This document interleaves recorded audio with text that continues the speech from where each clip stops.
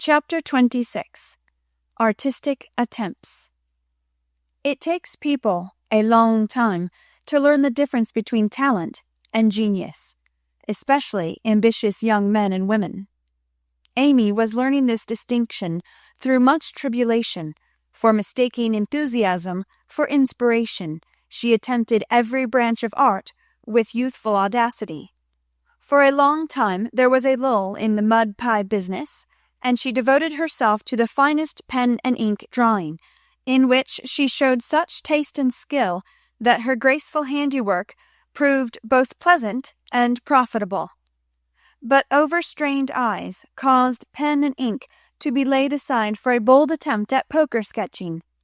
While this attack lasted, the family lived in constant fear of a conflagration, for the odor of burning wood pervaded the house at all hours. Smoke issued from attic and shed with alarming frequency. Red-hot pokers lay about promiscuously, and Hannah never went to bed without a pail of water and the dinner bell at her door in case of fire. Raphael's face was found boldly executed on the underside of the moulding board, and Bacchus on the head of a beer barrel. A chanting cherub adorned the cover of the sugar bucket, and attempts to portray Romeo and Juliet supplied kindling for some time. From fire to oil was a natural transition for burned fingers, and Amy fell to painting with undiminished ardor. An artist friend fitted her out with his cast-off palettes, brushes, and colors, and she daubed away, producing pastoral and marine views, such as were never seen on land or sea.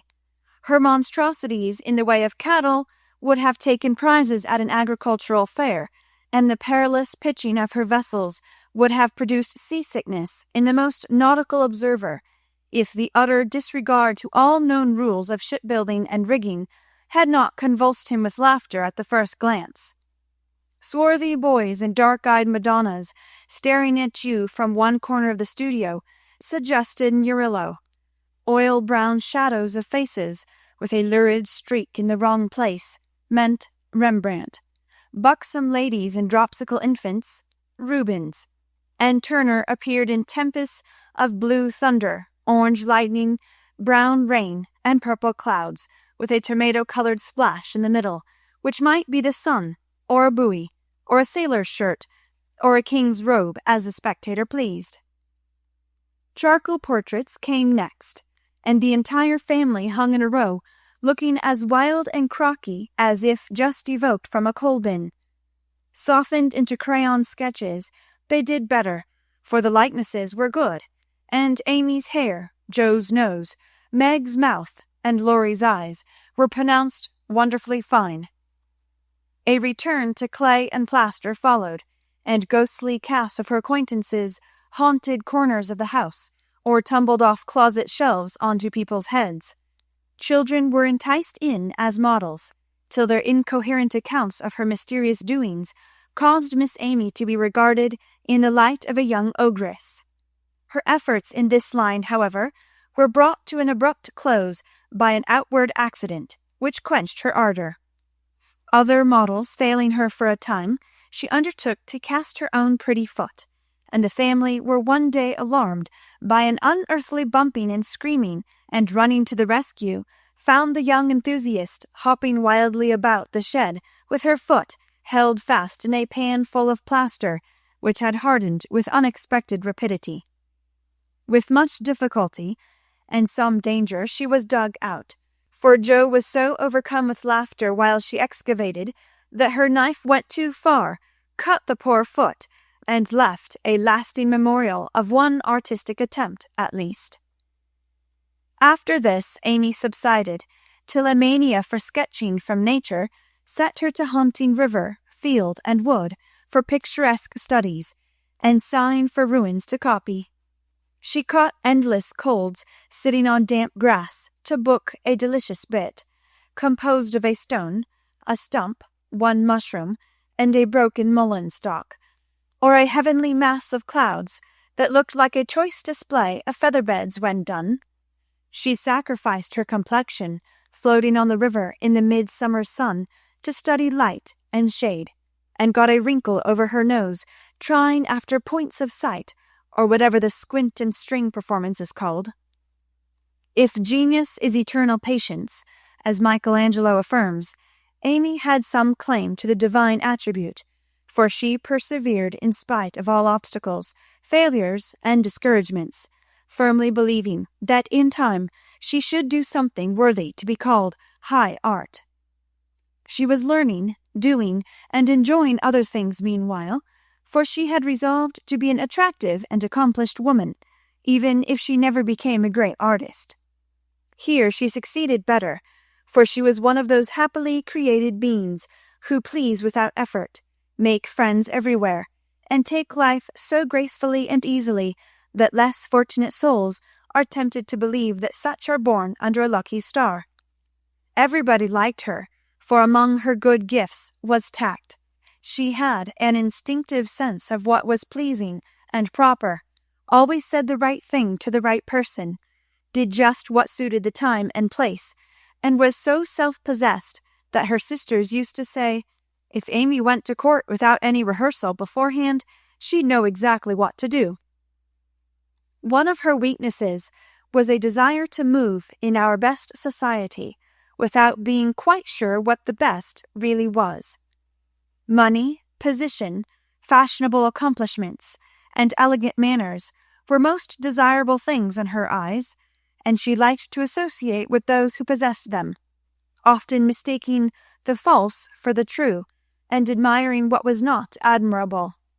Never forgetting that by birth she was a gentlewoman, she cultivated her aristocratic tastes and feelings, so that when the opportunity came, she might be ready to take the place from which poverty now excluded her.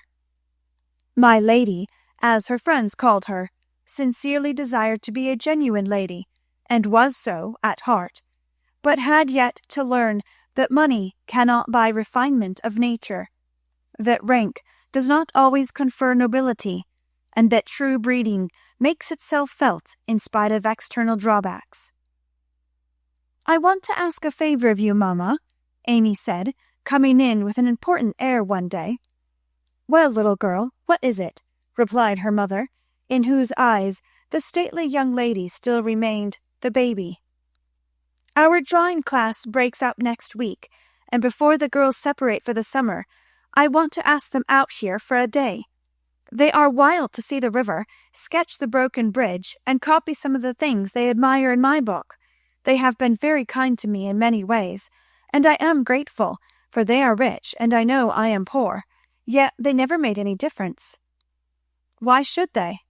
And Mrs. March put the question with what the girls called her Maria Theresa air. "You know as well as I that it does make a difference with nearly everyone, so don't ruffle up like a dear motherly hen when your chickens get pecked by smarter birds. The ugly duckling turned out a swan, you know." And Amy smiled without bitterness, for she possessed a happy temper and hopeful spirit. Mrs. March laughed and smoothed down her maternal pride as she asked, "Well, my swan, what is your plan?" "I should like to ask the girls out to lunch next week, to take them for a drive to the places they want to see, a row on the river, perhaps, and make a little artistic fete for them." "That looks feasible. What do you want for lunch? Cake, sandwiches, fruit, and coffee will be all that is necessary, I suppose?" "Oh, dear, no. We must have cold tongue and chicken, French chocolate, and ice cream besides. The girls are used to such things, and I want my lunch to be proper and elegant, though I do work for my living." "How many young ladies are there?" asked her mother, beginning to look sober.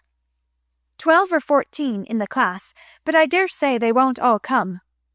"Bless me, child, you will have to charter an omnibus to carry them about."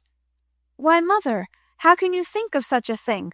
Not more than 6 or 8 will probably come, so I shall hire a beach wagon and borrow Mr. Lawrence's cherry bounce." Hannah's pronunciation of charabanc. "All of this will be expensive, Amy." "Not very. I've calculated the cost, and I'll pay for it myself."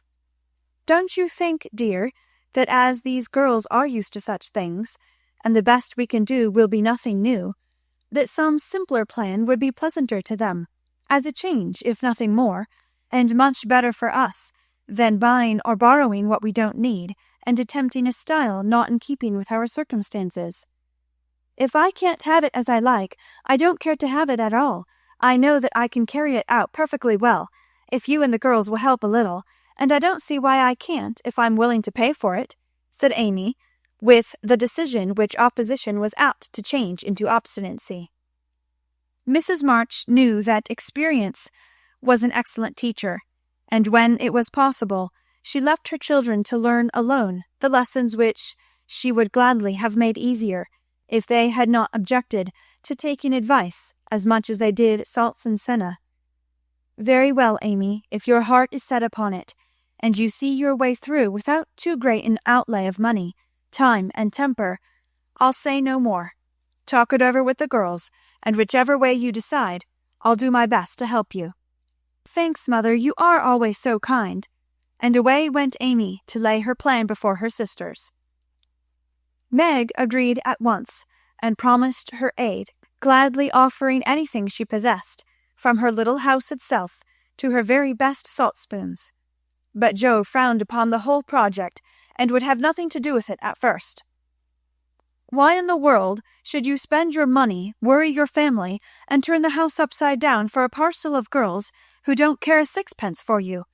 I thought you had too much pride and sense to truckle to any mortal woman just because she wears French boots and rides in a coupe," said Joe, who, being called from the tragic climax of her novel, was not in the best mood for social enterprises.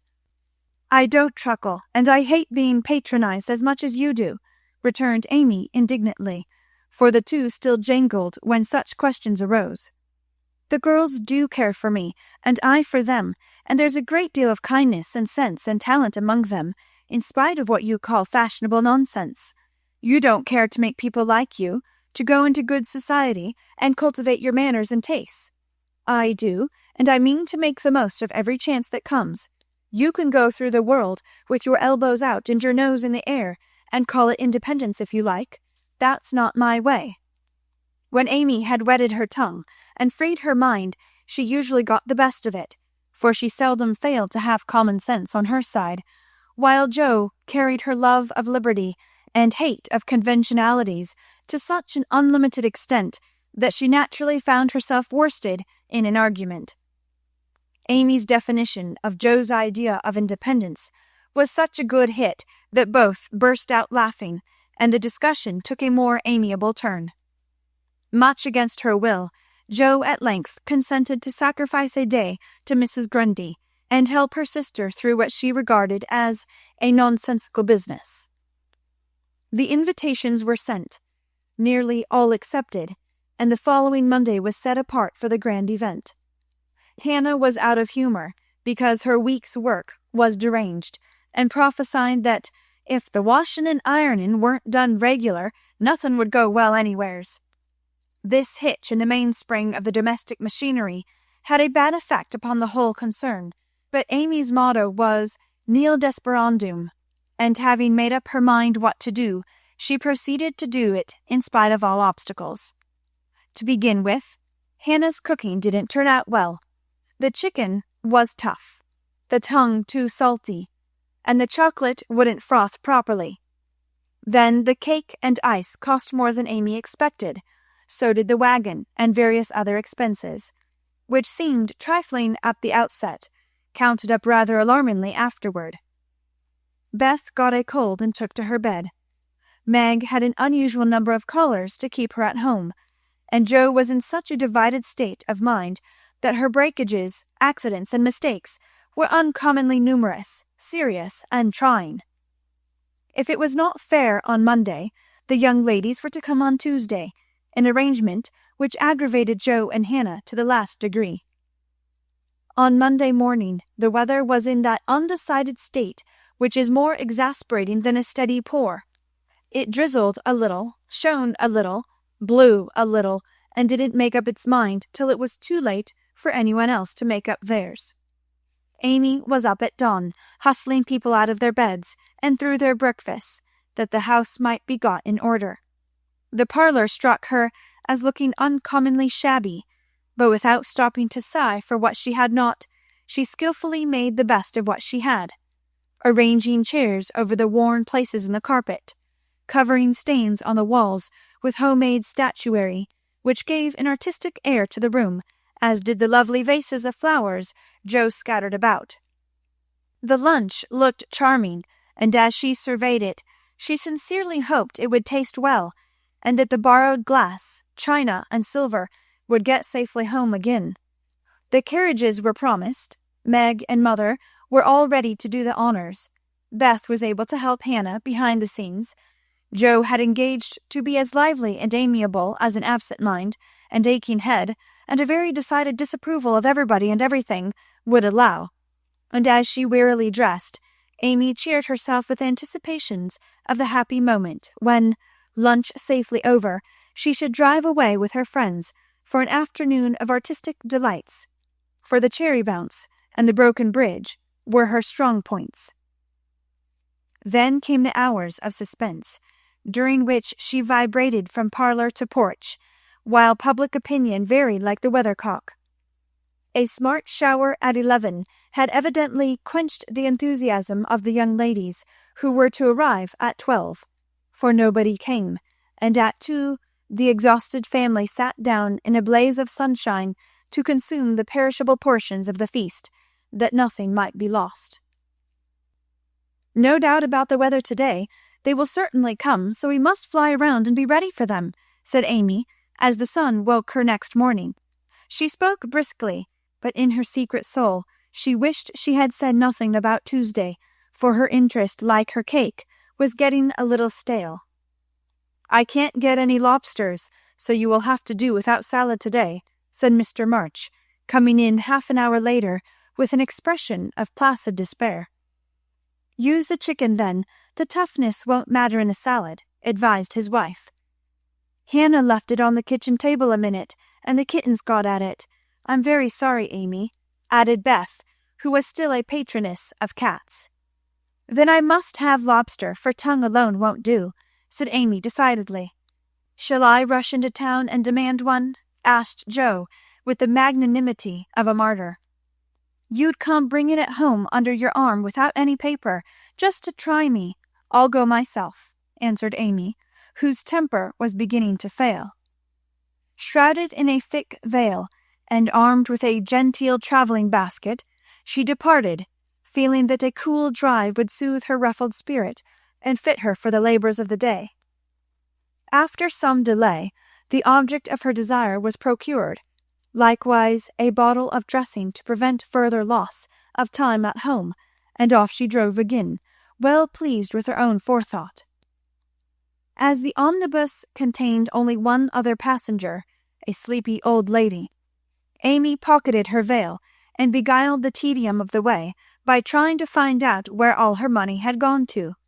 So busy was she with her card full of refractory figures that she did not observe a newcomer, who entered without stopping the vehicle, till a masculine voice said, "Good morning, Miss March," and looking up, she beheld one of Laurie's most elegant college friends. Fervently hoping that he would get out before she did, Amy utterly ignored the basket at her feet, and congratulating herself that she had on her new travelling dress, returned the young man's greeting with her usual suavity and spirit. They got on excellently, for Amy's chief care was soon set at rest by learning that the gentleman would leave first, and she was chatting away in a peculiarly lofty strain when the old lady got out. In stumbling to the door, she upset the basket, and, oh horror, the lobster, in all its vulgar size and brilliancy, was revealed to the high-born eyes of a tutor. "By Jove, she's forgotten her dinner," cried the unconscious youth, poking the scarlet monster into its place with his cane, and preparing to hand out the basket after the old lady. "Please don't.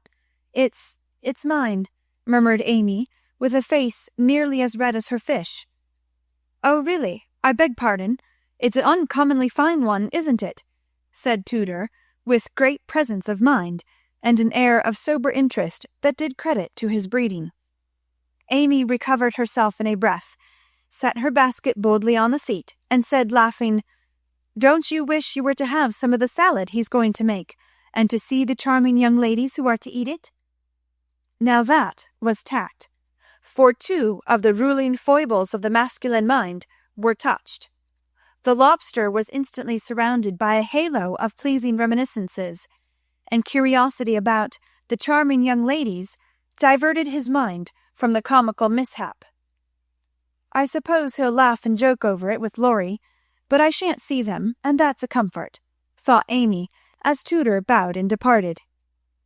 She did not mention this meeting at home, though she discovered that, thanks to the upset, her new dress was much damaged by the rivulets of dressing that meandered down the skirt, but went through with the preparations which now seemed more irksome than before, and at 12 o'clock all was ready again. Feeling that the neighbours were interested in her movements, she wished to efface the memory of yesterday's failure by a grand success today, so she ordered the cherry bounce and drove away in a state to meet and escort her guests to the banquet. "There's the rumble, they're coming. I'll go on to the porch and meet them. It looks hospitable, and I want the poor child to have a good time after all her trouble," said Mrs. March, suiting the action to the word. But after one glance, she retired with an indescribable expression, for looking quite lost in the big carriage sat Amy and one young lady. "Run, Beth, and help Hannah clear half the things off the table. It will be too absurd to put a luncheon for 12 before a single girl," cried Jo, hurrying away to the lower regions, too excited to stop even for a laugh. In came Amy, quite calm and delightfully cordial to the one guest who had kept her promise. The rest of the family, being of a dramatic turn, played their parts equally well, and Miss Elliot found them a most hilarious set, for it was impossible to control entirely the merriment which possessed them.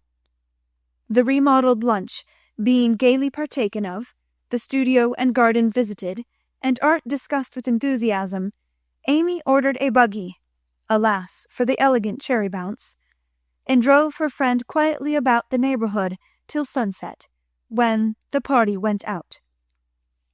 As she came walking in, looking very tired, but as composed as ever, she observed that every vestige of the unfortunate fate had disappeared, except a suspicious pucker about the corners of Jo's mouth.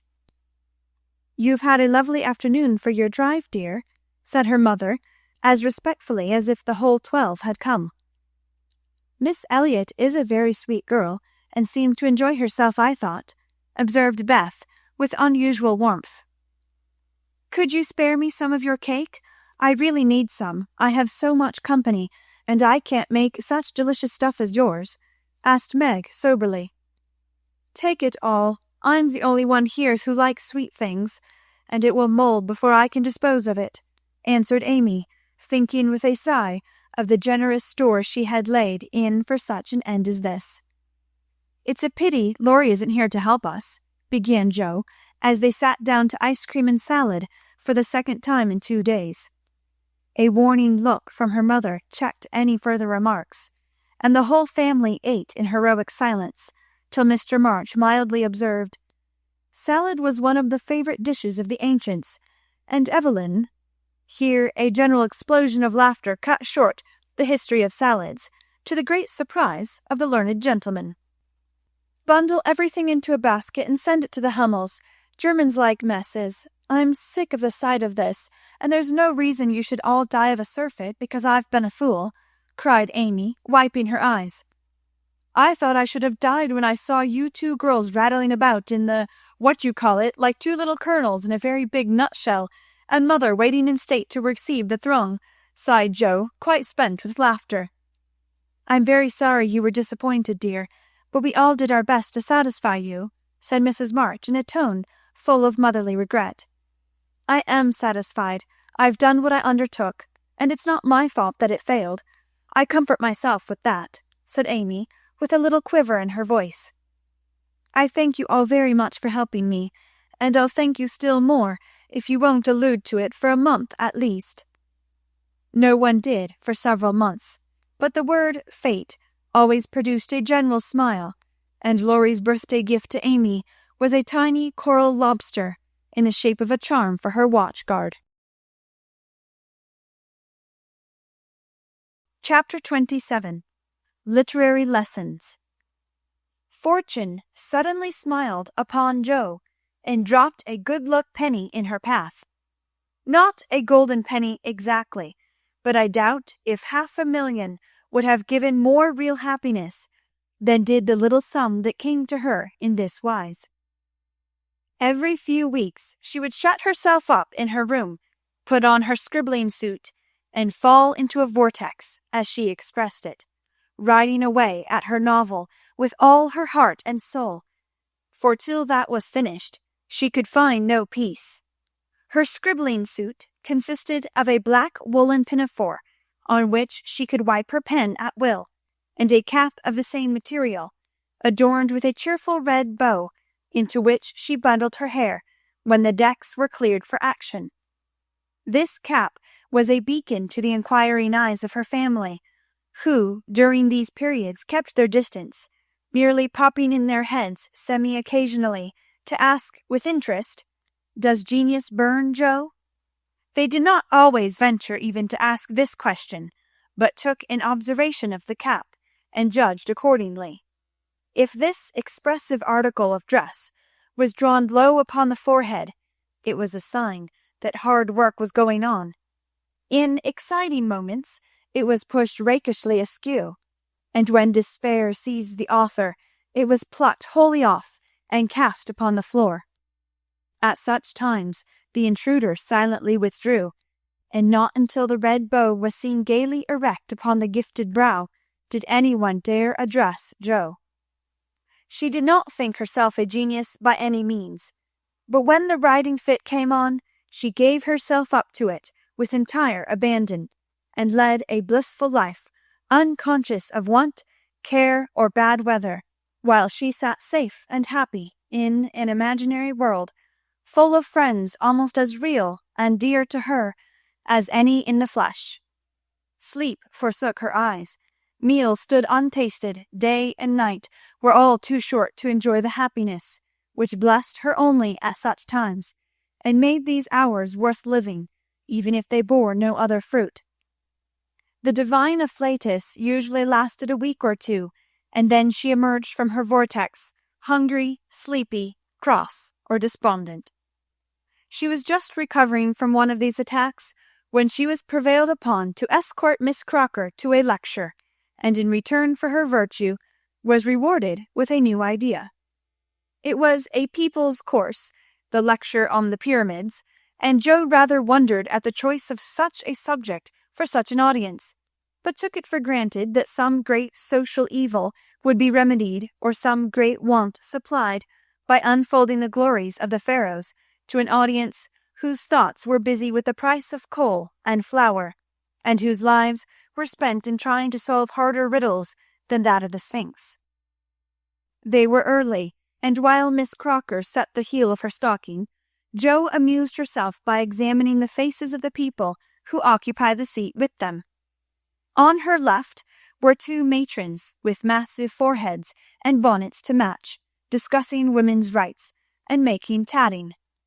Beyond sat a pair of humble lovers, artlessly holding each other by the hand, a sombre spinster eating peppermints out of a paper bag, and an old gentleman taking his preparatory nap behind a yellow bandana.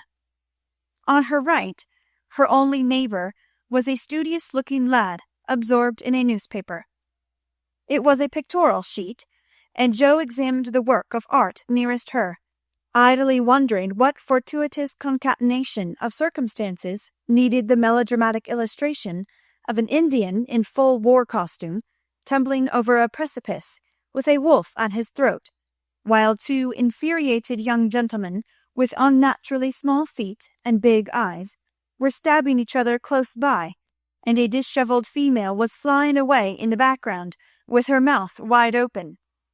Pausing to turn a page, the lad saw her looking, and, with boyish good nature, offered half his paper, saying bluntly, "Want to read it? That's a first-rate story."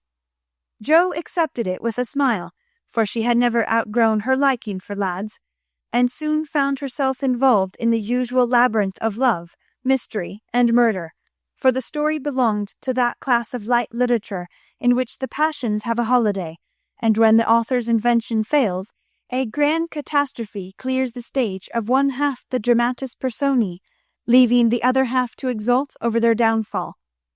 "Prime, isn't it?" asked the boy, as her eye went down the last paragraph of her portion. "I think you and I could do as well as that if we tried," returned Joe, amused at his admiration of the trash. "I should think I was a pretty lucky chap if I could. She makes a good living out of such stories, they say." And he pointed to the name of Mrs. Slang Northberry, under the title of the tale. "Do you know her?" asked Joe, with sudden interest. "No, but I read all her pieces, and I know a fellow who works in the office where this paper is printed." "Do you say she makes a good living out of stories like this?" And Joe looked more respectfully at the agitated group and thickly sprinkled exclamation points that adorned the page. "Guess she does. She knows just what folks like and gets paid well for writing it." Here the lecture began, but Joe heard very little of it, for while Professor Sands was prosing away about Belzoni, Cheops, Scarabaei, and hieroglyphics, she was covertly taking down the address of the paper, and boldly resolving to try for the $100 prize offered in its columns for a sensational story. By the time the lecture ended and the audience awoke, she had built up a splendid fortune for herself, not the first founded on paper, and was already deep in the concoction of her story, being unable to decide whether the duel should come before the elopement or after the murder. She said nothing of her plan at home, but fell to work next day, much to the disquiet of her mother, who always looked a little anxious when genius took to burning. Jo had never tried this style before, contenting herself with very mild romances for the Spread Eagle. Her experience and miscellaneous reading were of service now, for they gave her some idea of dramatic effect and supplied plot, language, and costumes. Her story was full of desperation and despair, as her limited acquaintance with those uncomfortable emotions enabled her to make it, and having located it in Lisbon, she wound up with an earthquake as a striking and appropriate denouement.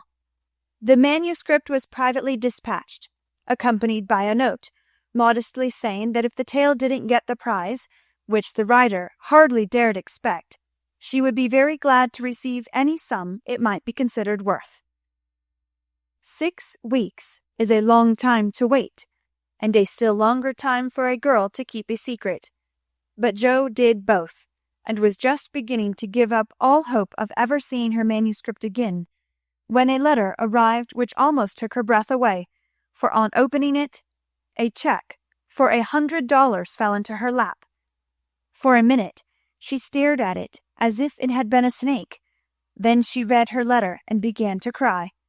If the amiable gentleman who wrote that kindly note could have known what intense happiness he was giving a fellow creature, I think he would devote his leisure hours, if he has any, to that amusement, for Jo valued the letter more than the money, because it was encouraging, and after years of effort it was so pleasant to find that she had learned to do something, though it was only to write a sensation story.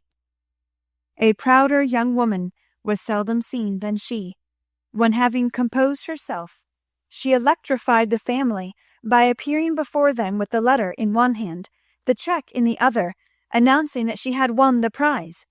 Of course there was a great jubilee, and when the story came everyone read and praised it, though after her father had told her that the language was good, the romance fresh and hearty, and the tragedy quite thrilling, he shook his head and said in his unworldly way, "You can do better than this, Jo. Aim at the highest, and never mind the money." "I think the money is the best part of it. What will you do with such a fortune?" asked Amy, regarding the magic slip of paper with a reverential eye. "Send Beth and mother to the seaside for a month or 2, answered Jo promptly. To the seaside they went, after much discussion, and though Beth didn't come home as plump and rosy as could be desired, she was much better, while Mrs. March declared she felt 10 years younger. So Jo was satisfied with the investment of her prize money, and fell to work with a cheery spirit, bent on earning more of those delightful checks. She did earn several that year, and began to feel herself a power in the house, for by the magic of a pen her rubbish turned into comforts for them all.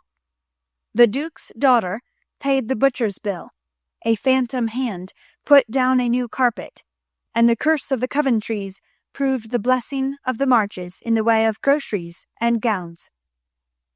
Wealth is certainly a most desirable thing, but poverty has its sunny side, and one of the sweet uses of adversity is the genuine satisfaction which comes from hearty work of head or hand, and to the inspiration of necessity we owe half the wise, beautiful, and useful blessings of the world.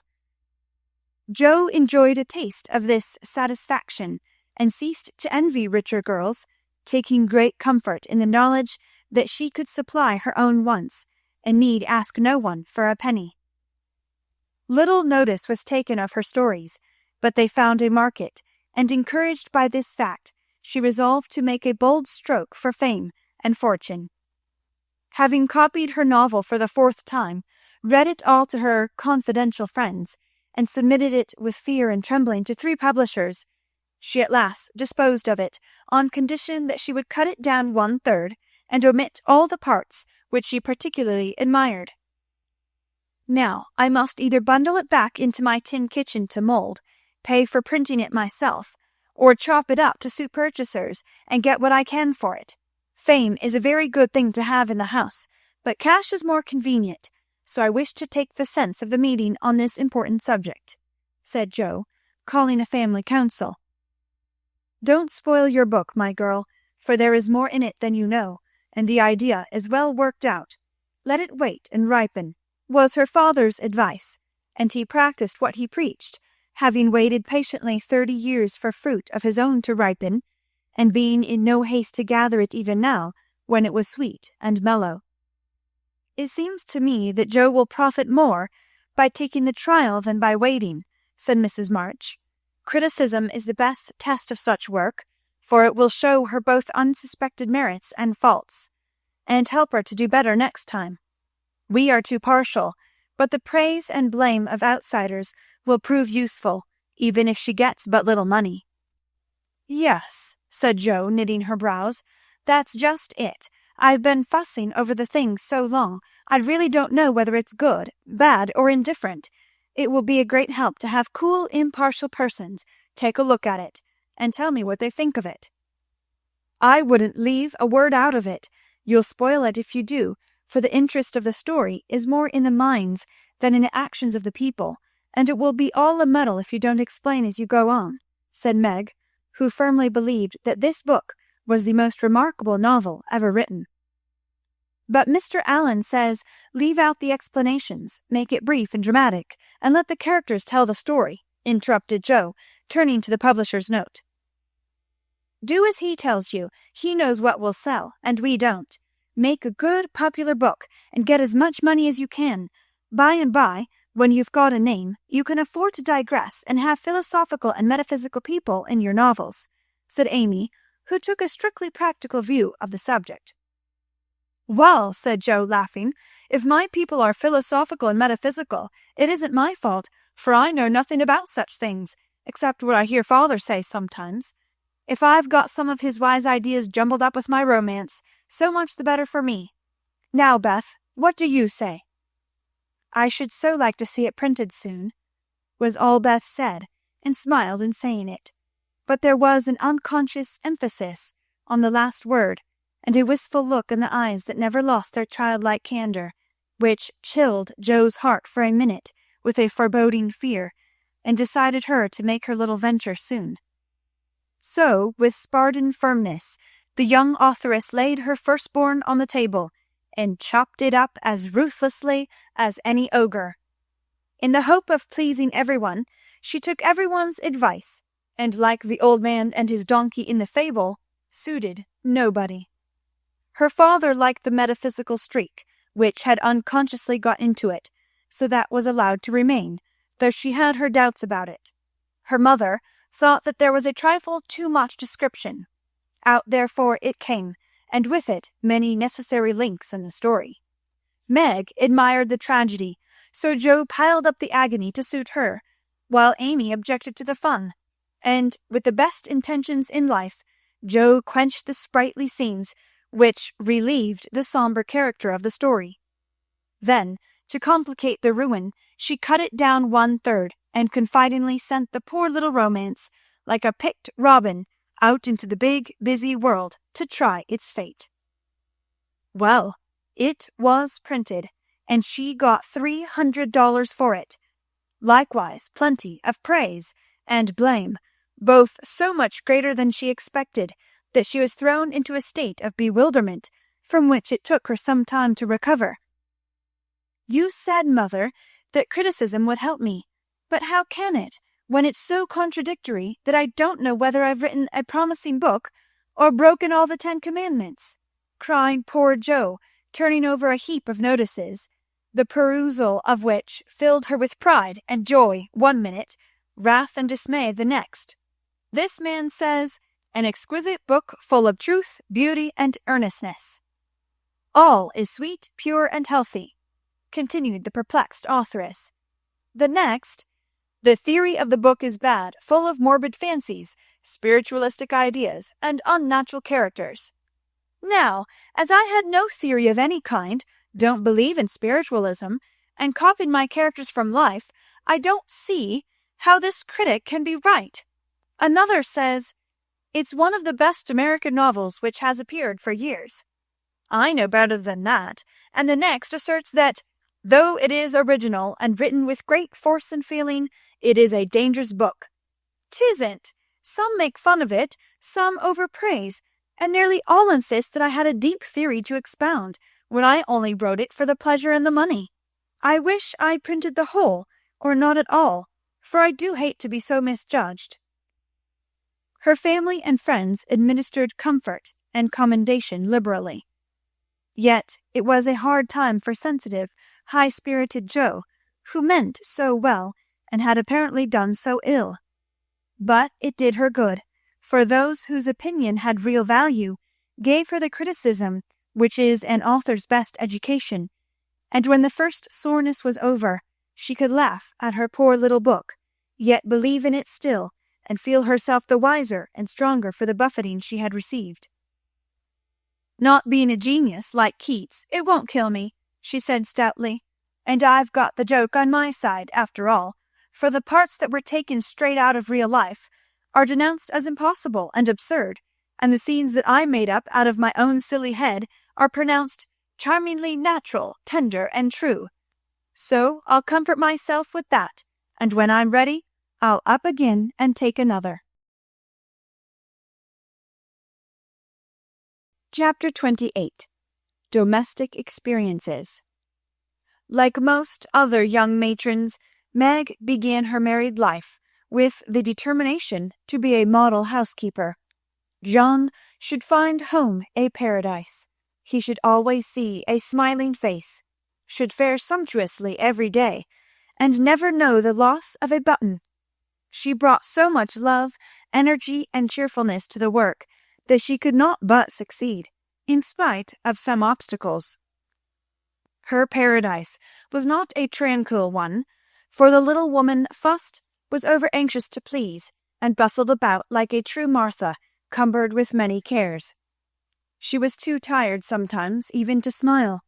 John grew dyspeptic after a course of dainty dishes, and ungratefully demanded plain fare. As for buttons, she soon learned to wonder where they went, to shake her head over the carelessness of men, and to threaten to make him sew them on himself, and see if his work would stand impatient and clumsy fingers any better than hers. They were very happy, even after they discovered that they couldn't live on love alone. John did not find Meg's beauty diminished, though she beamed at him from behind the familiar coffee-pot. Nor did Meg miss any of the romance from the daily parting, when her husband followed up his kiss with a tender inquiry, "Shall I send some veal or mutton for dinner, darling?" The little house ceased to be a glorified bower, but it became a home, and the young couple soon felt that it was a change for the better.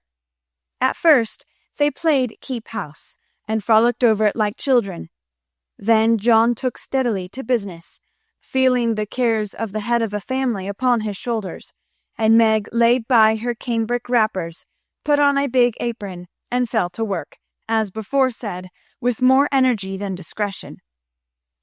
While the cooking mania lasted, she went through Mrs. Cornelius's receipt book as if it were a mathematical exercise, working out the problems with patience and care.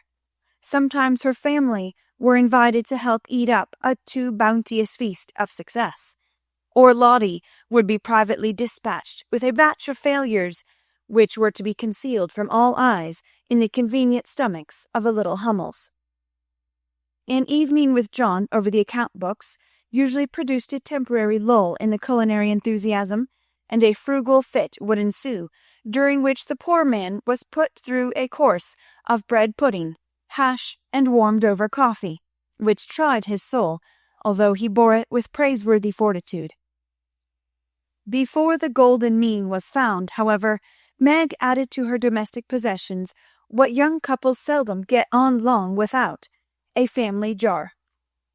Fired with a housewifely wish to see her storeroom stocked with homemade preserves, she undertook to put up her own currant jelly. John was requested to order home a dozen or so of little pots, and an extra quantity of sugar, for their own currants were ripe, and were to be attended to at once. As John firmly believed that my wife was equal to anything, and took a natural pride in her skill, he resolved that she should be gratified, and their only crop of fruit laid by in a most pleasing form for winter use. Home came 4 dozen delightful little pots, half a barrel of sugar, and a small boy to pick the currants for her. With her pretty hair tucked into a little cap, arms bared to the elbow, and a checked apron which had a coquettish look in spite of the bib, the young housewife fell to work, feeling no doubts about her success, for hadn't she seen Hannah do it hundreds of times? The array of pots rather amazed her at first, but John was so fond of jelly, and the nice little jars would look so well on the top shelf, that Meg resolved to fill them all, and spent a long day picking, boiling, straining, and fussing over her jelly. She did her best. She asked advice of Mrs. Cornelius. She racked her brain to remember what Hannah did that she left undone. She reboiled, resugared, and restrained, but that dreadful stuff wouldn't gel. She longed to run home, bib and all, and ask Mother to lend her a hand. But John and she had agreed that they would never annoy anyone with their private worries, experiments, or quarrels. They had laughed over that last word as if the idea it suggested was a more preposterous one, but they had held to their resolve, and whenever they could get on without help, they did so, and no one interfered, for Mrs. March had advised the plan. So Meg wrestled alone with the refractory sweetmeats all that hot summer day, and at 5 o'clock she sat down in her topsy-turvy kitchen, wrung her bedaubed hands, lifted up her voice, and wept. Now, in the first flush of the new life, she had often said, "My husband shall always feel free to bring a friend home whenever he likes. I shall always be prepared. There shall be no flurry, no scolding, no discomfort, but a neat house, a cheerful wife, and a good dinner. John, dear, never stop to ask my leave. Invite whom you please, and be sure of a welcome from me." How charming that was, to be sure! John quite glowed with pride to hear her say it, and felt what a blessed thing it was to have a superior wife. But although they had had company from time to time, it never happened to be unexpected, and Meg had never had an opportunity to distinguish herself till now. It always happens so in this vale of tears. There is an inevitably about such things which we can only wonder at, deplore, and bear as we best can. If John had not forgotten all about the jelly, it really would have been unpardonable in him to choose that day, of all the days in the year, to bring a friend home to dinner unexpectedly.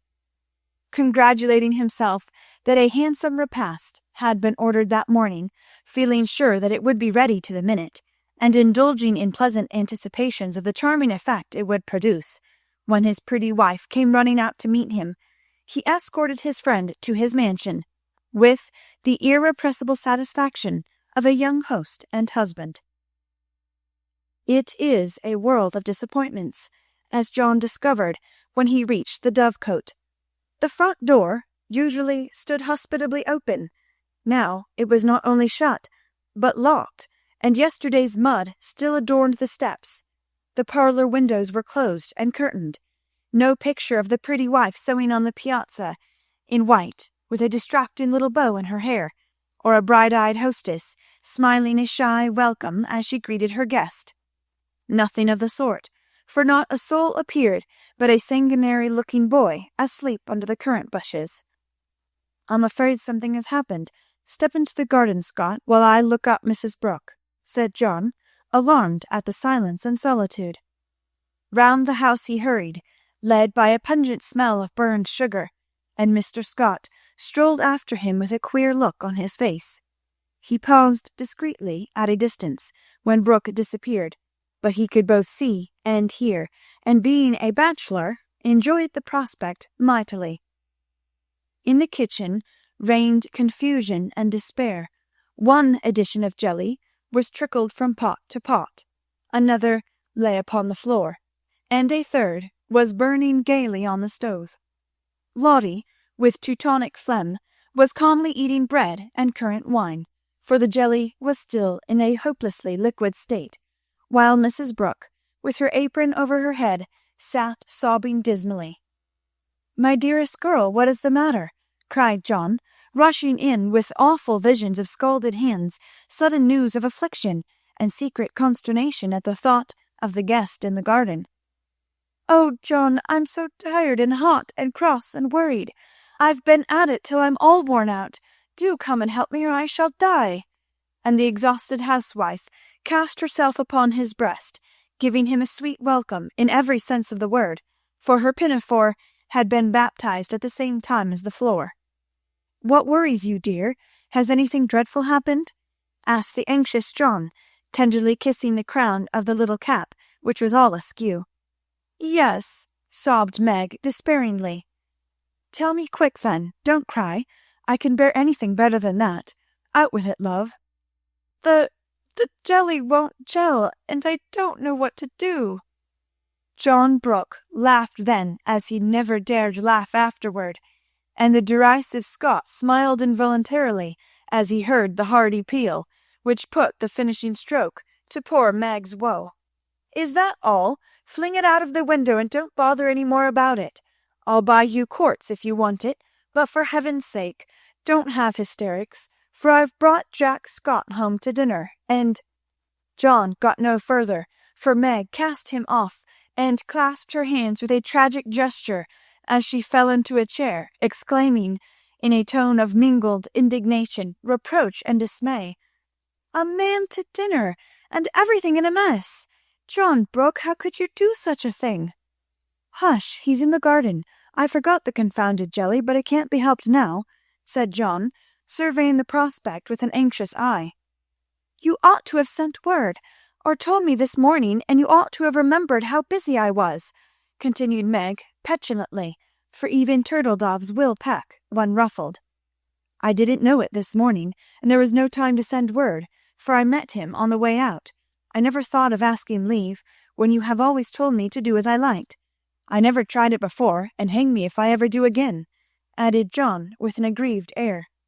"I should hope not. Take him away at once. I can't see him, and there isn't any dinner." "Well, I like that. Where's the beef and vegetables I sent home, and the pudding you promised?" cried John, rushing to the larder. "I hadn't time to cook anything. I meant to dine at mother's. I'm sorry, but I was so busy," and Meg's tears began again. John was a mild man, but he was human, and after a long day's work, to come home tired, hungry, and hopeful, to find a chaotic house, an empty table, and a cross wife, was not exactly conducive to repose of mind or manner. He restrained himself, however, and the little squall would have blown over, but for one unlucky word. "It's a scrape, I acknowledge, but if you will lend a hand, we'll pull through and have a good time yet. Don't cry, dear, but just exert yourself a bit, and fix us up something to eat. We're both as hungry as hunters, so we shan't mind what it is. Give us the cold meat and bread and cheese. We won't ask for jelly." He meant it to be a good-natured joke, but that one word sealed his fate. Meg thought it was too cruel to hint about her sad failure, and the last atom of patience vanished as he spoke. "You must get yourself out of the scrape as you can. I'm too used up to exert myself for anyone. It's like a man to propose a bowl and vulgar bread and cheese for company. I won't have anything of the sort in my house. Take that Scot up to mother's and tell him I'm away, sick, dead, anything. I won't see him, and you two can laugh at me and my jelly as much as you like. You won't have anything else here." And having delivered her defiance, all on one breath, Meg cast away her pinafore and precipitately left the field to bemoan herself in her own room. What those two creatures did in her absence, she never knew, but Mr. Scott was not taken up to mother's, and when Meg descended after they had strolled away together, she found traces of a promiscuous lunch, which filled her with horror. Lottie reported that they had eaten much and greatly laughed, and the master bid her throw away all the sweet stuff and hide the pots. Meg longed to go and tell mother, but a sense of shame at her own shortcomings, of loyalty to John, who might be cruel but nobody should know it, restrained her, and after a summary cleaning up, she dressed herself prettily and sat down to wait for John to come and be forgiven. Unfortunately, John didn't come, not seeing the matter in that light. He had carried it off as a good joke with Scott, excused his little wife as well as he could, and played the host so hospitably that his friend enjoyed the impromptu dinner and promised to come again. But John was angry, though he did not show it. He felt that Meg had deserted him in his hour of need. It wasn't fair to tell a man to bring folks home any time, with perfect freedom, and when he took you at your word, to flame up and blame him, and leave him in the lurch, to be laughed at or pitied. No, by George, it wasn't, and Meg must know it. He had fumed inwardly during the feast, but when the flurry was over, and he strolled home after seeing Scott off, a milder mood came over him. Poor little thing, it was hard upon her when she tried so heartily to please me. She was wrong, of course, but then she was young. I must be patient and teach her. He hoped she had not gone home. He hated gossip and interference. For a minute he was ruffled again at the mere thought of it, and then the fear that Meg would cry herself sick softened his heart and sent him on at a quicker pace, resolving to be calm and kind, but firm, quite firm, and show her where she had failed in her duty to her spouse. Meg, likewise, resolved to be calm and kind, but firm, and show him his duty. She longed to run to meet him and beg pardon, and be kissed and comforted, as she was sure of being. But, of course, she did nothing of the sort, and when she saw John coming, began to hum quite naturally as she rocked and sewed, like a lady of leisure in her best parlour. John was a little disappointed not to find a tender Niobe, but feeling that his dignity demanded the first apology, he made none, only came leisurely in and laid himself upon the sofa with the singularly relevant remark, "We are going to have a new moon, dear." "I've no objection," was Meg's equally soothing remark. A few other topics of general interest were introduced by Mr. Brooke, and wet blanketed by Mrs. Brooke, and conversation languished. John went to one window, unfolded his paper, and wrapped himself in it, figuratively speaking. Meg went to the other window, and sewed as if new rosettes for slippers were among the necessaries of life. Neither spoke. Both looked quite calm and firm, and both felt desperately uncomfortable. "Oh dear," thought Meg, "married life is very trying, and does need infinite patience, as well as love, as mother says." The word mother suggested other maternal counsels given long ago, and received with unbelieving protests. "John is a good man, but he has his faults, and you must learn to see and bear with them, remembering your own. He is very decided, but never will be obstinate, if you reason kindly and not oppose impatiently. He is very accurate and particular about the truth, a good trait, though you call him fussy. Never deceive him by a look or word, Meg, and he will give you the confidence you deserve, the support you need. He has a temper, not like ours, one flash and then all over, but the white, still anger that is seldom stirred, but once kindled is hard to quench. Be careful, be very careful not to wake his anger against yourself, for peace and happiness depend on keeping his respect. Watch yourself, be the first to ask pardon if you both err, and guard against the little piques, misunderstandings, and hasty words that often pave the way for bitter sorrow and regret. These words came back to Meg as she sat sewing in the sunset, especially the last. This was the first serious disagreement. Her own hasty speeches sounded both silly and unkind as she recalled them. Her own anger looked childish now, and thoughts of poor John coming home to such a scene quite melted her heart. She glanced at him with tears in her eyes, but he did not see them.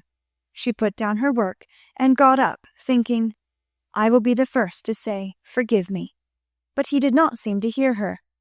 She went very slowly across the room, for pride was hard to swallow, and stood by him, but he did not turn his head. For a minute she felt as if she really couldn't do it. Then came the thought, this is the beginning. I'll do my part and have nothing to reproach myself with. And stooping down, she softly kissed her husband on the forehead. Of course, that settled it. The penitent kiss was better than a world of words, and John had her on his knee in a minute, saying tenderly, It was too bad to laugh at the poor little jelly pots. Forgive me, dear, I never will again. But he did. Oh, bless you, yes, hundreds of times, and so did Meg, both declaring that it was the sweetest jelly they ever made, for family peace was preserved in that little family jar.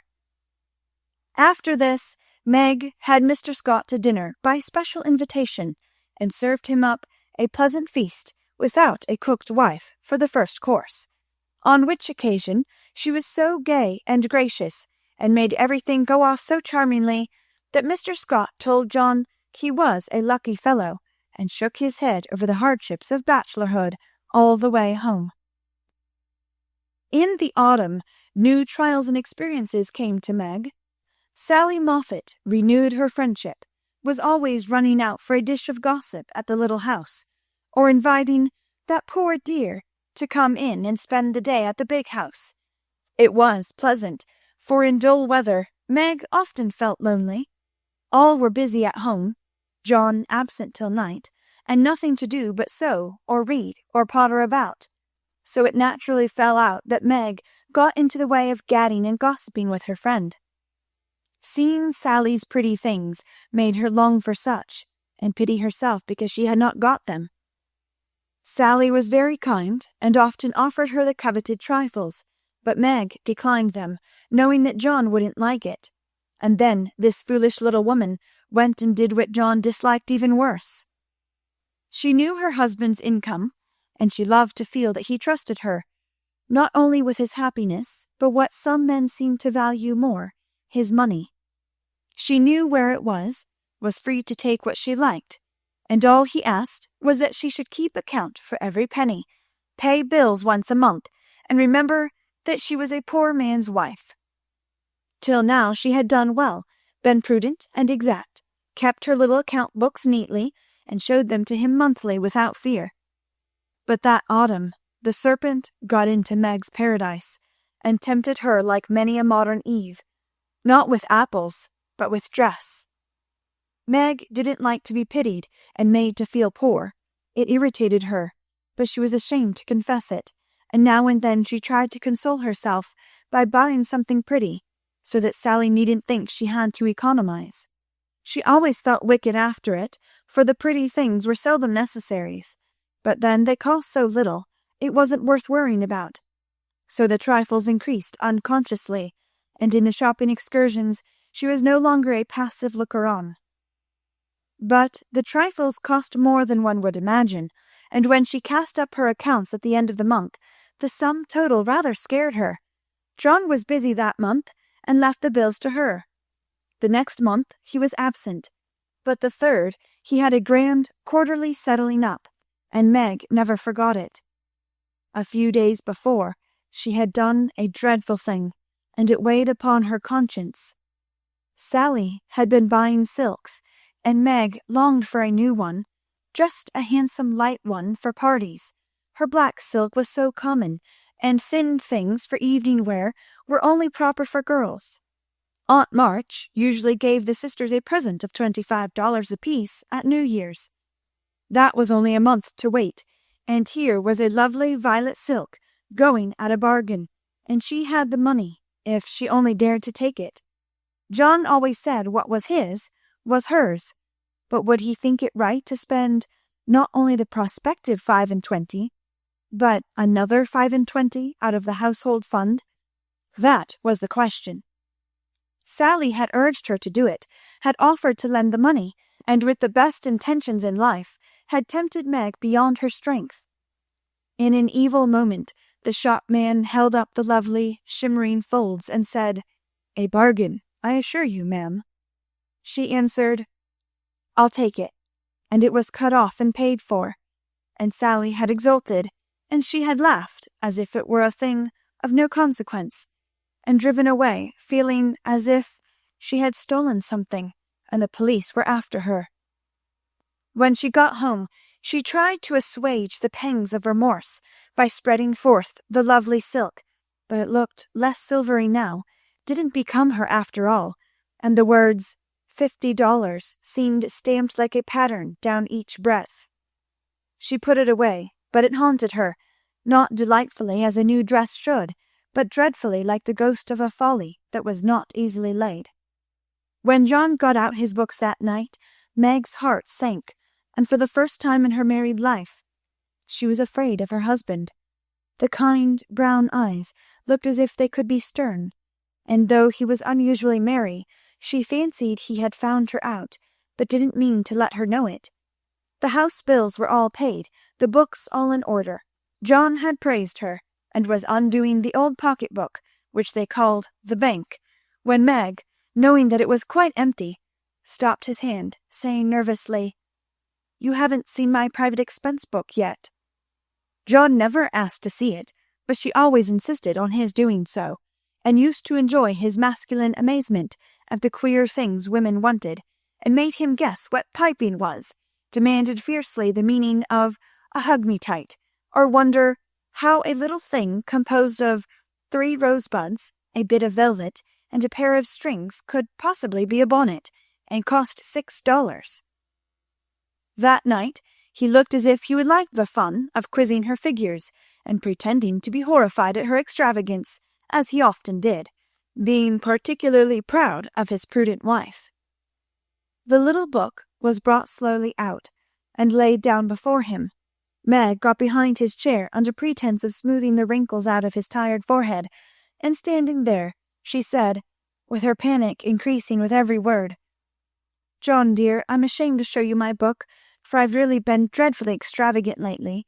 I go about so much, I must have things, you know, and Sally advised my getting it, so I did, and my New Year's money will partly pay for it, but I was sorry after I had done it, for I knew you'd think it wrong in me." John laughed, and drew her round beside him, saying good-humouredly, "Don't go and hide. I won't beat you if you have got a pair of killing boots. I'm rather proud of my wife's feet, and don't mind if she does pay $8 or $9 for her boots, if they are good ones." That had been one of her last trifles, and John's eye had fallen on it as he spoke. "Oh, what will he say when he comes to that awful $50, thought Meg with a shiver. "It's worse than boots. It's a silk dress," she said, with the calmness of desperation, for she wanted the worst over. "Well, dear, what is the demmed total, as Mr. Mantalini says?" That didn't sound like John, and she knew he was looking up at her with the straightforward look that she had always been ready to meet and answer with one as frank, till now. She turned the page and her head at the same time, pointing to the sum, which would have been bad enough without the 50, but which was appalling to her with that added. For a minute the room was very still. Then John said slowly, but she could feel it cost him an effort to express no displeasure. "Well, I don't know that 50 is much for a dress, with all the furbelows and notions you have to finish it off these days." "It isn't made or trimmed," sighed Meg, faintly, for a sudden recollection of the cost still to be incurred quite overwhelmed her. 25 yards of silk seems a good deal to cover one small woman, but I've no doubt my wife will look as fine as Ned Moffat's when she gets it on," said John dryly. "I know you are angry, John, but I can't help it. I don't mean to waste your money, and I didn't think those little things would count up so. I can't resist them when I see Sally buying all she wants, and pitying me because I don't. I try to be content, but it is hard, and I'm tired of being poor." The last words were spoken so low she thought he did not hear them, but he did, and they wounded him deeply, for he had denied himself many pleasures for Meg's sake. She could have bitten her tongue out the minute she had said it, for John pushed the books away and got up, saying with a little quiver in his voice, "I was afraid of this. I do my best, Meg." If he had scolded her, or even shaken her, it would not have broken her heart like those few words. She ran to him and held him close, crying with repentant tears, "Oh, John, my dear, kind, hard-working boy, I didn't mean it. It was so wicked, so untrue and ungrateful. How could I say it? Oh, how could I say it?" He was very kind, forgave her readily, and did not utter one reproach, but Meg knew that she had done and said a thing which would not be forgotten soon, although he might never allude to it again. She had promised to love him for better or worse, and then she, his wife, had reproached him with his poverty after spending his earnings recklessly. It was dreadful, and the worst of it was John went on so quietly afterward, just as if nothing had happened, except that he stayed in town later and worked at night when she had gone to cry herself to sleep. A week of remorse nearly made Meg sick, and the discovery that John had countermanded the order for his new great coat reduced her to a state of despair which was pathetic to behold. He had simply said, in answer to her surprised inquiries as to the change, "I can't afford it, my dear." Meg said no more, but a few minutes after he found her in the hall with her face buried in the old greatcoat, crying as if her heart would break. They had a long talk that night, and Meg learned to love her husband better for his poverty, because it seemed to have made a man of him, given him the strength and courage to fight his own way, and taught him a tender patience with which to bear and comfort the natural longings and failures of those he loved. Next day she put her pride in her pocket, went to Sally, told the truth, and asked her to buy the silk as a favour. The good-natured Mrs. Moffat willingly did so, and had the delicacy not to make her a present of it immediately afterward. Then Meg ordered home the great coat, and when John arrived, she put it on, and asked him how he liked her new silk gown. One can imagine what answer he made, how he received his present, and what a blissful state of things ensued. John came home early, Meg gadded no more, and the great coat was put on in the morning by a very happy husband, and taken off at night by a most devoted little wife.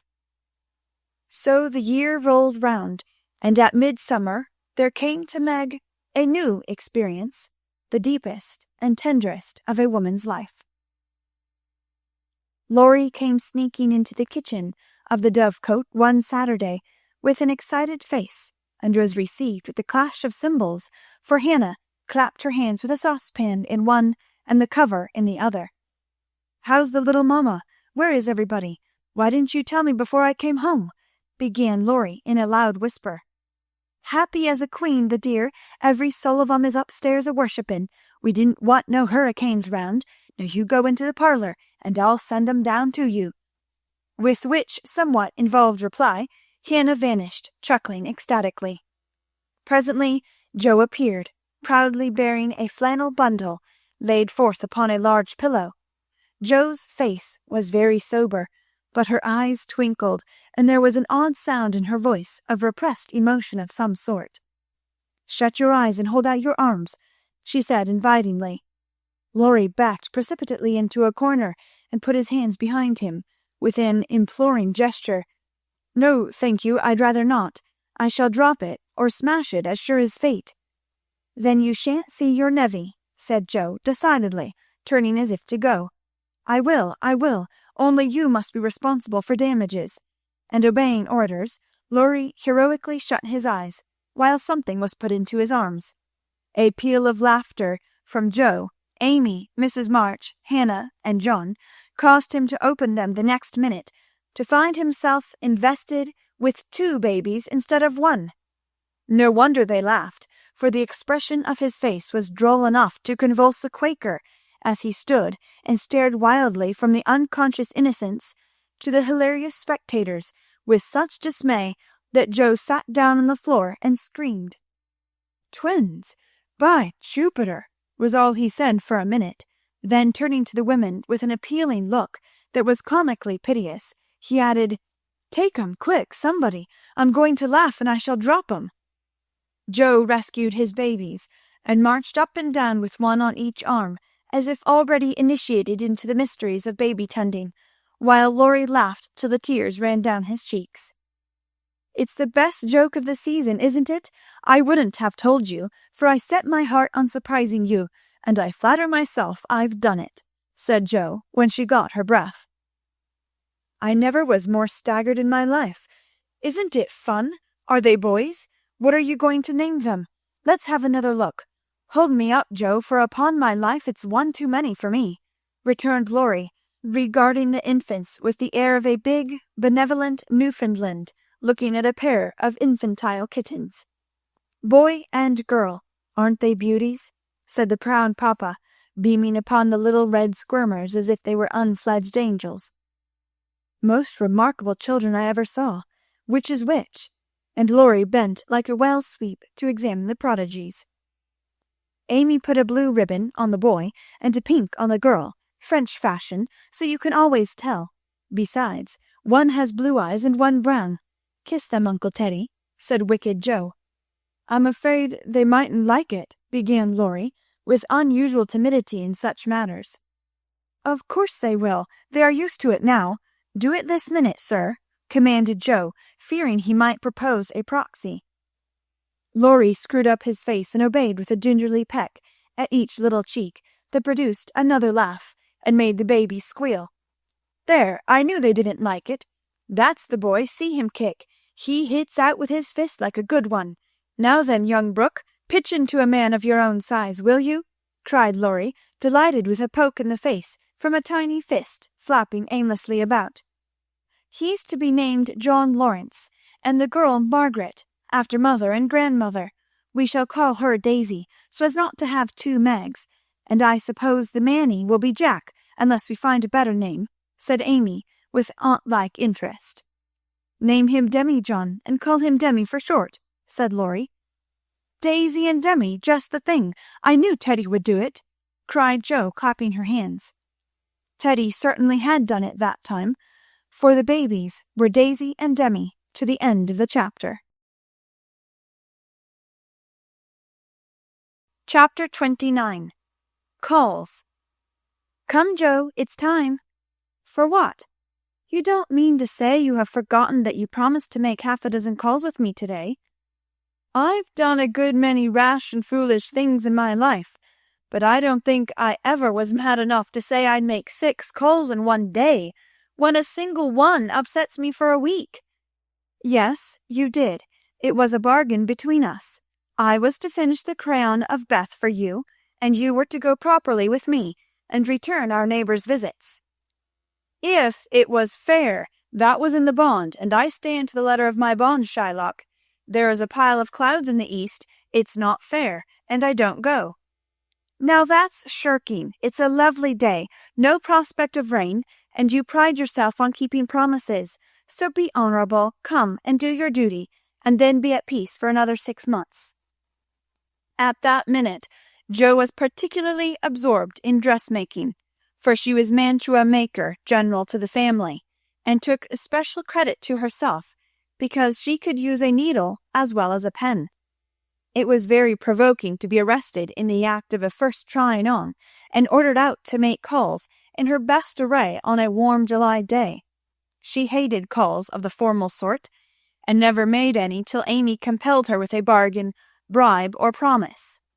In the present instance there was no escape, and having clashed her scissors rebelliously, while protesting that she smelled thunder, she gave in, put away her work, and taking up her hat and gloves with an air of resignation, told Amy the victim was ready.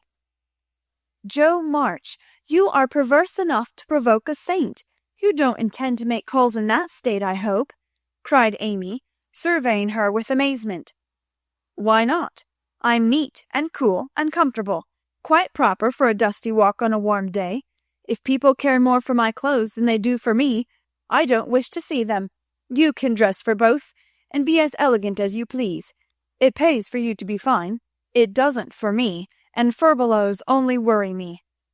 "Oh dear," sighed Amy, "now she's in a contrary fit, and will drive me distracted before I can get her properly ready.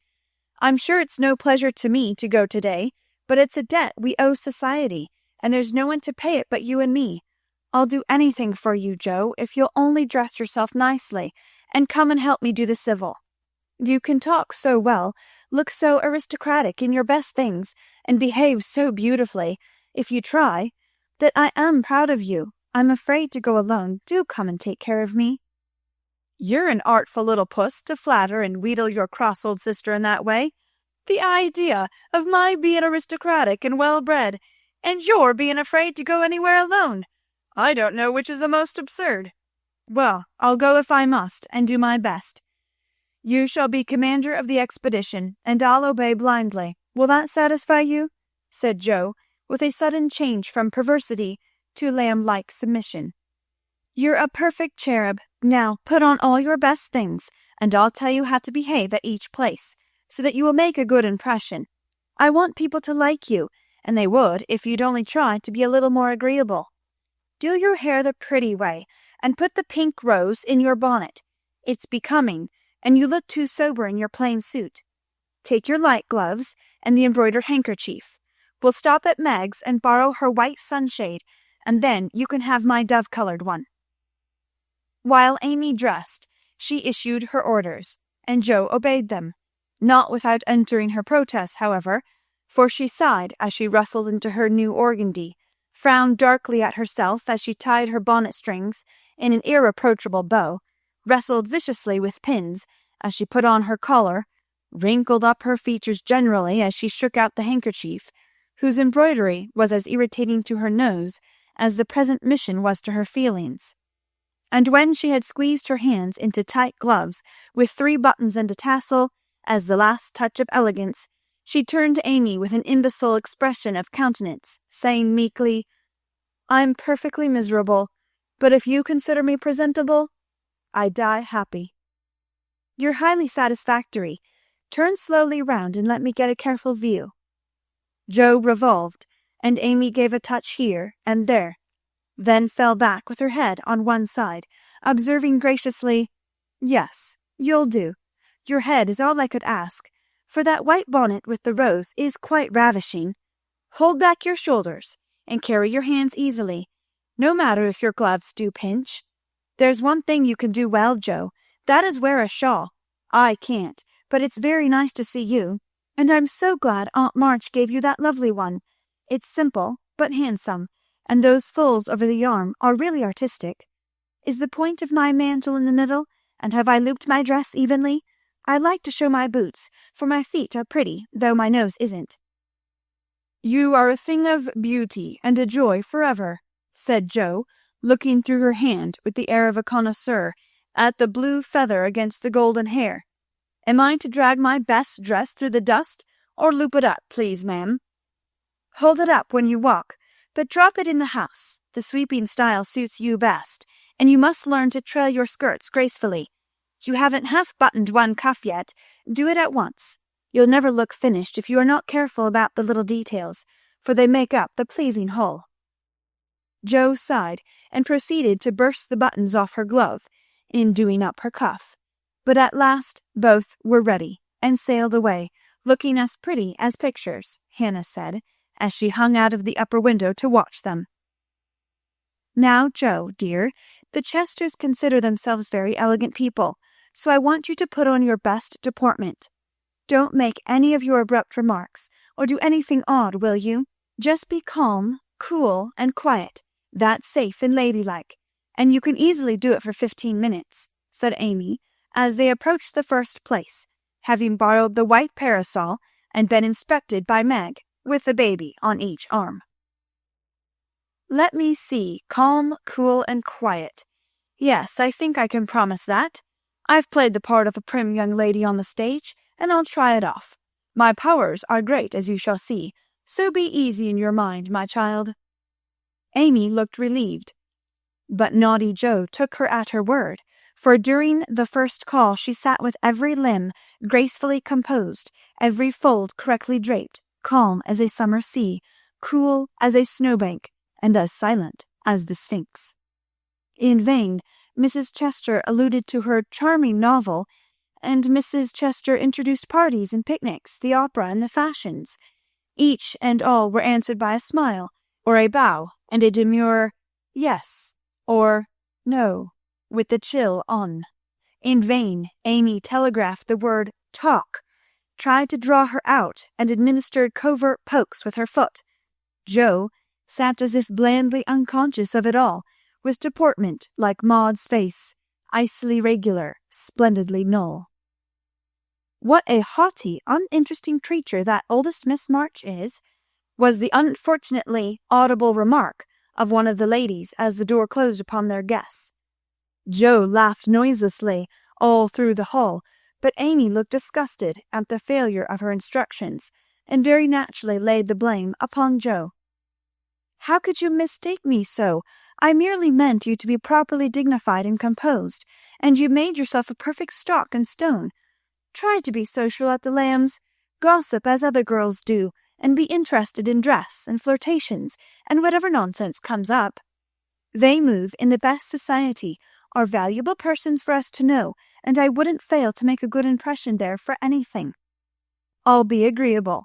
I'll gossip and giggle and have horrors and raptures over any trifle you like. I rather enjoy this, and now I'll imitate what is called a charming girl. I can do it, for I have May Chester as a model, and I'll improve upon her. See if the Lambs don't say, what a lively, nice creature that Joe March is. Amy felt anxious as well as she might, for when Joe turned freakish, there was no knowing where she would stop. Amy's face was a study when she saw her sister skim into the next drawing-room, kiss all the young ladies with effusion, beam graciously upon the young gentlemen, and join in the chat with a spirit which amazed the beholder. Amy was taken possession of by Mrs. Lamb, with whom she was a favourite, and forced to hear a long account of Lucretia's last attack, while 3 delightful young gentlemen hovered near, waiting for a pause when they might rush in and rescue her. So situated, she was powerless to check Joe, who seemed possessed by a spirit of mischief, and talked away as volubly as the lady. A knot of heads gathered about her, and Amy strained her ears to hear what was going on, for broken sentences filled her with curiosity, and frequent peals of laughter made her wild to share the fun. One may imagine her suffering on overhearing fragments of this sort of conversation. She rides splendidly. Who taught her? No one. She used to practice mounting, holding the reins and sitting straight on an old saddle in a tree. Now she rides anything, for she doesn't know what fear is, and the stableman lets her have horses cheap because she trains them to carry ladies so well. She has such a passion for it. I often tell her, if everything else fails, she can be a horsebreaker and get her living so.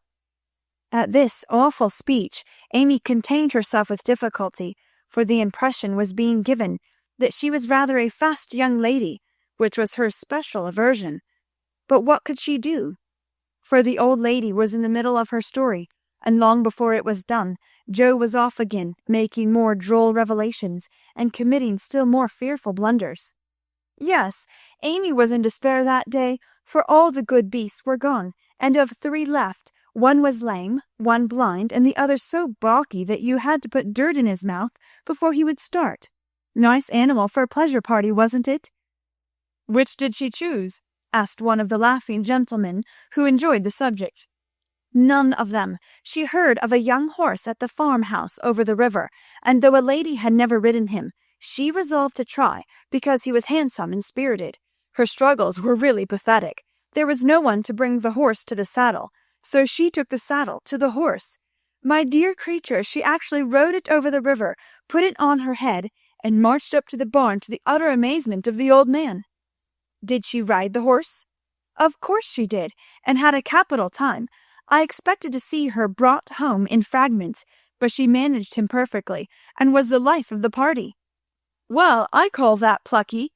And young Mr. Lamb turned an approving glance upon Amy, wondering what his mother could be saying to make the girl look so red and uncomfortable. She was still redder and more uncomfortable a moment later, when a sudden turn in the conversation introduced the subject of dress. One of the young ladies asked Jo where she got the pretty drab hat she wore to the picnic, and stupid Jo, instead of mentioning the place where it was bought 2 years ago, must needs answer with unnecessary frankness, "Oh, Amy painted it. You can't buy those soft shades, so we paint ours any color we like.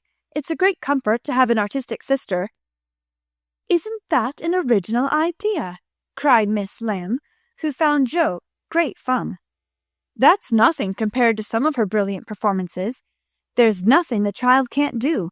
Why, she wanted a pair of blue boots for Sally's party, so she just painted her soiled white ones the loveliest shade of sky blue you ever saw, and they looked exactly like satin," added Jo, with an air of pride in her sister's accomplishments that exasperated Amy, till she felt that it would be a relief to throw her card-case at her.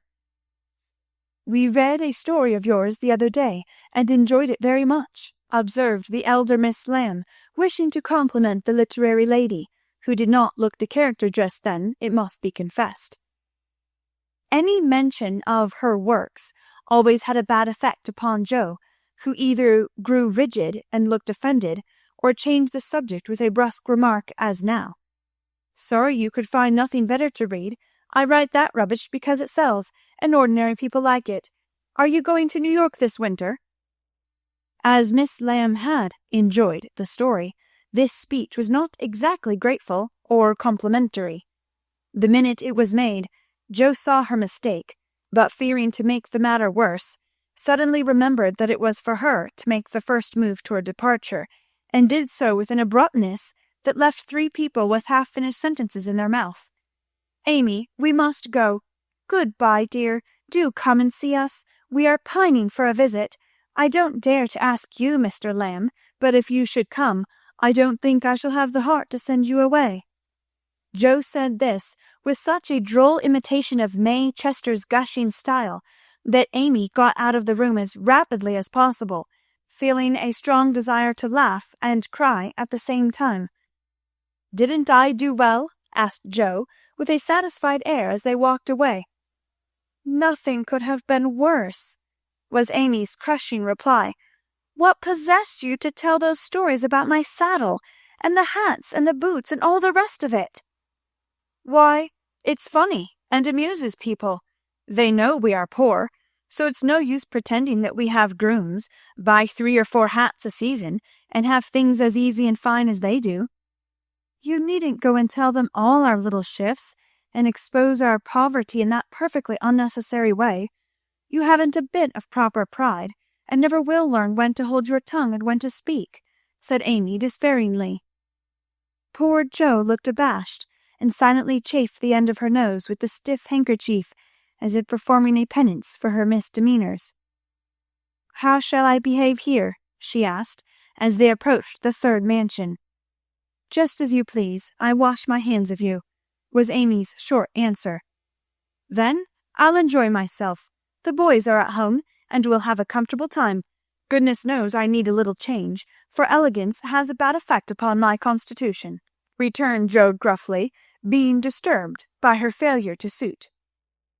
An enthusiastic welcome from 3 big boys and several pretty children speedily soothed her ruffled feelings, and leaving Amy to entertain the hostess and Mr. Tudor, who happened to be calling likewise, Jo devoted herself to the young folks and found the change refreshing. She listened to college stories with deep interest, caressed pointers and poodles without a murmur, agreed heartily that Tom Brown was a brick, regardless of the improper form of praise, and when one lad proposed a visit to his turtle tank, she went with an alacrity which caused mamma to smile upon her, as that motherly lady settled the cap which was left in a ruinous condition by filial hugs, bear-like but affectionate, and dearer to her than the most faultless coiffure from the hands of an inspired Frenchwoman. Leaving her sister to her own devices, Amy proceeded to enjoy herself to her heart's content.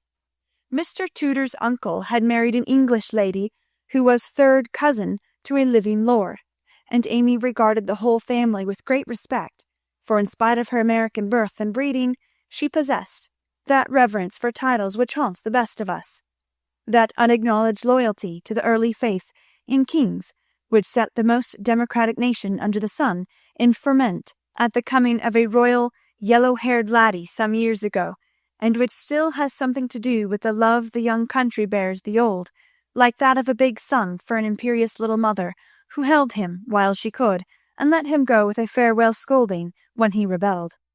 But even the satisfaction of talking with a distant connection of the British nobility did not render Amy forgetful of time, and when the proper number of minutes had passed, she reluctantly tore herself from this aristocratic society and looked about for Jo, fervently hoping that her incorrigible sister would not be found in any position which should bring disgrace upon the name of March.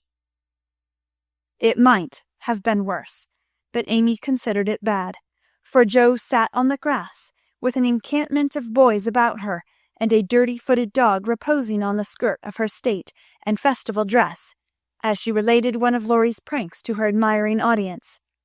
One small child was poking turtles with Amy's cherished parasol, a second was eating gingerbread over Jo's best bonnet, and a third playing ball with her gloves, but all were enjoying themselves, and when Jo collected her damaged property to go, her escort accompanied her, begging her to come again.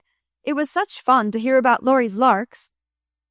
"Capital boys, aren't they? I feel quite young and brisk again after that," said Jo, strolling along with her hands behind her, partly from habit, partly to conceal the bespattered parasol. "Why do you always avoid Mr. Tudor?" asked Amy, wisely refraining from any comment upon Jo's dilapidated appearance. "Don't like him. He puts on airs, snobs his sisters, worries his father, and doesn't speak respectfully of his mother. Laurie says he is fast, and I don't consider him a desirable acquaintance, so I let him alone." "You might treat him civilly at least. You gave him a cool nod, and just now you bowed and smiled in the politest way to Tommy Chamberlain, whose father keeps a grocery store. If you had just reversed the nod and the bow, it would have been right," said Amy reprovingly. "No, it wouldn't," returned Jo. "I neither like, respect, nor admire Tudor, though his grandfather's uncle's nephew's niece was a third cousin to a lord. Tommy is poor and bashful and good and very clever. I think well of him, and like to show that I do, for he is a gentleman, in spite of the brown paper parcels." "It's no use trying to argue with you," began Amy. "Not the least, my dear," interrupted Jo. "So let us look amiable, and drop a card here, as the Kings are evidently out, for which I'm deeply grateful." The family card case having done its duty, the girls walked on, and Jo uttered another thanksgiving on reaching the 5th house, and being told that the young ladies were engaged. "Now let us go home, and never mind Aunt March to-day. We can run down there any time, and it's really a pity to trail through the dust in our best bibs and tuckers when we are tired and cross." "Speak for yourself, if you please. Aunt March likes to have us pay her the compliment of coming in style and making a formal call. It's a little thing to do, but it gives her pleasure, and I don't believe it will hurt your things half so much as letting dirty dogs and clumping boys spoil them. Stoop down and let me take the crumbs off your bonnet." "What a good girl you are, Amy," said Jo, with a repentant glance from her own damaged costume to that of her sister, which was fresh and spotless still. "I wish it was as easy for me to do little things to please people as it is for you. I think of them, but it takes too much time to do them, so I wait for a chance to confer a great favour and let the small ones slip, but they tell best in the end, I fancy." Amy smiled and was mollified at once, saying with a maternal air, "Women should learn to be agreeable, particularly poor ones, for they have no other way of repaying the kindnesses they receive. If you'd remember that and practice it, you'd be better liked than I am, because there is more of you." "I'm a crotchety old thing and always shall be, but I'm willing to own that you are right, only it's easier for me to risk my life for a person than to be pleasant to him when I don't feel like it. It's a great misfortune to have such strong likes and dislikes, isn't it?" "It's a greater not to be able to hide them. I don't mind saying that I don't approve Tudor any more than you do, but I'm not called upon to tell him so, neither are you, and there is no use in making yourself disagreeable because he is." "But I think girls ought to show when they disapprove of young men, and how can they do it except by their manners? Preaching does not do any good, as I know to my sorrow since I have Teddy to manage. But there are many little ways in which I can influence him without a word, and I say we ought to do it to others if we can." "Teddy is a remarkable boy, and can't be taken as a sample of other boys," said Amy, in a tone of solemn conviction, which would have convulsed the remarkable boy if he had heard it. "If we were belles, or women of wealth and position, we might do something, perhaps. But for us to frown at one set of young gentlemen because we don't approve of them, and smile upon another set because we do, wouldn't have a particle of effect, and we should only be considered odd and puritanical." "So we are to countenance things and people which we detest, merely because we are not belles and millionaires, are we? That's a nice sort of morality." "I can't argue about it. I only know that it's the way of the world, and people who set themselves against it only get laughed at for their pains. I don't like reformers, and I hope you never try to be one." "I do like them, and I shall be one if I can, for in spite of the laughing the world would never get on without them. We can't agree about that, for you belong to the old set, and I to the new. You will get on the best, but I shall have the liveliest time of it. I should rather enjoy the brickbats and hooting, I think." "Well, compose yourself now, and don't worry aunt with your new ideas." "I'll try not to, but I'm always possessed to burst out with some particularly blunt speech or revolutionary sentiment before her. It's my doom, and I can't help it." They found Aunt Carol with the old lady, both absorbed in some very interesting subject, but they dropped it as the girls came in, with a conscious look which betrayed that they had been talking about their nieces. Jo was not in a good humour, and the perverse fit returned, but Amy, who had virtuously done her duty, kept her temper, and pleased everybody, was in a most angelic frame of mind. This amiable spirit was felt at once, and both aunts "my deared" her affectionately, looking what they afterwards said emphatically, "That child improves every day."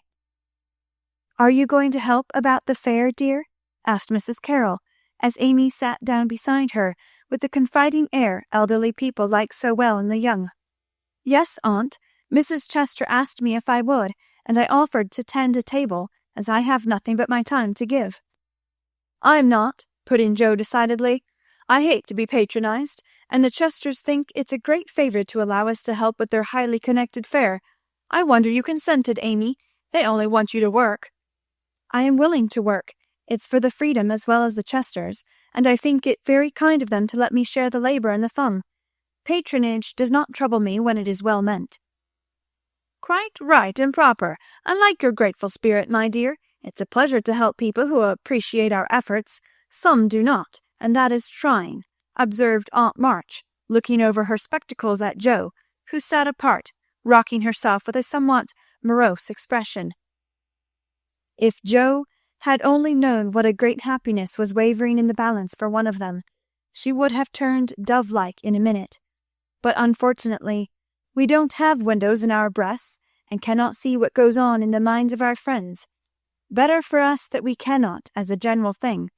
But now and then it would be such a comfort such a saving of time and temper. By her next speech, Jo deprived herself of several years of pleasure, and received a timely lesson in the art of holding her tongue. "I don't like favors. They oppress and make me feel like a slave. I'd rather do everything for myself and be perfectly independent." "Ahem," coughed Aunt Carol softly, with a look at Aunt March. "I told you so," said Aunt March, with a decided nod to Aunt Carol. Mercifully, unconscious of what she had done, Jo sat with her nose in the air, and a revolutionary aspect which was anything but inviting. "Do you speak French, dear?" asked Mrs. Carroll, laying a hand on Amy's. "Pretty well, thanks to Aunt March, who lets Esther talk to me as often as I like," replied Amy with a grateful look, which caused the old lady to smile affably. "How are you about languages?" asked Mrs. Carroll of Jo. "Don't know a word. I'm very stupid about studying anything. Can't bear French. It's such a slippery, silly sort of language," was the brusque reply. Another look passed between the ladies, and Aunt March said to Amy, "You are quite strong and well now, dear, I believe. Eyes don't trouble you any more, do they?" "Not at all, thank you, ma'am. I'm very well, and mean to do great things next winter, so that I may be ready for Rome, whenever that joyful time arrives." "Good girl, you deserve to go, and I'm sure you will some day," said Aunt March, with an approving pat on the head, as Amy picked up her ball for her. "Cross patch, draw the latch, sit by the fire and spin," squalled Polly, bending down from his perch on the back of her chair to peep into Jo's face, with such a comical air of impertinent inquiry that it was impossible to help laughing. "Most observing bird," said the old lady. "Come and take a walk, my dear?" cried Polly, hopping toward the china closet with a look suggestive of a lump of sugar. "Thank you, I will. Come, Amy." And Jo brought the visit to an end, feeling more strongly than ever that calls did have a bad effect upon her constitution. She shook hands in a gentlemanly manner, but Amy kissed both the aunts, and the girls departed, leaving behind them the impression of shadow and sunshine, which impression caused Aunt March to say as they vanished, "You'd better do it, Mary. I'll supply the money." And Aunt Carol to reply decidedly, "I certainly will, if her father and mother consent." Chapter 30. Consequences. Mrs. Chester's fare was so very elegant and select that it was considered a great honour by the young ladies of the neighbourhood to be invited to take a table, and everyone was much interested in the matter. Amy was asked, but Jo was not, which was fortunate for all parties, as her elbows were decidedly akimbo at this period of her life, and it took a good many hard knocks to teach her how to get on easily. The haughty, uninteresting creature was let severely alone, but Amy's talent and taste were duly complimented by the offer of the art table, and she exerted herself to prepare and secure appropriate and valuable contributions to it. Everything went on smoothly till the day before the fair opened. Then there occurred one of the little skirmishes which it is almost impossible to avoid, when some 25 women, old and young, with all their private piques and prejudices, tried to work together. May Chester was rather jealous of Amy because the latter was a greater favourite than herself, and just at this time several trifling circumstances occurred to increase the feeling. Amy's dainty pen and ink work entirely eclipsed May's painted vases. That was one thorn.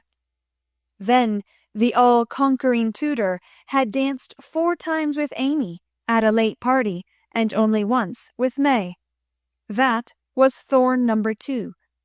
But the chief grievance that rankled in her soul and gave an excuse for her unfriendly conduct was a rumour which some obliging gossip had whispered to her, that the March girls had made fun of her at the Lambs. All the blame of this should have fallen upon Jo, for her naughty imitation had been too lifelike to escape detection, and the frolicsome Lambs had permitted the joke to escape. No hint of this had reached the culprits, however, and Amy's dismay can be imagined when, the very evening before the fair, as she was putting the last touches to her pretty table, Mrs. Chester, who, of course, resented the supposed ridicule of her daughter, said in a bland tone, but with a cold look, "I find, dear, that there is some feeling among the young ladies about my giving this table to any one but my girls. As this is the most prominent, and some say the most attractive table of all, and they are the chief getters up of the fair, it is thought best for them to take this place. I'm sorry, but I know you are too sincerely interested in the cause to mind a little personal disappointment, and you shall have another table if you like." Mrs. Chester fancied beforehand that it would be easy to deliver this little speech, but when the time came, she found it rather difficult to utter it naturally, with Amy's unsuspicious eyes looking straight at her full of surprise and trouble. Amy felt that there was something behind this, but could not guess what, and said quietly, feeling hurt, and showing that she did, "Perhaps you had rather I took no table at all." "Now, my dear, don't have any ill feeling, I beg.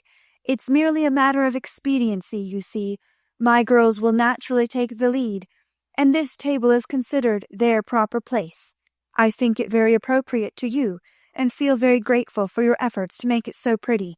But we must give up our private wishes, of course, and I will see that you have a good place elsewhere. Wouldn't you like the flower table? The little girls undertook it, but they are discouraged. You could make a charming thing of it, and the flower table is always attractive, you know." "Especially to gentlemen," added May, with a look which enlightened Amy as to one cause of her sudden fall from favour. She coloured angrily, but took no notice of that girlish sarcasm, and answered with an unexpected amiability, "It shall be as you please, Mrs. Chester. I'll give up my place here at once, and attend to the flowers if you like." "You can put your own things on your own table if you prefer," began May, feeling a little conscience-stricken as she looked at the pretty racks, the painted shells, and quaint illuminations Amy had so carefully made and so gracefully arranged. She meant it kindly, but Amy mistook her meaning and said quickly, "Oh, certainly, if they are in your way," and sweeping her contributions into her apron pell-mell, she walked off, feeling that herself and her works of art had been insulted past forgiveness. "Now she's mad. Oh dear, I wish I hadn't asked you to speak, mamma," said May, looking disconsolately at the empty spaces on her table. "Girls' quarrels are soon over," returned her mother, feeling a trifle ashamed of her own part in this one, as well she might.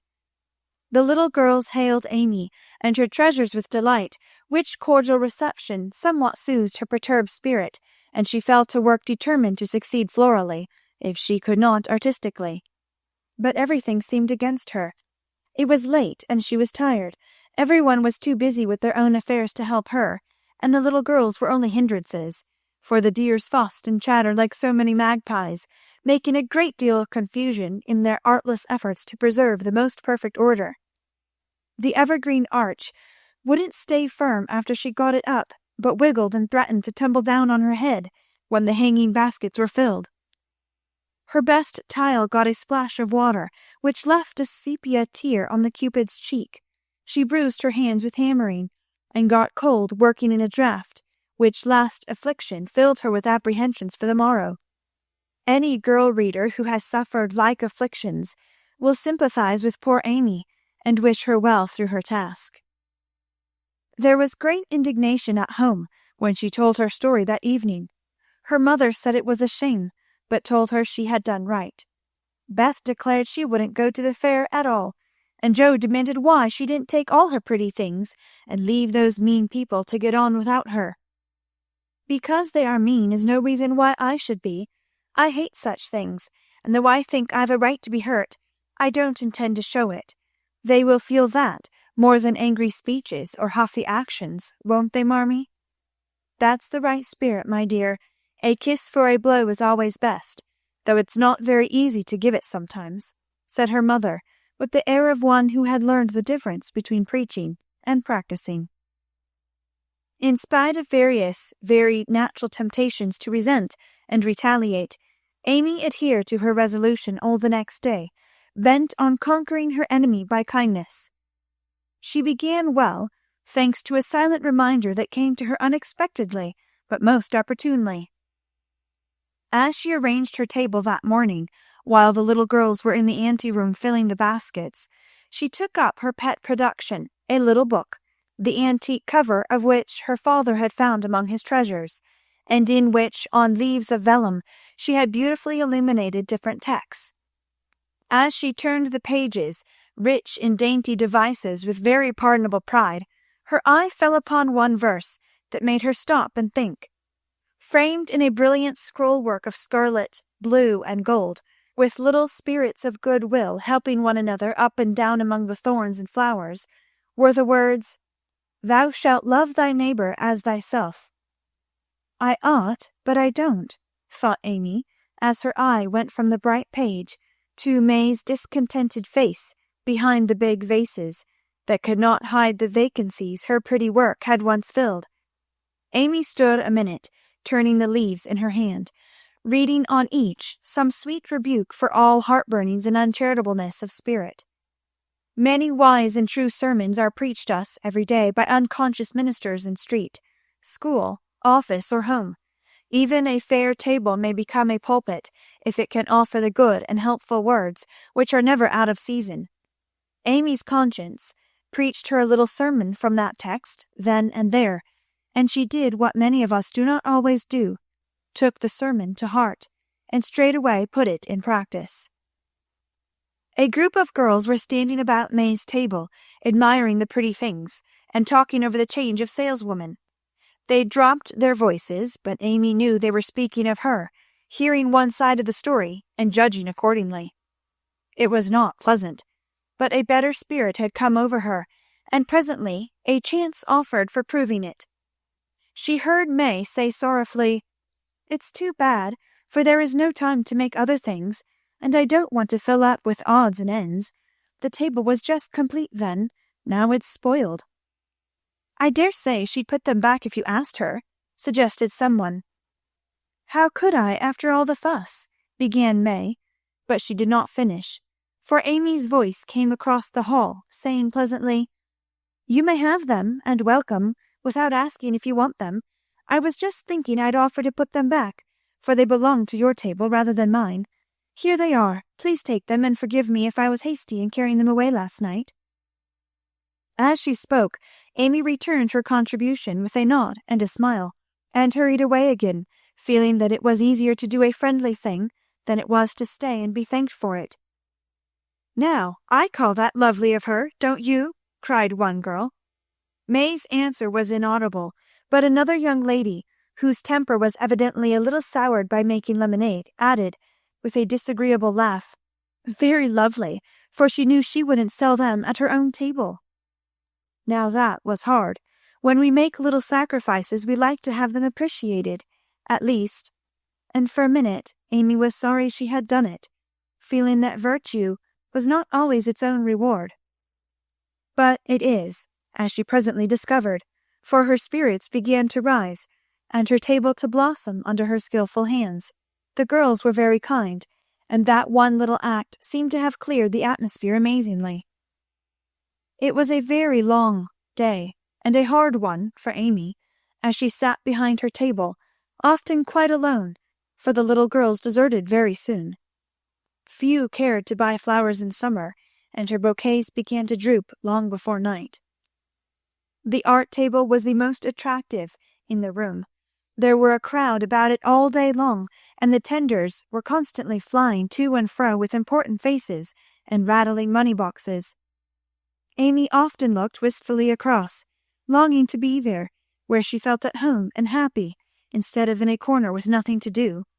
It might seem no hardship to some of us, but to a pretty, blithe young girl it was not only tedious, but very trying, and the thought of Laurie and his friends made it a real martyrdom. She did not go home till night, and then she looked so pale and quiet that they knew the day had been a hard one, though she made no complaint, and did not even tell what she had done. Her mother gave her an extra cordial cup of tea. Beth helped her dress, and made a charming little wreath for her hair, while Jo astonished her family by getting herself up with unusual care, and hinting darkly that the tables were about to be turned. "Don't do anything rude, pray, Jo. I won't have any fuss made, so let it all pass and behave yourself," begged Amy, as she departed early, hoping to find a reinforcement of flowers to refresh her poor little table. "I merely intend to make myself entrancingly agreeable to every one I know, and to keep them in your corner as long as possible. Teddy and his boys will lend a hand, and we'll have a good time yet," returned Jo, leaning over the gate to watch for Laurie. Presently the familiar tramp was heard in the dusk, and she ran out to meet him. "Is that my boy?" "As sure as this is my girl," and Laurie tucked her hand under his arm with the air of a man whose every wish was gratified. "Oh, Teddy, such doings!" And Jo told Amy's wrongs with sisterly zeal.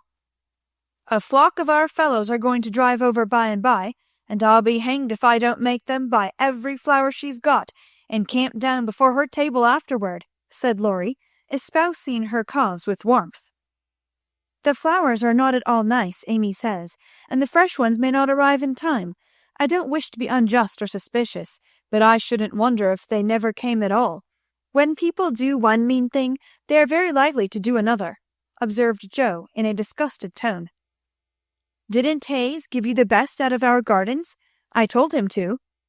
"I didn't know that. He forgot, I suppose, and as your grandpa was poorly, I didn't like to worry him by asking, though I did want some." "Now, Jo, how could you think there was any need of asking? They are just as much yours as mine. Don't we always go halves in everything?" began Laurie, in the tone that always made Jo turn thorny. "Gracious, I hope not. Half of some of your things wouldn't suit me at all. But we mustn't stand philandering here. I've got to help Amy, so you go and make yourself splendid.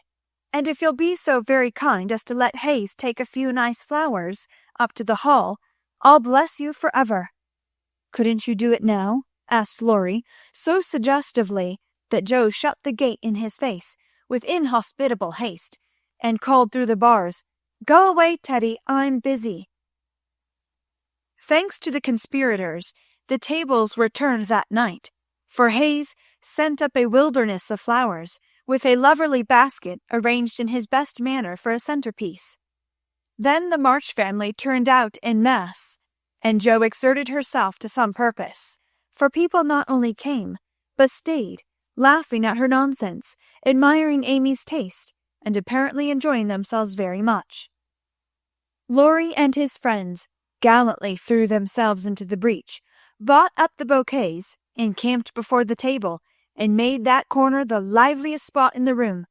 Amy was in her element now, and out of gratitude, if nothing more, was as sprightly and gracious as possible, coming to the conclusion about that time that virtue was its own reward after all. Jo behaved herself with exemplary propriety, and when Amy was happily surrounded by her guard of honor, Jo circulated about the hall, picking out various bits of gossip which enlightened her upon the subject of the Chester change of base. She reproached herself for her share of the ill feeling, and resolved to exonerate Amy as soon as possible. She also discovered what Amy had done about the things in the morning, and considered her a model of magnanimity. As she passed the art table, she glanced over it for her sister's things, but saw no sign of them. "Tucked away out of sight, I dare say," thought Jo, who could forgive her own wrongs, but hotly resented any insult offered her family. "Good evening, Miss Jo. How does Amy get on?" asked May with a conciliatory air, for she wanted to show that she also could be generous. "She has sold everything she had that was worth selling, and now she is enjoying herself. The flower table is always attractive, you know, especially to gentlemen."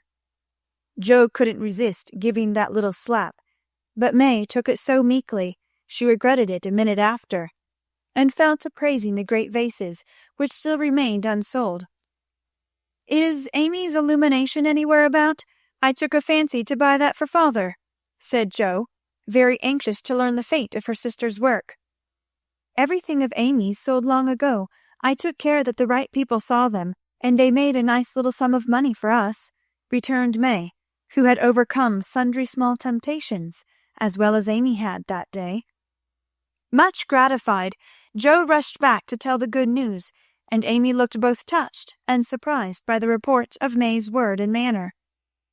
"Now, gentlemen, I want you to go and do your duty by the other tables, as generously as you have by mine, especially the art table," she said, ordering out Teddy's own, as the girls called the college friends. "Charge, Chester, charge, is the motto for that table, but do your duty like men, and you'll get your money's worth of art in every sense of the word," said the irrepressible Joe, as the devoted phalanx prepared to take the field. "To hear is to obey, but March is fairer far than May," said little Parker, making a frantic effort to be both witty and tender, and getting promptly quenched by Laurie, who said, "Very well, my son, for a small boy," and walked him off with a paternal pat on the head. "By the vases," whispered Amy to Laurie, as a final heaping of coals of fire on her enemy's head.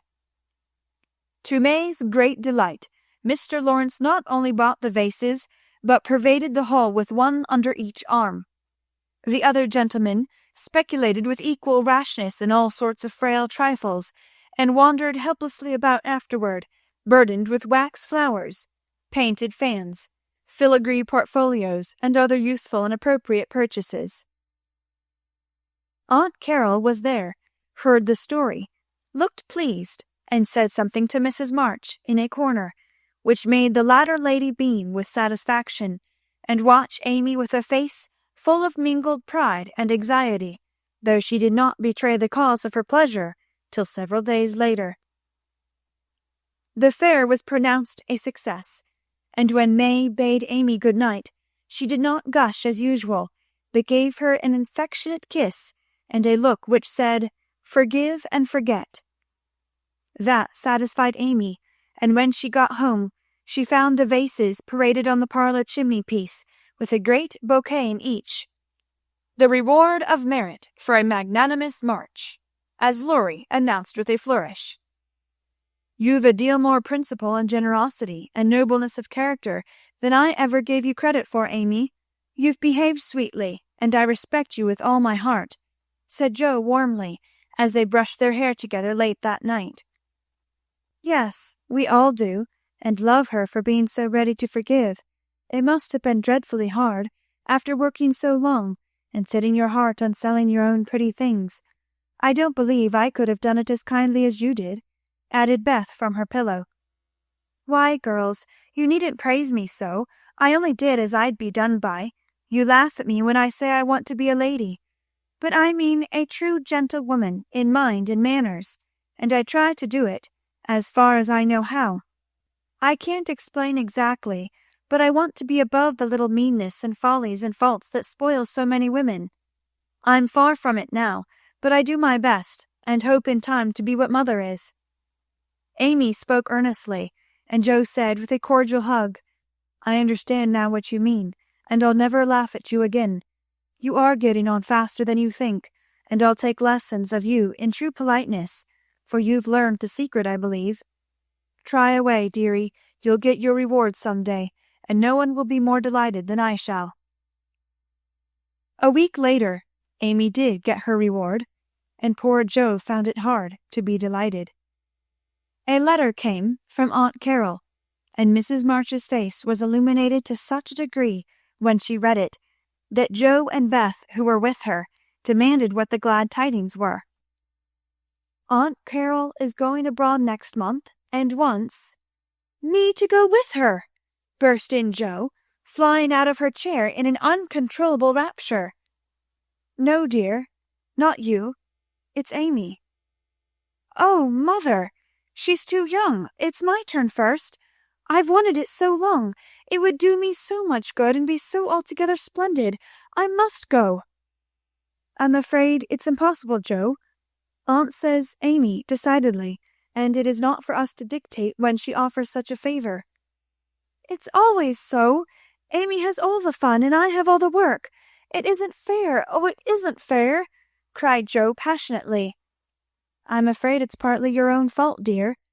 When aunt spoke to me the other day, she regretted your blunt manners and too independent spirit, and here she writes as if quoting something you had said. I planned at first to ask Jo, but as favors burden her, and she hates French, I think I won't venture to invite her. Amy is more docile, will make a good companion for Flo, and receive gratefully any help the trip may give her. Oh, my tongue, my abominable tongue! Why can't I learn to keep it quiet? Groaned Jo, remembering words which had been her undoing. When she had heard the explanation of the quoted phrases, Mrs. March said sorrowfully, I wish you could have gone, but there is no hope of it this time. So try to bear it cheerfully, and don't sadden Amy's pleasure by reproaches or regrets. I'll try, said Jo, winking hard as she knelt down to pick up the basket she had joyfully upset. I'll take a leaf out of her book, and try not only to seem glad, but to be so, and not grudge her 1 minute of happiness. But it won't be easy, for it is a dreadful disappointment. And poor Jo bedewed the little fat pincushion she held with several very bitter tears.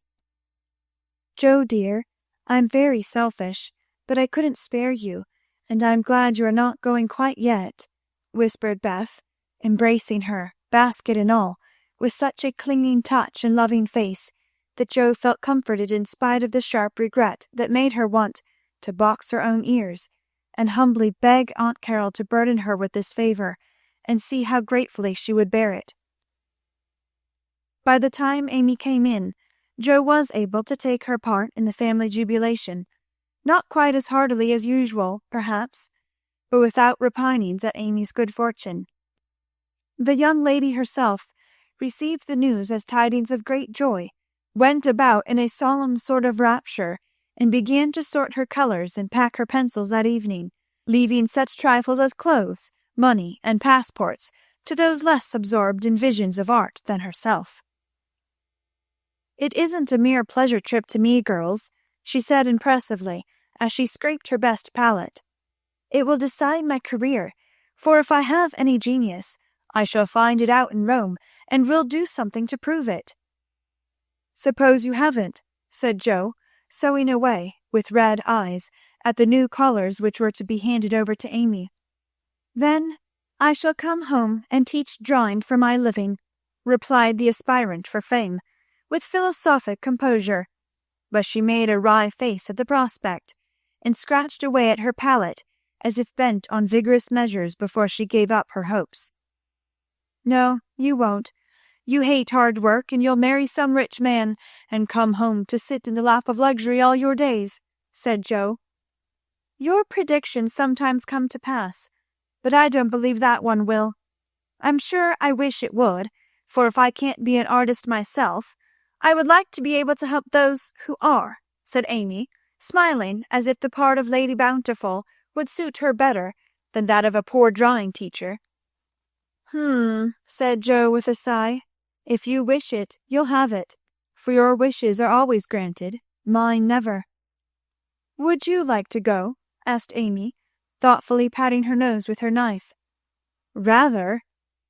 Well, in a year or two I'll send for you, and we'll dig in the form for relics, and carry out all the plans we've made so many times. Thank you. I'll remind you of your promise when that joyful day comes, if it ever does, returned Jo, accepting the vague but magnificent offer as gratefully as she could.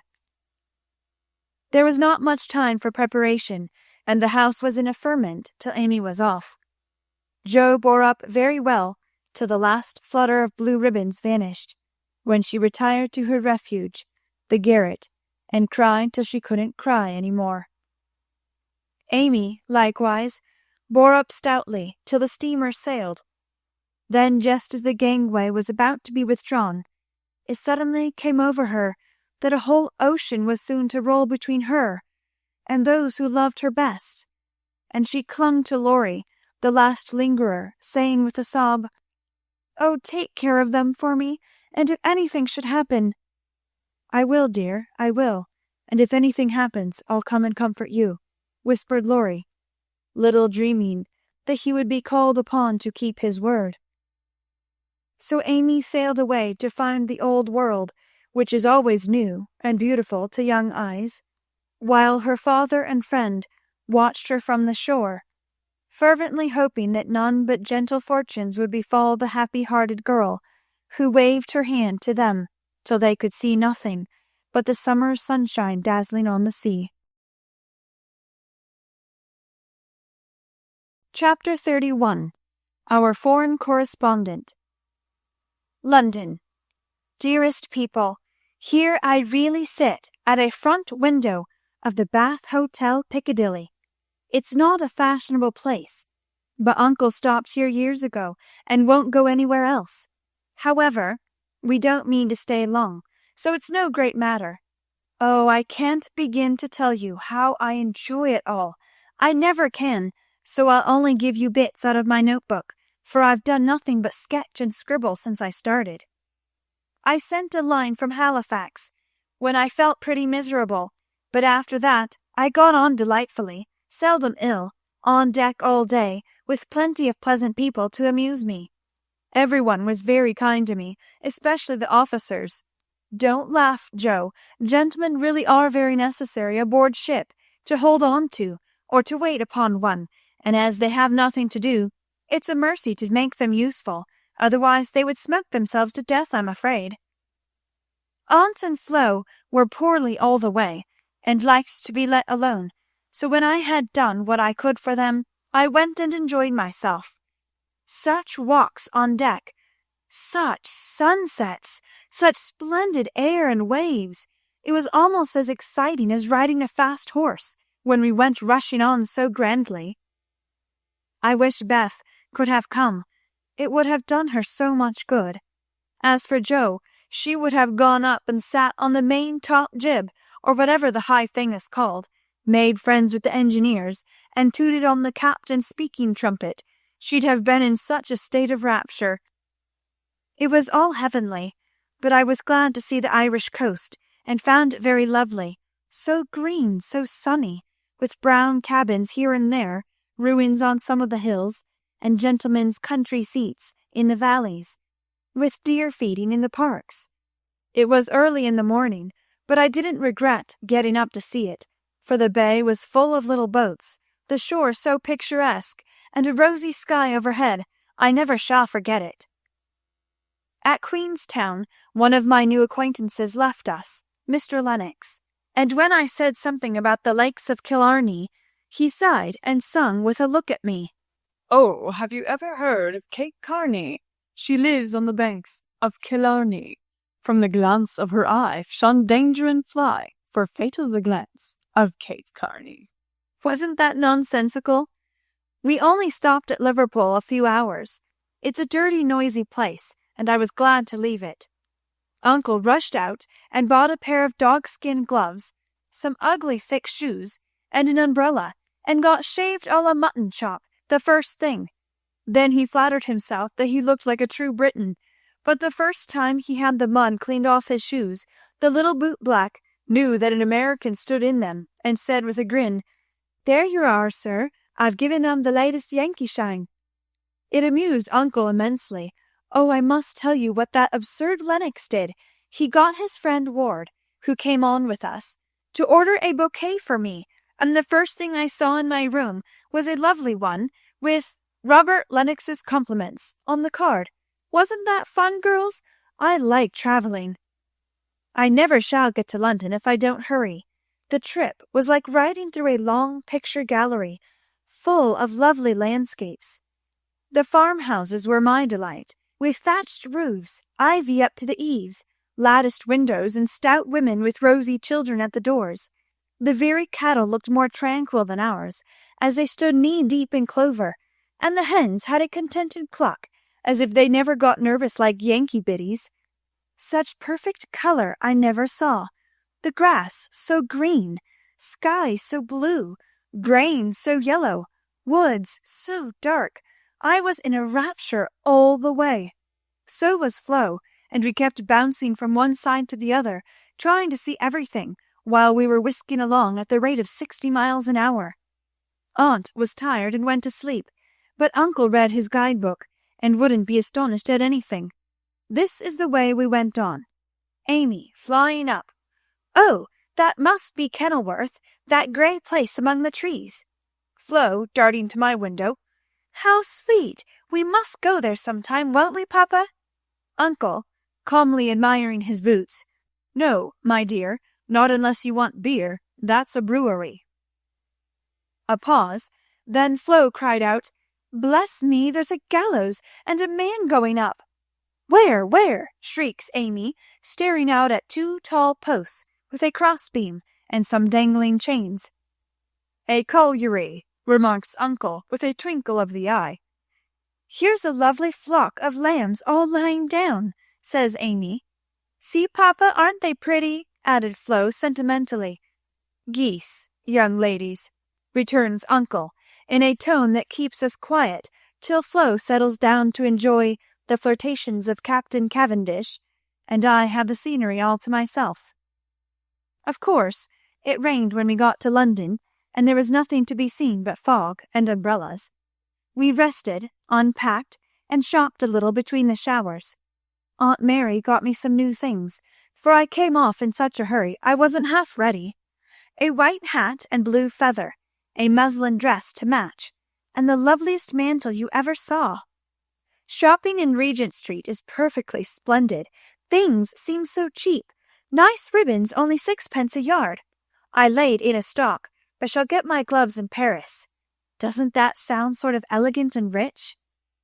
Flo and I, for the fun of it, ordered a hansom cab, while aunt and uncle were out, and went for a drive, though we learned afterward that it wasn't the thing for young ladies to ride in them alone. It was so droll, for when we were shut in by the wooden apron, the man drove so fast that Flo was frightened and told me to stop him, but he was up outside behind somewhere, and I couldn't get at him. He didn't hear me call, nor see me flap my parasol in front, and there we were, quite helpless, rattling away and whirling around corners at a breakneck pace. At last, in my despair, I saw a little door in the roof, and on poking it open, a red eye appeared, and a beery voice said, "Now then, mum." I gave my order as soberly as I could, and slamming down the door with an "Aye, aye, mum," the man made his horse walk as if going to a funeral. I poked again and said, "A little faster." Then off he went helter-skelter as before, and we resigned ourselves to our fate. Today was fair, and we went to Hyde Park, close by, for we are more aristocratic than we look. The Duke of Devonshire lives near. I often see his footmen lounging at the back gate, and the Duke of Wellington's house is not far off. Such sights as I saw, my dear, it was as good as punch, for there were fat dowagers rolling about in their red and yellow coaches, with gorgeous Jameses and silk stockings and velvet coats up behind, and powdered coachmen in front, smart maids with the rosiest children I ever saw, handsome girls looking half asleep, dandies in queer English hats and lavender kids lounging about, and tall soldiers in short red jackets and muffin caps stuck on one side, looking so funny I longed to sketch them. Rotten Row means Route de Roi, or the King's Way, but now it's more like a riding school than anything else. The horses are splendid, and the men, especially the grooms, ride well, but the women are stiff and bounce, which isn't according to our rules. I longed to show them a tearing American gallop, for they trotted solemnly up and down in their scant habits and high hats, looking like the women in a toy Noah's Ark. Everyone rides, old men, stout ladies, little children, and the young folks do a deal of flirting here. I saw a pair exchange rosebuds, for it's the thing to wear one in the buttonhole, and I thought it rather a nice little idea. In the P.M. to Westminster Abbey, but don't expect me to describe it. That's impossible, so I'll only say it was sublime. This evening we are going to see Fetcher, which will be an appropriate end to the happiest day of my life. It's very late, but I can't let my letter go in the morning without telling you what happened last evening. Who do you think came in as we were at tea? Laurie's English friends, Fred and Frank Vaughan. I was so surprised, for I shouldn't have known them but for their cards. Both are tall fellows with whiskers, Fred handsome in the English style, and Frank much better, for he only limps slightly, and uses no crutches. They had heard from Laurie where we were to be, and came to ask us to their house. But uncle won't go, so we shall return the call, and see them as we can. They went to the theatre with us, and we did have such a good time, for Frank devoted himself to Flo, and Fred and I talked over past, present, and future fun, as if we had known each other all our days. Tell Beth, Frank asked for her, and was sorry to hear of her ill health. Fred laughed when I spoke of Joe, and sent his respectful compliments to the big hat. Neither of them had forgotten Camp Lawrence, or the fun we had there. What ages ago it seems, doesn't it? Aunt is tapping on the wall for the third time, so I must stop.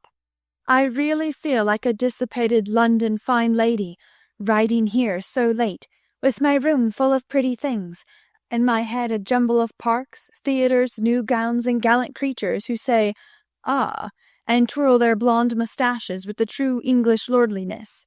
I long to see you all, and in spite of my nonsense, am, as ever, your loving Amy. Paris. Dear girls, in my last I told you about our London visit, how kind the Vaughans were, and what pleasant parties they made for us. I enjoyed the trips to Hampton Court and the Kensington Museum more than anything else, for at Hampton I saw Raphael's cartoons, and at the museum rooms full of pictures by Turner, Lawrence, Reynolds, Hogarth, and the other great creatures. The day in Richmond Park was charming, for we had a regular English picnic, and I had more splendid oaks and groups of deer than I could copy. Also heard a nightingale and saw larks go up. We did London to our heart's content, thanks to Fred and Frank, and were sorry to go away, for though English people are slow to take you in, when they once make up their minds to do it, they cannot be outdone in hospitality, I think. The Vaughans hope to meet us in Rome next winter, and I shall be dreadfully disappointed if they don't, for Grace and I are great friends, and the boys very nice fellows, especially Fred. Well, we were hardly settled here when he turned up again, saying he had come for a holiday and was going to Switzerland. Aunt looked sober at first, but he was so cool about it she couldn't say a word. And now we get on nicely, and are very glad he came, for he speaks French like a native, and I don't know what we should do without him. Uncle doesn't know 10 words, and insists on talking English very loud, as if it would make people understand him. Aunt's pronunciation is old-fashioned, and Flo and I, though we flattered ourselves that we knew a good deal, find we don't, and are very grateful to have Fred do the parley-vooing, as Uncle calls it. Such delightful times as we are having, sightseeing from morning till night, stopping for nice lunches in the gay cafes, and meeting with all sorts of droll adventures. Rainy days I spend in the Louvre, revelling in pictures. Jo would turn up her naughty nose at some of the finest, because she has no soul for art, but I have, and I'm cultivating eye and taste as fast as I can. She would like the relics of great people better, for I've seen her Napoleon's cocked hat and grey coat, his baby's cradle, and his old toothbrush, also Marie Antoinette's little shoe, the ring of Saint Denis, Charlemagne's sword, and many other interesting things. I'll talk for hours about them when I come, but haven't time to write. The Palais Royal is a heavenly place, so full of bijouterie and lovely things that I'm nearly distracted because I can't buy them.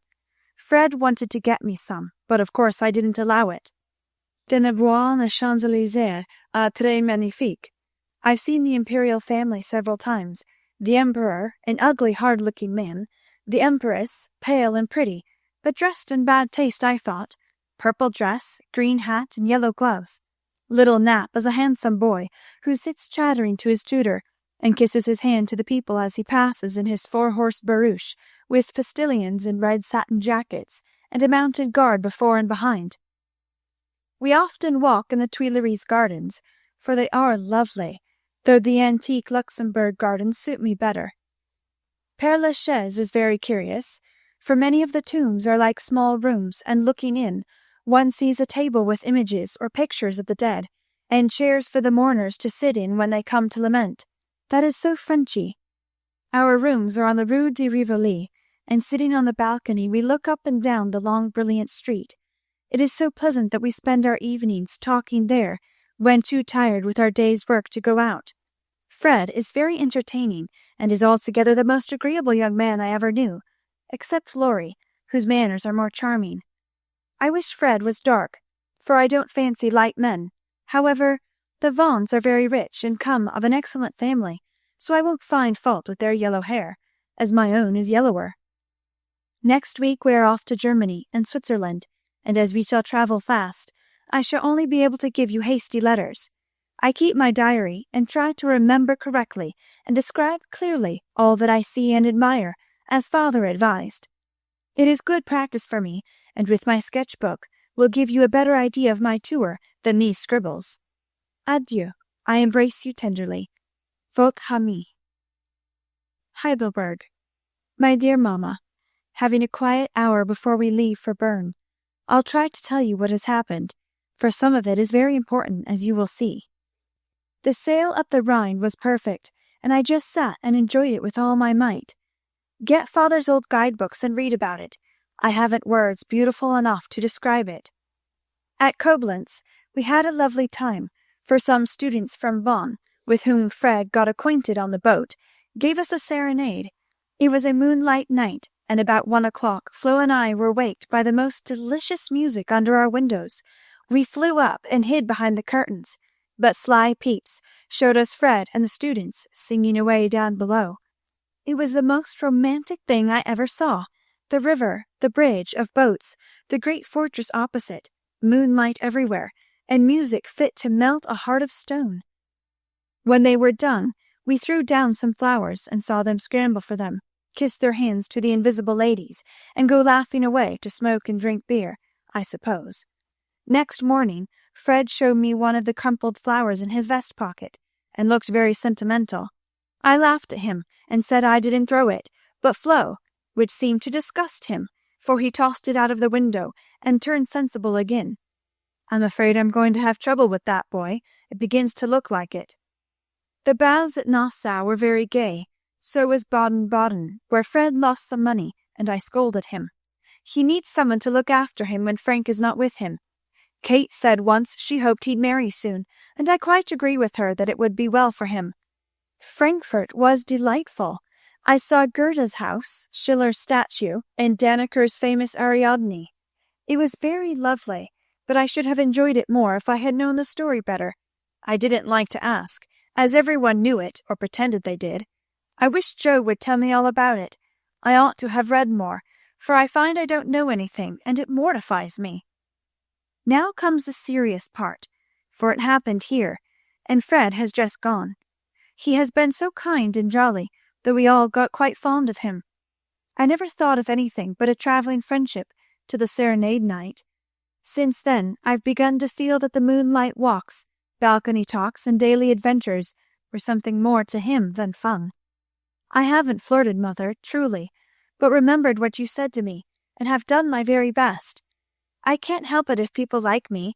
I don't try to make them, and it worries me if I don't care for them, though Joe says I haven't got any heart. Now, I know Mother will shake her head, and the girls say, "Oh, the mercenary little wretch!"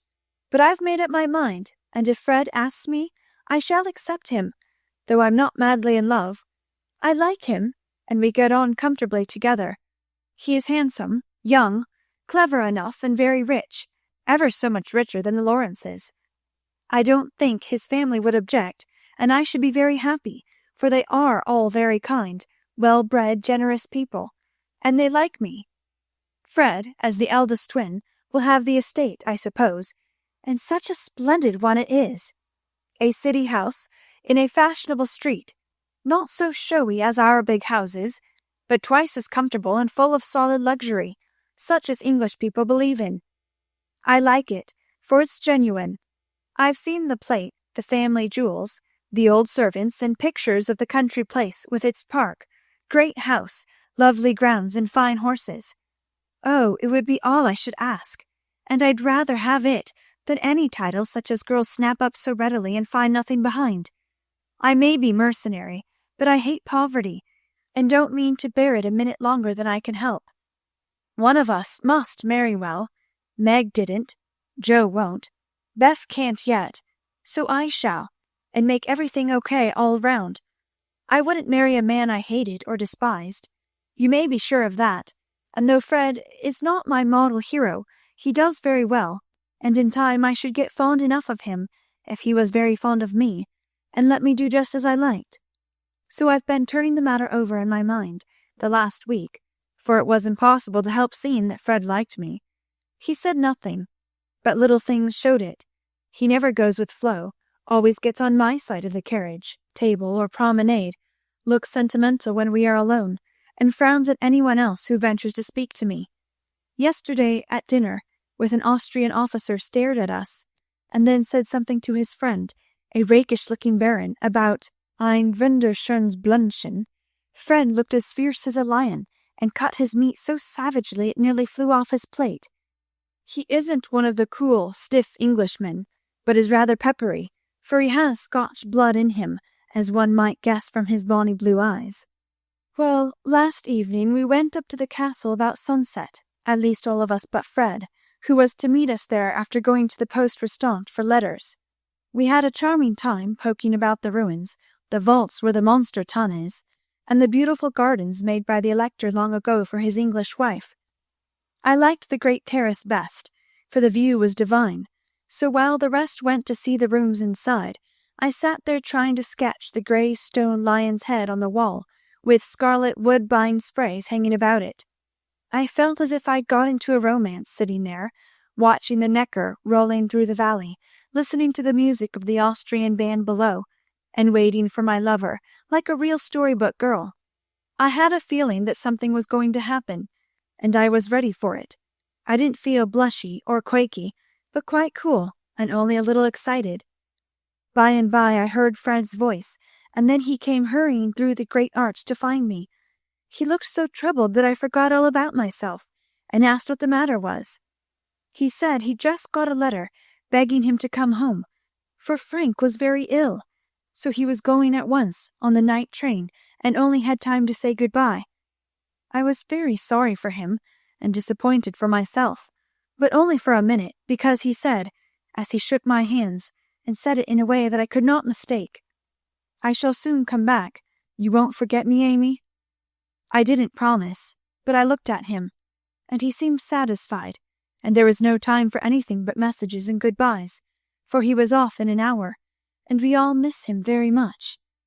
I know he wanted to speak, but I think, from something he once hinted, that he had promised his father not to do anything of the sort yet a while, for he is a rash boy, and the old gentleman dreads a foreign daughter-in-law. We shall soon meet in Rome, and then, if I don't change my mind, I'll say, "Yes, thank you," when he says, "Will you please?" Of course, this is all very private, but I wished you to know what was going on. Don't be anxious about me. Remember, I am your prudent Amy, and be sure I will do nothing rashly. Send me as much advice as you like. I'll use it if I can. I wish I could see you for a good talk, Marmee. Love and trust me. Ever your Amy.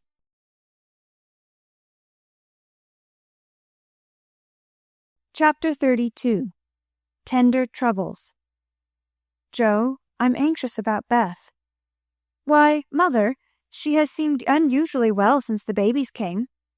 It's not her health that troubles me now. It's her spirits. I'm sure there is something on her mind, and I want you to discover what it is. What makes you think so, Mother? She sits alone a good deal and doesn't talk to her father as much as she used. I found her crying over the babies the other day. When she sings, the songs are always sad ones, and now and then I see a look in her face that I don't understand. This isn't Beth, and it worries me. Have you asked her about it? I have tried once or twice, but she either evaded my questions or looked so distressed that I stopped. I never force my children's confidence, and I seldom have to wait for long. Mrs. March glanced at Joe as she spoke, but the face opposite seemed quite unconscious of any secret disquietude but Beth's, and after sewing thoughtfully for a minute, Joe said, "I think she is growing up, and so begins to dream dreams, and have hopes and fears and fidgets, without knowing why, or being able to explain them. Why, Mother, Beth's 18, but we don't realize it, and treat her like a child, forgetting she's a woman." "So she is. Dear heart, how fast you do grow up," returned her mother, with a sigh and a smile. "Can't be helped, Marmee, so you must resign yourself to all sorts of worries, and let your birds hop out of the nest, one by one. I promise never to hop very far, if that is any comfort to you." "It's a great comfort, Joe. I always feel strong when you are at home, now Meg is gone. Beth is too feeble, and Amy too young to depend upon. But when the tug comes, you are always ready." "Why, you know, I don't mind hard jobs much, and there must always be one scrub in a family. Amy is splendid in fine works, and I'm not, but I feel in my element when all the carpets are to be taken up, or half the family fall sick at once. Amy is distinguishing herself abroad, but if anything is amiss at home, I'm your man." "I leave Beth to your hands, then, for she will open her tender little heart to her Joe sooner than to anyone else. Be very kind, and don't let her think anyone watches or talks about her. If she only would get quite strong and cheerful again, I shouldn't have a wish in the world." "Happy woman! I've got heaps." "My dear, what are they?" "I'll settle Bethy's troubles, and then I'll tell you mine. They are not very wearying, so they'll keep." And Joe stitched away with a wise nod, which set her mother's heart at rest about her, for the present at least. While apparently absorbed in her own affairs, Joe watched Beth, and after many conflicting conjectures, finally settled upon one which seemed to explain the change in her. A slight incident gave Joe the clue to the mystery, she thought, and lively fancy, loving heart did the rest. She was affecting to write busily one Saturday afternoon when she and Beth were alone together. Yet as she scribbled, she kept her eye on her sister, who seemed unusually quiet. Sitting at the window, Beth's work often dropped into her lap, and she leaned her head upon her hand in a dejected attitude, while her eyes rested on the dull autumnal landscape. Suddenly someone passed below, whistling like an operatic blackbird, and a voice called out, "All serene, coming in tonight." Beth started, leaned forward, smiled and nodded, watched the passer-by till his quick tramp died away, then said softly as if to herself, "How strong and well and happy that dear boy looks." Said Joe, still intent upon her sister's face, for the bright colour faded as quickly as it came. The smile vanished, and presently a tear lay shining on the window ledge.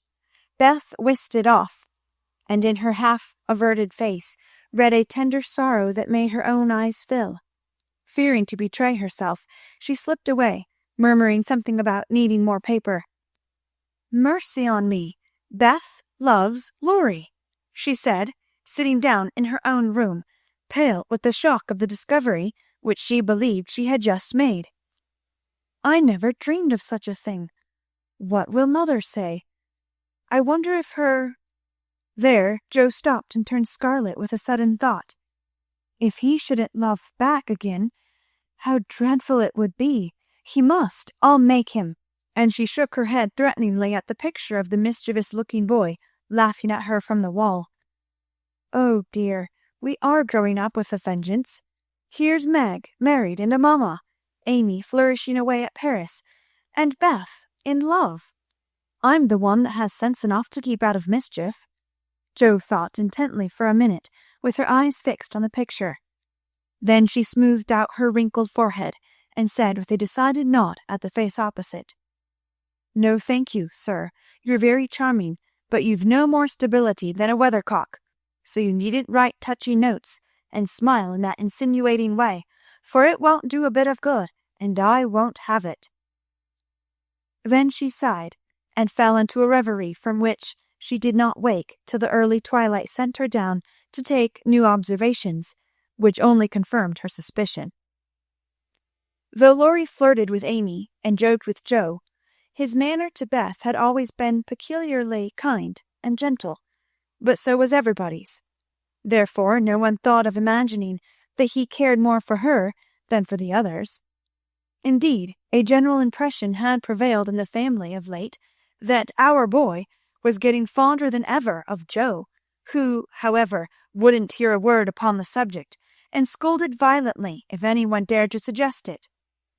If they had known the various tender passages which had been nipped in the bud, they would have had the immense satisfaction of saying, "I told you so." But Joe hated philandering, and wouldn't allow it, always having a joke or a smile ready at the least sign of impending danger. When Laurie first went to college, he fell in love about once a month, but these small flames were as brief as ardent, did no damage, and much amused Joe, who took great interest in the alternations of hope, despair, and resignation, which were confided to her in their weekly conferences. But there came a time when Laurie ceased to worship at many shrines, hinted darkly at one all-absorbing passion, and indulged occasionally in Byronic fits of gloom. Then he avoided the tender subject altogether, wrote philosophical notes to Joe, turned studious, and gave out that he was going to dig, intending to graduate in a blaze of glory. This suited the young lady better than twilight confidences, tender pressures of the hand, and eloquent glances of the eye, for with Joe, brain developed earlier than heart, and she preferred imaginary heroes to real ones, because when tired of them, the former could be shut up in the tin kitchen till called for, and the latter were less manageable. Things were in this state when the grand discovery was made, and Joe watched Laurie that night as she had never done before. If she had not got the new idea into her head, she would have seen nothing unusual in the fact that Beth was very quiet, and Laurie very kind to her. But having given the rein to her lively fancy, it galloped away with her at a great pace, and common sense, being rather weakened by a long course of romance writing, did not come to the rescue.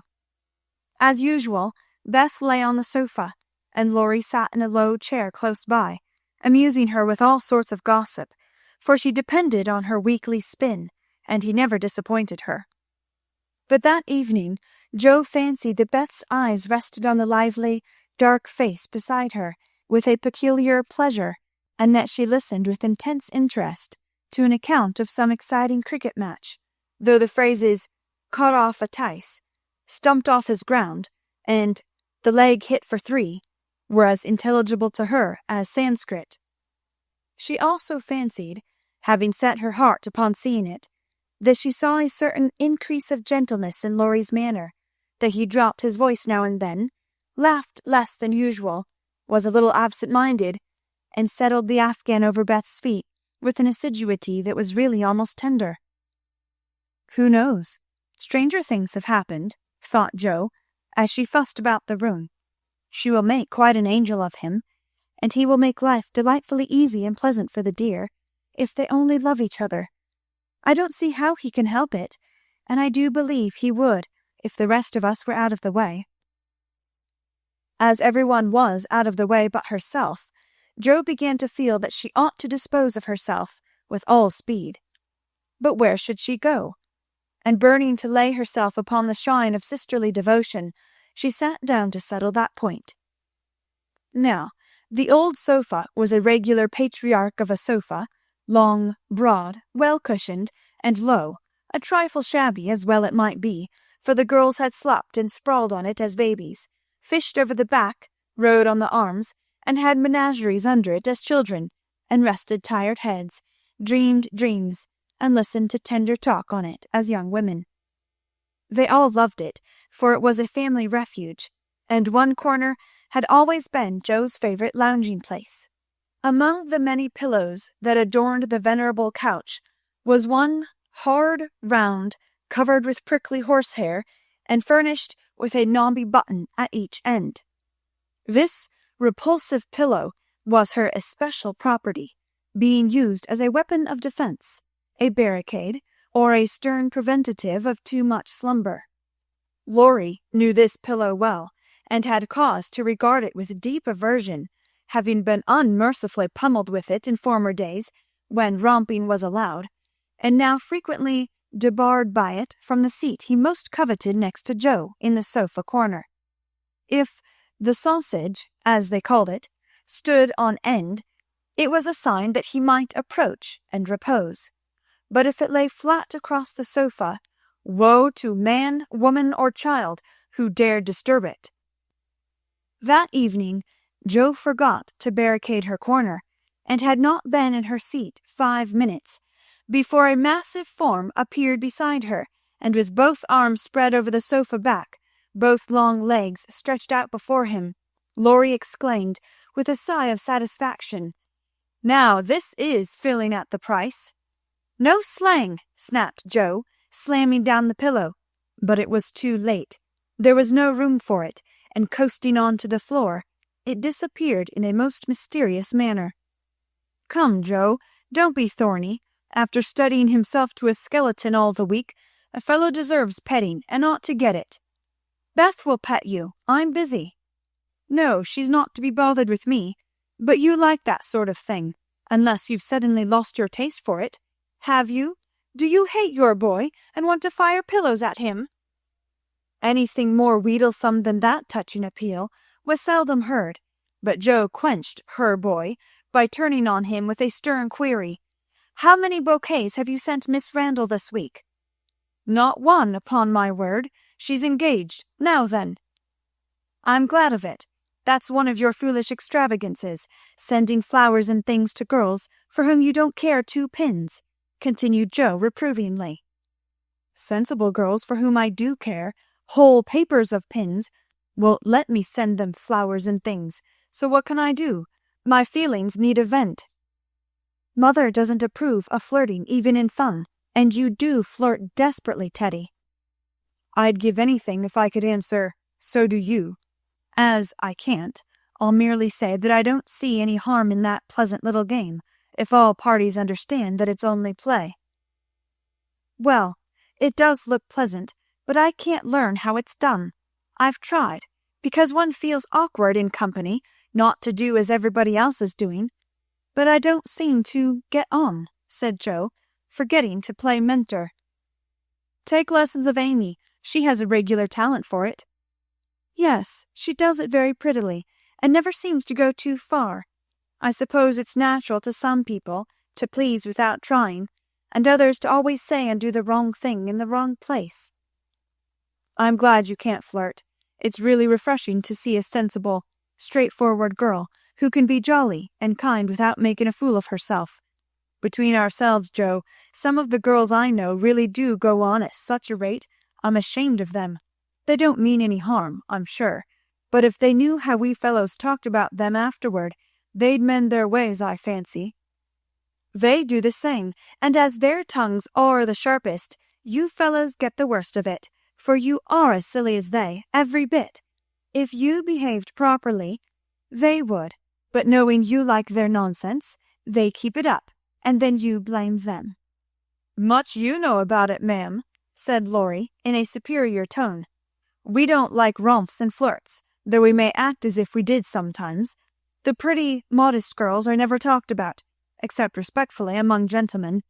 Bless your innocent soul, if you could be in my place for a month, you'd see things that would astonish you a trifle.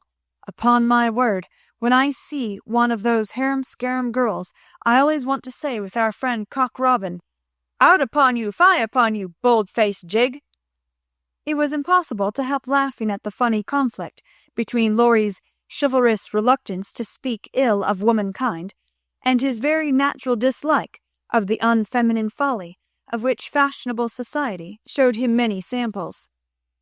Jo knew that young Lawrence was regarded as a most eligible party by worldly mammas, was much smiled upon by their daughters, and flattered enough by ladies of all ages to make a coxcomb of him, so she watched him rather jealously, fearing he would be spoiled, and rejoiced more than she confessed to find that he still believed in modest girls. Returning suddenly to her admonitory tone, she said, dropping her voice, "If you must have a vent, Teddy, go and devote yourself to one of the pretty, modest girls whom you do respect, and not waste your time with the silly ones." "You really advise it?" And Laurie looked at her with an odd mixture of anxiety and merriment in his face. "Yes, I do. but you'd better wait till you are through college, on the whole, and be fitting yourself for the place meantime. You're not half good enough for, well, whoever the modest girl may be." And Joe looked a little queer likewise, for a name had almost escaped her. "That I'm not," acquiesced Laurie, with an expression of humility quite new to him, as he dropped his eyes and absently wound Joe's apron tassel round his finger. "Mercy on us, this will never do," thought Joe, adding aloud, "Go and sing to me. I'm dying for some music, and I always like yours." "I'd rather stay here and thank you." "Well, you can't. There isn't room. Go and make yourself useful, since you are too big to be ornamental." "I thought you hated to be tied to a woman's apron string," retorted Joe, quoting certain rebellious words of his own. "Ah, that depends on who wears the apron." And Laurie gave an audacious tweak at the tassel. "Are you going?" demanded Joe, diving for the pillow. He fled at once, and the minute it was, well, up with the bonnets of Bonnie Dundee, she slipped away to return no more till the young gentleman departed in high dudgeon. Joe lay long awake that night, and was just dropping off when the sound of a stifled sob made her fly to Beth's side with the anxious inquiry, "What is it, dear?" "I thought you were asleep," sobbed Beth. "Is it the old pain, my precious?"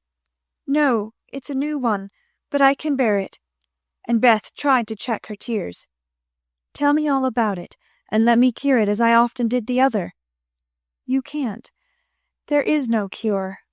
There Beth's voice gave way, and clinging to her sister, she cried so despairingly that Joe was frightened. "Where is it? Shall I call mother?" No, don't call her, don't tell her. I shall be better soon. Lie down here and pour my head. I'll be quiet and go to sleep, indeed I will." Joe obeyed, but as her hand went softly to and fro across Beth's hot forehead and wet eyelids, her heart was very full, and she longed to speak. But young as she was, Joe had learned that hearts, like flowers, cannot be rudely handled, but must open naturally. So though she believed she knew the cause of Beth's new pain, she only said, in her tenderest tone, "Does anything trouble you, dearie?" "Yes, Joe," after a long pause. "Wouldn't it comfort you to tell me what it is?" "Not now, not yet." "Then I won't ask. But remember, Bethie, that mother and Joe are always glad to hear and help you if they can." "I know it. I'll tell you by and by. Is the pain better now?" "Oh yes, much better. You are so comfortable, Joe." "Go to sleep, dear. I'll stay with you." So cheek to cheek they fell asleep, and on the morrow Beth seemed quite herself again, for at 18 neither heads nor hearts ache long, and a loving word can medicine most ills. But Joe had made up her mind, and after pondering over a project for some days, she confided it to her mother. "You asked me the other day what my wishes were. I'll tell you one of them, Marmee," she began, as they sat along together. "I want to go away somewhere this winter for a change." "Why, Joe?" And her mother looked up quickly, as if the words suggested a double meaning. With her eyes on her work, Joe answered soberly, "I want something new. I feel restless and anxious to be seen, doing, and learning more than I am. I brood too much over my own small affairs, and need stirring up. So as I can be spared this winter, I'd like to hop a little way and try my wings." "Where will you hop?" "To New York.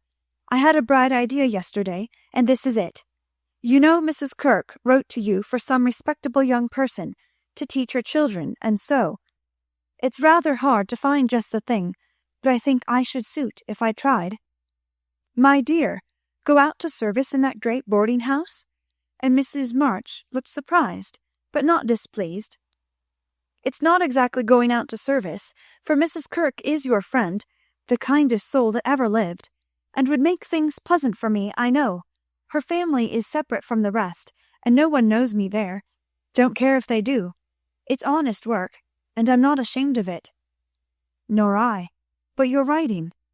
all the better for the change. I shall see and hear new things, get new ideas, and even if I haven't much time there, I shall bring home quantities of material for my rubbish."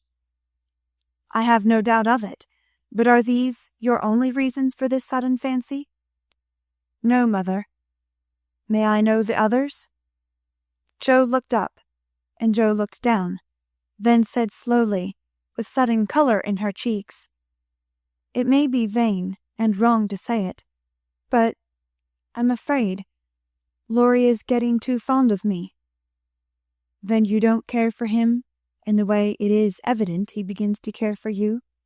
And Mrs. March looked anxious as she put the question. "Mercy, no!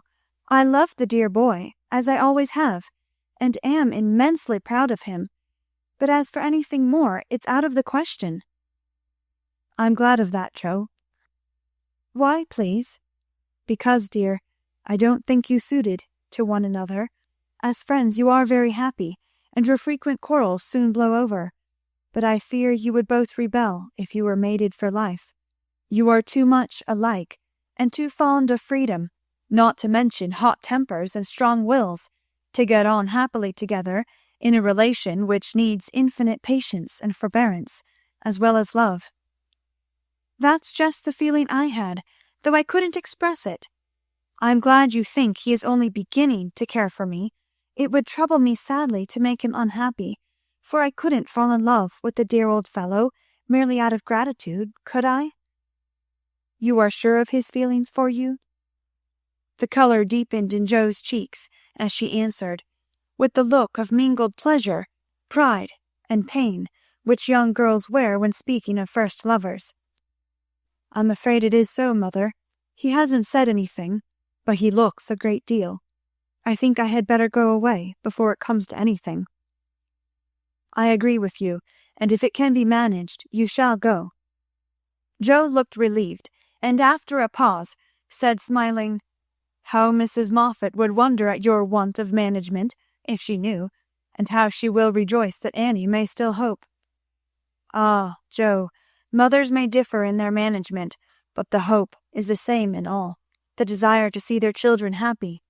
Meg is so, and I am content with her success. You I leave to enjoy your liberty till you tire of it, for only then will you find that there is something sweeter. Amy is my chief care now, but her good sense will help her. For Beth, I indulge no hopes, except that she may be well. By the way, she seems brighter this last day or two. Have you spoken to her?" "Yes, she owned she had a trouble, and promised to tell me by and by. I said no more, for I think I know it." And Joe told her little story. Mrs. March shook her head, and did not take so romantic a view of the case, but looked grave, and repeated her opinion that for Laurie's sake Joe should go away for a time. "Let's say nothing about it to him till the plan is settled. Then I'll run away before he can collect his wits and be tragic. Beth must think I'm going to please myself, as I am, for I can't talk about Laurie to her, but she can pet and comfort him after I'm gone, and so cure him of this romantic notion. He's been through so many little trials of the sort, he's used to it, and will soon get over his lovelornity." Joe spoke hopefully, but could not rid herself of the foreboding fear that this little trial would be harder than the others, and that Laurie would not get over his lovelornity as easily as heretofore. The plan was talked over in a family council, and agreed upon, for Mrs. Kirke gladly accepted Joe, and promised to make a pleasant home for her. The teaching would render her independent, and such leisure as she got might be made profitable by writing, while the new scenes and society would be both useful and agreeable. Joe liked the prospect, and was eager to be gone, for the home nest was growing too narrow for her restless nature and adventurous spirit. When all was settled, with fear and trembling, she told Laurie, but to her surprise he took it very quietly. He had been graver than usual of late, but very pleasant, and when jokingly accused of turning over a new leaf, he answered soberly, "So I am, and I mean this one shall stay turned." Joe was very much relieved that one of his virtuous fits should come on just then, and made her preparations with a lightened heart, for Beth seemed more cheerful, and hoped she was doing the best for all. "One thing I leave in your especial care," she said the night before she left. "You mean your papers?" asked Beth. "No, my boy. Be very good to him, won't you?" "Of course I will, but I can't fill your place, and he'll miss you sadly." "It won't hurt him, so remember, I leave him in your charge, to plague, pat, and keep in order." "I'll do my best for your sake," promised Beth, wondering why Joe looked at her so queerly. When Laurie said good-bye, he whispered significantly, "It won't do a bit of good, Joe. My eye is on you, so mind what you do, or I'll come and bring you home." Chapter 33. Joe's Journal. New York, November. Dear Marmee and Beth, I'm going to write you a regular volume, for I've got heaps to tell, though I'm not a fine young lady travelling on the continent. When I lost sight of father's dear old face, I felt a trifle blue, and might have shed a briny drop or two if an Irish lady with 4 small children, all crying more or less, hadn't diverted my mind, for I amused myself by dropping gingerbread nuts over the seat every time they opened their mouths to roar. Soon the sun came out, and taking it as a good omen, I cleared up likewise, and enjoyed my journey with all my heart.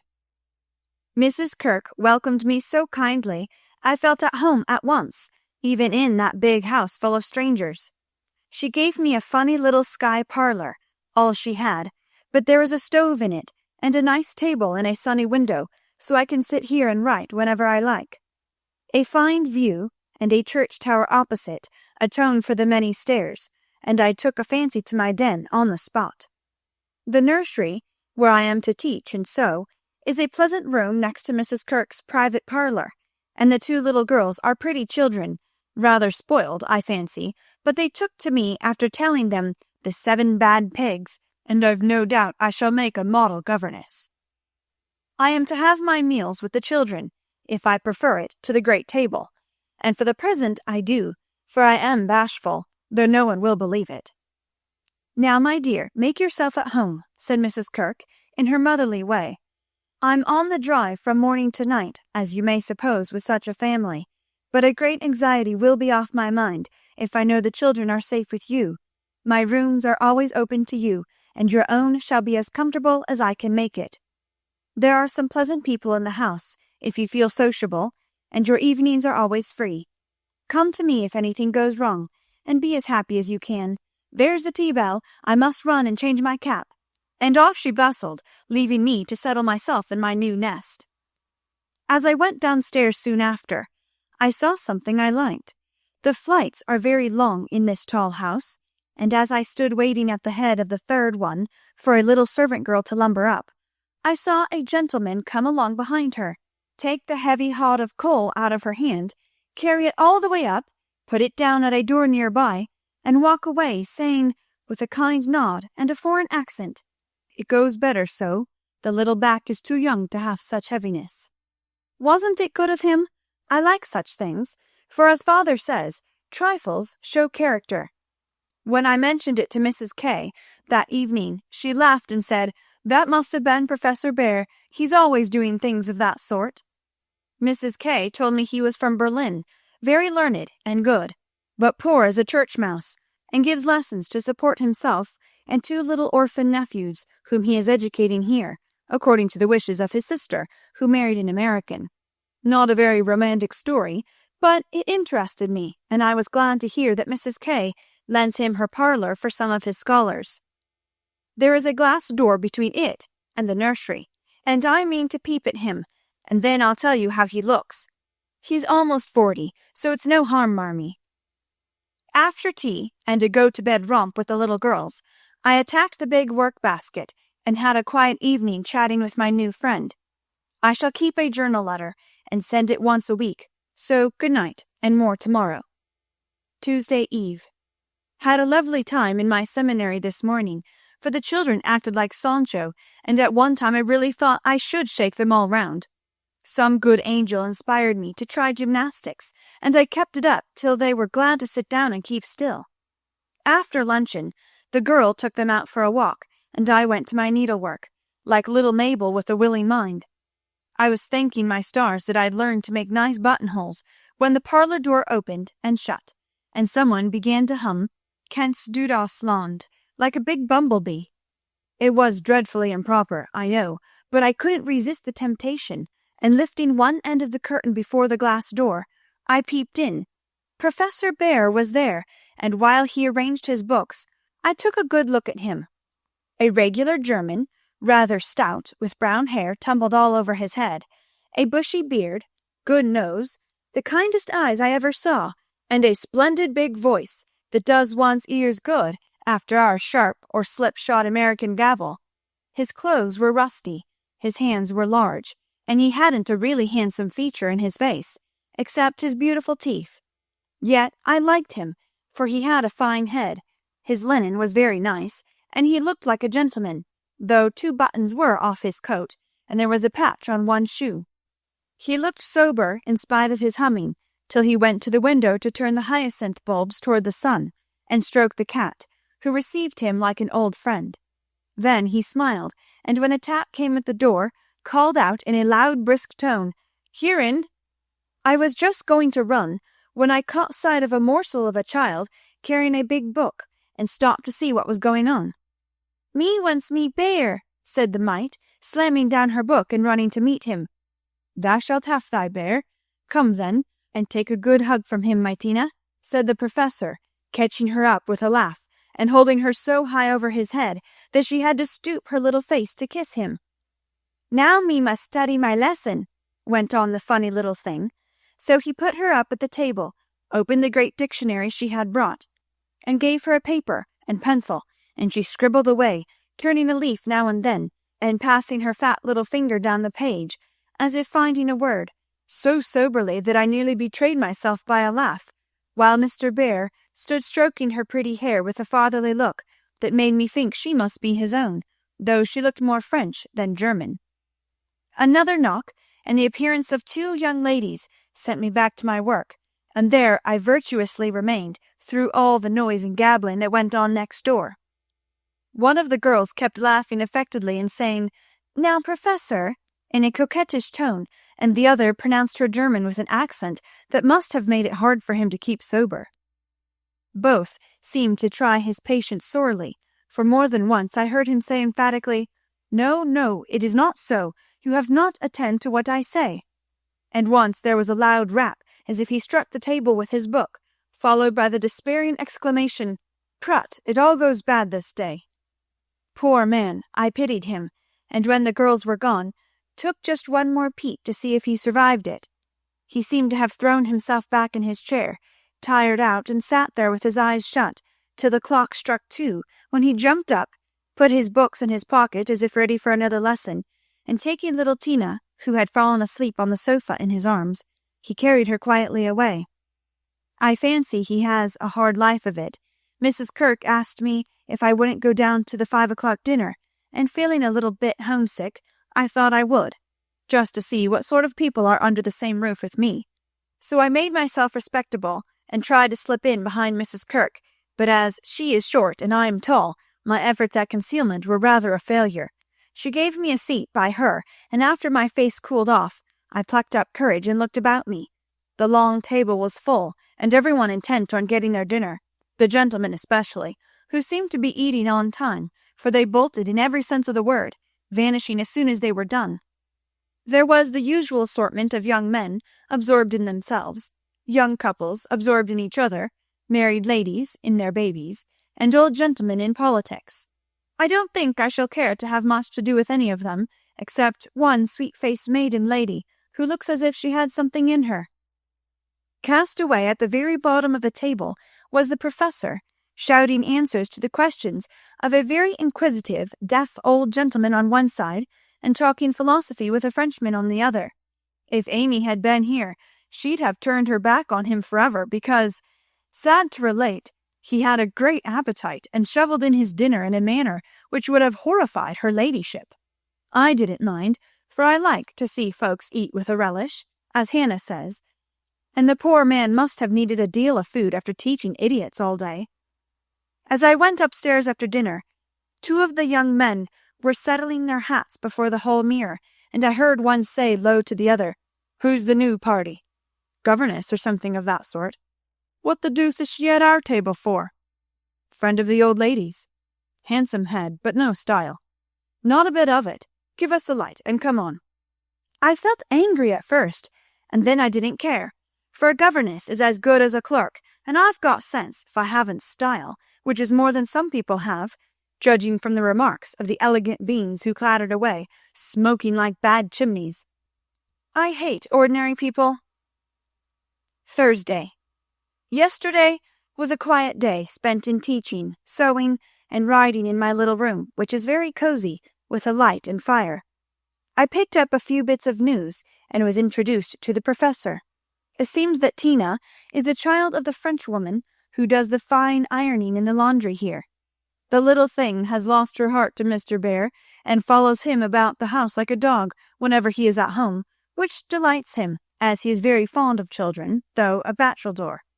Kitty and Minnie Kirk likewise regard him with affection, and tell all sorts of stories about the plays he invents, the presents he brings, and the splendid tales he tells. The younger men quiz him, it seems, call him Old Fritz, Lager Beer, Ursa Major, and make all manner of jokes on his name. But he enjoys it like a boy, Mrs. Kirk says, and takes it so good-naturedly that they all like him in spite of his foreign ways. The maiden lady is a Miss Norton, rich, cultivated, and kind. She spoke to me at dinner today, for I went to table again, it's such fun to watch people, and asked me to come and see her at her room. She has fine books and pictures, knows interesting persons, and seems friendly, so I shall make myself agreeable, for I do want to get into good society, only it isn't the same sort that Amy likes. I was in our parlour last evening when Mr. Bear came in with some newspapers for Mrs. Kirk. She wasn't there, but Minnie, who is a little woman, introduced me very prettily. "This is Mamma's friend, Miss March." "Yes, and she's jolly, and we like her lots," added Kitty, who is an enfant terrible. We both bowed, and then we laughed, for the prim introduction and the blunt addition were rather a comical contrast. "Ah, yes, I hear these naughty ones go to vex you, Miss March. If so again, call at me and I come," he said, with a threatening frown that delighted the little wretches. I promised I would, and he departed, but it seems as if I was doomed to see a good deal of him, for today, as I passed his door on my way out, by accident I knocked against it with my umbrella. It flew open, and there he stood in his dressing gown, with a big blue sock on one hand and a darning needle in the other. He didn't seem at all ashamed of it, for when I explained and hurried on, he waved his hand, sock and all, saying in his loud, cheerful way, "You have a fine day to make your walk. Bon voyage, mademoiselle." I laughed all the way downstairs, but it was a little pathetic also to think of the poor man having to mend his own clothes. The German gentlemen embroider, I know, but darning hose is another thing, and not so pretty. Saturday. Nothing has happened to write about, except a call on Miss Norton, who has a room full of pretty things, and who is very charming, for she showed me all her treasures, and asked me if I would sometimes go with her to lectures and concerts as her escort, if I enjoyed them. She put it as a favour, but I'm sure Mrs. Kirk has told her about us, and she does it out of kindness to me. I'm as proud as Lucifer, but such favours from such people don't burden me, and I accepted gratefully. When I got back to the nursery, there was such an uproar in the parlour that I looked in, and there was Mr. Bear down on his hands and knees, with Tina on his back, Kitty leading him with a jump rope, and Minnie feeding 2 small boys with seed cakes as they roared and romped in cages built of chairs. "We are playing Nagerie," exclaimed Kitty. "Dis is my effluent," added Tina, holding on by the professor's hair. "Mamma always allows us to do what we like Saturday afternoon when Franz and Emil come, doesn't she, Mr. Bear?" said Minnie. The effluent sat up, looking as much in earnest as any of them, and said soberly to me, "I give you my word it is so. If we make too large a noise you shall say hush to us, and we go more softly." I promised to do so, but left the door open, and enjoyed the fun as much as they did, for a more glorious frolic I never witnessed. They played tag and soldiers, danced and sang, and when it began to grow dark they all piled onto the sofa about the professor, while he told charming fairy stories of the storks on the chimney tops, and the little kobolds who ride the snowflakes as they fall. I wish Americans were as simple and natural as Germans, don't you? I'm so fond of writing I should go spinning on forever, if motives of economy didn't stop me, for though I've used thin paper and written fine, I tremble to think of the stamps this long letter will need. Pray forward Amy's as soon as you can spare them. My small news will sound very flat after her splendors, but you will like them, I know. Is Teddy studying so hard that he can't find time to write to his friends? Take good care of him for me, Beth, and tell me all about the babies, and give heaps of love to everyone. From your faithful Joe. P.S.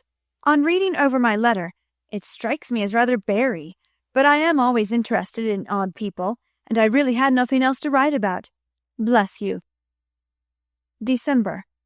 My precious Betsy, as this is to be a scribble-scrabble letter, I direct it to you, for it may amuse you, and give you some idea of my goings-on, for though quiet, they are rather amusing, for which, oh, be joyful.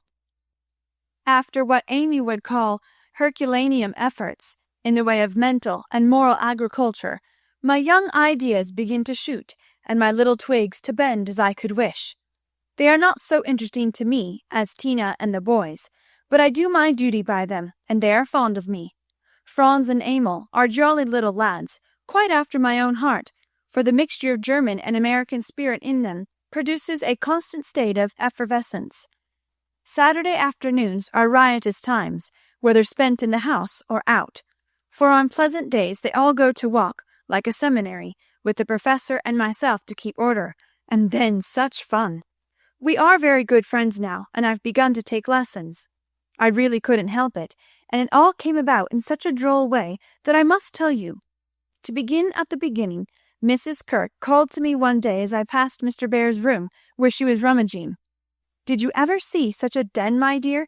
Just come and help me put these books to rights, for I've turned everything upside down, trying to discover what he has done with the 6 new handkerchiefs I gave him not long ago. I went in, and while we worked, I looked about me, for it was a den to be sure. Books and papers everywhere, a broken meerschaum, and an old flute over the mantelpiece as if done with. A ragged bird without any tail chirped on one window-seat, and a box of white mice adorned the other. Half-finished boats and bits of string lay among the manuscripts. Dirty little boots stood drying before the fire, and traces of the dearly beloved boys, for whom he makes a slave of himself, were to be seen all over the room.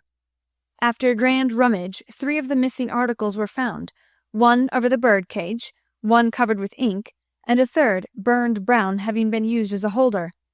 "Such a man!" laughed good-natured Mrs. K., as she put the relics in the rag-bag. "I suppose the others are torn up to rig ships, bandage cut fingers, or make kite-tails. It's dreadful, but I can't scold him. He's so absent-minded and good-natured. He lets those boys ride over him roughshod. I agreed to do his washing and mending, but he forgets to give out his things, and I forget to look them over, so he comes to a sad pass sometimes." "Let me mend them," said I. "I don't mind it, and he needn't know. I'd like to, he's so kind to me about bringing my letters and lending books." So I have got his things in order, and knit heels into 2 pairs of the socks, for they were boggled out of shape with his queer darns. Nothing was said, and I hoped he wouldn't find it out. But one day last week he caught me at it. Hearing the lessons he gives to others has interested and amused me so much that I took a fancy to learn, for Tina runs in and out, leaving the door open, and I can hear. I had been sitting near this door, finishing off the last sock, and trying to understand what he said to a new scholar, who is as stupid as I am. The girl had gone, and I thought he had also. It was so still, and I was busily gabbling over a verb, and rocking to and fro in a most absurd way, when a little crow made me look up. And there was Mr. Bear, looking and laughing quietly while he made signs to Tina not to betray him. "So," he said, as I stopped and stared like a goose, "you peep at me, I peep at you, and this is not bad. But see, I am not pleasanting when I say, have you a wish for German?" Yes, but you are too busy. I am too stupid to learn, I blundered out, as red as a peony. Prut, we will make the time, and we fail not to find the sense. At evening I shall give a little lesson with much gladness, for look you, Miss March, I have this debt to pay. And he pointed to my work. Yes, they say to one another, these so kind ladies, he is a stupid old fellow, he will see not what we do. He will never observe that his sock heels go not in holes any more. He will think his buttons grow out new when they fall, and believe that strings make themselves. Ah, but I have an eye, and I see much. I have a heart, and I feel thanks for this. Come, a little lesson then and now, or no more good fairy works for me and mine. Of course, I couldn't say anything after that, and as it really is a splendid opportunity, I made the bargain, and we began. I took 4 lessons, and then I stuck fast in a grammatical bog. The professor was very patient with me, but it must have been torment to him, and now and then he'd look at me with such an expression of mild despair that it was a toss-up with me whether to laugh or cry. I tried both ways, and when it came to a sniff or utter mortification and woe, he just threw the grammar onto the floor and marched out of the room. I felt myself disgraced and deserted forever, but didn't blame him a particle, and was scrambling my papers together, meaning to rush upstairs and shake myself hard, when in he came, as brisk and beaming as if I'd covered myself in glory. Now we shall try a new way. You and I will read these pleasant little Märchen together, and dig no more in that dry book that goes in the corner for making us trouble. He spoke so kindly, and opened Hans Andersen's fairy tales so invitingly before me, that I was more ashamed than ever, and went on at my lesson in a neck-or-nothing style that seemed to amuse him immensely. I forgot my bashfulness, and pegged away, no other word will express it, with all my might, tumbling over long words, pronouncing according to inspiration of the minute, and doing my very best. When I finished reading my first page, and stopped for breath, he clapped his hands and cried out in his hearty way, "This is good. Now we go well. My turn. I do him in German. Give me your ear." And away he went, rumbling out the words with his strong voice, and a relish which was good to see as well as hear. Fortunately the story was the Constant Tin Soldier, which is droll, you know, so I could laugh, and I did, though I didn't understand half he read, for I couldn't help it, he was so earnest, I so excited, and the whole thing so comical. After that we got on better, and now I read my lessons pretty well, for this way of studying suits me, and I can see that the grammar gets tucked into the tales and poetry, as one gives pills and jelly.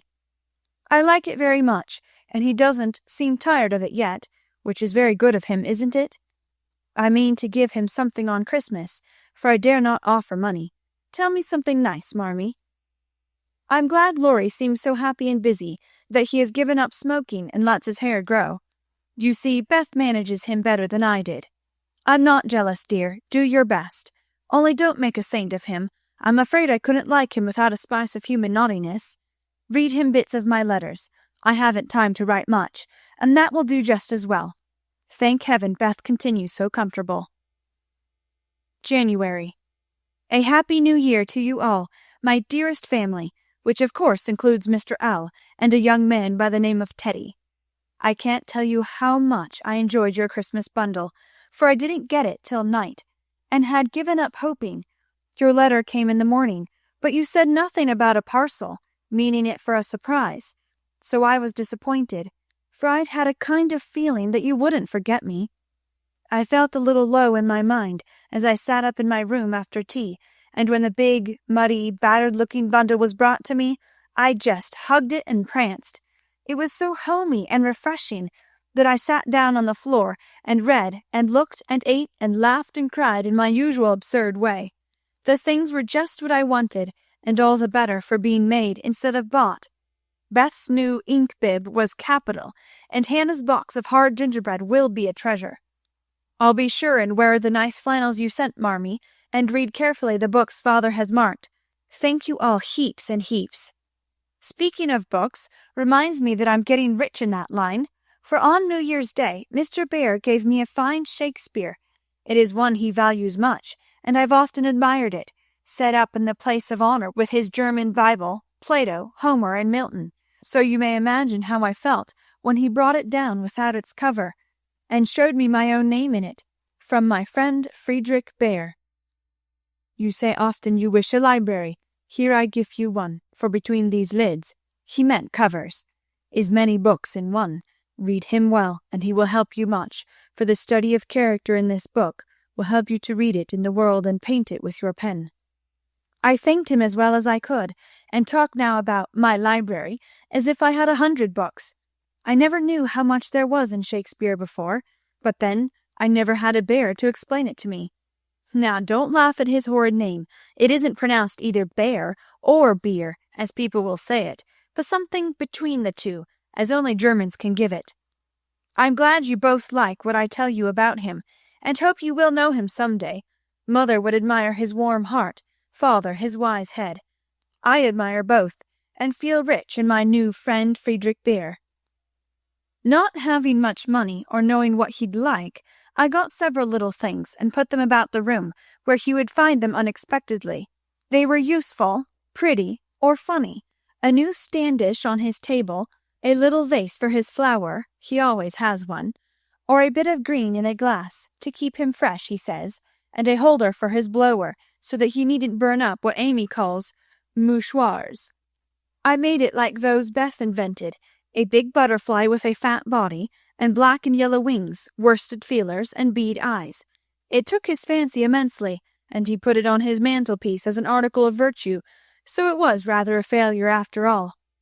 Poor as he is, he didn't forget a servant or a child in the house, and not a soul here, from the French laundry-woman to Miss Norton, forgot him. I was so glad of that. They got up a masquerade, and had a gay time New Year's Eve. I didn't mean to go down, having no dress, but at the last minute Mrs. Kirke remembered some old brocades, and Miss Norton lent me lace and feathers. So I dressed up as Mrs. Malaprop and sailed in with a mask on. No one knew me, for I disguised my voice, and no one dreamed of the silent, haughty Miss March, for they think I'm very stiff and cool, most of them, and so I am to whippersnappers. Could dance and dress, and burst out into a nice derangement of epitaphs, like an allegory on the banks of the Nile. I enjoyed it very much, and when we unmasked, it was fun to see them stare at me. I heard one of the young men tell another that he knew I'd been an actress. In fact, he thought he remembered seeing me at one of the minor theatres. Meg will relish that joke. Mr. Bear was Nick Bottom, and Tina was Titania, a perfect little fairy in his arms. To see them dance was quite a landscape, to use Teddyism. I had a very happy New Year, after all, and when I thought it over in my room, I felt as if I was getting on a little, in spite of my many failures, for I'm cheerful all the time now, work with a will, and take more interest in other people than I used to, which is satisfactory. Bless you all. Ever your loving, Joe. Chapter 34. Friend. Though very happy in the social atmosphere about her, and very busy with the daily work that earned her bread, and made it sweeter for the effort, Jo still found time for literary labours. The purpose which now took possession of her was a natural one to a poor and ambitious girl, but the means she took to gain her end were not the best. She saw that money conferred power. Money and power, therefore, she resolved to have, not to be used for herself alone, but for those whom she loved more than life. The dream of filling home with comforts, giving Beth everything she wanted, from strawberries in winter to an organ in her bedroom, going abroad herself and always having more than enough, so that she might indulge in the luxury of charity, had been for years Jo's most cherished castle in the air. The prize story experience had seemed to open a way which might, after long travelling and much uphill work, lead to this delightful chateau in Espagne. But the novel disaster quenched her courage for a time, for public opinion is a giant which has frightened stouter-hearted Jacks on bigger beanstalks than hers. Like that immortal hero, she reposed a while after the first attempt, which resulted in a tumble, and the least lovely of the giant's treasures, if I remember rightly. But the up again and take another spirit was as strong in Jo as in Jack. So she scrambled up on the shady side this time, and got more booty, but nearly left behind her what was far more precious than the money bags. She took to writing sensation stories, for in those dark ages even all-perfect America read rubbish. She told no one, but concocted a thrilling tale and boldly carried it herself to Mr. Dashwood, editor of the weekly Volcano. She had never read Sartor Resartus, but she had a womanly instinct that clothes possess an influence more powerful over many than the worth of character or the magic of manners. So she dressed herself in her best, and trying to persuade herself that she was neither excited nor nervous, bravely climbed 2 pairs of dark and dirty stairs to find herself in a disorderly room, a cloud of cigar smoke, and the presence of 3 gentlemen sitting with their heels rather higher than their hats, which articles of dress none of them took the trouble to remove on her appearance. Somewhat daunted by this reception, Jo hesitated on the threshold, murmuring in much embarrassment, "Excuse me, I was looking for the weekly Volcano office. I wish to see Mr. Dashwood." Down went the highest pair of heels, up rose the smokiest gentleman, and carefully cherishing his cigar between his fingers, he advanced with a nod and a countenance expressive of nothing but sleep. Feeling that she must get through the matter somehow, Jo produced her manuscript, and blushing redder and redder with each sentence, blundered out fragments of the little speech carefully prepared for the occasion. "A friend of mine desired me to offer a story, just as an experiment. Would like your opinion. Be glad to write more if this suits." While she blushed and blundered, Mr. Dashwood had taken the manuscript, and was turning over the leaves, with a pair of rather dirty fingers, and casting critical glances up and down the neat pages. "Not a first attempt, I take it?" observing that the pages were numbered, covered only on one side, and not tied up with a ribbon, sure sign of a novice. "No, sir. She has had some experience, and got a prize for a tale in the Blarney Stone Banner." "Oh, did she?" And Mr. Dashwood gave Jo a quick look, which seemed to take note of everything she had on, from the bow in her bonnet to the buttons on her boots. "Well, you can leave it if you like. We've more of this sort of thing on hand than we know what to do with at present, but I'll run my eye over it and give you an answer next week." Now, Jo did not like to leave it, for Mr. Dashwood didn't suit her at all. But, under the circumstances, there was nothing for her to do but bow and walk away, looking particularly tall and dignified, as she was apt to do when nettled or abashed. Just then she was both, for it was perfectly evident from the knowing glances exchanged among the gentlemen that her little fiction of "my friend" was considered a good joke, and a laugh, produced by some inaudible remark of the editor as he closed the door, completed her discomfiture. Half resolving never to return, she went home and worked off her irritation by stitching pinafores vigorously, and in an hour or 2 was cool enough to laugh over the scene and long for next week. When she went again, Mr. Dashwood was alone, whereat she rejoiced. Mr. Dashwood was much wider awake than before, which was agreeable, and Mr. Dashwood was not too deeply absorbed in a cigar to remember his manners, so the second interview was much more comfortable than the first. "We'll take this. Editors never say I. If you don't object to a few alterations. It's too long, but omitting the passages I've marked will make it just the right length," he said, in a businesslike tone. Jo hardly knew her own manuscript again, so crumpled and underscored were its pages and paragraphs, but feeling as a tender parent might on being asked to cut off her baby's legs in order that it might fit into a new cradle, she looked at the marked passages and was surprised to find that all the moral reflections, which she had carefully put in as ballast for much romance, had been stricken out. "But, sir, I thought every story should have some sort of a moral, so I took care to have a few of my sinners repent." Mr. Dashwood's editorial gravity relaxed into a smile, for Jo had forgotten her friend and spoken as only an author could. "People want to be amused, not preached at, you know. Morals don't sell nowadays." Which was not quite a correct statement, by the way. "You think it would do with these alterations, then?" "Yes, it's a new plot, and pretty well worked up, language good, and so on. was Mr. Dashwood's affable reply. "What do you that is, what compensation," began Jo, not exactly knowing how to express herself. "Oh, yes, well, we give from 25 to 30 for things of this sort. Pay when it comes out," returned Mr. Dashwood, as if that point had escaped him. Such trifles do escape the editorial mind, it is said. "Very well, you can have it," said Jo, handing back the story with a satisfied air, for after the $1 a column work, even $25 seemed good pay.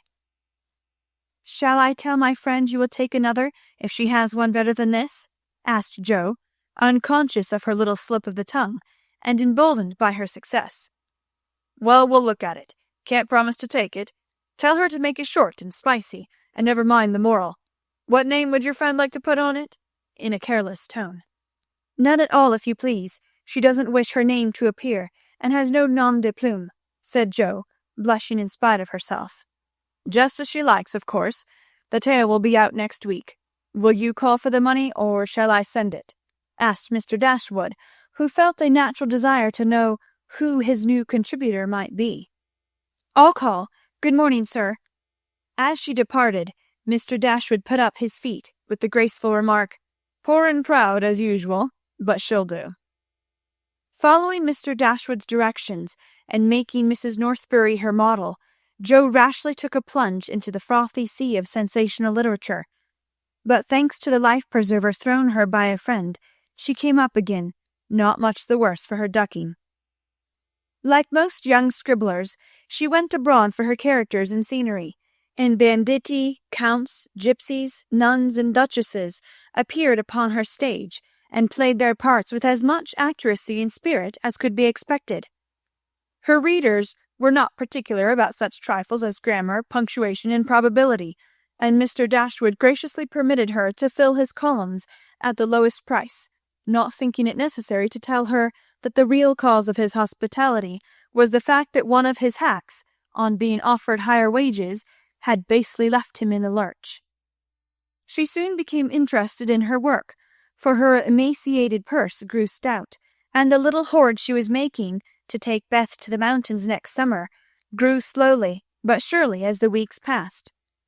One thing disturbed her satisfaction, and that was that she did not tell them at home. She had a feeling that father and mother would not approve, and preferred to have her own way first, and beg pardon afterward. It was easy to keep her secret, for no name appeared with the stories.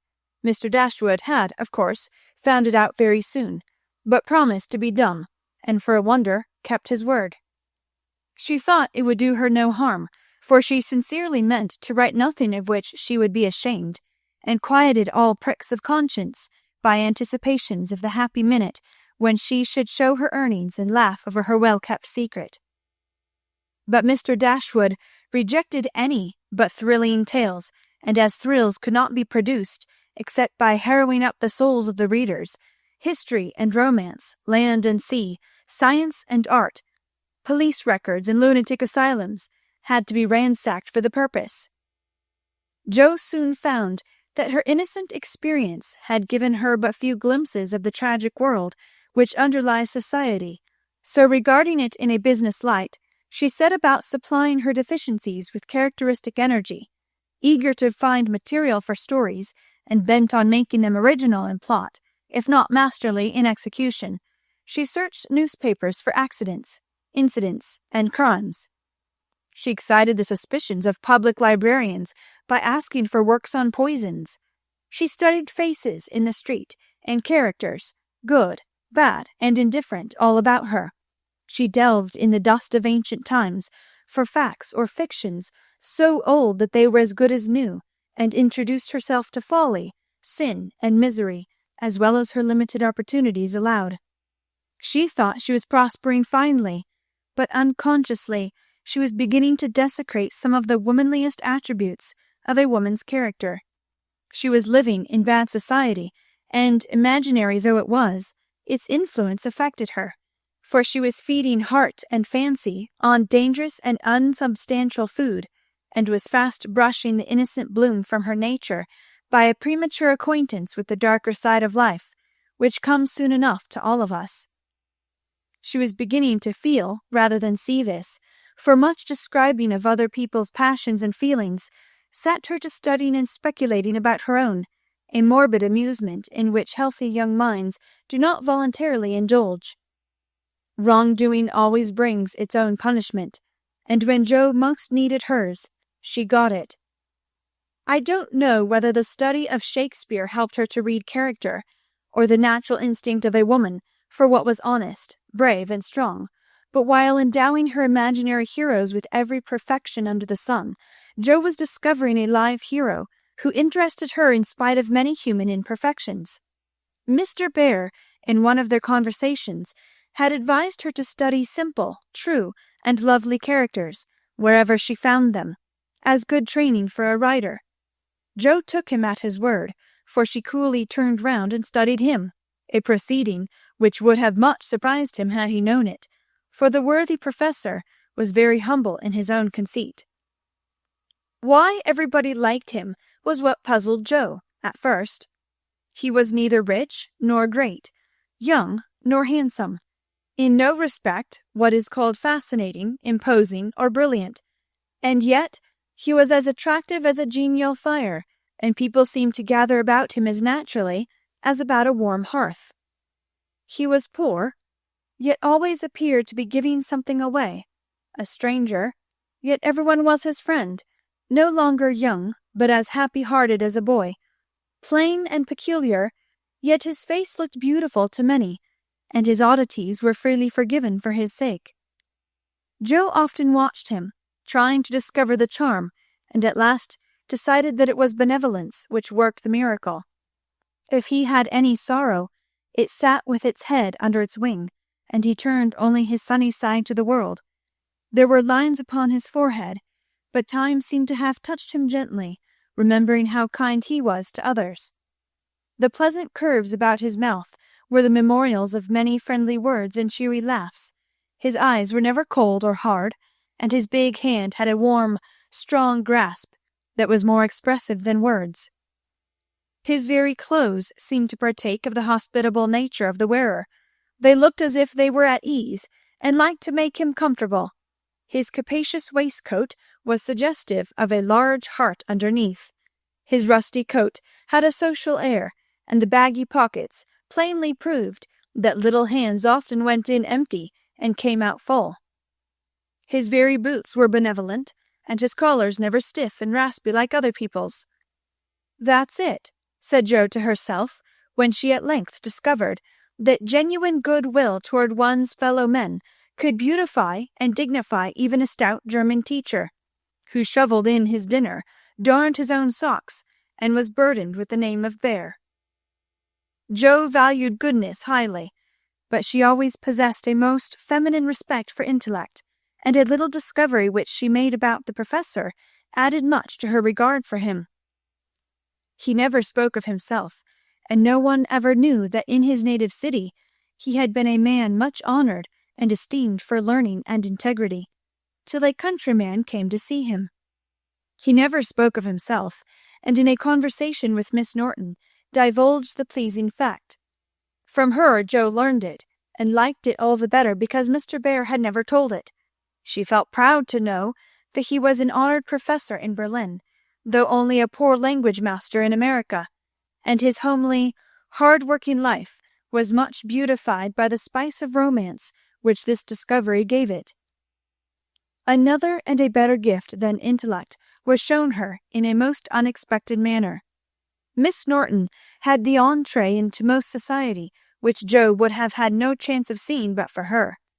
The solitary woman felt an interest in the ambitious girl, and kindly conferred many favours of this sort, both on Jo and the professor. She took them with her one night to a select symposium, held in honour of several celebrities. Jo went prepared to bow down and adore the mighty ones whom she had worshipped with youthful enthusiasm afar off. But her reverence for genius received a severe shock that night, and it took her some time to recover from the discovery that the great creatures were only men and women after all. Imagine her dismay on stealing a glance of timid admiration at the poet whose lines suggested an ethereal being fed on spirit, fire, and dew, to behold him devouring his supper with an ardour which flushed his intellectual countenance. Turning as from a fallen idol, she made other discoveries which rapidly dispelled her romantic illusions. The great novelist vibrated between two decanters with the regularity of a pendulum. The famous divine flirted openly with one of the Madame de Staëls of the age, who looked daggers at another Corinne, who was amiably satirizing her after outmanoeuvring her in efforts to absorb the profound philosopher, who imbibed tea Johnsonianly and appeared to slumber, the loquacity of the lady rendering speech impossible. The scientific celebrities, forgetting their mollusks and glacial periods, gossiped about art, while devoting themselves to oysters and ices with characteristic energy. The young musician, who was charming the city like a second Orpheus, talked horses, and the specimen of the British nobility present happened to be the most ordinary man of the party. Before the evening was half over, Jo felt so completely disillusioned that she sat down in a corner to recover herself. Mr. Bear soon joined her, looking rather out of his element, and presently several of the philosophers, each mounted on his hobby, came ambling up to hold an intellectual tournament in the recess. The conversations were miles beyond Jo's comprehension, but she enjoyed it, though Kant and Hegel were unknown gods, the subjective and objective unintelligible terms, and the only thing evolved from her inner consciousness was a bad headache after it was all over. It dawned upon her gradually that the world was being picked to pieces and put together on new, and according to the talkers, on infinitely better principles than before, that religion was in a fair way to be reasoned into nothingness, and intellect was to be the only God. Jo knew nothing about philosophy or metaphysics of any sort, but a curious excitement, half pleasurable, half painful, came over her as she listened with a sense of being turned adrift into time and space, like a young balloon out on a holiday. She looked round to see how the professor liked it, and found him looking at her with the grimmest expression she had ever seen him wear. He shook his head and beckoned her to come away, but she was fascinated just then by the freedom of speculative philosophy, and kept her seat trying to find out what the wise gentleman intended to rely upon after they had annihilated all the old beliefs. Now, Mr. Bear was a different man, and slow to offer his own opinions, not because they were unsettled, but too sincere and earnest to be lightly spoken. As he glanced from Jo to several other young people, attracted by the brilliancy of the philosophic pyrotechnics, he knit his brows and longed to speak, fearing that some inflammable young soul would be led astray by the rockets, to find, when the display was over, that they had only an empty stick or a scorched hand. He bore it as long as he could, but when he was appealed to for an opinion, he blazed up with honest indignation, and defended religion with all the eloquence of truth, an eloquence which made his broken English musical, and his plain face beautiful. He had a hard fight, for the wise men argued well, but he didn't know when he was beaten, and stood to his colours like a man. Somehow, as he talked, the world got right again to Jo. The old beliefs that had lasted so long seemed better than the new. God was not a blind force, and immortality was not a pretty fable, but a blessed fact.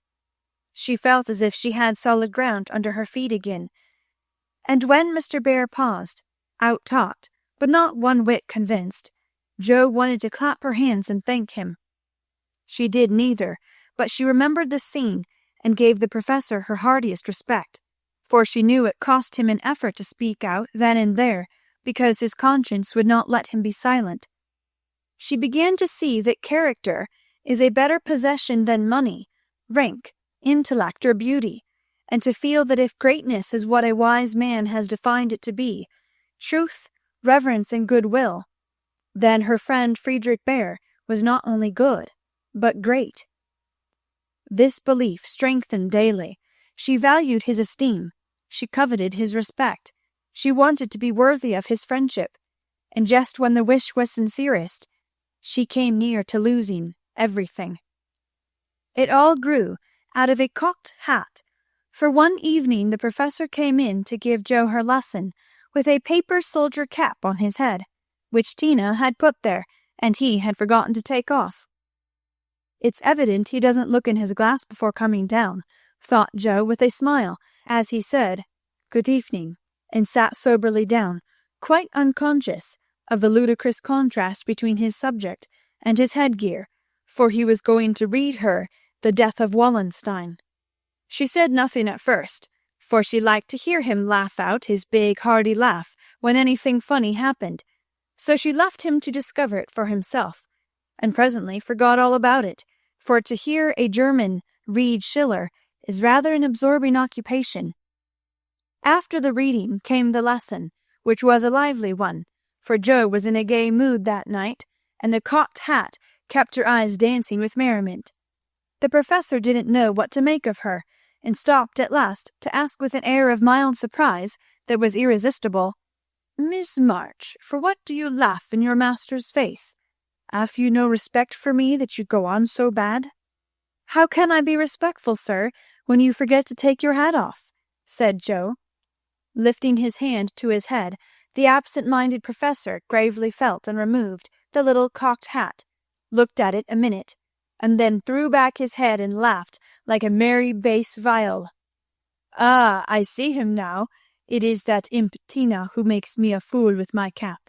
Well, it is nothing. But see you, if this lesson goes not well, you too shall wear him." But the lesson did not go at all for a few minutes, because Mr. Bear caught sight of a picture on the hat, and unfolding it, said with great disgust, "I wish these papers did not come in the house. They are not for children to see, nor young people to read. It is not well, and I have no patience with those who make this harm." Jo glanced at the sheet, and saw a pleasing illustration composed of a lunatic, a corpse, a villain, and a viper. She did not like it, but the impulse that made her turn it over was not one of displeasure but fear, because for a minute she fancied the paper was the volcano. It was not, however, and her panic subsided as she remembered that even if it had been, and one of her own tales in it, there would have been no name to betray her. She had betrayed herself, however, by a look and a blush, for though an absent man, the professor saw a good deal more than people fancied. He knew that Jo wrote, and had met her down among the newspaper offices more than once, but as she never spoke of it, he asked no questions in spite of a strong desire to see her work. Now it occurred to him that she was doing what she was ashamed to own, and it troubled him. He did not say to himself, "It is none of my business, I've no right to say anything," as many people would have done. He only remembered that she was young and poor, a girl far away from mother's love and father's care, and he was moved to help her with an impulse as quick and natural as that which would prompt him to put out his hand to save a baby from a puddle. All this flashed through his mind in a minute, but not a trace of it appeared in his face, and by the time the paper was turned and Jo's needle threaded, he was ready to say quite naturally, but very gravely, "Yes, you are right to put it from you. I do not think that good young girls should see such things. They are made pleasant to some, but I would more rather give my boys gunpowder to play with than this bad trash." "All may not be bad, only silly, you know, and if there is a demand for it, I don't see any harm in supplying it.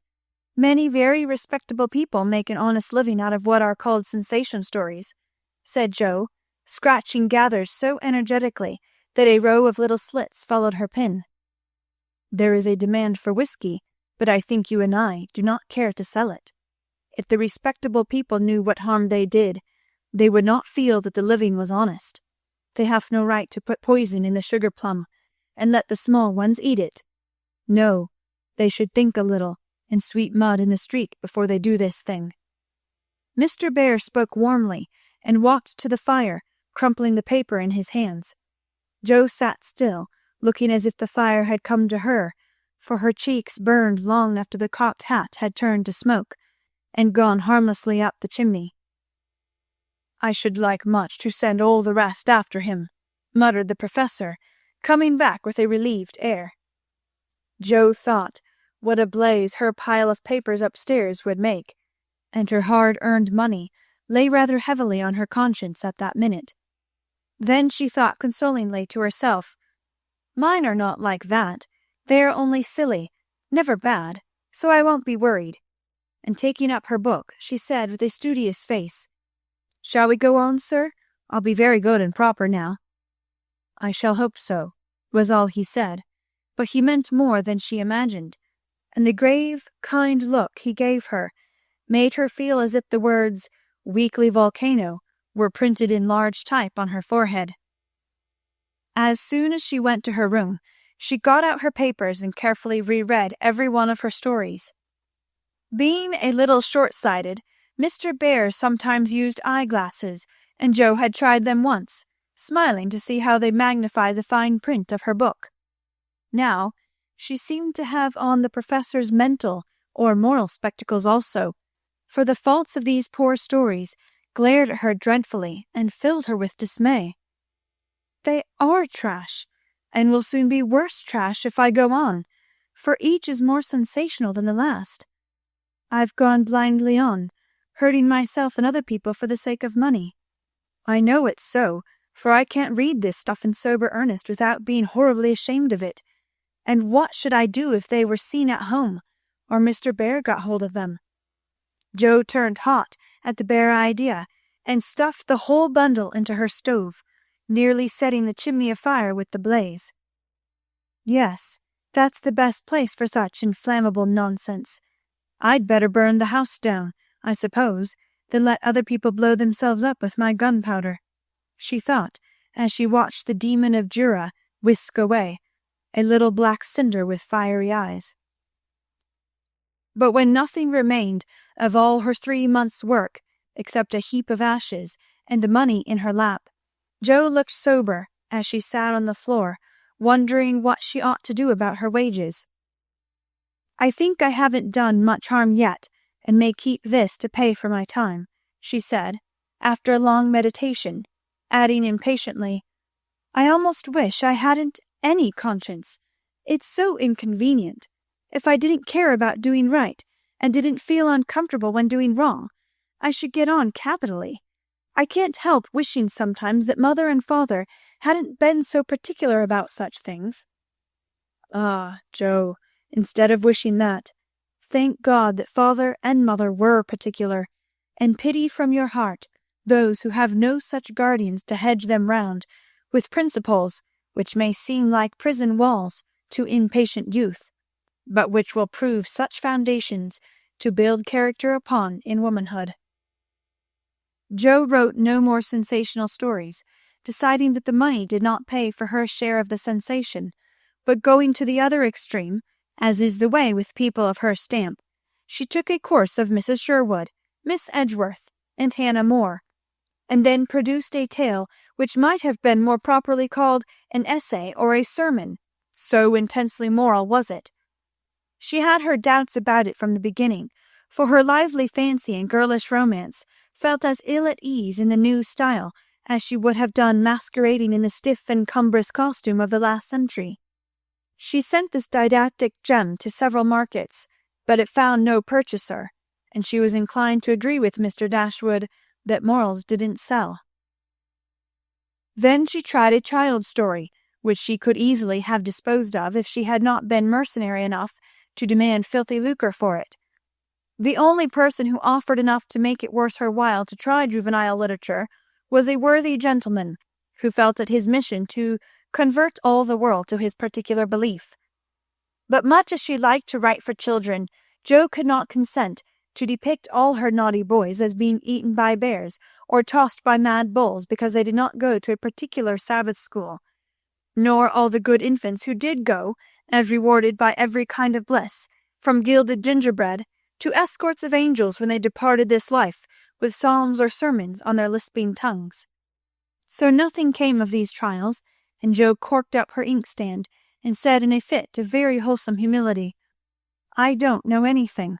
I'll wait until I do before I try again, and meantime sweep mud in the street if I can't do better. That's honest, at least." which decision proved that her second tumble down the beanstalk had done her some good.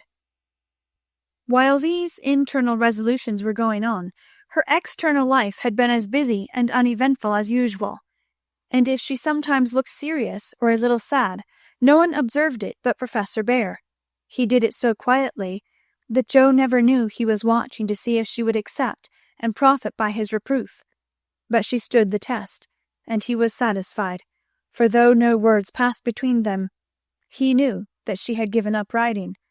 Not only did he guess it by the fact that the second finger of her right hand was no longer inky, but she spent her evenings downstairs now, was met no more among newspaper offices, and studied with a dogged patience which assured him that she was bent on occupying her mind with something useful, if not pleasant. He helped her in many ways, proving himself a true friend, and Joe was happy, for while her pen lay idle, she was learning other lessons besides German, and laying a foundation for the sensation story of her own life. It was a pleasant winter, and a long one, for she did not leave Mrs. Kirk till June. Everyone seemed sorry when the time came. The children were inconsolable, and Mr. Bear's hair stuck straight up all over his head, for he always rumpled it wildly when disturbed in mind. "Going home? Ah, you are happy that you have a home to go in," he said, when she told him, and sat silently pulling his beard in the corner, while she held a little levee on that last evening. She was going early, so she bade them all good-bye overnight, and when his turn came she said warmly, "Now, sir, you won't forget to come and see us if you ever travel our way, will you? I'll never forgive you if you do, for I want them all to know my friend." "Do you? Shall I come?" he asked, looking down at her with an eager expression which she did not see. "Yes, come next month. Laurie graduates then, and you'd enjoy commencement as something new." "That is your best friend of whom you speak?" he said in an altered tone. "Yes, my boy Teddy. I'm very proud of him, and should like you to see him." Joe looked up then, quite unconscious of anything but her own pleasure in the prospect of showing them to one another. Something in Mr. Bear's face suddenly recalled the fact that she might find Laurie more than a best friend, and simply because she particularly wished not to look as if anything was the matter, she involuntarily began to blush, and the more she tried not to, the redder she grew. If it had not been for Tina on her knee, she didn't know what would have become of her. Fortunately, the child was moved to hug her, so she managed to hide her face an instant, hoping the professor did not see it. But he did, and his own changed again from that momentary anxiety to its usual expression, as he said cordially, "I fear I shall not make the time for that, but I wish the friend much success, and you all happiness. God bless you." And with that he shook hands warmly, shouldered Tina, and went away. But after the boys were abed, he sat long before his fire with the tired look on his face, and heimweh, or homesickness, lying heavy at his heart. Once, when he remembered Joe as she sat with the little child in her lap, and that new softness in her face, he leaned his head on his hands a minute, and then roamed about the room as if in search of something that he could not find. "It is not for me. I must not hope it now," he said to himself, with a sigh that was almost a groan. Then, as if reproaching himself for the longing that he could not repress, he went and kissed the two tousled heads upon the pillow, took down his seldom used meerschaum, and opened his Plato. He did his best, and did it manfully, but I don't think he found that a pair of rampant boys, a pipe, or even the divine Plato, were very satisfactory substitutes for wife and child at home. Early as it was, he was at the station next morning to see Joe off, and thanks to him, she began her solitary journey with the pleasant memory of a familiar face smiling its farewell, a bunch of violets to keep her company, and best of all, the happy thought, "Well, the winter's gone, and I've written no books, earned no fortune, but I've made a friend worth having, and I'll try to keep him all my life." Chapter 35. Heartache. Whatever his motive might have been, Laurie studied to some purpose that year, for he graduated with honor, and gave the Latin oration with the grace of a Phillips and the eloquence of a Demosthenes, so his friends said. They were all there, his grandfather, oh, so proud, Mr. and Mrs. March, John and Meg, Joe and Beth, and all exulted over him with the sincere admiration which boys make light of at the time, but fail to win from the world by any after triumphs. "I've got to stay for this confounded supper, but I shall be home early. You'll come and meet me as usual, girls," Laurie said, as he put the sisters into the carriage, after the joys of the day were over. He said girls, but he meant Jo, for she was the only one who kept up the old custom. She had not the heart to refuse her splendid, successful boy anything, and answered warmly, "I'll come, Teddy, rain or shine, and march before you playing 'Hail the Conquering Hero Comes' on a Jew's harp." Laurie thanked her with a look that made her think in a sudden panic, "Oh, dearie me, I know he'll say something, and then what shall I do?" Evening meditation and morning work somewhat allayed her fears, and having decided that she wouldn't be vain enough to think people were going to propose, when she had given them every reason to know what her answer would be, she set forth at the appointed time, hoping Teddy wouldn't do anything to make her hurt his poor feelings. A call at Meg's and a refreshing snip and sip at the Daisy and Demijohn still further fortified her for the tete-a-tete, but when she saw a stalwart figure looming in the distance, she had a strong desire to turn about and run away. "Where's the Jew's harp, Joe?" cried Laurie, as soon as he was within speaking distance. "I forgot it," and Joe took heart again, for that salutation could not be called lover-like. She always used to take his arm on these occasions, now she did not, and he made no complaint, which was a bad sign, but talked on rapidly about all sorts of far-away subjects, till they turned from the road into the little path that led homeward through the grove. Then he walked more slowly, suddenly lost his fine flow of language, and now and then a dreadful pause occurred. To rescue the conversation from one of the wells of silence into which it kept falling, Joe said hastily, "Now you must have a good long holiday." "I intend to." Something in his resolute tone made Joe look up quickly, to find him looking down at her with an expression that assured her the dreaded moment had come, and made her put out her hand with an imploring, "No, Teddy, please don't." "I will, and you must hear me. It's no use, Joe. We've got to have it out, and the sooner the better for both of us," he answered, getting flushed and excited all at once. "Say what you like then. I'll listen," said Joe, with a desperate sort of patience. Laurie was a young lover, but he was in earnest, and meant to have it out, if he died in the attempt, so he plunged into the subject with characteristic impetuosity, saying in a voice that would get choky now and then, in spite of manful efforts to keep it steady, "I've loved you ever since I've known you, Joe, couldn't help it. You've been so good to me. I've tried to show it, but you wouldn't let me. Now I'm going to make you hear and give me an answer, for I can't go on so any longer." "I wanted to save you this. I thought you'd understand," began Joe, finding it a great deal harder than she expected. "I know you did, but the girls are so queer you never know what they mean. They say no when they mean yes, and drive a man out of his wits just for the fun of it," returned Laurie, entrenching himself behind an undeniable fact. "I don't. I never wanted to make you care for me so, and I went away to keep you from it if I could." "I thought so. It was like you, but it was no use. I only loved you all the more, and I worked hard to please you, and I gave up billiards and everything you didn't like, and waited and never complained, for I hoped you'd love me, though I'm not half good enough." Here there was a choke that couldn't be controlled, so he decapitated buttercups while he cleared his confounded throat. You're a great deal too good for me, and I'm so grateful to you, and so proud and fond of you. I don't know why I can't love you as you want me to. I've tried, but I can't change the feeling, and it would be a lie to say I do when I don't." "Really, truly, Joe?" He stopped short and caught both her hands as he put his question with a look that she did not soon forget. Really, truly, dear. They were in the grove now, close by the stile, and when the last words fell reluctantly from Joe's lips, Laurie dropped her hands and turned as if to go on, but for once in his life the fence was too much for him, so he just laid his head down on the mossy post and stood so still that Joe was frightened. "Oh, Teddy, I'm sorry, so desperately sorry. I could kill myself if it would do any good.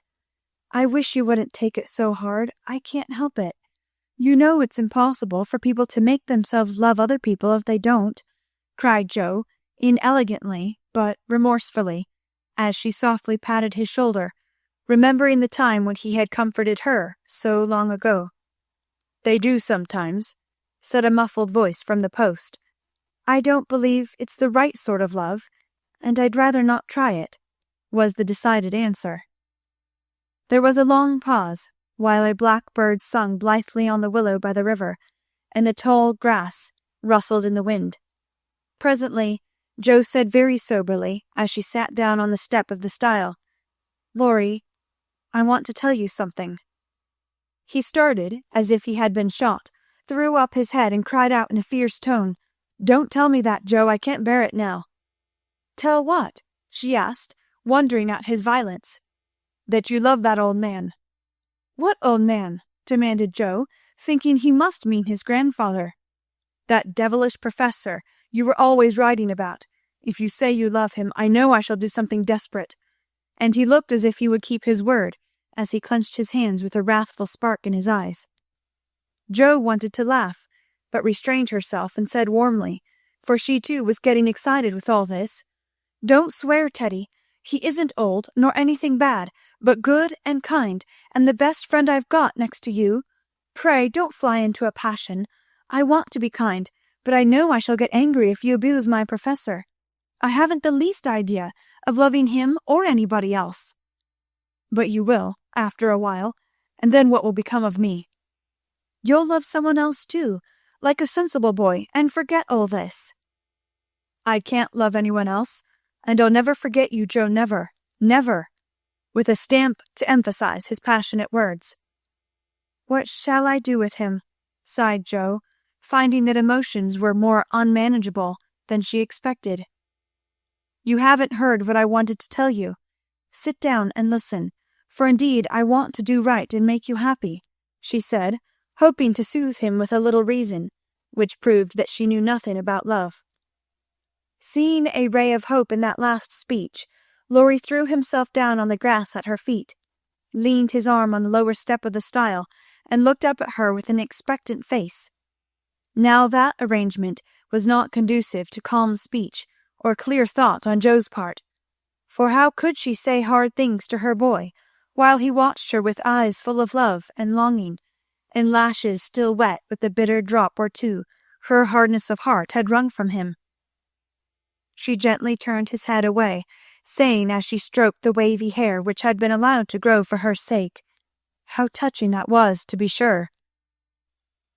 I agree with mother that you and I are not suited to each other, because our quick tempers and strong wills would probably make us very miserable if we were so foolish as to—" Joe paused a little over the last word, but Laurie uttered it with a rapturous expression. "Marry? No, we shouldn't. If you loved me, Joe, I should be a perfect saint, for you can make me anything you like." "No, I can't. I've tried and failed, and I won't risk our happiness by such a serious experiment.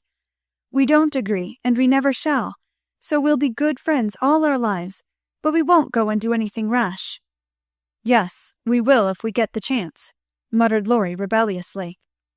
"Now do be reasonable, and take a sensible view of the case," implored Joe, almost at her wits' end. "I won't be reasonable. I don't want to take what you call a sensible view. It won't help me, and it only makes it harder. I don't believe you've got any heart." "I wish I hadn't." There was a little quiver in Joe's voice, and thinking it a good omen, Laurie turned round, bringing all his persuasive powers to bear, as he said, in the wheedlesome tone that had never been so dangerously wheedlesome before, Don't disappoint us, dear. Everyone expects it. Grandpa has set his heart upon it. Your people like it. And I can't get on without you. Say you will, and let's be happy. Do, do." Not until months afterward did Jo understand how she had the strength of mind to hold fast to the resolution she had made when she decided that she did not love her boy, and never could. It was very hard to do, but she did it, knowing that delay was both useless and cruel. "I can't say yes, truly, so I won't say it at all. You'll see that I'm right by and by, and thank me for it," she began solemnly. "I'll be hanged if I do," and Laurie bounced up off the grass, burning with indignation at the very idea. "Yes, you will," persisted Jo. "You'll get over this after a while, and find some lovely, accomplished girl who will adore you and make a fine mistress for your fine house. I shouldn't. I'm homely and awkward and odd and old, and you'd be ashamed of me, and we should quarrel. We can't help it even now, you see. And I shouldn't like elegant society, and you would, and you'd hate my scribbling, and I couldn't get on without it, and we should be unhappy and wish we hadn't done it, and everything would be horrid." "Anything more?" asked Laurie, finding it hard to listen patiently to this prophetic burst. "Nothing more, except that I don't believe I shall ever marry. I'm happy as I am, and love my liberty too well to be in a hurry to give it up for any mortal man." "I know better," broke in Laurie. "You think so now, but there'll come a time when you will care for somebody, and you'll love him tremendously, and live and die for him. I know you will. It's your way, and I shall have to stand by and see it." And the despairing lover cast his hat upon the ground with a gesture that would have seemed comical if his face had not been so tragic. "Yes, I will live and die for him, if he ever comes and makes me love him in spite of myself, and you must do the best you can," cried Jo, losing patience with poor Teddy. "I've done my best, but you won't be reasonable, and it's selfish of you to keep teasing for what I can't give. I shall always be fond of you, very fond indeed, as a friend, but I'll never marry you, and the sooner you believe it, the better for both of us. So now—" That speech was like gunpowder. Laurie looked at her a minute, as if he did not quite know what to do with himself, then turned sharply away, saying in a desperate sort of tone, "You'll be sorry some day, Jo." "Oh, where are you going?" she cried, for his face frightened her. "To the devil," was the consoling answer. For a minute Jo's heart stood still as he swung himself down the bank toward the river, but it takes much folly, sin, or misery to send a young man to a violent death, and Laurie was not one of the weak sort who are conquered by a single failure. He had no thought of a melodramatic plunge, but some blind instinct led him to fling hat and coat into his boat, and row away with all his might, making better time up the river than he had done in any race. Jo drew a long breath, and unclasped her hands as she watched the poor fellow trying to outstrip the trouble which he carried in his heart. "That will do him good, and he'll come home in such a tender, penitent state of mind that I shan't dare to see him," she said, adding, as she went slowly home, feeling as if she had murdered some innocent thing and buried it under the leaves, "Now I must go and prepare Mr. Lawrence to be very kind to my boy. I wish he'd love Beth. Perhaps he may in time, but I begin to think I was mistaken about her. Oh dear, how can girls like to have lovers and refuse them? I think it's dreadful." Being sure that no one could do it so well as herself, she went straight to Mr. Lawrence, told the hard story bravely through, and then broke down, crying so dismally over her own insensibility that the kind old gentleman, though sorely disappointed, did not utter a reproach. He found it difficult to understand how any girl could help loving Laurie, and hoped she would change her mind, but he knew even better than Jo that love cannot be forced, so he shook his head sadly, and resolved to carry his boy out of harm's way, for young impetuosity's parting words to Jo disturbed him more than he would confess. When Laurie came home, dead tired but quite composed. His grandfather met him as if he knew nothing, and kept up the delusion very successfully for an hour or two. But when they sat together in the twilight, the time they used to enjoy so much, it was hard work for the old man to ramble on as usual, and harder still for the young one to listen to praises of the last year's success, which to him now seemed like love's labour lost. He bore it as long as he could, then went to his piano and began to play. The windows were open, and Jo, walking in the garden with Beth, for once understood music better than her sister, for he played the Sonata Pathétique, and played it as he never did before. "That's very fine, I dare say, but it's sad enough to make one cry. Give us something gayer, lad," said Mr. Lawrence, whose kind old heart was full of sympathy, which he longed to show, but knew not how. Laurie dashed into a livelier strain, played stormily for several minutes, and would have got through bravely, if in a momentary lull Mrs. March's voice had not been heard calling, "Jo dear, come in, I want you." Just what Laurie longed to say, with a different meaning. As he listened, he lost his place, the music ended with a broken chord, and the musicians sat silent in the dark. "I can't stand this," muttered the old gentleman. Up he got, groped his way to the piano, laid a kind hand on either of the broad shoulders, and said, as gently as a woman, "I know, my boy, I know." No answer for an instant. Then Laurie asked sharply, "Who told you?" "Jo herself." "Then there's an end of it."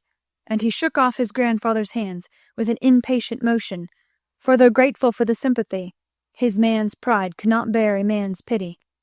"Not quite. I want to say one thing, and then there shall be an end of it," returned Mr. Lawrence with unusual mildness. "You won't care to stay at home now, perhaps?" "I don't intend to run away from a girl. Jo can't prevent my seeing her, and I shall stay and do it as long as I like," interrupted Laurie in a defiant tone. "Not if you're the gentleman I think you. I am disappointed, but the girl can't help it, and the only thing left for you to do is to go away for a time. Where will you go?" "Anywhere. I don't care what becomes of me." And Laurie got up with a reckless laugh that grated on his grandfather's ear. "Take it like a man, and don't do anything rash, for God's sake. Why not go abroad, as you planned, and forget it?" "I can't." "But you've been wild to go, and I promised you should when you got through college." "Ah, but I didn't mean to go alone." And Laurie walked fast through the room with an expression which it was well his grandfather did not see. "I don't ask you to go alone. There's someone ready and glad to go with you, anywhere in the world." "Who, sir?" stopping to listen. "Myself."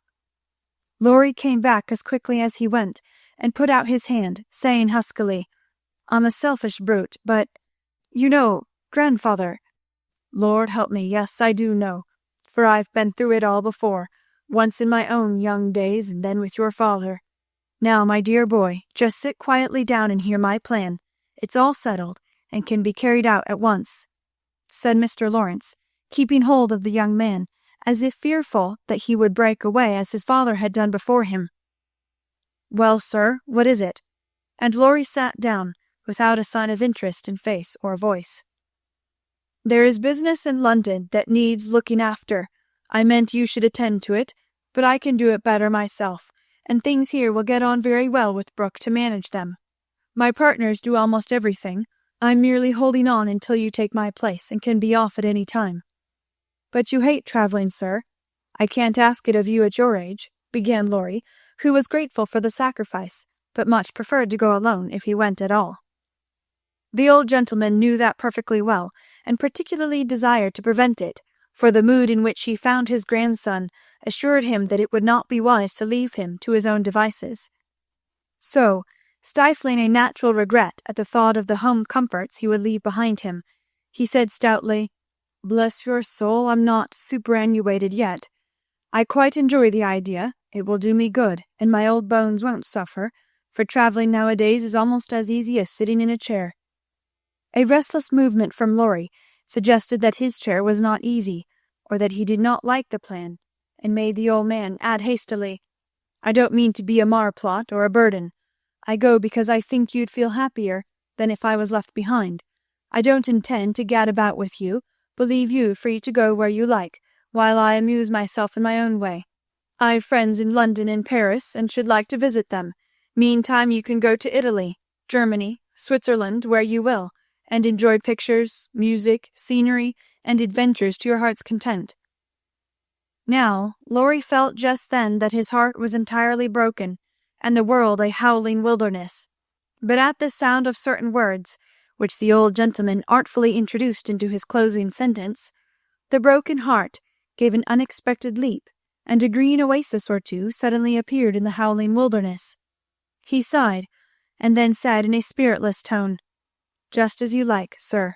It doesn't matter where I go or what I do." "It does to me. Remember that, my lad. I give you entire liberty, but I trust you to make an honest use of it. Promise me that, Laurie." "Anything you like, sir." "Good," thought the old gentleman. "You don't care now, but there'll come a time when that promise will keep you out of mischief, or I'm much mistaken." Being an energetic individual, Mr. Lawrence struck while the iron was hot, and before the blighted being recovered spirit enough to rebel, they were off. During the time necessary for preparation, Laurie bore himself as young gentlemen usually do in such cases. He was moody, irritable, and pensive by turns, lost his appetite, neglected his dress, and devoted much time to playing tempestuously on his piano, avoided Jo, but consoled himself by staring at her from his window, with a tragic face that haunted her dreams by night and oppressed her with a heavy sense of guilt by day. Unlike some sufferers, he never spoke of his unrequited passion, and would allow no one, not even Mrs. March, to attempt consolation or offer sympathy. On some accounts this was a relief to his friends, but the weeks before his departure were very uncomfortable, and everyone rejoiced that the poor dear fellow was going away to forget his trouble and come home happy. Of course, he smiled darkly at their delusion, but passed it by with the sad superiority of one who knew that his fidelity, like his love, was unalterable. When the parting came, he affected high spirits, to conceal certain inconvenient emotions which seemed inclined to assert themselves. This gaiety did not impose upon anybody, but they tried to look as if it did for his sake, and he got on very well till Mrs. March kissed him with a whisper full of motherly solicitude. Then, feeling that he was going very fast, he hastily embraced them all round, not forgetting the afflicted Hannah, and ran downstairs as if for his life. Jo followed a minute after to wave her hand to him, if he looked round. He did look round, came back, put his arms about her as she stood on the step above him, and looked up at her with a face that made his short appeal eloquent and pathetic. "Oh, Jo, can't you? Teddy dear, I wish I could." That was all, except a little pause. Then Laurie straightened himself up, said, "It's all right, never mind," and went away without another word. Ah, but it wasn't all right, and Jo did mind, for while the curly head lay on her arm a minute after her hard answer, she felt as if she had stabbed her dearest friend, and when he left her without a look behind him, she knew that the boy Laurie never would come again. Chapter 36. Beth's Secret. When Jo came home that spring, she had been struck with the change in Beth. No one spoke of it or seemed aware of it, for it had come too gradually to startle those who saw her daily. But to eyes sharpened by absence, it was very plain, and a heavy weight fell on Jo's heart as she saw her sister's face. It was no paler, and but little thinner than in the autumn, yet there was a strange, transparent look about it, as if the mortal was being slowly refined away, and the immortal shining through the frail flesh with an indescribably pathetic beauty. Jo saw and felt it, but said nothing at the time, and soon the first impression lost much of its power, for Beth seemed happy, no one appeared to doubt that she was better, and presently, in other cares, Jo for a time forgot her fear. But when Laurie was gone and peace prevailed again, the vague anxiety returned and haunted her. She had confessed her sins and been forgiven, but when she showed her savings and proposed a mountain trip, Beth had thanked her heartily, but begged not to go so far away from home. Another little visit to the seashore would suit her better, and as Grandma could not be prevailed upon to leave the babies, Joe took Beth down to the quiet place, where she could live much in the open air, and let the fresh sea breezes blow a little colour into her pale cheeks.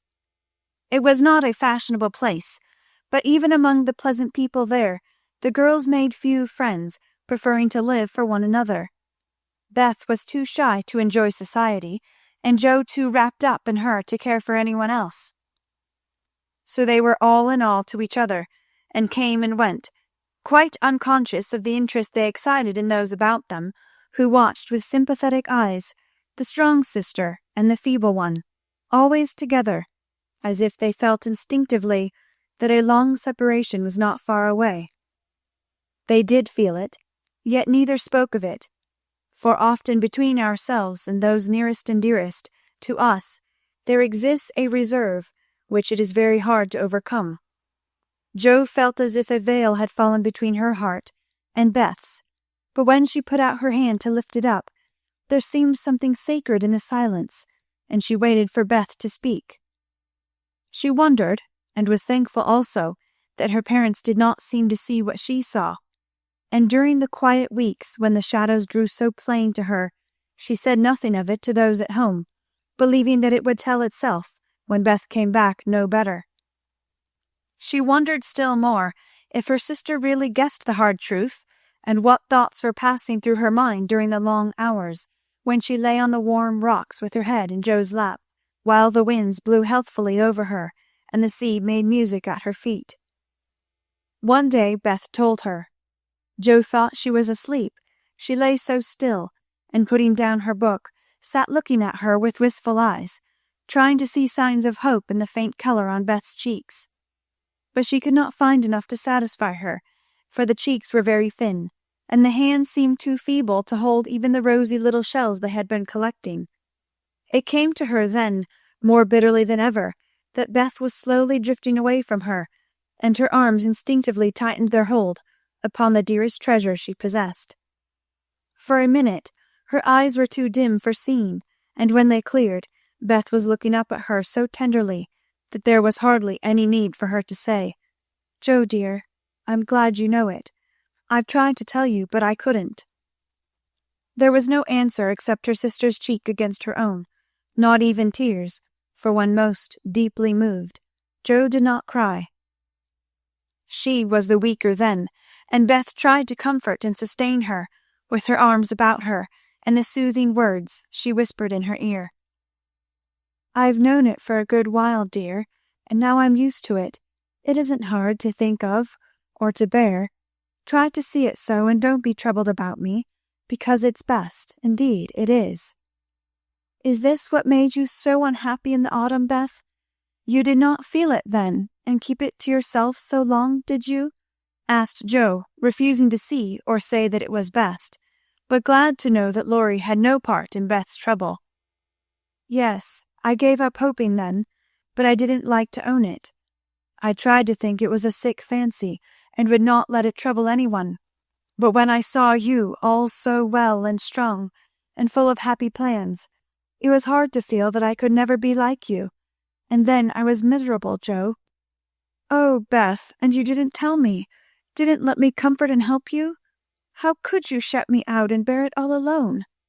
Jo's voice was full of tender reproach, and her heart ached to think of the solitary struggle that must have gone on while Beth learned to say good-bye to health, love, and life, and take up her cross so cheerfully. "Perhaps it was wrong, but I tried to do right. I wasn't sure, no one said anything, and I hoped I was mistaken. It would have been selfish to frighten you all when Marmee was so anxious about Meg, and Amy away, and you so happy with Laurie. At least I thought so then." "And I thought you loved him, Beth, and I went away because I couldn't," cried Jo, glad to see all the truth. Beth looked so amazed at the idea that Joe smiled in spite of her pain, and added softly, "Then you didn't, dearie? I was so afraid it was so, and imagined your poor little heart full of lovelornity all that while." "Why, Joe, how could I, when he was so fond of you?" asked Beth, as innocently as a child. "I do love him dearly. He is so good to me. How can I help it? But he could never be anything to me but my brother. I hope he truly will be sometime." "Not through me," said Joe decidedly. "Amy is left for him, and they would suit excellently. But I have no heart for such things now. I don't care what becomes of anybody but you, Beth. You must get well." "Oh, I want to, oh so much. I try, but every day I lose a little, and feel more sure that I shall never gain it back. It's like the tide, Joe, when it turns. It goes slowly, but it can't be stopped." "It shall be stopped. Your tide must not turn so soon. 19 is too young, Beth. I can't let you go. I'll work and pray and fight against it. I'll keep you in spite of everything. There must be ways. It can't be too late. God won't be so cruel as to take you from me," cried poor Joe rebelliously, for her spirit was far less piously submissive than Beth's. Simple, sincere people seldom speak much of their piety. It shows itself in acts rather than in words, and has more influence than homilies or protestations. Beth could not reason upon or explain the faith that gave her courage and patience to give up life and cheerfully wait for death. Like a confiding child, she asked no questions, but left everything to God and nature, Father and Mother of us all, feeling sure that they, and they only, could teach and strengthen heart and spirit for this life and the life to come. She did not rebuke Joe with saintly speeches, only loved her better for her passionate affection, and clung more closely to the dear human love, from which our Father never means us to be weaned, but through which he draws us closer to himself. She could not say, "I am glad to go," for life was very sweet for her. She could only sob out, "I tried to be willing," while she held fast to Joe, as the first bitter wave of this great sorrow broke over them together. By and by Beth said, with recovered serenity, "You'll tell them this when we go home?" "I think they will see it without words," sighed Joe, for now it seemed to her that Beth changed every day. "Perhaps not. I've heard that the people who love best are often blindest to such things. If they don't see it, you will tell them for me. I don't want any secrets, and it's kinder to prepare them. Meg has John and the babies to comfort her. But you must stand by father and mother. Won't you, Joe?" "If I can. But, Beth, I don't give up yet. I'm going to believe that it is a sick fancy, and not let you think it's true," said Joe, trying to speak cheerfully. Beth lay a minute thinking, and then said in her quiet way, "I don't know how to express myself, and shouldn't try to anyone but you, because I can't speak out except to my Joe. I only mean to say that I have a feeling that it never was intended I should live long. I'm not like the rest of you. I never made any plans about what I'd do when I grew up. I never thought of being married, as you all did. I couldn't seem to imagine myself anything but stupid little Beth, trotting about at home of no use anywhere but there. I never wanted to go away, and the hard part now is the leaving you all. I'm not afraid, but it seems as if I should be homesick for you, even in heaven." Joe could not speak, and for several minutes there was no sound but the sigh of the wind and the lapping of the tide. A white-winged gull flew by, with the flash of sunshine on its silvery breast. Beth watched it till it vanished, and her eyes were full of sadness. A little grey-coated sand-bird came tripping over the beach, peeping softly to itself, as it enjoyed the sun and sea. It came quite close to Beth, and looked at her with a friendly eye, and sat upon a warm stone, dressing its wet feathers, quite at home.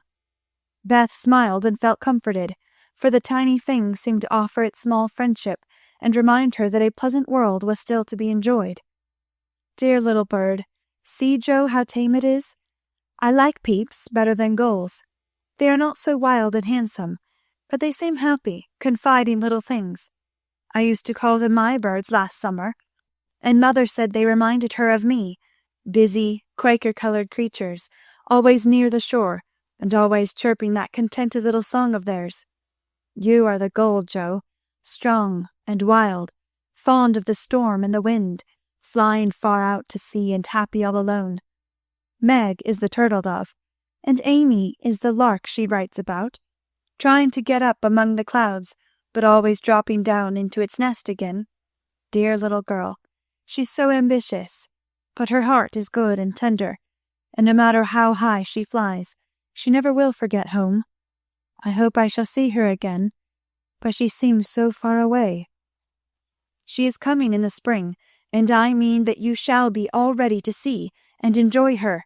I'm going to have you well and rosy by that time," began Joe, feeling that of all the changes in Beth, the talking change was the greatest, for it seemed to cost no effort now, and she thought aloud in a way quite unlike bashful Beth. "Joe, dear, don't hope any more. It won't do any good. I'm sure of that. We won't be miserable, but enjoy being together while we wait. We'll have happy times, for I don't suffer much, and I think the tide will go out easily if you help me." Joe leaned down to kiss the tranquil face, and with that silent kiss she dedicated herself, soul and body, to Beth. She was right. There was no need of any words when they got home, for father and mother saw plainly now what they had prayed to be saved from seeing. Tired with her short journey, Beth went at once to bed, saying how glad she was to be home, and when Joe went down, she found that she would be spared the hard task of telling Beth's secret. Her father stood leaning his head on the mantelpiece, and did not turn as she came in, but her mother stretched out her arms as if for help, and Joe went to comfort her without a word. Chapter 37. New Impressions. At 3 o'clock in the afternoon, all the fashionable world at Nice may be seen on the Promenade des Anglais, a charming place, for the wide walk, bordered with palms, flowers, and tropical shrubs, is bounded on one side by the sea, on the other by the Grand Drive, lined with hotels and villas, while beyond lie orange orchards and the hills. Many nations are represented, many languages spoken, many costumes worn, and on a sunny day the spectacle is as gay and brilliant as a carnival. Haughty English, lively French, sober Germans, handsome Spaniards, ugly Russians, meek Jews, free and easy Americans, all drive, sit, or saunter here, chattering over the news, and criticizing the latest celebrity who has arrived. Ristori or Dickens, Victor Emmanuel, or the Queen of the Sandwich Islands. The equipages are as varied as the company, and attract as much attention, especially the low basket barouches in which ladies drive themselves, with a pair of dashing ponies, gay nets to keep their voluminous flounces from overflowing the diminutive vehicles, and little grooms on the perch behind. Along this walk, on Christmas Day, a tall young man walked slowly, with his hands behind him, and a somewhat absent expression of countenance. He looked like an Italian, was dressed like an Englishman, and had the independent air of an American, a combination which caused sundry pairs of feminine eyes to look approvingly after him, and sundry dandies in black velvet suits, with rose-coloured neckties, buff gloves, and orange flowers in their buttonholes, to shrug their shoulders and then envy him his inches. There were plenty of pretty faces to admire, but the young man took little notice of them, except to glance now and then at some blonde girl in blue. Presently he strolled out of the promenade, and stood a moment at the crossing, as if undecided whether to go and listen to the band in the Jardin Public, or to wander along the beach toward Castle Hill. The quick trot of ponies' feet made him look up, as one of the little carriages containing a single young lady came rapidly down the street. The lady was young, blonde, and dressed in blue. He stared a minute, then his whole face woke up, and waving his hat like a boy, he hurried forward to meet her. "Oh, Laurie, is it really you?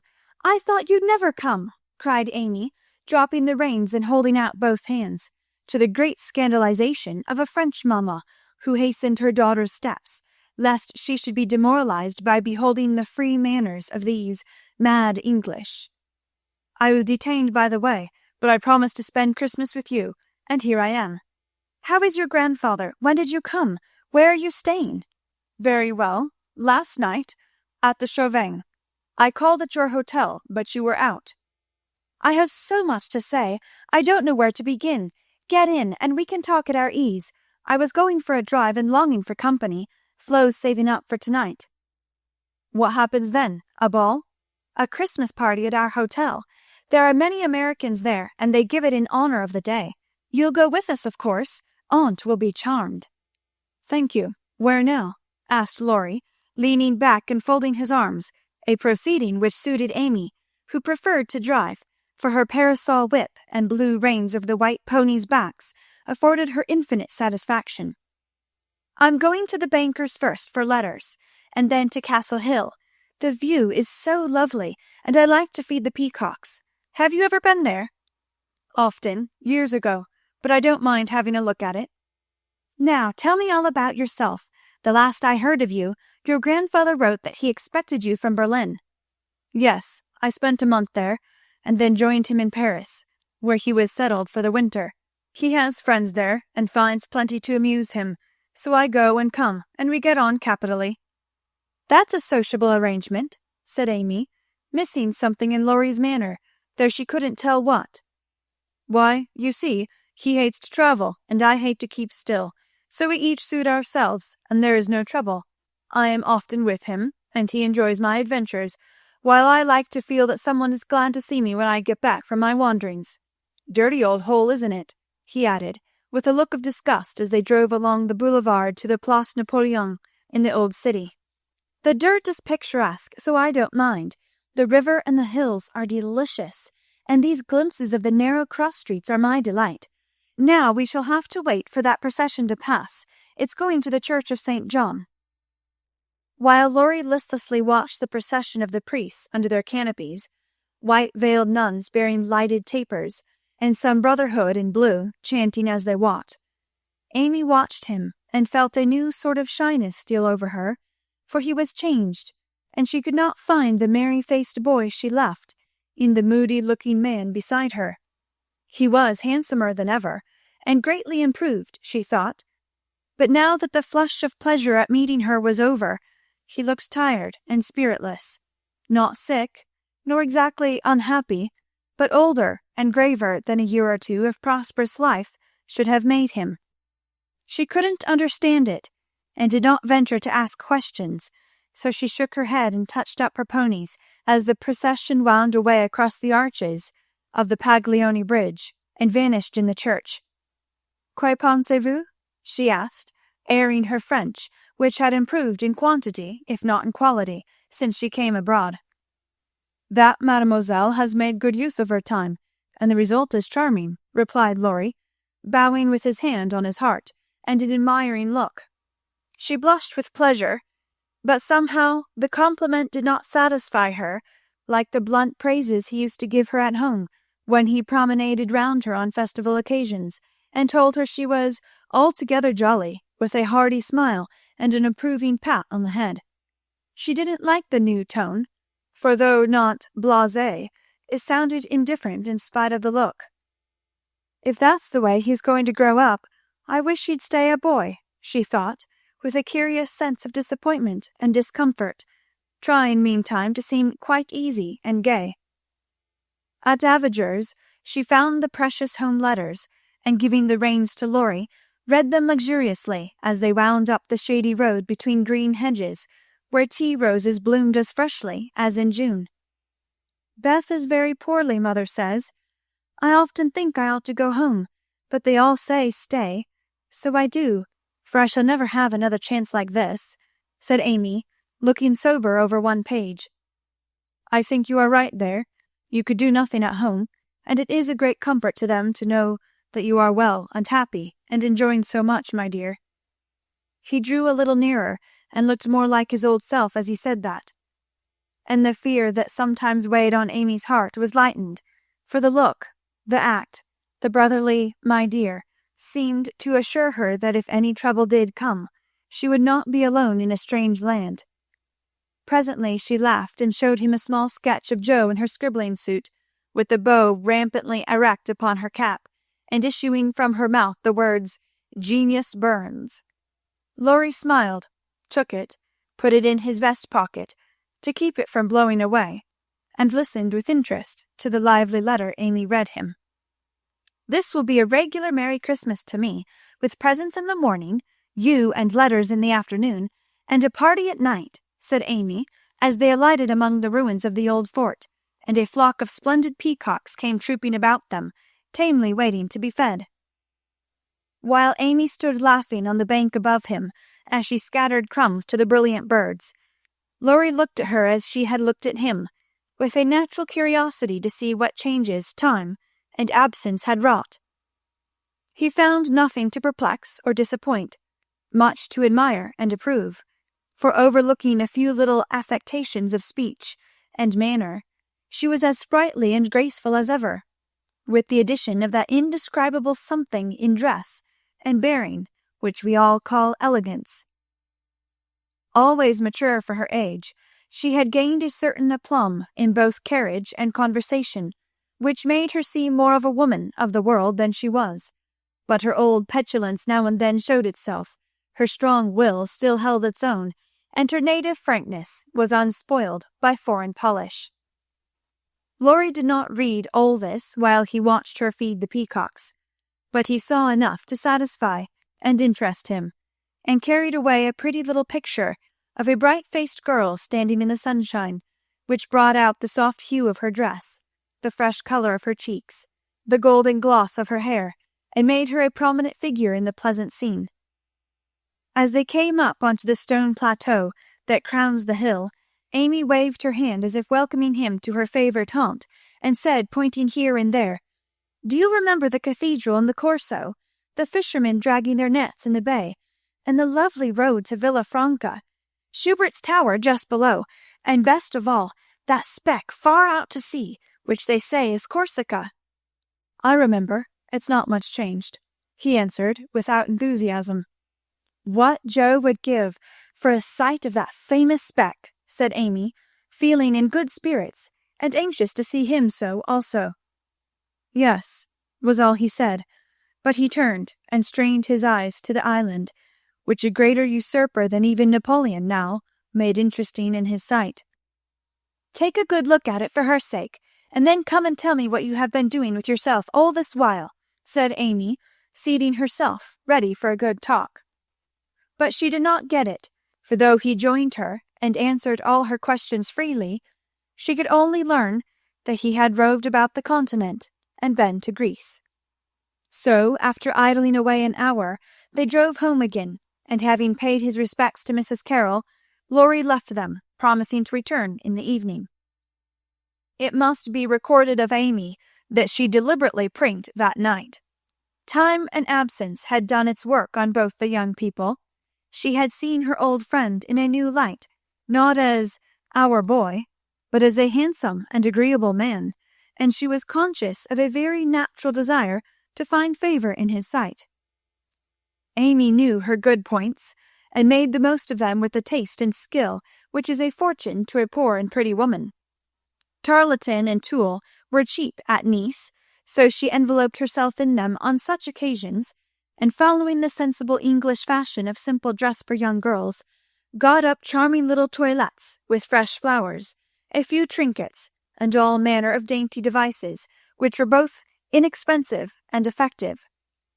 It must be confessed that the artist sometimes got possession of the woman, and indulged in antique coiffures, statuesque attitudes, and classic draperies.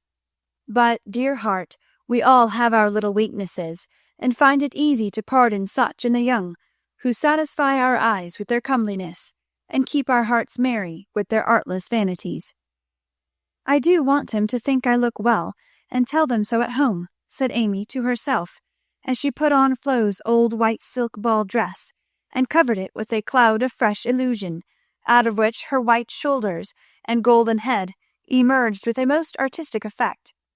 Her hair she had the sense to let alone, after gathering up the thick waves and curls into a Hebe-like knot at the back of her head. "It's not the fashion, but it's becoming, and I can't afford to make a fright of myself," she used to say, when advised to frizzle, puff, or braid, as the latest style commanded. Having no ornaments fine enough for this important occasion, Amy looped her fleecy skirts with rosy clusters of azalea, and framed the white shoulders in delicate green vines. Remembering the painted boots, she surveyed her white satin slippers with girlish satisfaction, and chassed down the room, admiring her artistic feet all by herself. "My new fan just matches my flowers, my gloves fit to a charm, and the real lace on Aunt's mouchoir gives an air to my whole dress. If I only had a classical nose and mouth, I should be perfectly happy," she said, surveying herself with a critical eye and a candle in each hand. In spite of this affliction, she looked unusually gay and gracefully as she glided away. She seldom ran, it did not suit her style, she thought, for being tall, the stately and Juno-esque was more appropriate than the sportive or piquant. She walked up and down the low saloon while waiting for Laurie, and once arranged herself under the chandelier, which had a good effect upon her hair. Then she thought better of it, and went away to the other end of the room, as if ashamed of the girlish desire to have the first view a propitious one. It so happened that she could not have done a better thing, for Laurie came in so quietly she did not hear him, and as she stood at the distant window, with her head half turned, and one hand gathering up her dress, the slender white figure against the red curtains was as effective as a well-placed statue. "Good evening, Diana," said Laurie, with the look of satisfaction she liked to see in his eyes when they rested on her. "Good evening, Apollo," she answered, smiling back at him, for he too looked unusually debonair, and the thought of entering the ballroom on the arm of such a personable man caused Amy to pity the plain Mrs. Davis from the bottom of her heart. "Here are your flowers. I arranged them myself, remembering that you didn't like what Hannah calls a sot bouquet," and Laurie handed her a delicate nosegay in a holder that she had long coveted, as she daily passed it in Cordelia's window. "How kind you are!" she exclaimed gratefully. "If I'd known you were coming, I'd have had something ready for you today, though not as pretty as this, I'm afraid." "Thank you. It isn't what it should be, but you have improved it," he added, as she snapped the silver bracelet on her wrist. "Please don't." "I thought you liked that sort of thing." "Not from you. It doesn't sound natural, and I like your old bluntness better." "I'm glad of it," he answered, with a look of relief, then buttoned her gloves for her, and asked if his tie was straight, just as he used to do when they went to parties together at home. The company assembled in the long salle à manger that evening was such as one sees nowhere but on the continent. The hospitable Americans had invited every acquaintance they had in Nice, and having no prejudice against titles, secured a few to add lustre to their Christmas ball. A Russian prince condescended to sit in a corner for an hour and talk with a massive lady dressed like Hamlet's mother in black velvet with a pearl bridle under her chin. A Polish count, aged 18, devoted himself to the ladies who pronounced him a fascinating dear, and a German serene something, having come to supper alone, roamed vaguely about seeking what he might devour. Baron Rothschild's private secretary, a large-nosed Jew in tight boots, affably beamed upon the world, as if his master's name crowned him with a golden halo. A stout Frenchman, who knew the Emperor, came to indulge his mania for dancing, and Lady de Jones, a British matron, adorned the scene with her little family of 8. Of course, there were many light-footed, shrill-voiced American girls, handsome, lifeless-looking English ditto, and a few plain but piquant French demoiselles, likewise the usual set of travelling young gentlemen, who disported themselves gaily, while mammas of all nations lined the walls and smiled upon them benignly when they danced with their daughters. Any young girl can imagine Amy's state of mind when she took the stage that night, leaning on Laurie's arm.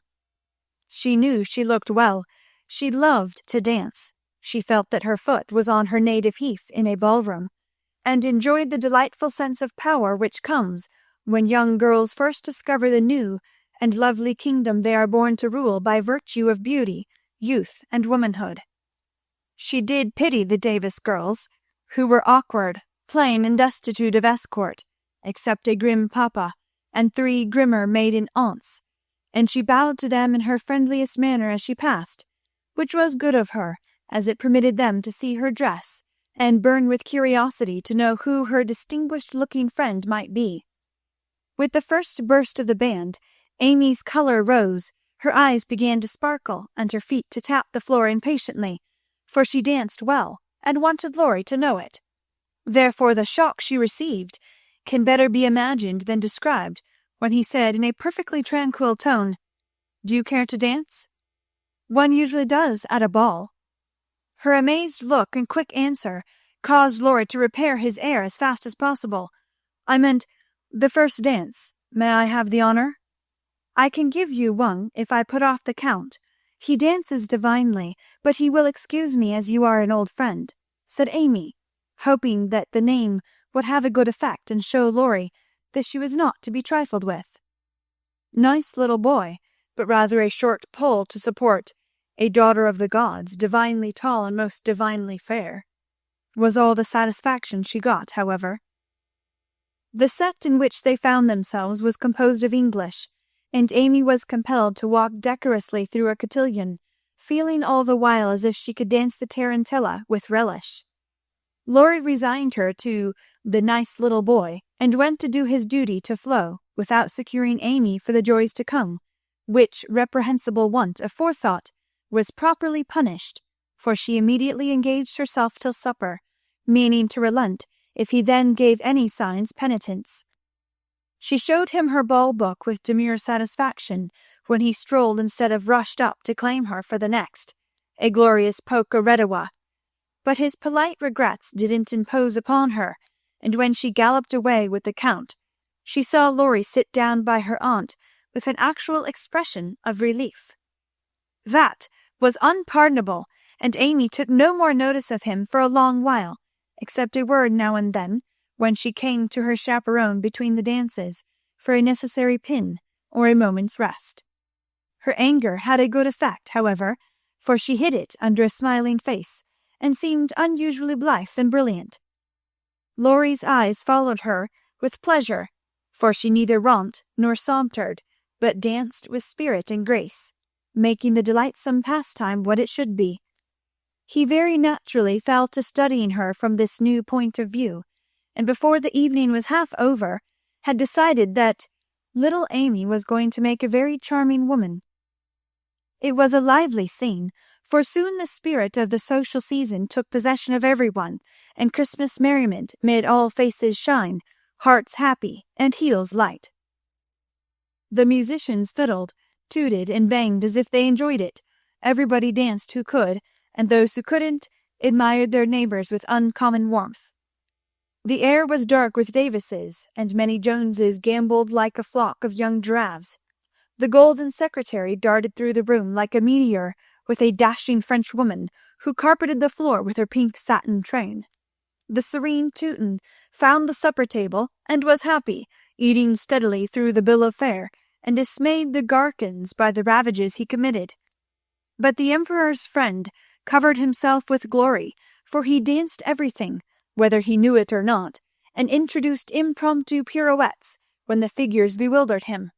The boyish abandon of that stout man was charming to behold, for though he carried weight, he danced like an Indian rubber ball. He ran, he flew, he pranced. His face glowed, his bald head shone, his coat-tails waved wildly, his pumps actually twinkled in the air, and when the music stopped, he wiped the drops from his brow and beamed upon his fellow men like a French Pickwick without glasses. Amy and her Pole distinguished themselves by equal enthusiasm, but more graceful agility, and Laurie found himself involuntarily keeping time to the rhythmic rise and fall of the white slippers as they flew by, as indefatigably as if winged. When little Vladimir finally relinquished her, with assurances that he was desolated to leave so early, she was ready to rest and see how her recreant knight had borne his punishment. It had been successful, for at 23, blighted affections find a balm in friendly society, and young nerves will thrill, young blood dance, and healthy young spirits rise, when subjected to the enchantment of beauty, light, music, and motion. Laurie had a waked-up look as he rose to give her his seat, and when he hurried away to bring her some supper, she said to herself with a satisfied smile, "Ah, I thought that would do him good." "You look like Balzac's Femme Pont pas quand he said, as he fanned her with one hand and held her coffee cup in the other. "My rouge won't come off." And Amy rubbed her brilliant cheek and showed him her white glove with a sober simplicity that made him laugh outright. "What do you call this stuff?" he asked, touching a fold of her dress that had blown over his knee.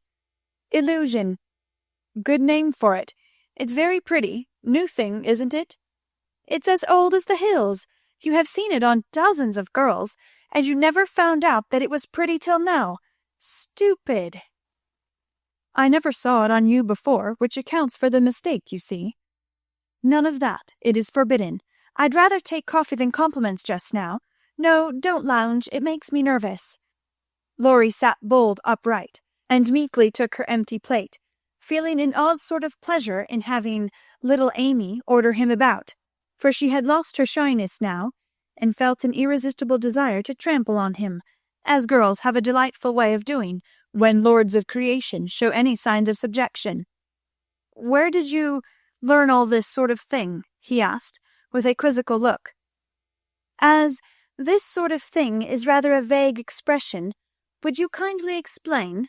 returned Amy, knowing perfectly well what he meant, but wickedly leaving him to describe what is indescribable.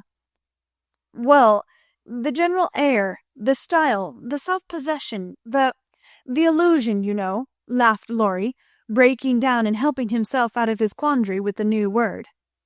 Amy was gratified, but of course didn't show it, and demurely answered, "Foreign life polishes one in spite of oneself. I study as well as play, and as for this," with a little gesture toward her dress, "why, tulle is cheap, posies to be had for nothing, and I'm used to making the most of my poor little things."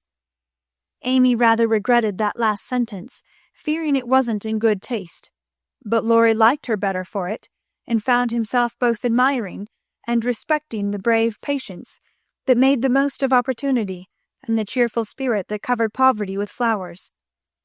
Amy did not know why he looked at her so kindly, nor why he filled up her book with his own name, and devoted himself to her for the rest of the evening in the most delightful manner. But the impulse that wrought this agreeable change was the result of one of the new impressions which both of them were unconsciously giving and receiving. Chapter 38. On the Shelf. In France, the young girls have a dull time of it till they are married, when "Vive la liberté" becomes their motto.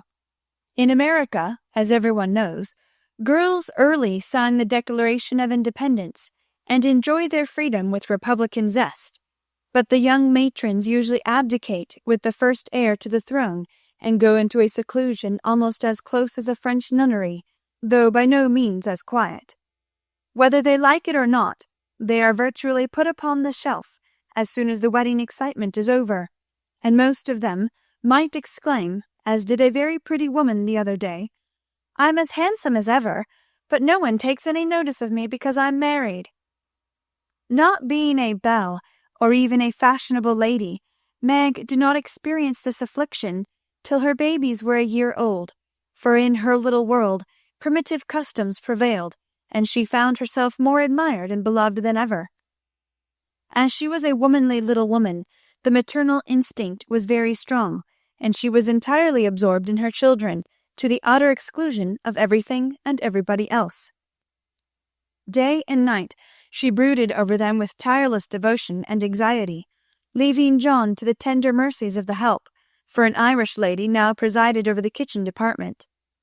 Being a domestic man, John decidedly missed the wifely attentions he had been accustomed to receive, but as he adored his babies, he cheerfully relinquished his comfort for a time, supposing with masculine ignorance that peace would soon be restored. But 3 months passed, and there was no return of repose. Meg looked worn and nervous. The babies absorbed every minute of her time. The house was neglected, and Kitty, the cook, who took life easy, kept him on short commons. When he went out in the morning, he was bewildered by small commissions for the captive mamma. If he came gaily in at night, eager to embrace his family, he was quenched by a "Hush, they are just asleep after worrying all day." If he proposed a little amusement at home, no, it would disturb the babies. If he hinted at a lecture or a concert, he was answered with a reproachful look and a decided, "Leave my children for pleasure? Never!" His sleep was broken by infant wails and visions of a phantom figure pacing noiselessly to and fro in the watches of the night. His meals were interrupted by the frequent flight of the presiding genius, who deserted him, half helped, with a muffled chirp sounded from the nest above. And when he read his paper of an evening, Demi's colic got into the shipping list, and Daisy's fall affected the price of stocks, for Mrs. Brooke was only interested in domestic news. The poor man was very uncomfortable, for the children had bereft him of his wife. Home was merely a nursery, and the perpetual hushing made him feel like a brutal intruder whenever he entered the sacred precincts of Babyland. He bore it very patiently for 6 months, and when no signs of amendment appeared, he did what other paternal exiles do, tried to get a little comfort elsewhere. Scott had married and gone to housekeeping not far off, and John fell into the way of running over for an hour or two of an evening when his own parlour was empty, and his own wife singing lullabies that seemed to have no end. Mrs. Scott was a lively, pretty girl, with nothing to do but be agreeable, and she performed her mission most successfully. The parlour was always bright and attractive, the chessboard ready, the piano in tune, plenty of gay gossip, and a nice little supper set forth in tempting style. John would have preferred his own fireside, if it had not been so lonely, but as it was, he gratefully took the next best thing and enjoyed his neighbours' society. Meg rather approved of the new arrangement at first, and found it a relief to know that John was having a good time instead of dozing in the parlour or tramping about the house and waking the children. But by and by, when the teething worry was over and the idols went to sleep at proper hours, leaving mamma time to rest, she began to miss John, and find her work-basket dull company when he was not sitting opposite in his old dressing-gown, comfortably scorching his slippers on the fender. She would not ask him to stay at home, but felt injured because he did not know that she wanted him without being told, entirely forgetting the many evenings he had waited for her in vain. She was nervous and worn out with watching and worry, and in that unreasonable frame of mind which the best of mothers occasionally experience when domestic cares oppress them. Want of exercise robs them of cheerfulness, and too much devotion to that idol of American women, the teapot, makes them feel as if they were all nerve and no muscle. "Yes," she would say, looking in the glass, "I'm getting old and ugly. John doesn't find me interesting any longer, so he leaves his faded wife and goes to see his pretty neighbour, who has no encumbrances. Well, the babies love me. They don't care if I'm thin and pale and haven't time to crimp my hair. They are my comfort, and some day John will see what I've gladly sacrificed for them. Won't he, my precious?" To which pathetic appeal Daisy would answer with a coo or Demi with a crow, and Meg would put by her lamentations for a maternal revel, which soothed her solitude for the time being. But the pain increased as politics absorbed John, who was always running over to discuss interesting points with Scott, quite unconscious that Meg missed him. Not a word did she say, however, till her mother found her in tears one day and insisted on knowing what the matter was, for Meg's drooping spirits had not escaped her observation. "I wouldn't tell any one except you, mother, but I really do need advice, for if John goes on much longer I might as well be widowed," replied Mrs. Brooke, drying her tears on Daisy's bib with an injured air. "Goes on how, my dear?" asked her mother anxiously. "He's away all day, and at night when I want to see him he is continually going over to the Scots. It isn't fair that I should have the hardest work, and never any amusement. Men are very selfish, even the best of them." "So are women. Don't blame John till you see where you are wrong yourself." "But it can't be right for him to neglect me." "Don't you neglect him?" "Why, mother, I thought you'd take my part." "So I do, as far as sympathizing goes, but I think the fault is yours, Meg." "I don't see how." "Let me show you. Did John ever neglect you, as you call it, while you made it a point to give him your society of an evening, his only leisure time?" "No, but I can't do it now, with 2 babies to tend." "I think you could, dear, and I think you ought. May I speak quite freely, and will you remember that it's mother who blames, as well as mother who sympathizes?" "Indeed I will. Speak to me as if I were little Meg again. I often feel as if I needed teaching more than ever, since these babies look to me for everything." Meg drew her low chair beside her mother's, and with a little interruption in either lap, the 2 women rocked and talked lovingly together, feeling that the tie of motherhood made them more one than ever. "You have only made the mistake that most young wives make, forgotten your duty to your husband in your love for your children. A very natural and forgivable mistake, Meg, but one that had better be remedied before you take to different ways, for children should draw you nearer than ever, not separate you, as if they were all yours, and John had nothing to do but support them. I've seen it for some weeks, but have not spoken, feeling sure it would come right in time." "I'm afraid it won't. If I ask him to stay, he'll think I'm jealous, and I wouldn't insult him by such an idea. He doesn't see that I want him, and I don't know how to tell him without words." "Make it so pleasant he won't want to go away. My dear, he's longing for his little home, but it isn't home without you, and you are always in the nursery." "Oughtn't I to be there?" "Not all the time. Too much confinement makes you nervous, and then you are unfitted for everything. Besides, you owe something to John as well as to the babies. Don't neglect husband for children. Don't shut him out of the nursery, but teach him how to help in it. His place is there as well as yours, and the children need him. Let him feel that he has a part to do, and he will do it gladly and faithfully, and it will be better for you all." "You really think so, mother?" "I know it, Meg, for I've tried it, and I seldom give advice unless I've proved its practicability. When you and Joe were little, I went on just as you are, feeling as if I didn't do my duty unless I devoted myself wholly to you. Poor father took to his books after I had refused all offers of help, and let me to try my experiment alone. I struggled along as well as I could, but Joe was too much for me. I nearly spoiled her by indulgence. You were poorly, and I worried about you till I fell sick myself. Then father came to the rescue, quietly managed everything, and made himself so helpful that I saw my mistake, and never have been able to get on without him since. That is the secret of our home happiness. He does not let his business wean him from the little cares and duties that affect us all, and I try not to let domestic worries destroy my interest in his pursuits. Each do our part alone in many things, but at home we work together always." "It is so, mother, and my great wish is to be to my husband and children what you have been to yours. Show me how, I'll do anything you say." "You always were my docile daughter. Well, dear, if I were you, I'd let John have more to do with the management of Demi, for the boy needs training, and it's none too soon to begin. Then I'd do what I have often proposed. Let Hannah come and help you.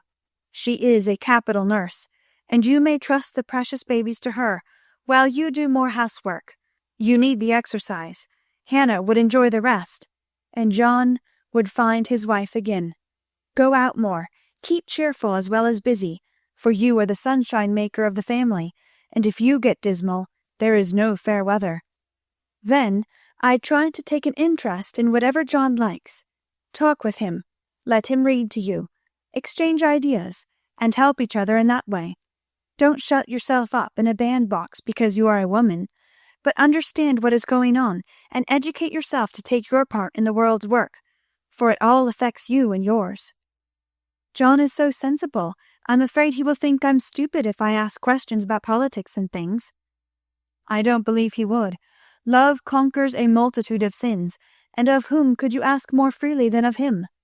Try it, and see if he doesn't find your society far more agreeable than Mrs. Scott's suppers. I will. Poor John! I'm afraid I have neglected him sadly, but I thought I was right, and he never said anything. He tried not to be selfish, but he has felt rather forlorn, I fancy. This is just the time, Meg, when young married people are apt to grow apart, and the very time when they ought to be most together, for the first tenderness soon wears off, unless care is taken to preserve it, and no time is so beautiful and precious to parents as the first years of the little lives given to them to train.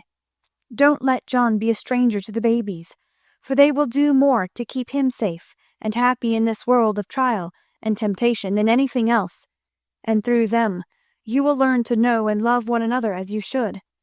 Now, dear, good-bye. Think over mother's preachment. Act upon it if it seems good, and God bless you all. Meg did think it over, found it good, and acted upon it, though the first attempt was not made exactly as she planned to have it. Of course, the children tyrannized over her, and ruled the house as soon as they found out that kicking and squalling brought them whatever they wanted. Mamma was an abject slave to their caprices, but Papa was not so easily subjected, and occasionally afflicted his tender spouse by an attempt at paternal discipline with his obstreperous son. For Demi inherited a trifle of his sire's firmness of character, we won't call it obstinacy, and when he made up his little mind to have or to do anything, all the king's horses and all the king's men could not change that pertinacious little mind. Mamma thought the dear too young to be taught to conquer his prejudices, but Papa believed that it never was too soon to learn obedience. So Master Demi early discovered that when he undertook to wrestle with Papa, he always got the worst of it. Yet, like the Englishmen, Baby respected the man who conquered him, and loved the father whose grave, no, was more impressive than all Mamma's love pats. A few days after the talk with her mother, Meg resolved to try a social evening with John. So she ordered a nice supper, set the parlour in order, dressed herself prettily, and put the children to bed early, that nothing should interfere with her experiment. But unfortunately, Demi's most unconquerable prejudice was against going to bed, and that night he decided to go on a rampage. So poor Meg sang and rocked, told stories, and tried every sleep-provoking wile she could devise, but all in vain. The big eyes wouldn't shut, and long after Daisy had gone to bye low, like the chubby little bunch of good nature she was, naughty Demi lay staring at the light with the most discouragingly wide-awake expression of countenance. "Will Demi lie still like a good boy, while Mamma runs down and gives poor Papa his tea?" asked Meg, as the hall door softly closed, and the well-known step went tiptoeing into the dining room. "Me has tea," said Demi, preparing to join in the revel. "No, but I'll save you some little cakeys for breakfast, if you'll go bye-bye like Daisy. Will you, lovey?" "Is," and Demi shut his eyes tight as if to catch sleep, and hurried the desired day.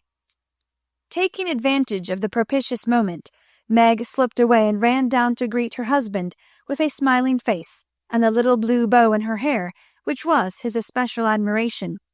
He saw it at once, and said with pleased surprise, "Why, little mother, how gay we are tonight! Do you expect company?" "Only you, dear." "Is it a birthday, anniversary, or anything?" "No, I'm tired of being dowdy, so I dressed up as a change. You always make yourself nice for table, no matter how tired you are, so why shouldn't I when I have the time?" "I do it out of respect for you, my dear," said old-fashioned John. "Ditto, ditto, Mr. Brooke," laughed Meg, looking young and pretty again as she nodded to him over the teapot. "Well, it's altogether delightful, and like old times. This tastes right. I drink your health, dear." And John sipped his tea with an air of reposeful rapture, which was of very short duration, however, for as he put down his cup, the door handle rattled mysteriously, and a little voice was heard saying impatiently, "Opie doy, me's tum in." "It's that naughty boy. I told him to go to sleep alone, and here he is, downstairs getting his death a cold, padding over that canvas," said Meg, answering the call. "Mornin' now," announced Demi, in joyful tone as he entered, with his long nightgown gracefully festooned over his arm, and every curl bobbing gaily as he pranced about the table, eyeing the cakeys with loving glances. "No, it isn't morning yet. You must go to bed, and not trouble poor mamma. Then you can have the little cake with sugar on it." "Me loves papa," said the artful one, preparing to climb the paternal knee and revel in forbidden joys. But John shook his head and said to Meg, "If you told him to stay up there and go to sleep alone, make him do it, or he will never learn to mind you." "Yes, of course. Come, Demi." And Meg led her son away, feeling a strong desire to spank the little marplot, who hopped beside her, labouring under the delusion that the bribe was to be administered as soon as they reached the nursery. Nor was he disappointed, for that short-sighted woman actually gave him a lump of sugar, tucked him into his bed, and forbade any more promenades till morning. Said Demi, the perjured, blissfully sucking his sugar, and regarding his first attempt as eminently successful. Meg returned to her place, and supper was progressing pleasantly, when the little ghost walked again, exposed the maternal delinquencies by boldly demanding, "More sugar, mamma." "Now this won't do," said John, hardening his heart against the engaging little sinner. "We shall never know any peace till that child learns to go to bed properly. You have made a slave of yourself long enough. Give him one lesson, and then there will be an end of it. Put him in his bed and leave him, Meg." "He won't stay there. He never does unless I sit by him." "I'll manage him. Demi, go upstairs and get into your bed, as mamma bids you." "Shan't," replied the young rebel, helping himself to the coveted cakey, and beginning to eat the same with calm audacity. "You must never say that to papa. I shall carry you if you don't go yourself." "Go away. Me don't love papa." And Demi retired to his mother's skirts for protection. But even that refuge proved unavailing, for he was delivered over to the enemy with a "Be gentle with him, John," which struck the culprit with dismay, for when mamma deserted him, then the judgment day was at hand. Bereft of his cake, defrauded of his frolic, and borne away by a strong hand to that detested bed, poor Demi could not restrain his wrath, but openly defied papa, and kicked and streamed lustily all the way upstairs. The minute he was put into bed on one side, he rolled out on the other and made for the door, only to be ignominiously caught up by the tail of his little toga and put back again, which lively performance was kept up till the young man's strength gave out, when he devoted himself to roaring at the top of his voice. This vocal exercise usually conquered Meg, but John sat as unmoved as the post, which is popularly believed to be deaf. No coaxing, no sugar, no lullaby, no story. Even the light was put out, and only the red glow of the fire enlivened the big dark, which Demi regarded with curiosity rather than fear. This new order of things disgusted him, and he howled dismally for Marmar as his angry passion subsided, and recollections of his tender bondwoman returned to the captive autocrat. The plaintive wail which succeeded the passionate roar went to Meg's heart, and she ran up to say beseechingly, "Let me stay with him. He'll be good now, John." "No, my dear, I've told him he must go to sleep, as you bid him, and he must, if I stay here all night." But he'll cry himself sick," pleaded Meg, reproaching herself for deserting her boy. "No, he won't. He's so tired he will soon drop off, and then the matter is settled, for he will understand that he has got to mind. Don't interfere, I'll manage him." "He's my child, and I can't have his spirit broken by harshness." "He's my child, and I won't have his temper spoiled by indulgence. Go down, my dear, and leave the boy to me." When John spoke in that masterful tone, Meg always obeyed, and never regretted her docility. "Please let me kiss him once, John." "Certainly. Demi, say good night to mamma, and let her go and rest, for she is very tired with taking care of you all day."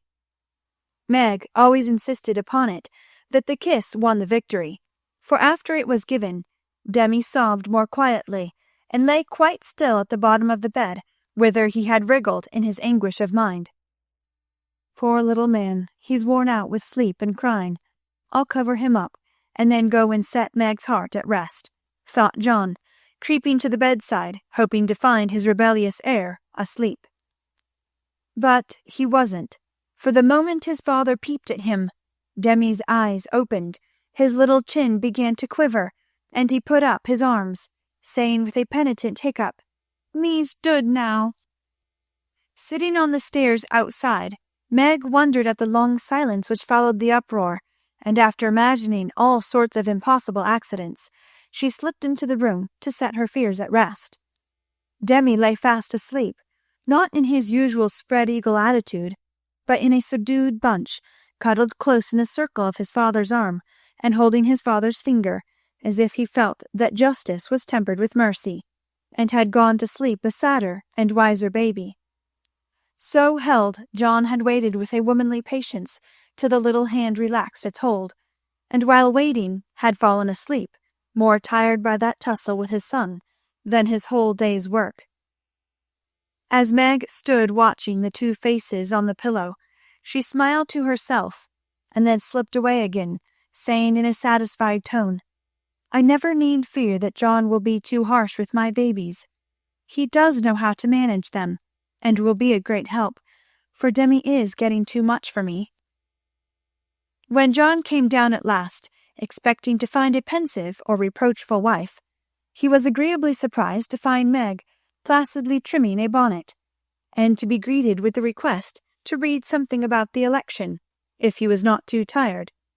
John saw in a minute that a revolution of some kind was going on, but wisely asked no questions, knowing that Meg was such a transparent little person she couldn't keep a secret to save her life, and therefore the clue would soon appear. He read a long debate with the most amiable readiness, and then explained it in his most lucid manner, while Meg tried to look deeply interested, to ask intelligent questions, and keep her thoughts from wandering from the state of the nation to the state of her bonnet. In her secret soul, however, she decided that politics were as bad as mathematics, and that the mission of politicians seemed to be calling each other names, but she kept these feminine ideas to herself, and when John paused, shook her head and said with what she thought diplomatic ambiguity, "Well, I really don't see what we are coming to." John laughed, and watched her for a minute as she poised a pretty little preparation of lace and flowers on her hand, and regarded it with the genuine interest which his harangue had failed to waken. "She's trying to like politics for my sake, so I'll try and like millinery for hers. That's only fair," thought John the Just, adding aloud, "That's very pretty. Is it what you call a breakfast cap?" "My dear man, it's a bonnet, my very best go-to-concert and theatre bonnet." "I beg your pardon, it was so small, I naturally mistook it for one of the fly-away things you sometimes wear. How do you keep it on?" "These bits of lace are fastened under the chin with a rosebud sew," and Meg illustrated by putting on the bonnet, and regarding him with an air of calm satisfaction that was irresistible. "It's a love of a bonnet, but I prefer the face inside, for it looks young and happy again." And John kissed the smiling face, to the great detriment of the rosebud under the chin.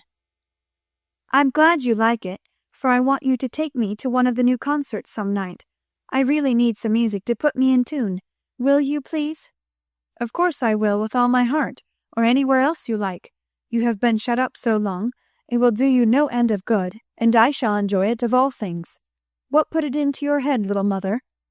"Well, I had a talk with Marmee the other day, and told her how nervous and cross and out of sorts I felt, and she said I needed change and less care, so Hannah is to help me with the children, and I'm to see things about the house more, and now and then have a little fun, just to keep me from getting to be a fidgety broken down old woman before my time. It's only an experiment, John, and I want to try it for your sake as much as for mine, because I've neglected you shamefully lately, and I'm going to make home what it used to be if I can. You don't object, I hope?"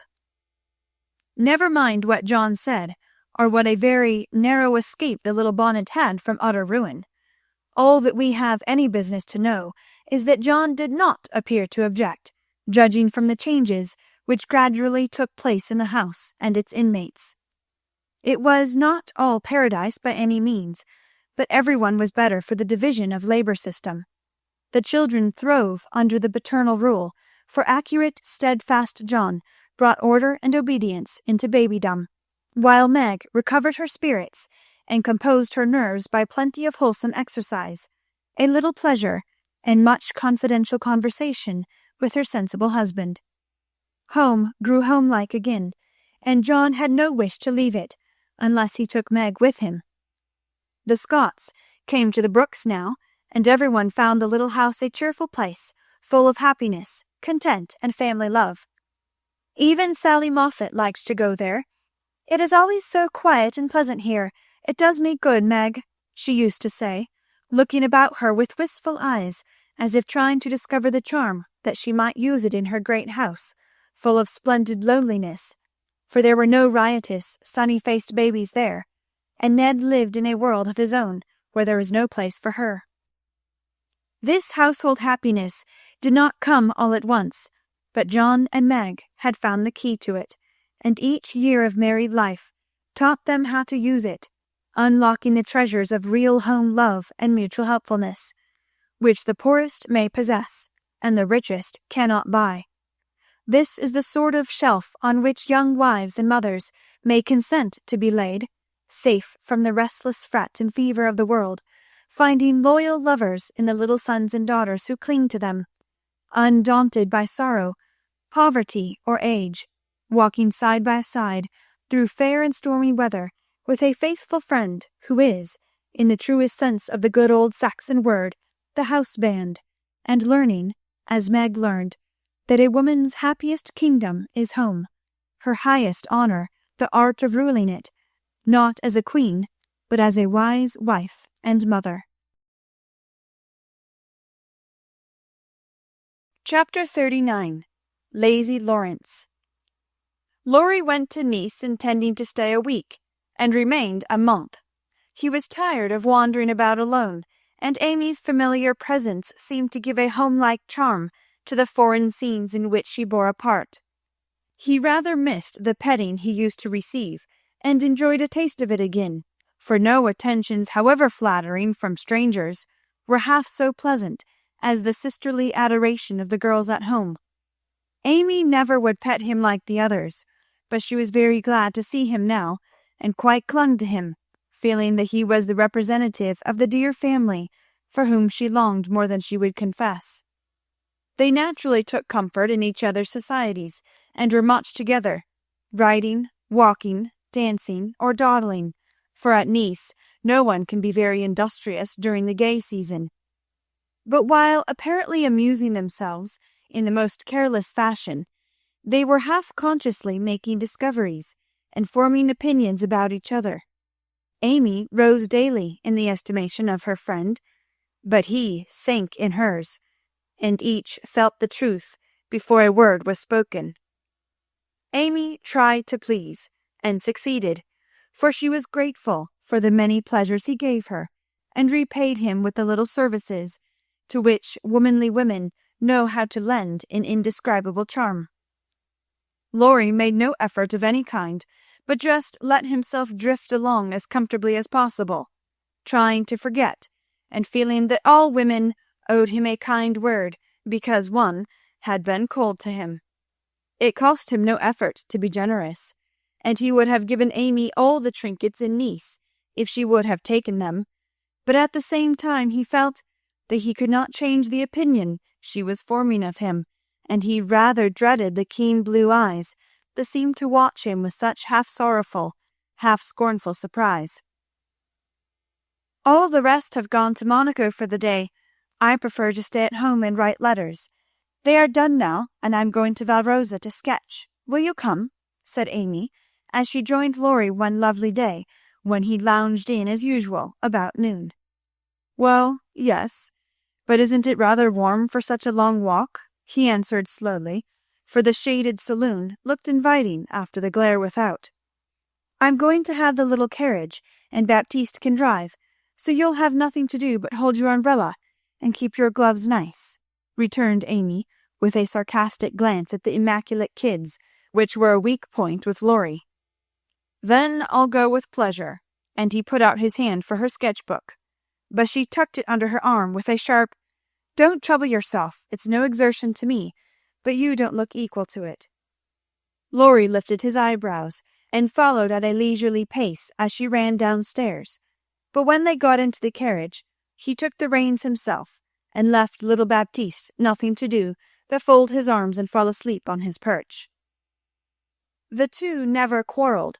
Amy was too well bred, and just now Laurie was too lazy, so in a moment he peeped under her hat brim with an inquiring air. She answered him with a smile, and they went on together in the most amicable manner. It was a lovely drive, along winding roads rich in the picturesque scenes that delight beauty-loving eyes. Here an ancient monastery, whence the solemn chanting of the monks came down to them.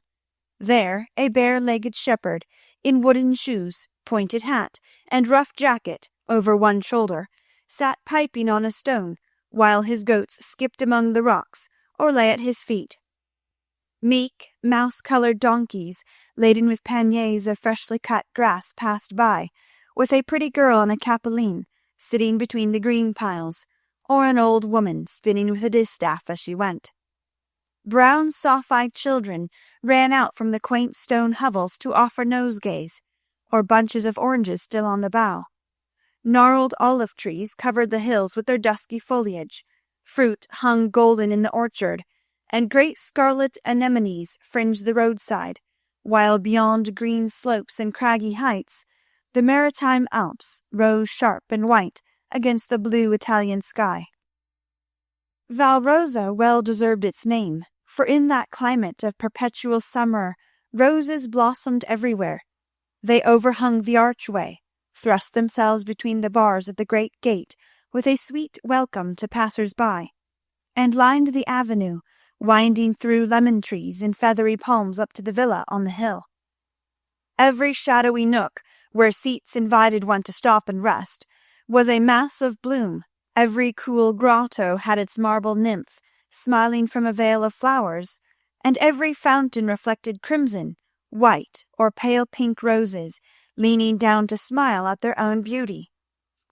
Roses covered the walls of the house, draped the cornices, climbed the pillars, and ran riot over the balustrade of the wide terrace, whence one looked down on the sunny Mediterranean and the white-walled city on its shore. "This is a regular honeymoon paradise, isn't it? Did you ever see such roses?" asked Amy, pausing on the terrace to enjoy the view and a luxurious whiff of perfume that came wandering by. "No, nor felt such thorns," returned Laurie, with his thumb in his mouth, after a vain attempt to capture a solitary scarlet flower that grew just beyond his reach. "Try lower down and pick those that have no thorns," said Amy, gathering 3 of the tiny cream-coloured ones that starred the wall behind her. She put them in his buttonhole as a peace offering, and he stood a minute looking down at them with a curious expression, for in the Italian part of his nature there was a touch of superstition, and he was just then in that state of half-sweet, half-bitter melancholy, when imaginative young men find significance in trifles and food for romance everywhere. He had thought of Jo in reaching after the thorny red rose, for vivid flowers became her, and she had often worn ones like that from the greenhouse at home. The pale roses Amy gave him were the sort that the Italians lay in dead hands, never in bridal wreaths, and for a moment he wondered if the omen was for Jo or for himself. But the next instant his American common sense got the better of sentimentality, and he laughed a heartier laugh than Amy had heard since he came. "It's good advice. You'd better take it and save your fingers," she said, thinking her speech amused him. "Thank you, I will," he answered in a jest, and few months later he did it in earnest. "Laurie, when are you going to your grandfather?" she asked, presently, as she settled herself on a rustic seat. "Very soon." "You have said that a dozen times within the last 3 weeks." "I dare say. Short answers save trouble." "He expects you, and you really ought to go." "Hospitable creature, I know it." "Then why don't you do it?" "Natural depravity, I suppose." "Natural indolence, you mean. It's really dreadful." And Amy looked severe. "Not so bad as it seems, for I should only plague him if I went, so I might as well stay and plague you a little longer. You can bear it better. In fact, I think it agrees with you excellently." And Laurie composed himself for a lounge on the broad ledge of the balustrade. Amy shook her head and opened her sketch-book with an air of resignation. But she had made up her mind to lecture that boy, and in a minute she began again. "What are you doing just now?" "Watching lizards." No, I mean, what do you intend and wish to do?" "Smoke a cigarette, if you'll allow me." "How provoking you are! I don't approve of cigars, and I will only allow it on condition that you let me put you into my sketch. I need a figure." "With all the pleasure in life. How will you have me? Full length or 3/4? On my head or on my heels?" "I should respectfully suggest a recumbent posture. Then put yourself in also, and call it dolce far niente." "Stay as you are and go to sleep if you like. I intend to work hard," said Amy in her most energetic tone. "What delightful enthusiasm!" And he leaned against a tall urn with an air of entire satisfaction. "What would Jo say if she saw you now?" asked Amy impatiently, hoping to stir him up by the mention of her still more energetic sister's name. "As usual. Go away, Teddy, I'm busy." He laughed as he spoke, but the laugh was not natural, and a shade passed over his face, for the utterance of the familiar name touched the wound that was not healed yet. Both tone and shadow struck Amy, for she had seen and heard them before, and now she looked up in time to catch a new expression on Laurie's face, a hard, bitter look, full of pain, dissatisfaction, and regret. It was gone before she could study it, and the listless expression came back again. She watched him for a moment with artistic pleasure, thinking how like an Italian he looked, as he lay basking in the sun, with uncovered head and eyes full of southern dreaminess, for he seemed to have forgotten her and fallen into a reverie. "You look like the effigy of a young knight asleep on his tomb," she said, carefully tracing the well-cut profile defined against the dark stone. "Wish I was." "That's a foolish wish, unless you have spoiled your life. You are so changed. I sometimes think—" There Amy stopped, with a half-timid, half-wistful look, more significant than her unfinished speech. Laurie saw and understood the affectionate anxiety which she hesitated to express, and looking straight into her eyes, said just as he used to say it to her mother, "It's all right, ma'am." That satisfied her, and set at rest the doubts that had begun to worry her lately. It also touched her, and she showed that it did, by the cordial tone in which she said, "I'm glad of that. I didn't think you'd been a very bad boy, but I fancied you might have wasted money at that wicked Baden-Baden, lost your heart to some charming Frenchwoman with a husband, or got into some of the scrapes that young men seem to consider a necessary part of a foreign tour. Don't stay out there in the sun. Come and lie on the grass here, and let us be friendly, as Jo used to say when we got in the sofa corner and told secrets." Laurie obediently threw himself down on the turf, and began to amuse himself by sticking daisies into the ribbons of Amy's hat that lay there. I'm all ready for the secrets." And he glanced up with a decided expression of interest in his eyes. "I've none to tell. You may begin." "Haven't one to bless myself with. I thought perhaps you'd had some news from home." "You have heard all that has come lately. Don't you hear often? I fancied Joe would send you volumes." "She's very busy. I'm roving about so, it's impossible to be regular, you know. When do you begin your great work of art, Raphaella?" he asked, changing the subject abruptly, after another pause, in which he had been wondering if Amy knew his secret, and wanted to talk about it. "Never," she answered, with a despondent but decided air. "Rome took all the vanity out of me, for after seeing the wonders there, I felt too insignificant to live, and gave up all my foolish hopes in despair." "Why should you, with so much energy and talent?" "That's just why, because talent isn't genius, and no amount of energy can make it so. I want to be great or nothing. I won't be a commonplace dauber, so I don't intend to try any more." "And what are you going to do with yourself now, if I may ask?" "Polish up my other talents, and be an ornament to society, if I get the chance." It was a characteristic speech, and sounded daring, but audacity becomes young people, and Amy's ambition had a good foundation. Laurie smiled, but he liked the spirit with which she took up a new purpose, when a long-cherished one died, and spent no time lamenting. "Good, and here's where Fred Vaughn comes in, I fancy?" Amy preserved a discreet silence, but there was a conscious look in her downcast face that made Laurie sit up and say gravely, "Now I'm going to play brother, and ask questions. May I?" "I don't promise to answer." "Your face will, if your tongue won't. You aren't woman of the world enough yet to hide your feelings, my dear. I heard rumours about Fred and you last year, and it's my private opinion that if he had not been called home so suddenly and detained so long, something would have come of it, eh?" "That's not for me to say," was Amy's grim reply, but her lips would smile, and there was a treacherous sparkle of the eye which betrayed that she knew her power and enjoyed the knowledge. "You are not engaged, I hope?" and Laurie looked very elder brotherly and grave all of a sudden. "No." "But you will be, if he comes back and goes properly down on his knees, won't you?" "Very likely." "Then you are fond of old Fred?" "I could be, if I tried." "But you don't intend to try till the proper moment? Bless my soul, what unearthly prudence! He's a good fellow, Amy, but not the man I fancied you'd like." "He is rich, a gentleman, and has delightful manners," began Amy, trying to be quite cool and dignified, but feeling a little ashamed of herself, in spite of the sincerity of her intentions. "I understand. Queens of society can't get on without money. So you mean to make a good match and start in that way? Quite right and proper as the world goes. But it sounds odd, from the lips of one of your mother's girls." "True, nevertheless."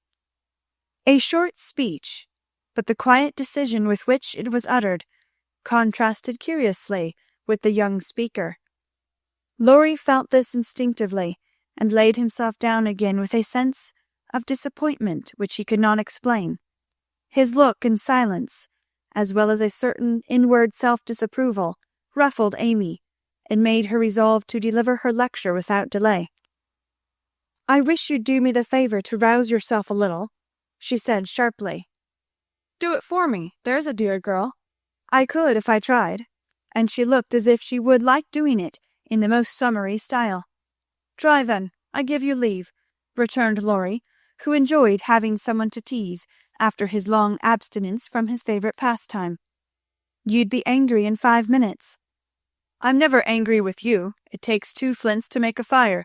You are as cool and soft as snow." "You don't know what I can do. Snow produces a glow and a tingle, if applied rightly.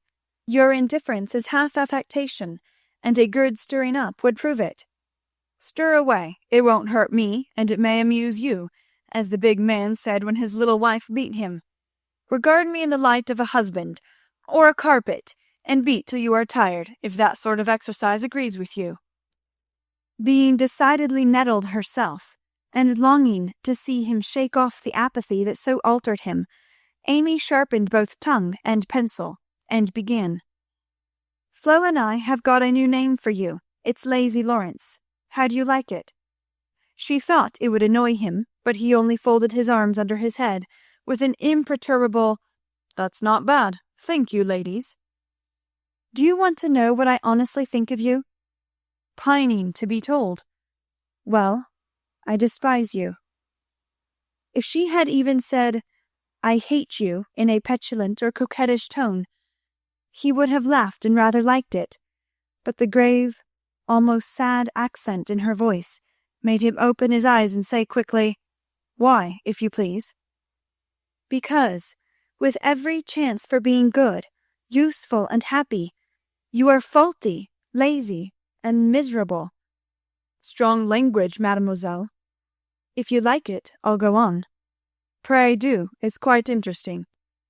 I thought you'd find it so. Selfish people always like to talk about themselves. Am I selfish? The question slipped out involuntarily, and in a tone of surprise, for the one virtue on which he prided himself was generosity. Yes, very selfish, continued Amy, in a calm, cool voice, twice as effective just then as an angry one. I'll show you how, for I've studied you while we were frolicking, and I'm not at all satisfied with you. Here you have been abroad nearly 6 months, and done nothing but waste time and money and disappoint your friends. Isn't a fellow to have any pleasure after a 4-year grind? You don't look as if you've had much. At any rate, you are none the better for it, as far as I can see. I said when we first met that you had improved. Now I take it all back, for I don't think you half so nice as when I left you at home. You have grown abominably lazy. You like gossip, and waste time on frivolous things. You are contented to be petted and admired by silly people, instead of being loved and respected by wise ones. With money, talent, position, health, and beauty, you like that old vanity. But it's the truth, so I can't help saying it. With all these splendid things to use and enjoy, you can find nothing to do but dawdle, and instead of being the man you ought to be, you are only—" There she stopped, with a look that had both pain and pity in it. "St. Lawrence on a gridiron," added Laurie, blandly finishing the sentence. But the lecture began to take effect, for there was a wide-awake sparkle in his eyes now, and a half-angry, half-injured expression replaced the former indifference. "I supposed you'd take it so. You men tell us we are angels, and say we can make you what we will, but the instant we honestly try to do you good, you laugh at us and won't listen, which proves how much your flattery is worth." Amy spoke bitterly, and turned her back on the exasperating martyr at her feet. In a minute a hand came down over the page so that she could not draw, and Laurie's voice said with a droll imitation of a penitent child, "I will be good, oh, I will be good." But Amy did not laugh, for she was in earnest, and tapping on the outspread hand with her pencil, said soberly, "Aren't you ashamed of a hand like that? It's as soft and white as a woman's, and looks as if it never did anything but wear Jouvin's best gloves and pick flowers for ladies. You are not a dandy, thank heaven, so I'm glad to see there are no diamonds or big seal rings on it, only the little old one Joe gave you so long ago. Dear soul, I wish she was here to help me." "So do I." The hand vanished as suddenly as it came, and there was energy enough in the echo of her wish to suit even Amy. She glanced down at him with a new thought in her mind, but he was lying with his hat half over his face, as if for shade, and his mustache hid his mouth. She only saw his chest rise and fall with a long breath that might have been a sigh, and the hand that wore the ring nestled down into the grass, as if to hide something too precious or too tender to be spoken of. All in a minute, various hints and trifles assumed shape and significance in Amy's mind, and told her what her sister never had confided to her.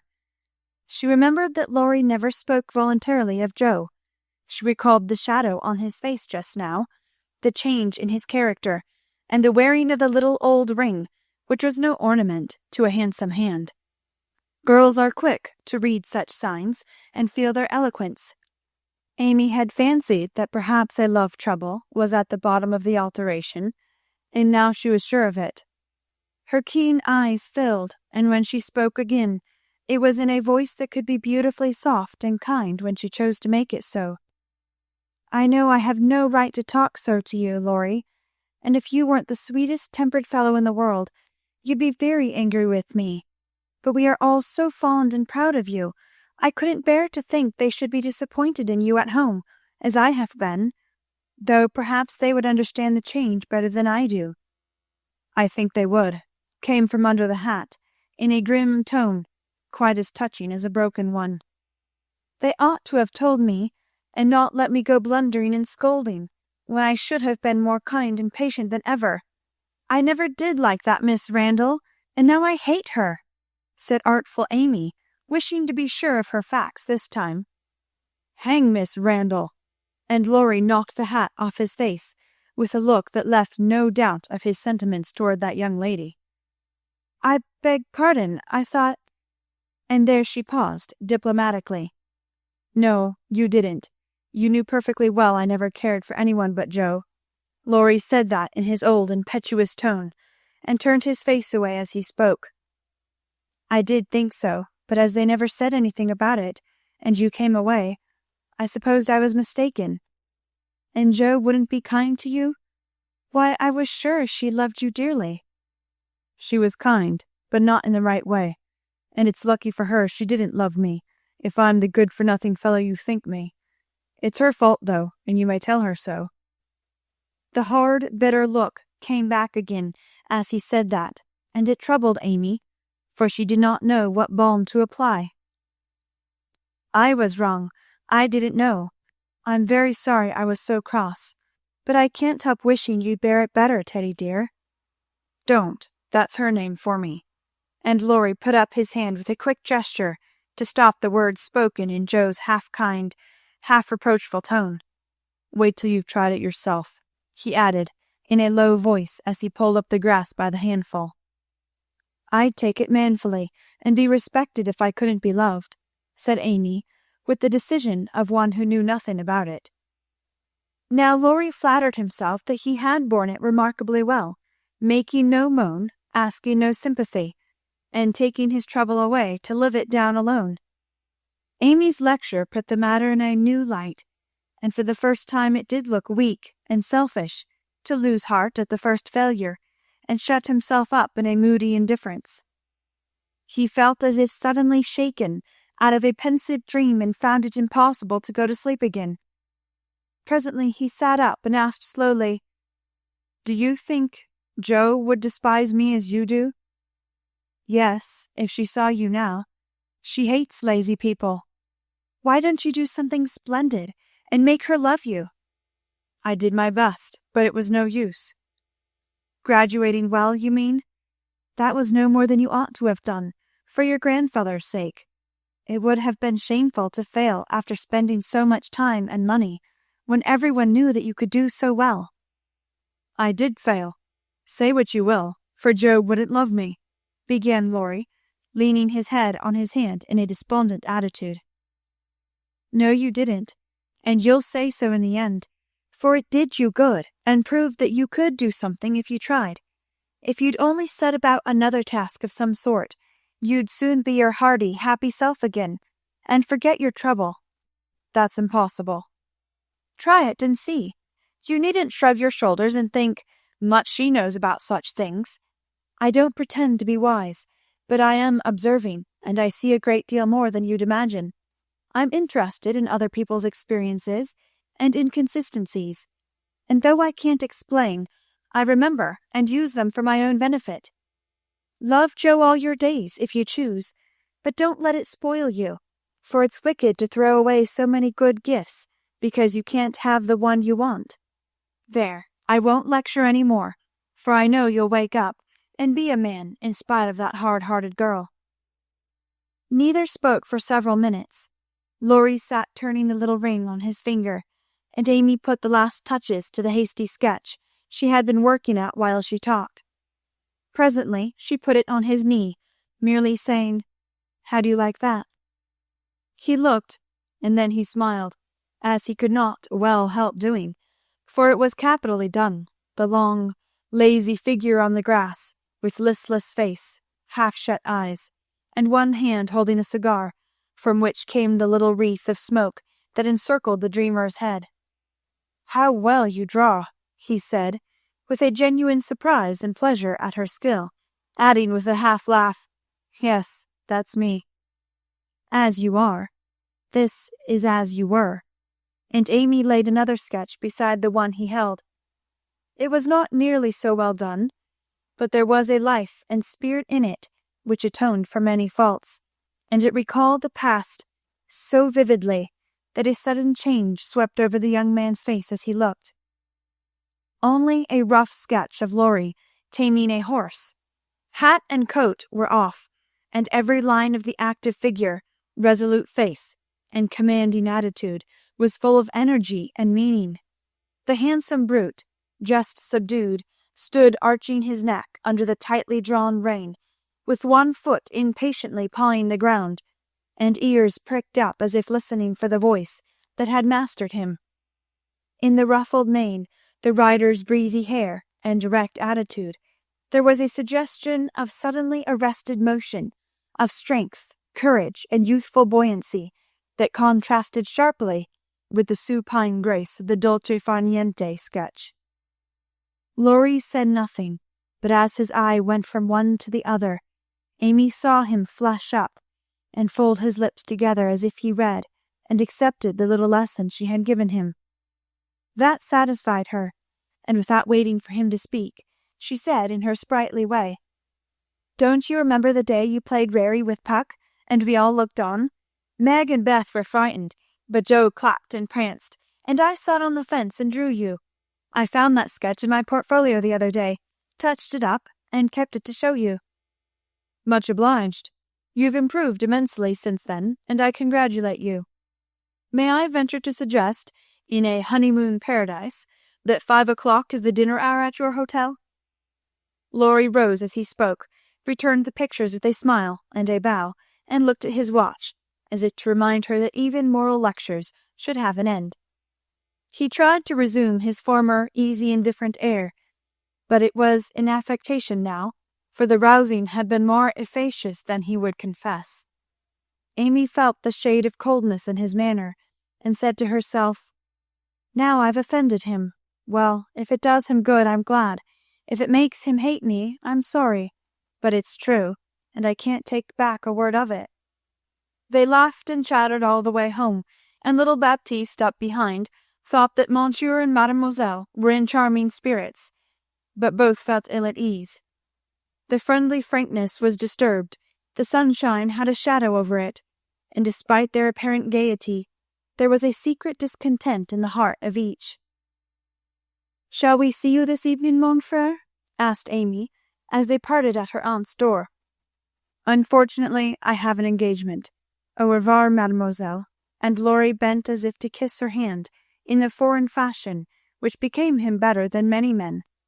Something in his face made Amy say quickly and warmly, "No, be yourself with me, Laurie, and part in the good old way. I'd rather have a hearty English handshake than all the sentimental salutations in France."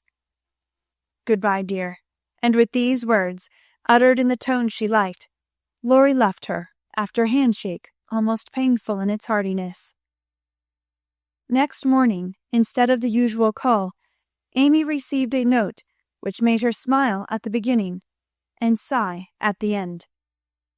"My dear Mentor, please make my adieu to your aunt, and exult within yourself, for lazy Lawrence has gone to his grandpa, like the best of boys. A pleasant winter to you, and may the gods grant you a blissful honeymoon at Valrosa. I think Fred would be benefited by a rouser. Tell him so, with my congratulations. Yours gratefully, Telemachus." "Good boy, I'm glad he's gone," said Amy, with an approving smile. The next minute her face fell as she glanced about the empty room, adding with an involuntary sigh, "Yes, I am glad, but how I shall miss him." Chapter 40. The Valley of the Shadow. When the first bitterness was over, the family accepted the inevitable, and tried to bear it cheerfully, helping one another by the increased affection which comes to bind households tenderly together in times of trouble. They put away their grief, and each did his or her part toward making that last year a happy one. The pleasantest room in the house was set apart for Beth, and in it was gathered everything that she most loved: flowers, pictures, her piano, the little work table, and the beloved pussies. Father's best books found their way there, Mother's easy chair, Joe's desk, Amy's finest sketches, and every day Meg brought her babies on a loving pilgrimage to make sunshine for Auntie Beth. John quietly set apart a little sum that he might enjoy the pleasure of keeping the invalid supplied with the fruit she loved and longed for. Old Hannah never wearied of concocting dainty dishes to tempt a capricious appetite, dropping tears as she worked, and from across the sea came little gifts and cheerful letters, seeming to bring breaths of warmth and fragrance from lands that know no winter. Here, cherished like a household saint in its shrine, sat Beth, tranquil and busy as ever, for nothing could change the sweet, unselfish nature, and even while preparing to leave life, she tried to make it happier for those who should remain behind. The feeble fingers were never idle, and one of her pleasures was to make little things for the school children daily passing to and fro, to drop a pair of mittens from her window for a pair of purple hands, a needlebook for some small mother of many dolls, pen wipers for young penmen toiling through forests of pothooks, scrapbooks for picture-loving eyes, and all manner of pleasant devices, till the reluctant climbers of the ladder of learning found their way strewn with flowers, as it were, and came to regard the gentle giver as a sort of fairy godmother, who sat above there and showered down gifts miraculously suited to their tastes and needs. If Beth had wanted any reward, she found it in the bright little faces always turned up to her window, with nods and smiles, and the droll little letters which came to her full of blots and gratitude.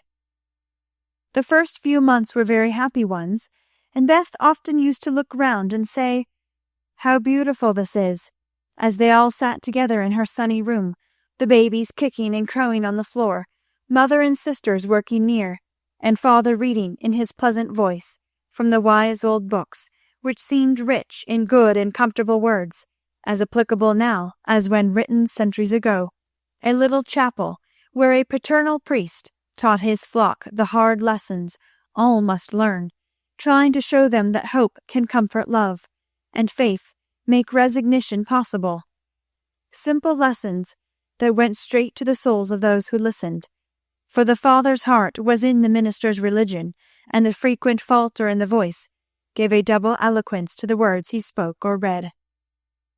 It was well for all that this peaceful time was given them as preparation for the sad hours to come, for by and by Beth said the needle was so heavy, and put it down forever. Talking wearied her, faces troubled her, pain claimed her for its own, and her tranquil spirit was sorrowfully perturbed by the ills that vexed her feeble flesh. Ah me, such heavy days, such long, long nights, such aching hearts and imploring prayers, when those who loved her best were forced to see the thin hands stretched out to them beseechingly, to hear the bitter cry, "Help me, help me," and to feel that there was no help. A sad eclipse of the serene soul, a sharp struggle of the young life with death. But both were mercifully brief, and when the natural rebellion over, the old peace returned more beautiful than ever. With the wreck of her frail body, Beth's soul grew strong, and though she said little, those about her felt that she was ready, saw that the first pilgrim, cold, was likewise the fittest, and waited with her on the shore, trying to see the shining ones coming to receive her when she crossed the river. Joe never left her for an hour since Beth had said, "I feel stronger when you are here." She slept on a couch in the room, waking often to renew the fire, to feed, lift, or wait upon the patient creature who seldom asked for anything, and tried not to be a trouble. All day she haunted the room, jealous of any other nurse, and prouder of being chosen then than of any honour her life ever brought her. Precious and helpful hours to Jo, for now her heart received the teaching that it needed. Lessons in patience were so sweetly taught her that she could not fail to learn them. Charity for all, the lovely spirit that can forgive and truly forget unkindness, the loyalty to duty that makes the hardest easy, and the sincere faith that fears nothing but trusts undoubtingly. Often when she woke, Jo found Beth reading in her well-worn little book, heard her singing softly to beguile the sleepless nights, or saw her lean her face upon her hands, while slow tears dropped through the transparent fingers, and Jo would lie watching her with thoughts too deep for tears, feeling that Beth, in her simple, unselfish way, was trying to wean herself from the dear old life, and fit herself for the life to come by sacred words of comfort, quiet prayers, and the music she loved so well. Seeing this did more for Jo than the wisest sermons, the saintliest hymns, the most fervent prayers that any voice could utter. For with eyes made clear by many tears, and a heart softened by the tenderest sorrow, she recognized the beauty of her sister's life. Uneventful, unambitious, yet full of the genuine virtues which smell sweet and blossom in the dust, the self-forgetfulness that makes the humblest on earth remembered soonest in heaven, the true success which is possible to all. One night, when Beth looked among the books upon her table to find something to make her forget the mortal weariness that was almost as hard to bear as pain, as she turned the leaves of her old favourite Pilgrim's Progress, she found a little paper scribbled over in Jo's hand. The name caught her eye, and the blurred look of the lines made her sure that tears had fallen on it. Poor Jo, she's fast asleep, so I won't wake her to ask leave. She shows me all her things, and I don't think she'll mind if I look at this, thought Beth with a glance at her sister, who lay on the rug with the tongs beside her, ready to wake up the minute the log fell apart. My Beth, sitting patient in the shadow till the blessed light shall come, a serene and saintly presence sanctifies our troubled home. Earthly joys and hopes and sorrows break like ripples on the strand of the deep and solemn river, where her willing feet now stand. O my sister, passing from me, out of human care and strife, leave me as a gift those virtues which have beautified your life. Dear, bequeath me that great patience which has power to sustain a cheerful, uncomplaining spirit in its prison house of pain. Give me, for I need it sorely, of that courage, wise and sweet, which has made the path of duty green beneath your willing feet. Give me that unselfish nature, that, with charity divine, can pardon wrong for love's dear sake. Meek heart, forgive me mine. Thus our parting daily loseth something of its bitter pain, and while learning this hard lesson, my great loss becomes my gain. For the touch of grief will render my wild nature more serene, give to life new aspirations, a new trust in the unseen. Henceforth, safe across the river, I shall see forevermore a beloved household spirit waiting for me on the shore. Hope and faith, born of my sorrow, guardian angels shall come, and the sister gone before me, by their hands shall lead me home.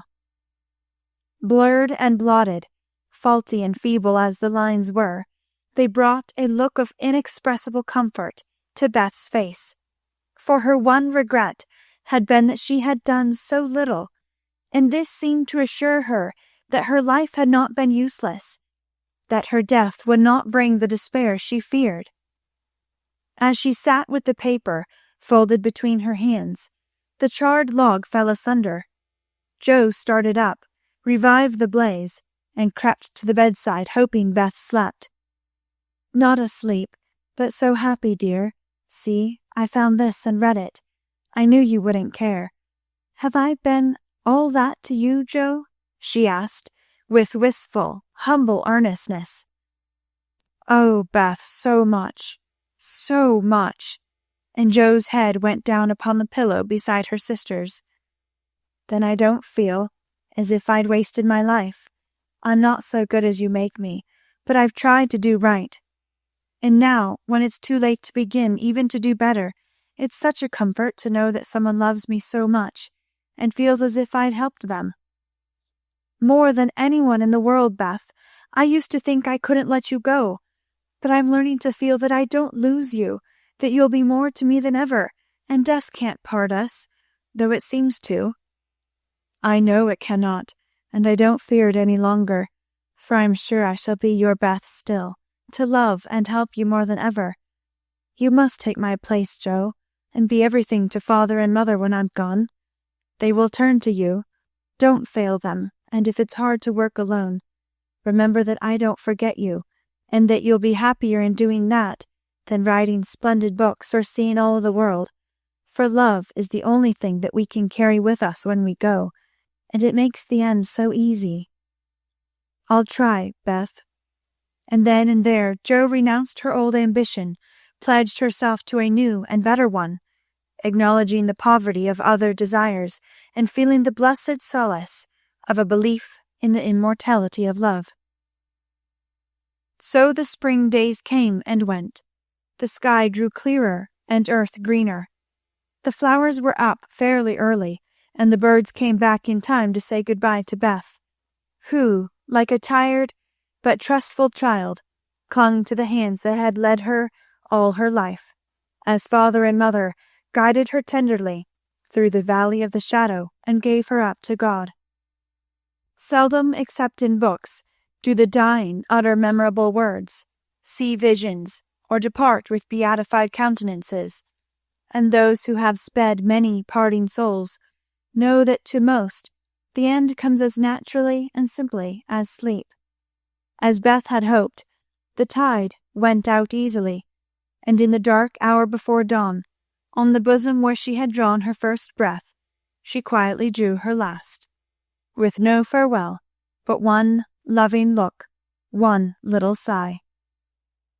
With tears and prayers and tender hands, mother and sisters made her ready for the long sleep that pain would never mar again, seeing with grateful eyes the beautiful serenity that soon replaced the pathetic patience that had wrung their hearts so long, and feeling with reverent joy that to their darling, death was a benignant angel, not a phantom full of dread. When morning came, for the first time in many months the fire was out.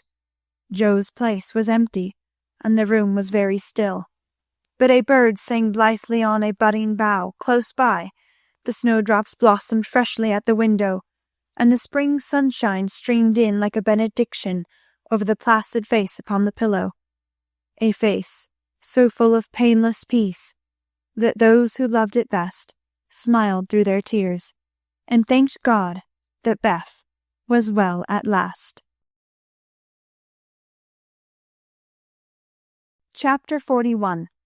Learning to Forget. Amy's lecture did Laurie good, though of course he did not own it till long afterward. Men seldom do, for when women are the advisers, the lords of creation don't take the advice till they have persuaded themselves that it is just what they intended to do. Then they act upon it, and if it succeeds, they give the weaker vessel half the credit of it. If it fails, they generously give her the whole. Laurie went back to his grandfather, and was so dutifully devoted for several weeks that the old gentleman declared the climate of Nice had improved him wonderfully, and he had better try it again. There was nothing the young gentleman would have liked better, but elephants could not have dragged him back after the scolding he had received. Pride forbid, and whenever the longing grew very strong, he fortified his resolution by repeating the words that had made the deepest impression. "I despise you. Go and do something splendid that will make her love you." Laurie turned the matter over in his mind so often that he soon brought himself to confess that he had been selfish and lazy. But then, when a man has a great sorrow, he should be indulged in all sorts of vagaries till he has lived it down. He felt that his blighted affections were quite dead now, and though he should never cease to be a faithful mourner, there was no occasion to wear his weeds ostentatiously. Jo wouldn't love him, but he might make her respect and admire him by doing something which should prove that a girl's no had not spoiled his life. He had always meant to do something, and Amy's advice was quite unnecessary. He had only been waiting till the aforesaid blighted affections were decently interred. That being done, he felt that he was ready to hide his stricken heart and still toil on. As Goethe, when he had a joy or a grief, put it into a song, so Laurie resolved to embalm his love-sorrow in music, and to compose a requiem which should harrow up Jo's soul and melt the heart of every hearer.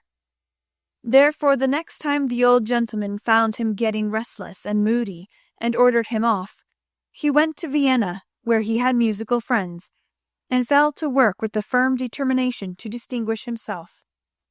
But whether the sorrow was too vast to be embodied in music, or music too ethereal to uplift a mortal woe, he soon discovered that the requiem was beyond him just at present. It was evident that his mind was not in working order yet, and his ideas needed clarifying, for often in the middle of a plaintive strain he would find himself humming a dancing tune that vividly recalled the Christmas ball at Nice, especially the stout Frenchman, and put an effectual stop to tragic composition for the time being. Then he tried in opera, for nothing seemed impossible in the beginning. But here again unforeseen difficulties beset him. He wanted Jo for his heroine, and called upon his memory to supply him with tender recollections and romantic visions of his love.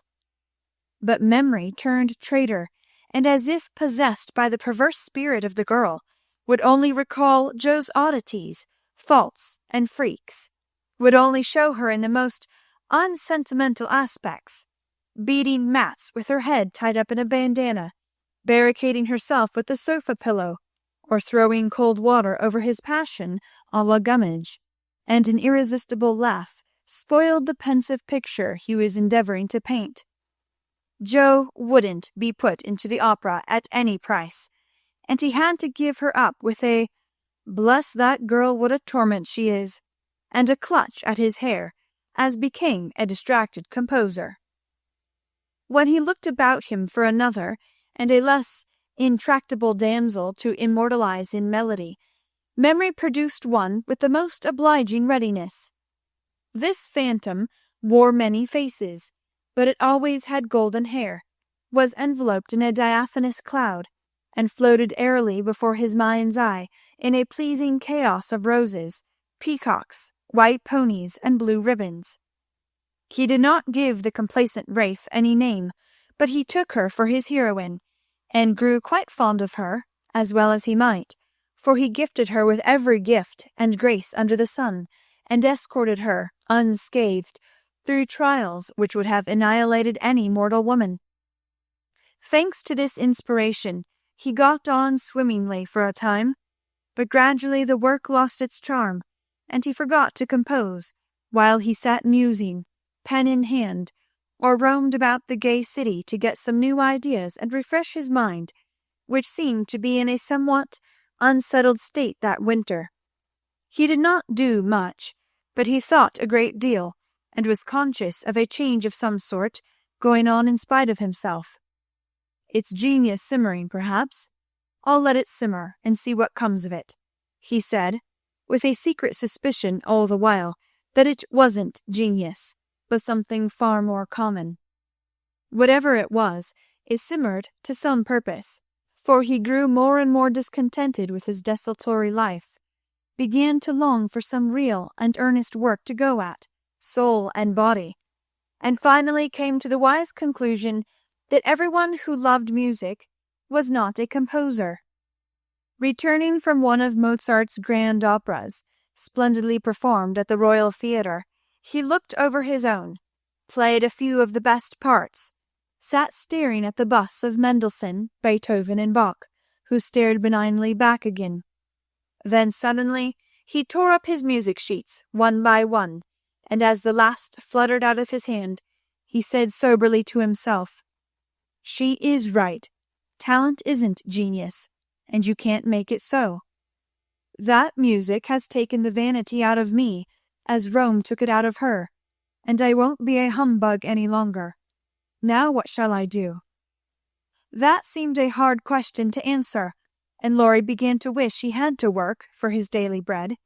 Now, if ever, occurred an eligible opportunity for going to the devil, as he once forcibly expressed it, for he had plenty of money and nothing to do, and Satan is proverbially fond of providing employment for full and idle hands.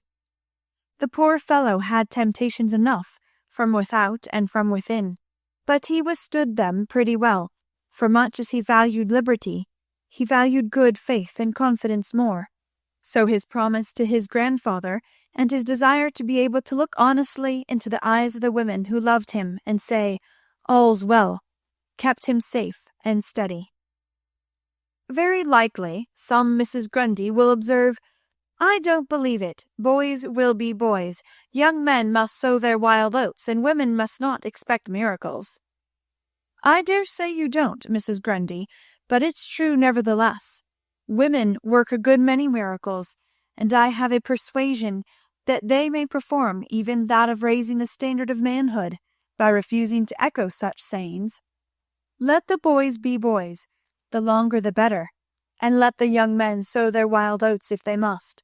But mothers, sisters, and friends may help to make the crop a small one, and keep many tares from spoiling the harvest by believing, and showing that they believe, in the possibility of loyalty to the virtues which make men manliest in good women's eyes.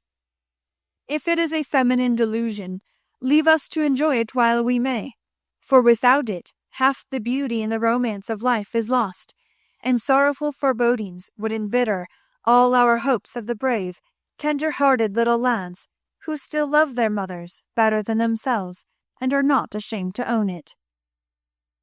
Laurie thought that the task of forgetting his love for Joe would absorb all his powers for years, but to his great surprise he discovered it grew easier every day. He refused to believe it at first, got angry with himself and couldn't understand it. But these hearts of ours are curious and contrary things, and time and nature work their will in spite of us. Laurie's heart wouldn't ache. The wound persisted in healing with a rapidity that astonished him, and instead of trying to forget, he found himself trying to remember.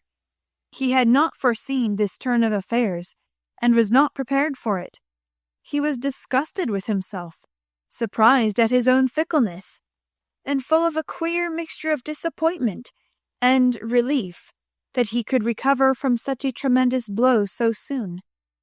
He carefully stirred up the embers of his lost love, but they refused to burst into a blaze. There was only a comfortable glow that warmed and did him good without putting him into a fever, and he was reluctantly obliged to confess that the boyish passion was slowly subsiding into a more tranquil sentiment, very tender, a little sad and resentful still, but that was sure to pass away in time, leaving a brotherly affection which would last unbroken to the end. As the word brotherly passed through his mind in one of his reveries, he smiled and glanced up at the picture of Mozart that was before him. Well, he was a great man, and when he couldn't have one sister, he took the other, and was happy. Laurie did not utter the words, but he thought them, and the next instant kissed the little old ring, saying to himself, "No, I won't. I haven't forgotten. I never can. I'll try again, and if that fails, why then Leaving his sentence unfinished, he seized pen and paper and wrote to Jo, telling her that he could not settle to anything while there was the least hope of her changing her mind. Couldn't she? Wouldn't she? And let him come home and be happy? While waiting for an answer, he did nothing, but he did it energetically, for he was in a fever of impatience. It came at last, and settled his mind effectually on one point, for Jo decidedly couldn't and wouldn't. She was wrapped up in Beth, and never wished to hear the word love again.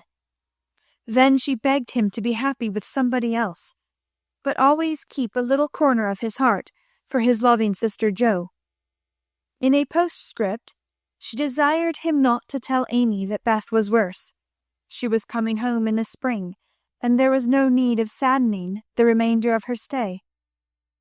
That would be time enough, please God, but Laurie must write to her often, and not let her feel lonely, homesick, or anxious. So I will, at once. Poor little girl, it will be a sad going home for her, I'm afraid. And Laurie opened his desk, as if writing to Amy had been the proper conclusion of the sentence left unfinished some weeks before. But he did not write the letter that day, for as he rummaged out his best paper, he came across something which changed his purpose. Tumbling about in one part of the desk, among bills, passports, and business documents of various kinds, were several of Jo's letters, and in another compartment were 3 notes from Amy, carefully tied up with one of her blue ribbons, and sweetly suggestive of the little dead roses put away inside.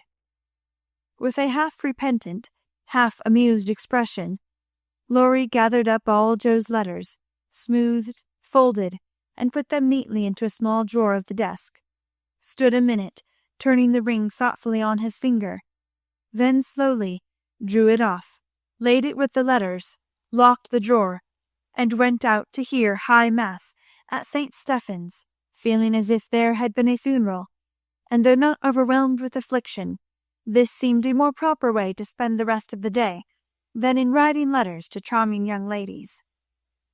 The letter went very soon, however, and was promptly answered, for Amy was homesick and confessed it in the most delightfully confiding manner. The correspondence flourished famously, and letters flew to and fro with unfailing regularity all through the early spring. Laurie sold his bus, made allumettes of his opera, and went back to Paris, hoping somebody would arrive before long. He wanted desperately to go to Nice, but would not till he was asked, and Amy would not ask him, for just then she was having little experiences of her own, which made her rather wish to avoid the quizzical eyes of our boy. Fred Vaughan had returned, and put the question to which she had once decided to answer, "Yes, thank you." But now she said, "No, thank you," kindly but steadily, for when the time came, her courage failed her, and she found that something more than money and position was needed to satisfy the new longing that filled her heart, so full of tender hopes and fears. The words, "Fred is a good fellow, but not at all the man I fancied you would ever like," and Laurie's face when he uttered them, kept returning to her as pertinaciously as her own did when she said in look, if not in words, "I shall marry for money." It troubled her to remember that now. She wished she could take it back. It sounded so unwomanly. She didn't want Laurie to think her a heartless, worldly creature. She didn't care to be a queen of society now, half so much as she did to be a lovable woman. She was so glad he didn't hate her for the dreadful things she said, but took them so beautifully, and was kinder than ever. His letters were such a comfort, for the home letters were very irregular, and not half so satisfactory as his when they did come. It was not only a pleasure, but a duty to answer them, for the poor fellow was forlorn and needed petting, since Jo persisted in being stony-hearted. She ought to have made an effort and tried to love him. It couldn't be very hard. Many people would be proud and glad to have such a dear boy care for them. But Jo never would act like other girls, so there was nothing to do but be very kind and treat him like a brother. If all brothers were treated as well as Laurie was at this period, they would be a much happier race of beings than they are. Amy never lectured now. She asked his opinion on all subjects. She was interested in everything he did, made charming little presents for him, and sent him 2 letters a week, full of lively gossip, sisterly confidences, and captivating sketches of the lovely scenes about her. As few brothers are complimented by having their letters carried about in their sisters' pockets, read and reread diligently, cried over when short, kissed when long, and treasured carefully, we will not hint that Amy did any of these fond and foolish things. But she certainly did grow a little pale and pensive that spring, lost much of her relish for society, and went out sketching alone a good deal. She never had much to show when she came home, but was studying nature, I dare say, while she sat for hours, with her hands folded, on the terrace at Valrosa, or absently sketched any fancy that occurred to her, a stalwart knight carved on a tomb, a young man asleep in the grass, with his hat over his eyes, or a curly-haired girl in gorgeous array, promenading down a ballroom on the arm of a tall gentleman, both faces being left a blur, according to the last fashion in art, which was safe, but not altogether satisfactory.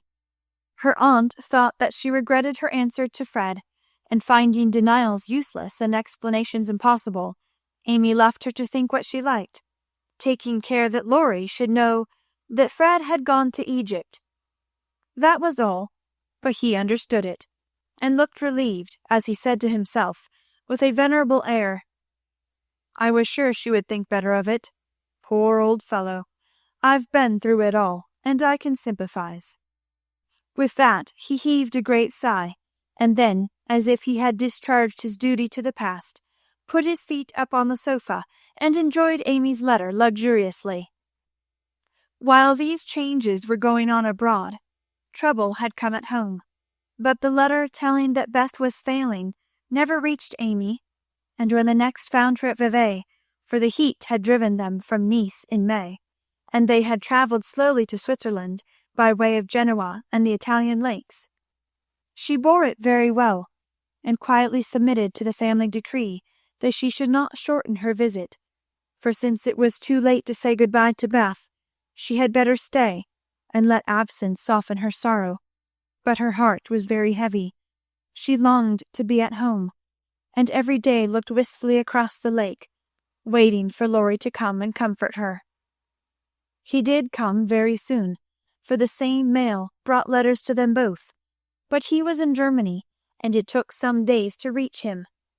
The moment he read it, he packed his knapsack, bade adieu to his fellow pedestrians, and was off to keep his promise, with a heart full of joy and sorrow, hope and suspense. He knew Vevey well, and as soon as the boat touched the little quay, he hurried along the shore to La Tour, where the Carrolls were living in pension. The garçon was in despair that the whole family had gone to take a promenade on the lake. But no, the blonde mademoiselle might be in the chateau garden. If monsieur would give himself the pain of sitting down, a flash of time should present her. But monsieur could not wait even a flash of time, and in the middle of the speech departed to find mademoiselle himself. A pleasant old garden on the borders of the lovely lake, with chestnuts rustling overhead, ivy climbing everywhere, and the black shadow of the tower falling far across the sunny water. At one corner of the wide, low wall was a seat, and here Amy often came to read, or work, or console herself with the beauty all about her. She was sitting here that day, leaning her head on her hand, with a homesick heart and heavy eyes, thinking of Beth, and wondering why Laurie did not come. She did not hear him cross the courtyard beyond, nor see him pause in the archway that led from the subterranean path into the garden. He stood a minute, looking at her with new eyes, seeing what no one had ever seen before, the tender side of Amy's character. Everything about her mutely suggested love and sorrow. the blotted letters in her lap, the black ribbon that tied up her hair, the womanly pain and patience in her face. Even the little ebony cross at her throat seemed pathetic to Laurie, for he had given it to her, and she wore it as her only ornament. If he had any doubts about the reception she would give him, they were set at rest the minute she looked up and saw him, for dropping everything she ran to him, exclaiming in a tone of unmistakable love and longing, "Oh, Laurie, Laurie, I knew you'd come to me!" I think everything was said and settled then, for as they stood together, quite silent for a moment, with the dark head bent down protectingly over the light one, Amy felt that no one could comfort and sustain her so well as Laurie. And Laurie decided that Amy was the only woman in the world who could fill Joe's place and make him happy. He did not tell her so, but she was not disappointed, for both felt the truth, were satisfied, and gladly left the rest to silence. In a minute Amy went back to her place, and while she dried her tears, Laurie gathered up the scattered papers, finding in the sight of sundry well-worn letters and suggestive sketches good omens for the future. As he sat down beside her, Amy felt shy again, and turned rosy red at the recollection of her impulsive greeting. "I couldn't help it. I felt so lonely and sad, and was so very glad to see you. It was such a surprise to look up and find you, just as I was beginning to fear you wouldn't come," she said, trying in vain to speak quite naturally. "I came the minute I heard. I wish I could say something to comfort you for the loss of dear little Beth, but I can only feel, and—" He could not get any further, for he too turned bashful all of a sudden, and did not quite know what to say. He longed to lay Amy's head down on his shoulder and tell her to have a good cry, but he did not dare, so he took her hand instead, and gave it a sympathetic squeeze that was better than words. "You needn't say anything. This comforts me," she said softly. "Beth is well and happy, and I mustn't wish her back. But I dread the going home, much as I long to see them all. We won't talk about it now, for it makes me cry, and I want to enjoy you while you stay. You needn't go right back, need you?" "Not if you want me, dear." "I do so much. Aunt and Flo are very kind, but you seem like one of the family, and it would be so comfortable to have you for a little while." Amy spoke and looked so like a homesick child whose heart was full, that Laurie forgot his bashfulness all at once, and gave her just what she wanted, the petting she was used to, and the cheerful conversation she needed. "Poor little soul, you look as if you've grieved yourself half sick. I'm going to take care of you, so don't cry any more, but come and walk about with me. The wind is too chilly for you to sit still," he said, in the half-caressing, half-commanding way that Amy liked, as he tied on her hat, drew her arm through his, and began to pace up and down the sunny walk under the new-leaved chestnuts. He felt more at ease upon his legs, and Amy found it pleasant to have a strong arm to lean upon, a familiar face to smile at her, and a kind voice to talk delightfully for her own. The quaint old garden had sheltered many pairs of lovers, and seemed expressively made for them, so sunny and secluded was it, with nothing but the tower to overlook them, and the wide lake to carry away the echo of their words as it rippled by below. For an hour this new pair walked and talked, or rested on the wall, enjoying the sweet influences which gave such a charm to time and place. And when an unromantic dinner bell warned them away, Amy felt as if she left her burden of loneliness and sorrow behind her in the chateau garden. The moment Mrs. Carroll saw the girl's altered face, she was illuminated with a new idea, and exclaimed to herself, "Now I understand it all. The child has been pining for young Lawrence. Bless my heart, I never thought of such a thing." With praiseworthy discretion, the good lady said nothing, and betrayed no sign of enlightenment, but cordially urged Laurie to stay, and begged Amy to enjoy his society, for it would do her more good than so much solitude. Amy was a model of docility, and as her aunt was a good deal occupied with Flo, she was left to entertain her friend, and did it with more than her usual success. At Nice, Laurie had lounged, and Amy had scolded. At Vevey, Laurie was never idle, but always walking, riding, boating, or studying in the most energetic manner, while Amy admired everything he did, and followed his example as far and as fast as she could. He said the change was owing to the climate, and she did not contradict him, being glad of a like excuse for her own recovered health and spirits. The invigorating air did them both good, and much exercise worked wholesome changes in minds as well as bodies. They seemed to get clearer views of life and duty up there among the everlasting hills. The fresh winds blew away desponding doubts, delusive fancies, and moody mists. The warm spring sunshine brought out all sorts of aspiring ideas, tender hopes, and happy thoughts. The lake seemed to wash away the troubles of the past, and the grand old mountains to look benignly down upon them, saying, "Little children, love one another." In spite of the new sorrow, it was a very happy time, so happy that Laurie could not bear to disturb it by a word. It took him a little while to recover from his surprise at the cure of his first, and as he had firmly believed, his last and only love. He consoled himself for the seeming disloyalty by the thought that Joe's sister was almost the same as Joe herself, and the conviction that it would have been impossible to love any other woman but Amy so soon and so well.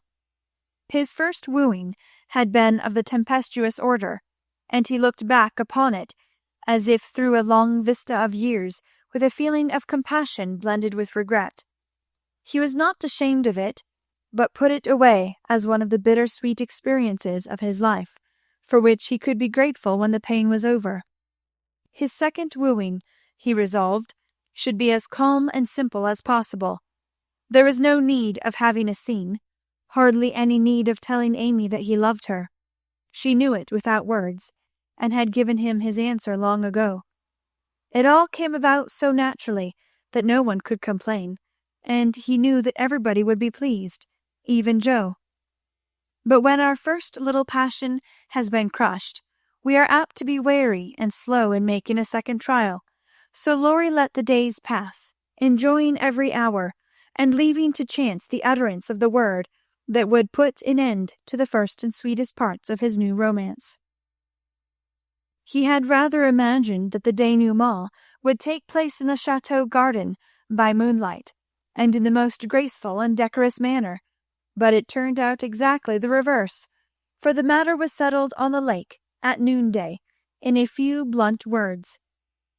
They had been floating about all the morning, from gloomy St. Gingolph to sunny Montreux, with the Alps of Savoy on one side, Mont Saint Bernard and the Dent du Midi on the other, pretty Vevey in the valley, and Lausanne upon the hill beyond, a cloudless blue sky overhead, and the bluer lake below, dotted with the picturesque boats that look like white-winged gulls. They had been talking of Bonneval as they glided past Chillon, and of Rousseau as they looked up at Clarens, where he wrote his Eloise. Neither had read it, but they knew it was a love story, and each privately wondered if it was half as interesting as their own. Amy had been dabbling her hand in the water during the little pause that fell between them, and when she looked up, Laurie was leaning on his oars with an expression in his eyes that made her say hastily, merely for the sake of saying something, "You must be tired. Rest a little, and let me row. It will do me good, for since you came I have been altogether lazy and luxurious." "I'm not tired, but you may take an oar, if you like. There's room enough, though I have to sit nearly in the middle, else the boat won't trim," returned Laurie, as if he rather liked the arrangement. Feeling that she had not mended matters much, Amy took the offered third of a seat, shook her hair over her face, and accepted an oar. She rowed as well as she did many other things, and though she used both hands, and Laurie but one, the oars kept time, and the boat went smoothly through the water. "How well we pull together, don't we?" said Amy, who objected to silence just then. "So well, that I wish we might always pull in the same boat. Will you, Amy?" very tenderly. "Yes, Laurie," very low. Then they both stopped rowing, and unconsciously added a pretty little tableau of human love and happiness to the dissolving views reflected in the lake. Chapter 42. All Alone.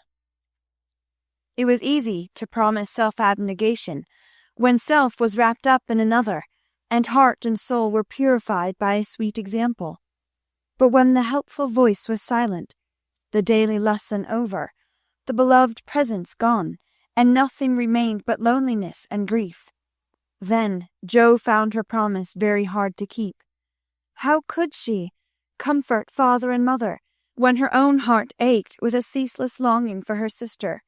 How could she make the house cheerful when all its light and warmth and beauty seemed to have deserted it when Beth left the old home for the new?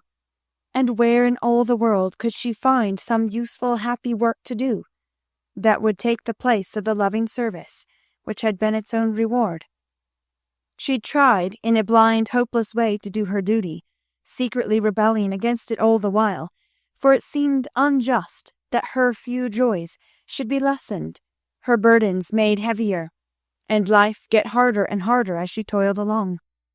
Some people seemed to get all sunshine, and some all shadow. It was not fair, for she tried more than Amy to be good, but never got any reward, only disappointment, trouble, and hard work. Poor Jo! These were dark days to her, for something like despair came over her when she thought of spending all her life in that quiet house, devoted to humdrum cares, a few small pleasures, and the duty that never seemed to grow any easier. "I can't do it. I wasn't meant for a life like this, and I know I shall break away and do something desperate if somebody doesn't come and help me," she said to herself, when her first efforts failed, and she fell into the moody, miserable state of mind which often comes when strong wills have to yield to the inevitable. But someone did come and help her, though Jo did not recognize her good angels at once, because they wore familiar shapes, and used the simple spells best fitted to poor humanity. Often she started up at night, thinking Beth called her, and when the sight of the little empty bed made her cry with the bitter cry of unsubmissive sorrow, "Oh, Beth, come back, come back," she did not stretch out her yearning arms in vain, for as quick to hear her sobbing as she had been to hear her sister's faintest whisper, her mother came to comfort her, not with words only, but the patient tenderness that soothes by a touch, tears that were mute reminders of a greater grief than Jo's, and broken whispers more eloquent than prayers, because hopeful resignation went hand in hand with natural sorrow. Sacred moments when heart talked to heart in the silence of the night, turning affliction to a blessing which chastened grief and strengthened love. Feeling this, Jo's burden seemed easier to bear, duty grew sweeter, and life looked more endurable, seen from the safe shelter of her mother's arms. When aching heart was a little comforted, troubled mind likewise found help, for one day she went to the study, and leaning over the good grey head, lifted to welcome her with a tranquil smile, she said very humbly, "Father, talk to me as you did to Beth. I need it more than she did, for I'm all wrong." "My dear, nothing can comfort me like this," he answered, with a falter in his voice, and both arms round her, as if he too needed help, and did not fear to ask for it. Then, sitting in Beth's little chair close beside him, Jo told her troubles, the resentful sorrow for her loss, the fruitless efforts that discouraged her, the want of faith that made life look so dark, and all the sad bewilderment which we call despair. She gave him entire confidence, he gave her the help she needed, and both found consolation in the act. For the time had come when they could talk together not only as father and daughter, but as man and woman, able and glad to serve each other with mutual sympathy as well as mutual love. Happy, thoughtful times there in the old study, which Jo called the church of one member, and from which she came with fresh courage, recovered cheerfulness, and a more submissive spirit. For the parents who had taught one child to meet death without fear were trying now to teach another to accept life without despondency or distrust, and to use its beautiful opportunities with gratitude and power. Other helps had Jo, humble, wholesome duties and delights that would not be denied their part in serving her, and which she slowly learned to see and value. Brooms and dishcloths never could be as distasteful as they once had been, for Beth had presided over both, and something of her housewifely spirit seemed to linger around the little mop and the old brush, never thrown away. As she used them, Jo found herself humming the songs Beth used to hum, imitating Beth's orderly ways, and giving the little touches here and there that kept everything fresh and cozy, which was the first step toward making home happy, though she didn't know it till Hannah said with an approving squeeze of the hand, "You thoughtful creator, you're determined we shan't miss that dear lamb if you can help it. We don't say much, but we see it, and the Lord will bless you for it, see if he don't." As they sat sewing together, Jo discovered how much improved her sister Meg was, how well she could talk, how much she knew about good, womanly impulses, thoughts, and feelings, how happy she was in husband and children, and how much they were all doing for each other. "Marriage is an excellent thing after all. I wonder if I should blossom out half as well as you have, if I tried it. Always provisin' I could," said Jo, as she constructed a kite for Demi in the topsy-turvy nursery. "It's just what you need to bring out the tender womanly half of your nature, Jo. You are like a chestnut burr, prickly outside, but silky soft within, and a sweet kernel, if one can only get at it.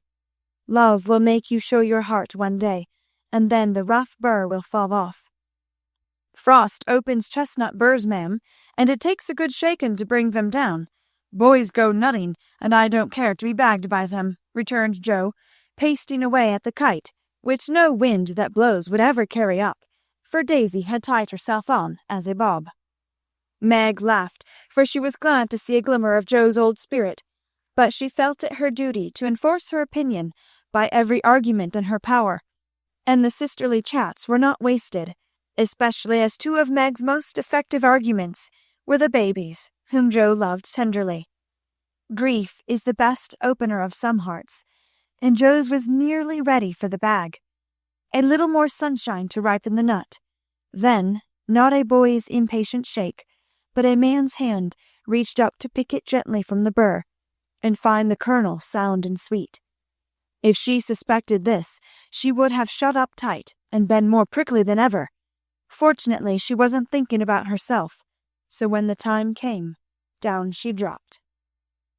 Now, if she had been the heroine of a moral storybook, she ought at this period of her life to have become quite saintly, renounced the world, and gone about doing good in a mortified bonnet, with tracts in her pocket. But you see, Jo wasn't a heroine. She was only a struggling human girl, like hundreds of others, and she just acted out her nature, being sad, cross, listless, or energetic, as the mood suggested. It's highly virtuous to say we'll be good, but we can't do it all at once, and it takes a long pull, a strong pull, and a pull altogether before some of us even get our feet set in the right way. Jo had got so far, she was learning to do her duty, and to feel unhappy if she did not. But to do it cheerfully, that was another thing.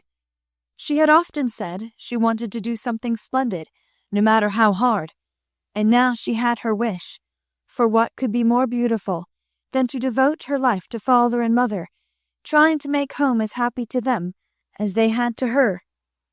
And if difficulties were necessary to increase the splendor of the effort, what could be harder for a restless, ambitious girl than to give up her own hopes, plans, and desires, and cheerfully live for others?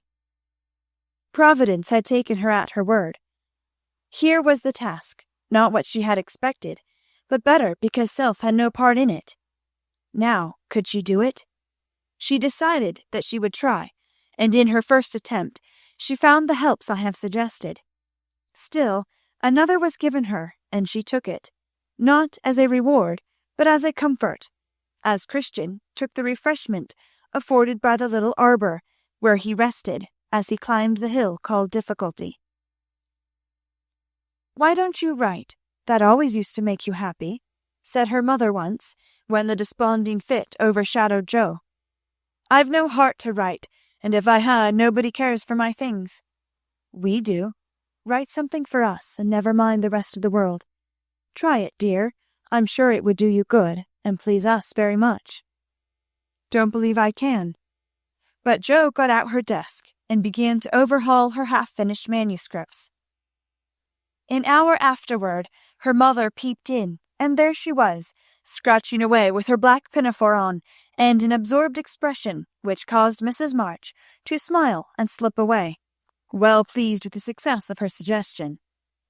Jo never knew how it happened, but something got into that story that went straight to the hearts of those who read it, for when her family had laughed and cried over it, her father sent it, much against her will, to one of the popular magazines, and to her utter surprise it was not only paid for, but others requested. Letters from several persons, whose praise was honor, followed the appearance of the little story. Newspapers copied it, and strangers as well as friends admired it. For a small thing, it was a great success, and Jo was more astonished than when her novel was commended and condemned all at once. "I don't understand it. What can there be in a simple little story like that to make people praise it so?" she said, quite bewildered. "There is truth in it, Jo. That's the secret.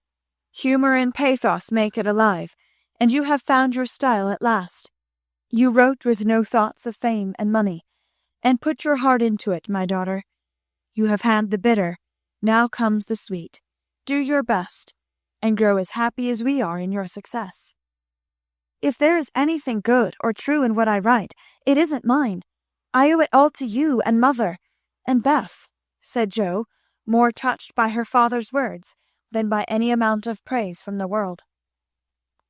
So taught by love and sorrow, Jo wrote her little stories, and sent them away to make friends for themselves and her, finding it a very charitable world to such humble wanderers, for they were kindly welcomed, and sent home comfortable tokens to their mother, like dutiful children whom good fortune overtakes. When Amy and Laurie wrote of their engagement, Mrs. March feared that Jo would find it difficult to rejoice over it. But her fears were soon set at rest, for though Jo looked grave at first, she took it very quietly, and was full of hopes and plans for the children before she read the letter twice. It was a sort of written duet, wherein each glorified the other in lover-like fashion, very pleasant to read and satisfactory to think of, for no one had any objection to make. "You like it, mother?" said Jo, as they laid down the closely written sheets and looked at one another. "Yes, I hoped it would be so, ever since Amy wrote that she had refused Fred. I felt sure then that something, better than what you call the mercenary spirit, had come over her, and a hint here and there in her letters made me suspect that love and Laurie would win the day." "How sharp you are, Marmee, and how silent! You never said a word to me."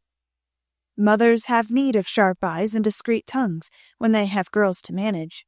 I was half afraid to put the idea into your head, lest you should write and congratulate them before the thing was settled." "I'm not the scatterbrain I was. You may trust me. I'm sober and sensible enough for anyone's confidant now." "So you are, my dear, and I should have made you mine, only I fancied it might pain you to learn that your Teddy loved someone else." "Now, mother, did you really think I could be so silly and selfish, after I'd refused his love when it was freshest, if not best?" "I knew you were sincere then, Jo, but lately I have thought that if he came back and asked again, you might, perhaps, feel like giving another answer. Forgive me, dear, I can't help seeing that you are very lonely, and sometimes there is a hungry look in your eyes that goes to my heart. So I fancied that your boy might fill the empty place, if he tried now." "No, mother, it is better as it is, and I'm glad Amy has learned to love him. But you are right in one thing. I am lonely, and perhaps if Teddy had tried again, I might have said yes, not because I love him any more, but because I care more to be loved than when he went away. I'm glad of that, Joe, for it shows that you are getting on. There are plenty to love you, so try to be satisfied with father and mother, sisters and brothers, friends and babies, till the best lover of all comes to give you your reward. Mothers are the best lovers in the world, but I don't mind whispering to Marmee that I'd like to try all kinds. It's very curious, but the more I try to satisfy myself with all sorts of natural affections, the more I seem to want. I'd no idea hearts could take in so many. Mine is so elastic, it never seems full now, and I used to be quite contented with my family. I don't understand it. I do, and Mrs. March smiled her wise smile, as Joe turned back the leaves to read what Amy said of Laurie. It is so beautiful to be loved as Laurie loves me. He isn't sentimental, doesn't say much about it, but I see and feel it in all he says and does, and it makes me so happy and so humble that I don't seem to be the same girl I was. I never knew how good and generous and tender he was till now, for he lets me read his heart, and I find it full of noble impulses and hopes and purposes, and I'm so proud to know it's mine. He says he feels as if he could make a prosperous voyage now with me aboard as mate, and lots of love for ballast. I pray he may, and try to be all he believes me, for I love my gallant captain with all my heart and soul and might, and never will desert him, while God lets us be together. Oh, mother, I never knew how much like heaven this world could be, when two people love and live for one another. And that's our cool, reserved, and worldly Amy. Truly, love does work miracles. How very, very happy they must be. And Joe laid the rustling sheets together with a careful hand, as one might shut the covers of a lovely romance, which holds the reader fast till the end comes, and he finds himself alone in the workaday world again. By and by, Joe roamed away upstairs, for it was rainy, and she could not walk. A restless spirit possessed her, and the old feeling came again. Not bitter, as it once was, but a sorrowful, patient wonder why one sister should have all she asked, the other nothing. It was not true, she knew that, and tried to put it away, but the natural craving for affection was strong, and Amy's happiness woke the hungry longing for someone to love with heart and soul, and cling to while God let them be together. Up in the garret, where Joe's unquiet wanderings ended, stood 4 little wooden chests in a row, each marked with its owner's name, and each filled with relics of the childhood and girlhood ended now for all. Joe glanced into them, and when she came to her own, leaned her chin on the edge, and stared absently at the chaotic collection, till a bundle of old exercise books caught her eye. She drew them out, turned them over, and relived that pleasant winter at kind Mrs. Kirk's. She had smiled at first, then she looked thoughtful, next sad, and when she came to a little message written in the professor's hand, her lips began to tremble, the book slid out of her lap, and she sat looking at the friendly words, as they took a new meaning and touched a tender spot in her heart. Wait for me, my friend. I may be a little late, but I shall surely come. Oh, if he only would! So kind, so good, so patient with me always, my dear old Fritz. I didn't value him half enough when I had him, but now how I should love to see him, for everyone seems going away from me, and I'm all alone. And holding the little paper fast, as if it were a promise yet to be fulfilled, Joe laid her head down on a comfortable rag bag and cried, as if in opposition to the rain pattering on the roof. Was it all self-pity, loneliness, or low spirits? Or was it the waking up of a sentiment which had bided its time as patiently as its inspirer? Who shall say? Chapter 43. Surprises. Joe was alone in the twilight, lying on the old sofa, looking at the fire and thinking. It was her favorite way of spending the hour of dusk. No one disturbed her, and she used to lie there on Beth's little red pillow, planning stories, dreaming dreams, or thinking tender thought to the sister who never seemed far away. Her face looked tired, grave, and rather sad, for tomorrow was her birthday, and she was thinking how fast the years went by, how old she was getting, and how little she seemed to have accomplished. Almost 25, and nothing to show for it. Jo was mistaken in that. There was a good deal to show, and by she saw, and was grateful for it. An old maid, that's what I'm to be. A literary spinster with a pen for a spouse, a family of stories for children, and 20 years hence, a morsel of fame perhaps, when, like poor Johnson, I'm old and can't enjoy it, solitary and can't share it, independent and don't need it. Well, I needn't be a sour saint nor a selfish sinner, and I dare say old maids are very comfortable when they get used to it. But— and there Jo sighed, as if the prospect was not inviting. It seldom is, at first, and 30 seems the end of all things to 25. But it's not as bad as it looks, and one can get on quite happily if one has something in oneself to fall back upon. At 25, girls begin to talk about being old maids, but secretly resolve that they never will be. At 30 they say nothing about it, but quietly accept the fact, and if sensible, console themselves by remembering that they have 20 more useful happy years in which they may be learning to grow old gracefully. Don't laugh at the spinsters, dear girls, for often very tender, tragic romances are hidden away in the hearts that beat so quietly under the sober gowns, and many silent sacrifices of youth, health, ambition, love itself, make the faded faces beautiful in God's sight. Even the sad, sour sisters should be kindly dealt with, because they have missed the sweetest part of life, if for no other reason. And looking at them with compassion, not contempt, girls in their bloom should remember that they too may miss the blossom time. That rosy cheeks don't last forever, that silver threads will come in the bonny brown hair, and that, by and by, kindness and respect will be as sweet as love and admiration now. Gentlemen, which means boys, be courteous to the old maids, no matter how poor and plain and prim, for the only chivalry worth having is that which is the readiest to pay deference to the old, protect the feeble, and serve womankind regardless of rank, age, or color.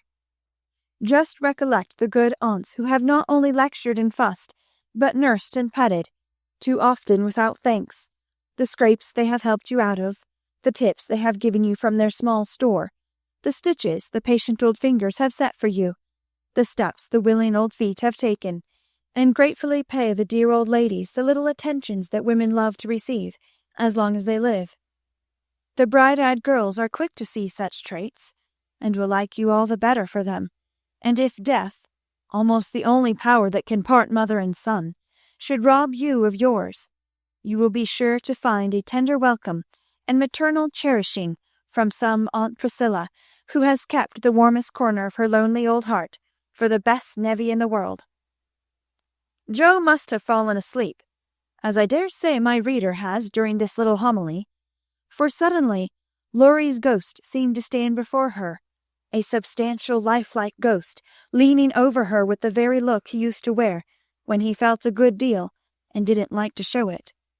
But, like Jenny in the ballad, she could not think it he, and lay staring up at him in startled silence till he stooped and kissed her. Then she knew him, and flew up crying joyfully, "Oh, my Teddy! Oh, my Teddy!" "Dear Jo, you are glad to see me, then?" "Glad? My blessed boy, words can't express my gladness. Where's Amy?" "Your mother has got her down at Meg's. We stopped there by the way, and there was no getting my wife out of their clutches." "Your what?" cried Jo, for Laurie uttered those two words with an unconscious pride and satisfaction which betrayed him. "Oh, the dickens, now I've done it!" And he looked so guilty that Jo was down on him like a flash. "You've gone and got married?" "Yes, please, but I never will again. and he went down upon his knees with a penitent clasping of hands and a face full of mischief, mirth, and triumph. "Actually married?"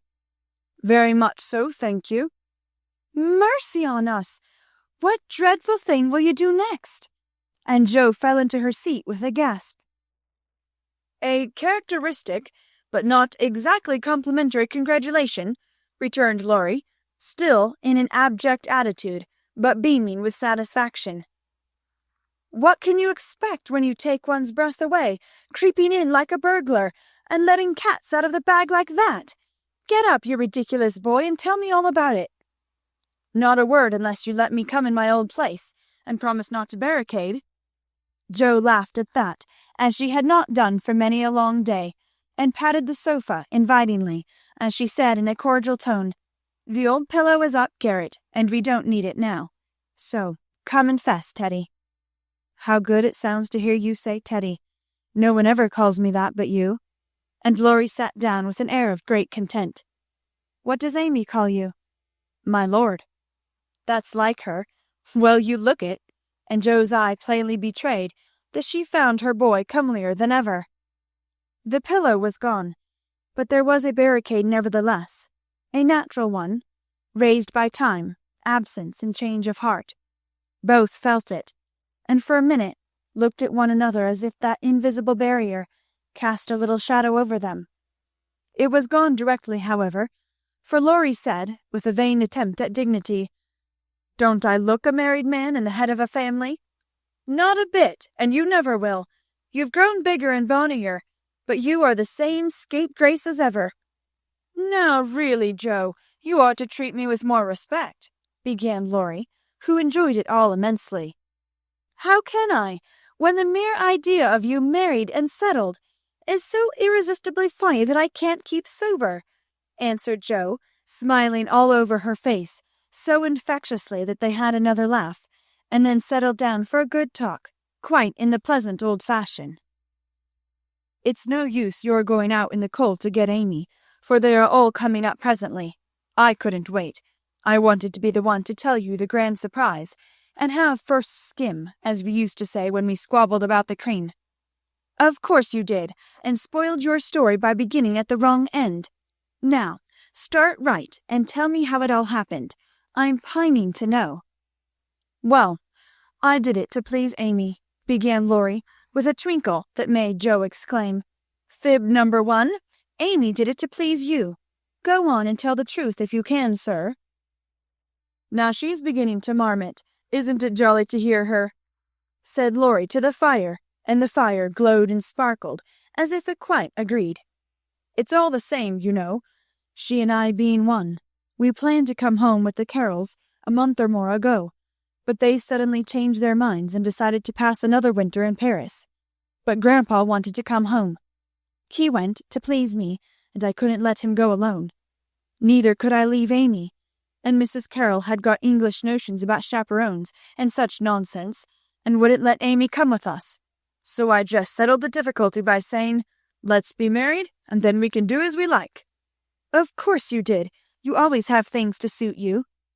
"Not always," and something in Laurie's voice made Jo say hastily, "How did you ever get Aunt to agree?" "It was hard work, but between us, we talked her over, for we had heaps of good reasons on our side. There wasn't time to write and ask leave, but you all liked it, had consented to it by and by, and it was only taking time by the fetlock, as my wife says." "Aren't we proud of those 2 words, and don't we like to say them?" interrupted Jo, addressing the fire in her turn, and watching with delight the happy light it seemed to kindle in the eyes that had been so tragically gloomy when she saw them last. "A trifle, perhaps. She's such a captivating little woman I can't help being proud of her. Well, then uncle and aunt were there to play propriety. We were so absorbed in one another we were of no mortal use apart, and that charming arrangement would make everything easy all round, so we did it." "When? Where? How?" asked Jo, in a fever of feminine interest and curiosity, for she could not realize it a particle. 6 weeks ago at the American consul's in Paris.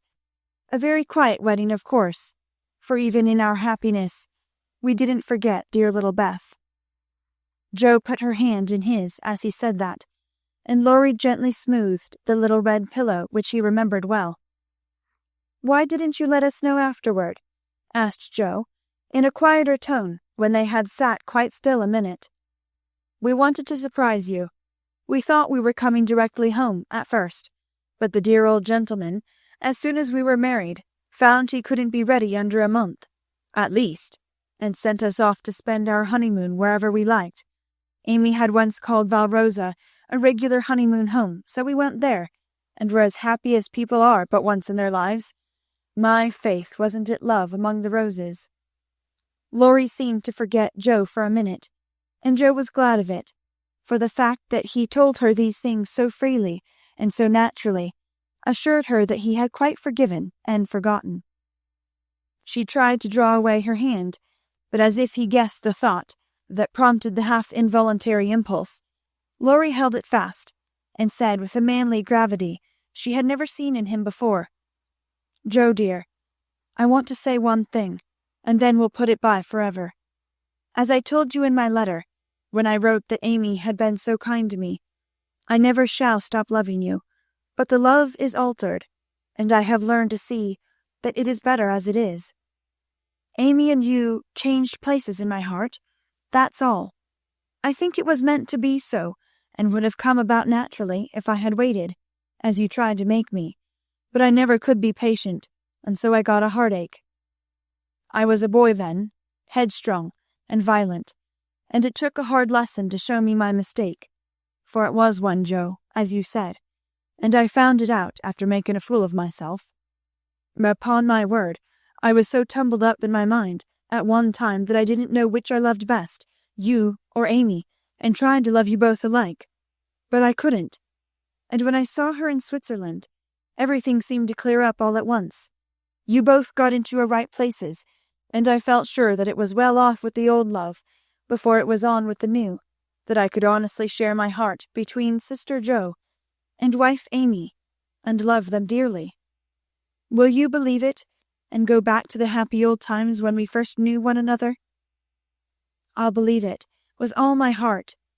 But, Teddy, we never can be boy and girl again. The happy old times can't come back, and we mustn't expect it.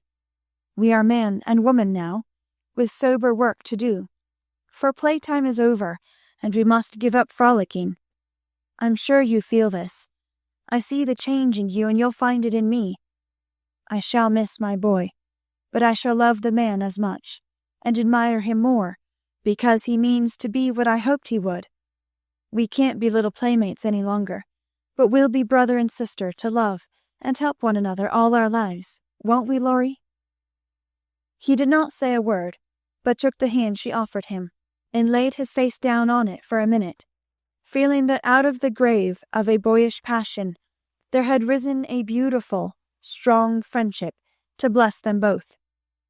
Presently Jo said cheerfully, for she didn't want the coming home to be a sad one, "I can't make it true that you children are really married and going to set up housekeeping. Why, it seems only yesterday that I was buttoning Amy's pinafore and pulling your hair when you teased. Mercy me, how time does fly! As one of the children is older than yourself, you needn't talk so like a grandma. I flatter myself I'm a gentleman growed, as Pegotty said of David, and when you see Amy, you'll find her rather a precious infant," said Laurie, looking amused at her maternal air. "You may be a little older in years, but I'm ever so much older in feeling, Teddy. Women always are, and this last year has been such a hard one that I feel 40. Poor Jo, we left you to bear it alone, while we went pleasuring. You are older. Here's a line and there's another. Unless you smile, your eyes look sad, and when I touched the cushion just now, I found a tear on it. You've had a great deal to bear, and had to bear it all alone. What a selfish beast I've been." And Laurie pulled his own hair with a remorseful look. But Jo only turned over the treacherous pillow, and answered in a tone which she tried to make more cheerful, "No, I had father and mother to help me, and the dear babies to comfort me, and the thought that you and Amy were safe and happy to make the troubles here easier to bear. I am lonely, sometimes. But I dare say it's good for me, and—" "You never shall be again," broke in Laurie, putting his arm about her, as if to fence out every human ill. "Amy and I can't get on without you, so you must come and teach the children to keep house, and go halves in everything, just as we used to do, and let us pet you, and all be blissfully happy and friendly together." "If I shouldn't be in the way, it would be very pleasant. I begin to feel quite young already, for somehow all my troubles seemed to fly away when you came. You always were a comfort, Teddy." And Jo leaned her head on his shoulder, just as she did years ago, when Beth lay ill and Laurie told her to hold on to him. He looked down at her, wondering if she remembered the time, but Jo was smiling to herself, as if in truth her troubles had all vanished at his coming. "You are the same Jo still, dropping tears about one minute and laughing the next. You look a little wicked now. What is it, Grandma?" "I was wondering how you and Amy get on together." "Like angels." "Yes, of course, but which rules?" "I don't mind telling you that she does now. At least, I let her think so. It pleases her, you know. By and by we shall take turns, for marriage, they say, halves one's rights and doubles one's duties." "You'll go on as you begin, and Amy will rule you all the days of your life." "Well, she does it so imperceptibly that I don't think I shall mind much. She is the sort of woman who knows how to rule well. In fact, I'd rather like it, for she winds one round her finger as softly and prettily as a skein of silk, and makes you feel as if she was doing you a favour all the while." "That ever I should live to see you a henpecked husband, and enjoying it!" cried Jo with uplifted hands. It was good to see Laurie square his shoulders and smile with masculine scorn at the insinuation, as he replied with his high and mighty air, "Amy is too well bred for that, and I am not the sort of man to submit to it. My wife and I respect ourselves and one another too much ever to tyrannize or quarrel." Jo liked that, and thought the new dignity very becoming, but the boy seemed changing very fast into the man, and regret mingled with her pleasure. "I am sure of that. Amy and you never did quarrel as we used to. She is the sun, and I the wind in the fable, and the sun managed the man best, you remember." "She can blow him up as well as shine on him," laughed Laurie. "Such a lecture as I got at Nice! I give you my word it was a deal worse than any of your scoldings. A regular rouser." "I'll tell you all about it some time. She never will, because after telling me that she despised and was ashamed of me, she lost her heart to the despicable party, and married the good-for-nothing." "What baseness! Well, if she abuses you, come to me and I'll defend you." "I look as if I needed it, don't I?" said Laurie, getting up and striking an attitude which suddenly changed from the imposing to the rapturous, as Amy's voice was heard calling, "Where is she? Where's my dear old Jo?" In trooped the whole family, and everyone was hugged and kissed all over again, and after several vain attempts, the three wanderers were set down to be looked at and exulted over. Mr. Lawrence, hale and hearty as ever, was quite as much improved as the others by his foreign tour, for the crustiness seemed to be nearly gone, and the old-fashioned courtliness had received a polish which made it kindlier than ever. It was good to see him beam at "my children," as he called the young pair. It was better still to see Amy pay him the daughterly duty and affection which completely won his old heart.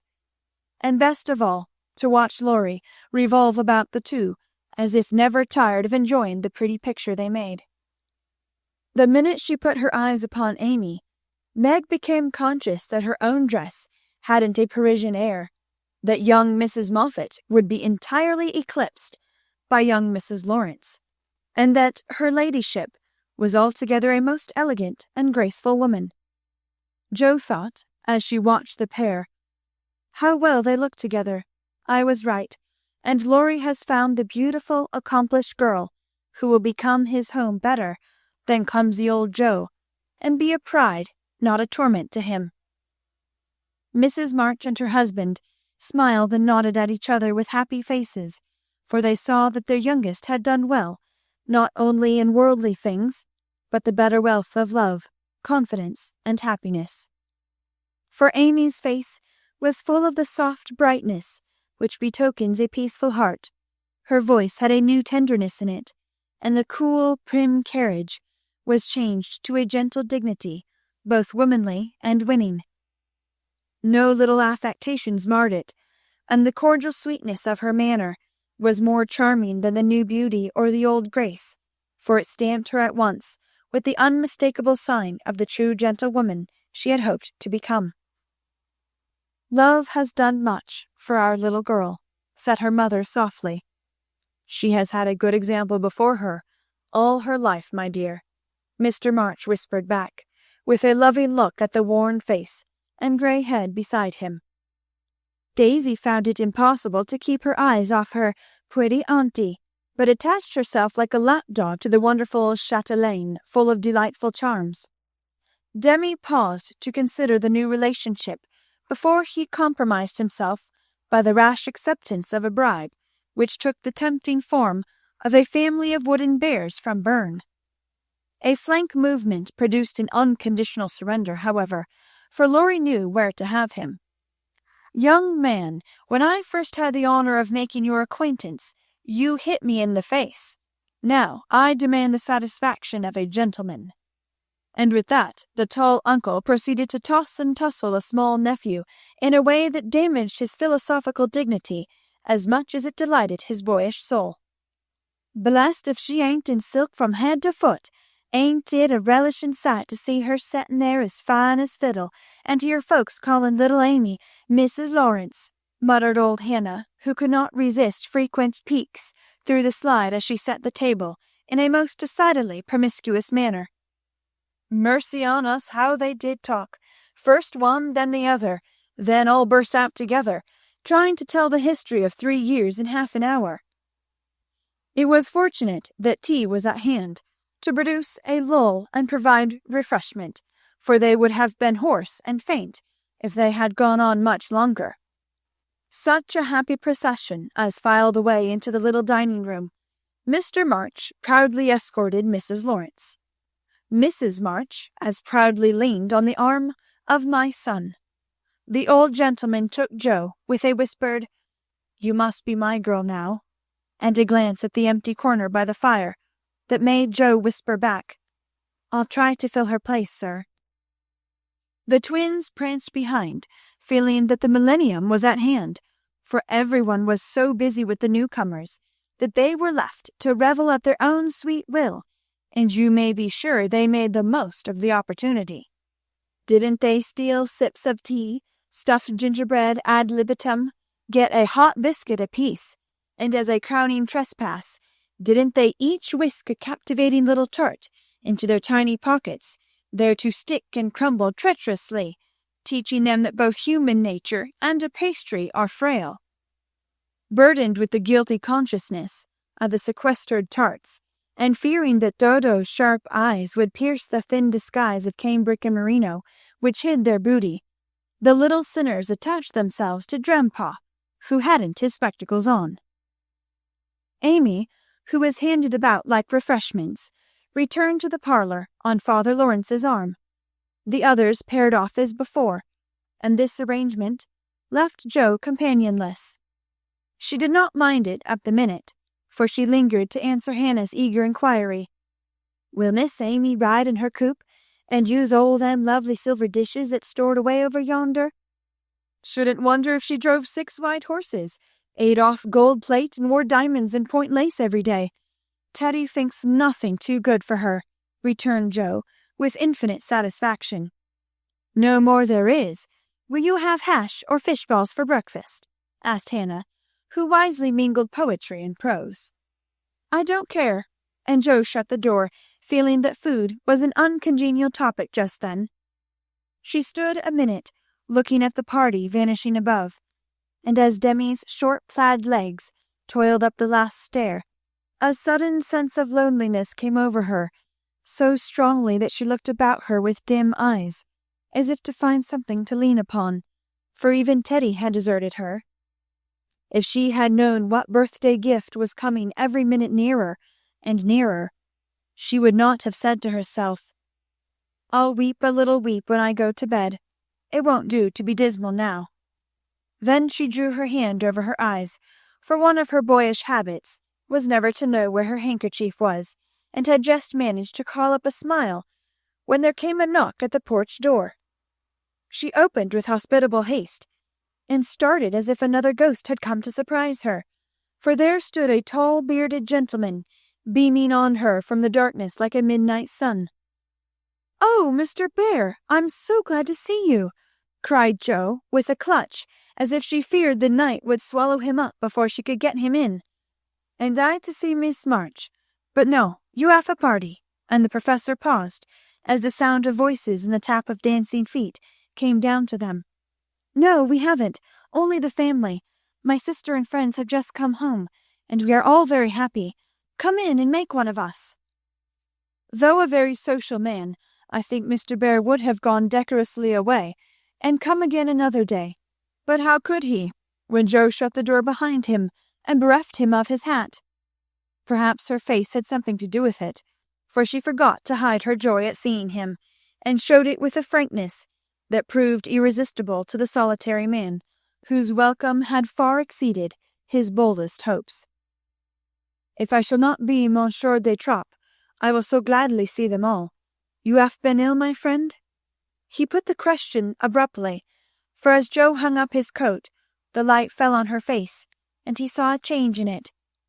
"Not ill, but tired and sorrowful. We have had trouble since I saw you last." "Ah, yes, I know. My heart was sore for you when I heard that." And he shook hands again with such a sympathetic face that Jo felt as if no comfort could equal the look of the kind eyes, the grasp of the big, warm hand. "Father, mother, this is my friend Professor Bear," she said, with a face and tone of such irrepressible pride and pleasure that she might as well have blown a trumpet and opened the door with a flourish. If the stranger had any doubts about his reception, they were set at rest in a minute by the cordial welcome he received. Everyone greeted him kindly, for Jo's sake at first, but very soon they liked him for his own. They could not help it, for he carried the talisman that opens all hearts, and these simple people warmed to him at once, feeling even the more friendly because he was poor. For poverty enriches those who live about it, and is a sure passport to truly hospitable spirits. Mr. Bear sat looking about him with the air of a traveller who knocks at a strange door, and when it opens, finds himself at home. The children went to him like bees to a honey pot, and establishing themselves on each knee, proceeded to captivate him by rifling his pockets, pulling his beard, and investigating his watch with juvenile audacity. The women telegraphed their approval to one another, and Mr. March, feeling that he had got a kindred spirit, opened his choicest stores for his guest's benefit, while silent John listened and enjoyed the talk, but said not a word, and Mr. Lawrence found it impossible to go to sleep. If Jo had not been otherwise engaged, Laurie's behaviour would have amused her, for a faint twinge, not of jealousy, but something like suspicion, caused that gentleman to stand aloof at first, and observe the newcomer with brotherly circumspection. But it did not last long. He got interested in spite of himself, and before he knew it, was drawn into the circle. For Mr. Bear talked well in his genial atmosphere, and did himself justice. He seldom spoke to Laurie, but he looked at him often, and a shadow would pass across his face, as if regretting his own lost youth, as he watched the young man in his prime. Then his eyes would turn to Jo so wistfully that she would have surely answered the mute inquiry if she had seen it. But Jo had her own eyes to take care of, and feeling that they could not be trusted, she prudently kept them on the little sock she was knitting, like a model maiden aunt. A stealthily glance now and then refreshed her like sips of fresh water after a dusty walk, for the sidelong peeps showed her several propitious omens. Mr. Bear's face had lost the absent-minded expression, and looked all alive with interest in the present moment, actually young and handsome, she thought, forgetting to compare him with Laurie, as she usually did strange men, to their great detriment. Then he seemed quite inspired, though the burial customs of the ancients, to which the conversation had strayed, might not be considered an exhilarating topic. Jo quite glowed with triumph when Teddy got quenched in an argument, and thought to herself, as she watched her father's absorbed face, how he would enjoy having such a man as my professor to talk with every day. Lastly, Mr. Bear was dressed in a new suit of black, which made him look more like a gentleman than ever.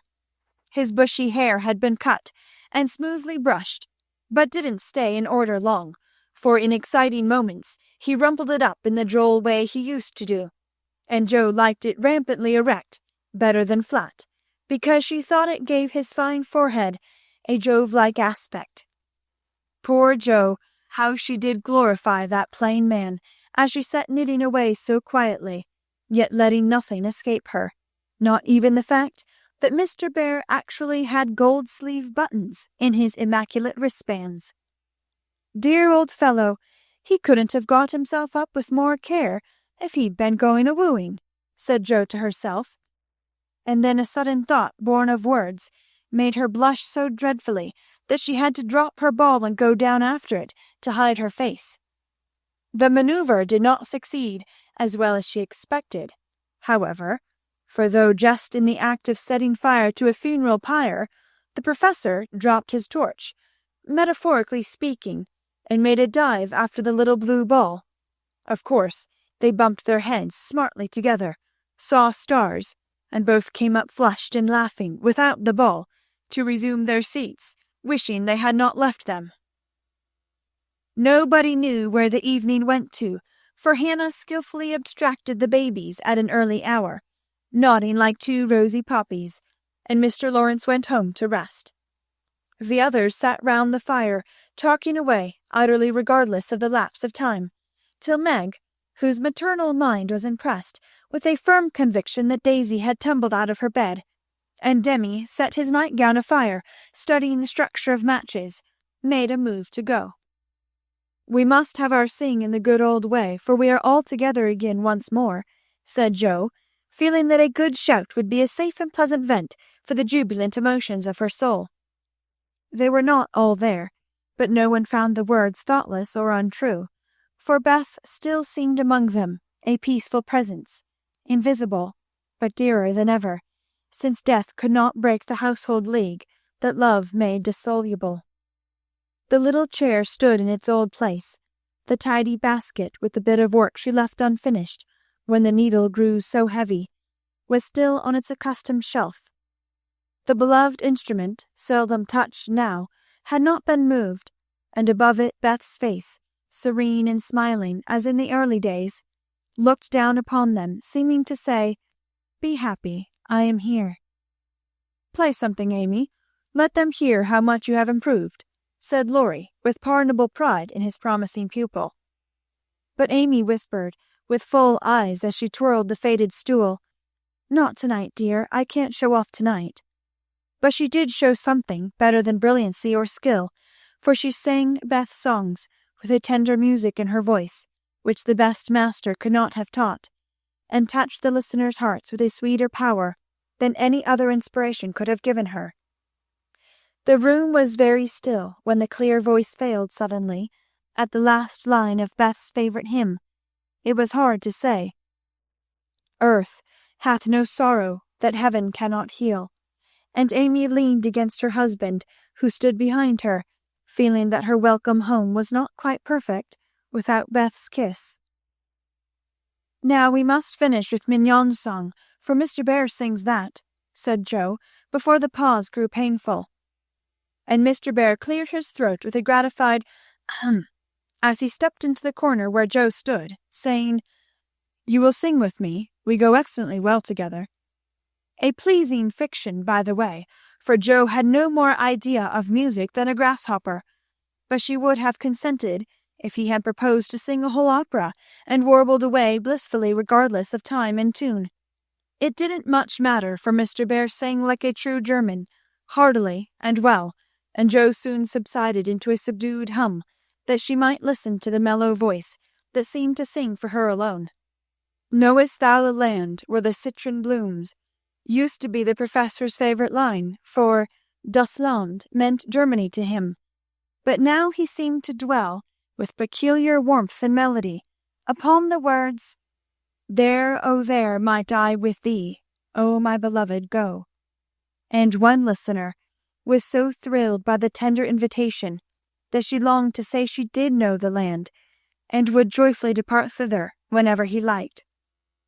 The song was considered a great success, and the singer retired covered with laurels. But a few minutes afterward he forgot his manners entirely, and stared at Amy putting on her bonnet, for she had been introduced simply as "my sister," and no one had called her by her new name since he came. He forgot himself still further when Laurie said, in his most gracious manner, at parting, "My wife and I are very glad to meet you, sir. Please remember that there is always a welcome waiting for you over the way." Then the professor thanked him so heartily, and looked so suddenly illuminated with satisfaction, that Laurie thought him the most delightfully demonstrative old fellow he ever met. "I too shall go, but I shall gladly come again, if you will give me leave, dear madam, for a little business in the city will keep me here some days." He spoke to Mrs. March, but he looked at Joe, and the mother's voice gave as cordial an assent as did the daughter's eyes, for Mrs. March was not so blind to her children's interest as Mrs. Moffat supposed.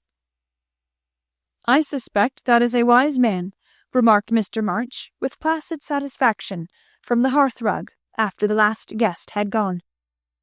"I know he is a good one," added Mrs. March, with decided approval, as she wound up the clock. "I thought you'd like him," was all Joe said, as she slipped away to her bed. She wondered what the business was that brought Mr. Bear to the city, and finally decided that he had been appointed to some great honour somewhere, but had been too modest to mention the fact. If she had seen his face when, safe in his own room, he looked at the picture of a severe and rigid young lady with a good deal of hair, who appeared to be gazing darkly into futurity, it might have thrown some light upon the subject, especially when he turned off the glass and kissed the picture in the dark. Chapter 44. My Lord and Lady. "Please, Madam Mother, could you lend me my wife for an hour? The luggage has come, and I've been making hay of Amy's Paris finery, trying to find some things I want," said Laurie, coming in next day to find Mrs. Lawrence sitting in her mother's lap, as if being made the baby again. "Certainly. Go, dear. I forgot that you have any home but this," and Mrs. March pressed the white hand that wore the wedding ring, as if asking pardon for her maternal covetousness. "I shouldn't have come over if I could have helped it, but I can't get on without my little woman any more than a weathercock can without the wind," suggested Joe, as he paused for a simile. Joe had grown quite her own saucy self again since Teddy came home. "Exactly, for Amy keeps me pointing due west most of the time, with only an occasional whiffle round to the south, and I haven't had an easterly spell since I was married. Don't know anything about the north, but am altogether salubrious and balmy, eh, my lady?" "Lovely weather so far. I don't know how long it will last, but I'm not afraid of storms, for I'm learning how to sail my ship. Come home, dear, and I'll find your boot jack. I suppose that's what you are rummaging after among my things." "Men are so helpless, mother," said Amy, with a matronly air which delighted her husband. "What are you going to do with yourselves after you get settled?" asked Joe, buttoning Amy's cloak as she used to button her pinafores. "We have our plans. We don't mean to say much about them yet, because we are such very new brooms, but we don't intend to be idle. I'm going into business with a devotion that shall delight grandfather, and prove to him that I'm not spoiled. I need something of the sort to keep me steady. I'm tired of dawdling, and mean to work like a man." "And Amy, what is she going to do?" asked Mrs. March, well pleased at Laurie's decision, and the energy with which he spoke. "After doing the civil all round and airing our best bonnet, we shall astonish you by the elegant hospitalities of our mansion, the brilliant society we shall draw about us, and the beneficial influence we shall exert over the world at large." "That's about it, isn't it, Madame Récamier?" asked Laurie, with a quizzical look at Amy. "Time will show. "Come away, impertinence, and don't shock my family by calling me names before their faces," answered Amy, resolving that there should be a home with a good wife in it before she set up a salon as the queen of society. "How happy those children seem together," observed Mr. March, finding it difficult to become absorbed in his Aristotle after the young couple had gone. "Yes, and I think it will last," added Mrs. March, with the restful expression of a pilot who has brought a ship safely into port. "I know it will. Happy Amy," and Joe sighed, then smiled brightly as Professor Bear opened the gate with an impatient push. Later in the evening, when his mind had been set at rest about the boot jack, Laurie said suddenly to his wife, "Mrs. Lawrence?" "My lord." "That man intends to marry our Joe." "I hope so. Don't you, dear?" "Well, my love, I consider him a trump, in the fullest sense of that expressive word, but I do wish he was a little younger, and a good deal richer." "Now, Laurie, don't be too fastidious and worldly minded. If they love one another, it doesn't matter a particle how old they are, nor how poor. Women never should marry for money." Amy caught herself up short as the words escaped her, and looked at her husband, who replied with malicious gravity, "Certainly not, though you do hear charming girls say that they intend to do it sometimes. If my memory serves me, you once thought it your duty to make a rich match. That accounts, perhaps, for your marrying a good-for-nothing like me." "Oh, my dearest boy, don't say that. I forgot you were rich when I said yes. I'd have married you if you hadn't a penny, and I sometimes wish you were poor, that I might show how much I love you." And Amy, who was very dignified in public, and very fond in private, gave convincing proofs of the truth of her words. "You don't really think I'm such a mercenary creature as I tried to be once, do you? It would break my heart if you didn't believe that I'd gladly pull in the same boat with you, even if you had to get your living by rowing on the lake." "Am I an idiot and a brute? How could I think so when you refused a richer man for me, and won't let me give you half I want to now, when I have the right? Girls do it every day, poor things, and are taught to think it is their only salvation. But you had better lessons, and though I trembled for you at one time, I was not disappointed, for the daughter was true to the mother's teaching. I told mamma so yesterday, and she looked as glad and grateful as if I'd given her a check for $1 million to be spent in charity. You are not listening to my moral remarks, Mrs. Lawrence." And Laurie paused, for Amy's eyes had an absent look, though fixed upon his face. "Yes, I am, and admiring the mole in your chin at the same time. I don't wish to make you vain, but I must confess that I'm prouder of my handsome husband than all of his money. Don't laugh, but your nose is such a comfort to me." And Amy softly caressed the well-cut feature with artistic satisfaction. Laurie had received many compliments in his life, but never one that suited him better, as he plainly showed, though he did laugh at his wife's peculiar taste, while she said slowly, "May I ask you a question, dear?" "Of course you may." "Shall you care if Joe does marry Mr. Bear?" "Oh, that's the trouble, is it? I thought there was something in the dimple that didn't quite suit you. Not being a dog in the manger, but the happiest fellow alive, I assure you I can dance at Joe's wedding, with a heart as light as my heels. Do you doubt it, my darling?" Amy looked up at him and was satisfied. Her little jealous fear vanished forever, and she thanked him with a face full of love and confidence. "I wish we could do something for that capital old professor. Couldn't we invent a rich relation who shall obligingly die out there in Germany, and leave him a tidy little fortune?" said Laurie, when they began to pace up and down the long drawing-room, arm in arm as they were fond of doing, in memory of the chateau garden.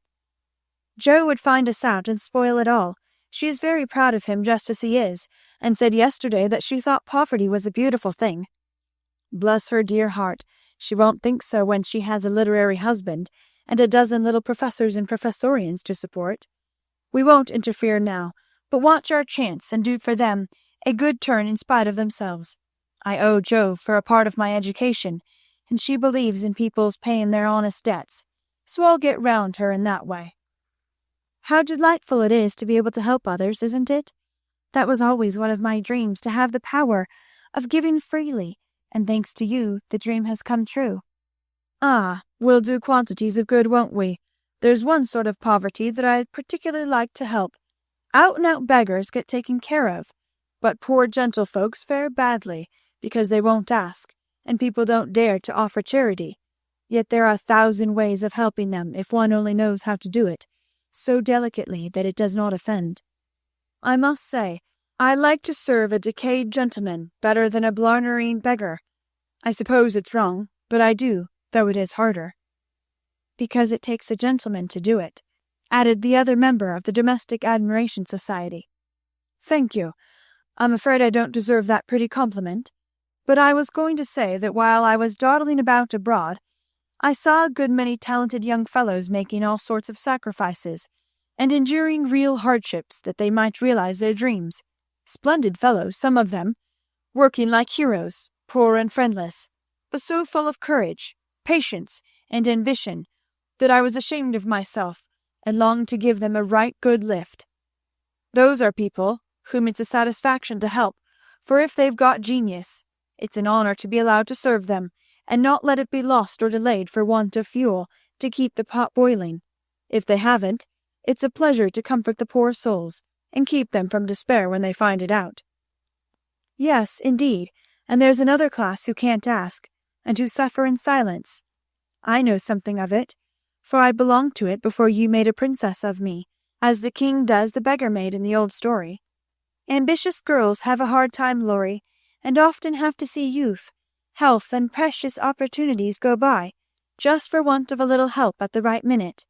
People have been very kind to me, and whenever I see girls struggling along as we used to do, I want to put out my hand and help them as I was helped." "And so you shall, like an angel as you are," cried Laurie, resolving with a glow of philanthropic zeal to found and endow an institution for the express benefit of young women with artistic tendencies. "Rich people have no right to sit down and enjoy themselves, or let their money accumulate for others to waste. It's not half so sensible to leave legacies when one dies as it is to use the money wisely while alive, and enjoy making one's fellow creatures happy with it. We'll have a good time ourselves, and add an extra relish to our own pleasure by giving other people a generous taste. Will you be a little Dorcas, going about emptying a big basket of comforts, and filling it up with good deeds?" "With all my heart, if you will be a brave St. Martin, stopping as you ride gallantly through the world to share your cloak with the beggar." "It's a bargain, and we shall get the best of it."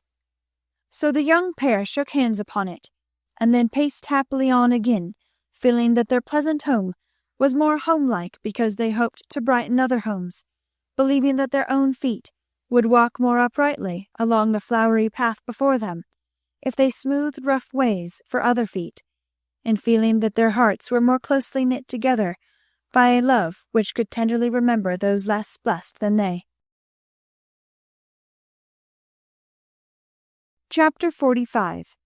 Daisy and Demi. I cannot feel that I have done my duty as humble historian of the March family without devoting at least one chapter to the most precious and important members of it. Daisy and Demi had now arrived at years of discretion, for in this fast age babies of 3 or 4 assert their rights, and get them too, which is more than many of their elders do. If there ever were a pair of twins in danger of being utterly spoiled by adoration, it was these prattling Brooks. Of course, they were the most remarkable children ever born, as will be shown when I mention that they walked at 8 months, talked fluently at 12 months, and at 2 years they took their places at table and behaved with a propriety which charmed all beholders. At 3, Daisy demanded a needler, and actually made a bag with 4 stitches in it. She likewise set up housekeeping in the sideboard, and managed a microscopic cooking stove with a skill that brought tears of pride to Hannah's eyes, while Demi learned his letters with his grandfather, who invented a new mode of teaching the alphabet by forming letters with his arms and legs, thus uniting gymnastics for heads and heels. The boy early developed a mechanical genius, which delighted his father, and distracted his mother, for he tried to imitate every machine he saw, and kept the nursery in a chaotic condition with his sewing machine, a mysterious structure of string, chairs, clothespins, and spools for wheels to go wound and wound.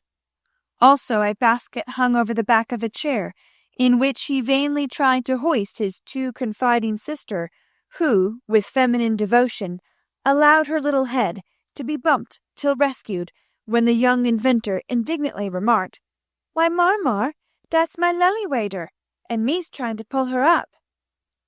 Though utterly unlike in character, the twins got on remarkably well together, and seldom quarrelled more than thrice a day.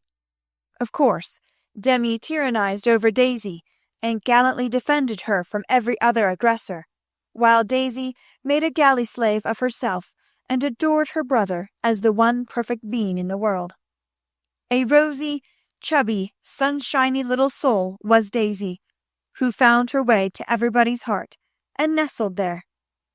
One of the captivating children who seemed made to be kissed and cuddled, adorned and adored like little goddesses, and produced for general approval on all festival occasions.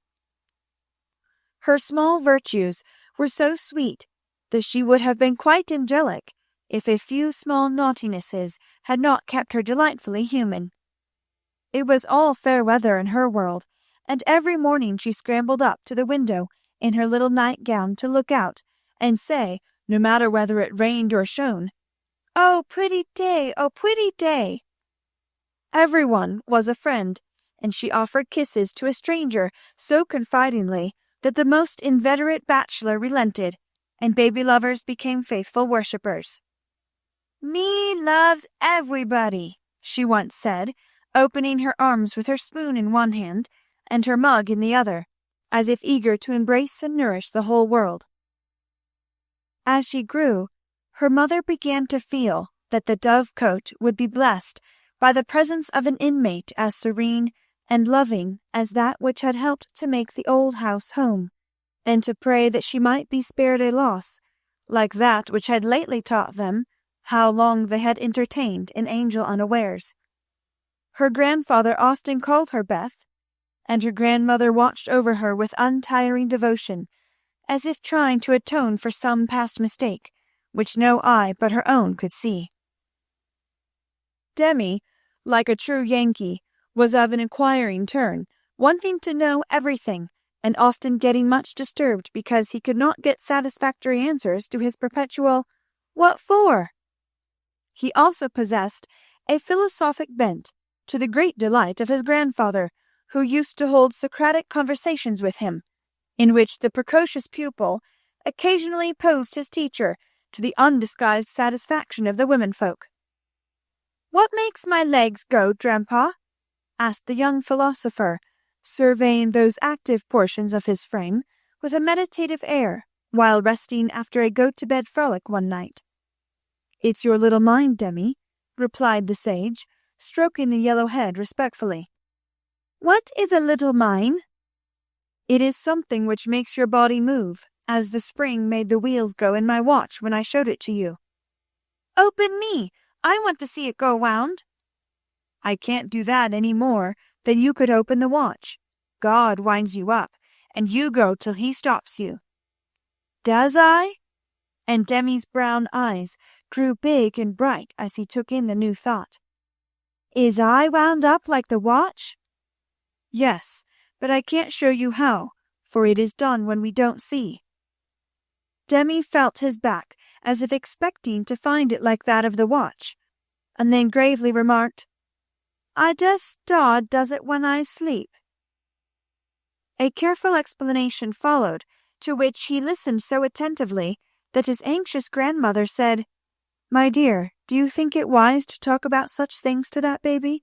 He's getting great bumps over his eyes and learning to ask the most unanswerable questions." "If he is old enough to ask the questions, he is old enough to receive true answers. I am not putting the thoughts into his head, but helping him unfold those already there. These children are wiser than we are, and I have no doubt the boy understands every word I have said to him." Now, Demi, tell me where you keep your mind." If the boy had replied like Alcibiades, "By the gods, Socrates, I cannot tell," his grandfather would not have been surprised. But when, after standing a moment on one leg, like a meditative young stork, he answered in a tone of calm conviction, "In my little belly," the old gentleman could only join in grandma's laugh, and dismiss the class in metaphysics. There might have been cause for maternal anxiety, if Demi had not given convincing proofs that he was a true boy, as well as a budding philosopher, for often, after a discussion which caused Hannah to prophesy with ominous nods, "That child ain't long for this world," he would turn about and set her fears at rest by some of the pranks with which dear, dirty, naughty little rascals distract and delight their parents' souls. Meg made many moral rules and tried to keep them, but what mother has ever proof against the winning wiles, the ingenious evasions, or the tranquil audacity of the miniature men and women who so early show themselves accomplished artful dodgers? "No more raisins, Demi, they'll make you sick," says mamma to the young person who offers his services in the kitchen with unfailing regularity on plum pudding day. "Me likes to be sick." "I don't want to have you, so run away and help Daisy make patty cakes." He reluctantly departs, but his wrongs weigh upon his spirit, and by, when an opportunity comes to redress them, he outwits mamma by a shrewd bargain. "Now you have been good children, and I'll play anything you like," says Meg, as she leads her assistant cooks upstairs when the pudding is safely bouncing in the pot. "Truly, Marmar?" asks Demi, with a brilliant idea in his well-powdered head. "Yes, truly, anything you say," replies the short-sighted parent, preparing herself to sing The Three Little Kittens half a dozen times over, or to take her family to buy a penny bun, regardless of wind or limb. But Demi corners her by the cool reply, "Then we'll go and eat up all the raisins." Aunt Dodo was chief playmate and confidant of both children, and the trio turned the little house topsy-turvy. Aunt Amy was as yet only a name to them. Aunt Beth soon faded into a pleasantly vague memory, but Aunt Dodo was a living reality, and they made the most of her, for which compliment she was deeply grateful. But when Mr. Bear came, Jo neglected her playfellows, and dismay and desolation fell upon their little souls. Daisy, who was fond of going about peddling kisses, lost her best customer and became bankrupt. Demi, with infantile penetration, soon discovered that Dodo liked to play with the bear man better than she did him. But though hurt, he concealed his anguish, for he hadn't the heart to insult a rival who kept a mine of chocolate drops in his waistcoat pocket, and a watch that could be taken out of its case and freely shaken by ardent admirers. Some persons might have considered these pleasing liberties as bribes, but Demi didn't see it in that light, and continued to patronize the bear man with pensive affability, while Daisy bestowed her small affections upon him at the third call, and considered his shoulder her throne, his arm her refuge, his gifts treasures surpassing worth. Gentlemen are sometimes seized with sudden fits of admiration for the young relatives of ladies whom they honor with their regard, but this counterfeit philoprogenitiveness sits uneasily upon them, and does not deceive anybody a particle. Mr. Bear's devotion was sincere, however likewise effective, for honesty is the best policy in love as in law. He was one of the men who are at home with children, and looked particularly well when little faces made a pleasant contrast with his manly one. His business, whatever it was, detained him from day to day, but evening seldom failed to bring him out to sea. Well, he always asked for Mr. March, so I suppose he was the attraction. The excellent papa labored under the delusion that he was, and revelled in long discussions with a kindred spirit, till a chance remark of his more observing grandson suddenly enlightened him. Mr. Bear came in one evening to pause on the threshold of the study, astonished by the spectacle that met his eye. Prone upon the floor lay Mr. March, with his respectable legs in the air, and beside him, likewise prone, was Demi, trying to imitate the attitude with his own short, scarlet-stockinged legs. Both grovellers so seriously absorbed that they were unconscious of spectators, till Mr. Bear laughed his sonorous laugh, and Joe cried out, with a scandalized face, "Father! Father, here's the professor!" Down went the black legs, and up came the grey head, as the preceptor said, with undisturbed dignity, "Good evening, Mr. Bear. Excuse me for a moment. We are just finishing our lesson. Now, Demi, make the letter and tell its name." "I knows him." And after a few convulsive efforts, the red legs took the shape of a pair of compasses, and the intelligent pupil triumphantly shouted, "It's a we, Grandpa, it's a we." "He's a born Weller," laughed Joe, as her parent gathered himself up, and her nephew tried to stand on his head, as the only mode of expressing his satisfaction that school was over. "What have you been at today, Bibchen?" asked Mr. Bear, picking up the gymnast. "We went to see little Mary." "And what did you do there?" "I kissed her," began Demi, with artless frankness. "Prut, thou beginnest early. What did the little Mary say to that?" asked Mr. Bear, continuing to confess the young sinner, who stood upon the knee, exploring the waistcoat pocket. "Oh, she liked it, and she kissed me, and I liked it. Don't little boys like little girls?" asked Demi, with his mouth full, and an air of bland satisfaction. "You precocious chick! Who put that into your head?" said Joe, enjoying the innocent revelation as much as the professor. "'Tisn't in mine head, it's in mine mouth," answered literal Demi, putting out his tongue with a chocolate drop on it, thinking she alluded to confectionery, not ideas. "Thou shouldst save some for the little friend, sweets to the sweet manling," and Mr. Bear offered Joe some, with a look that made her wonder if chocolate was not the nectar drunk by the gods. Demi also saw the smile, was impressed by it, and artlessly inquired, "Do great boys like great girls too, Fessor?" Like young Washington, Mr. Bear couldn't tell a lie, so he gave the somewhat vague reply that he believed they did sometimes, in a tone that made Mr. March put down his clothes-brush, glance at Joe's retiring face, and then sink into his chair, looking as if the precocious chick had put an idea into his head that was both sweet and sour. Why, Dodo, when she caught him in the china closet half an hour afterward, nearly squeezed the breath out of his little body with a tender embrace, instead of shaking him for being there, and why she followed up this novel performance by the unexpected gift of a big slice of bread and jelly, remained one of the problems over which Demi puzzled his small wits and was forced to leave unsolved forever. Chapter 46. Under the Umbrella. While Laurie and Amy were taking conjugal strolls over velvet carpets, as they set their house in order and planned a blissful future, Mr. Bear and Joe were enjoying promenades of a different sort, along muddy roads and sodden fields.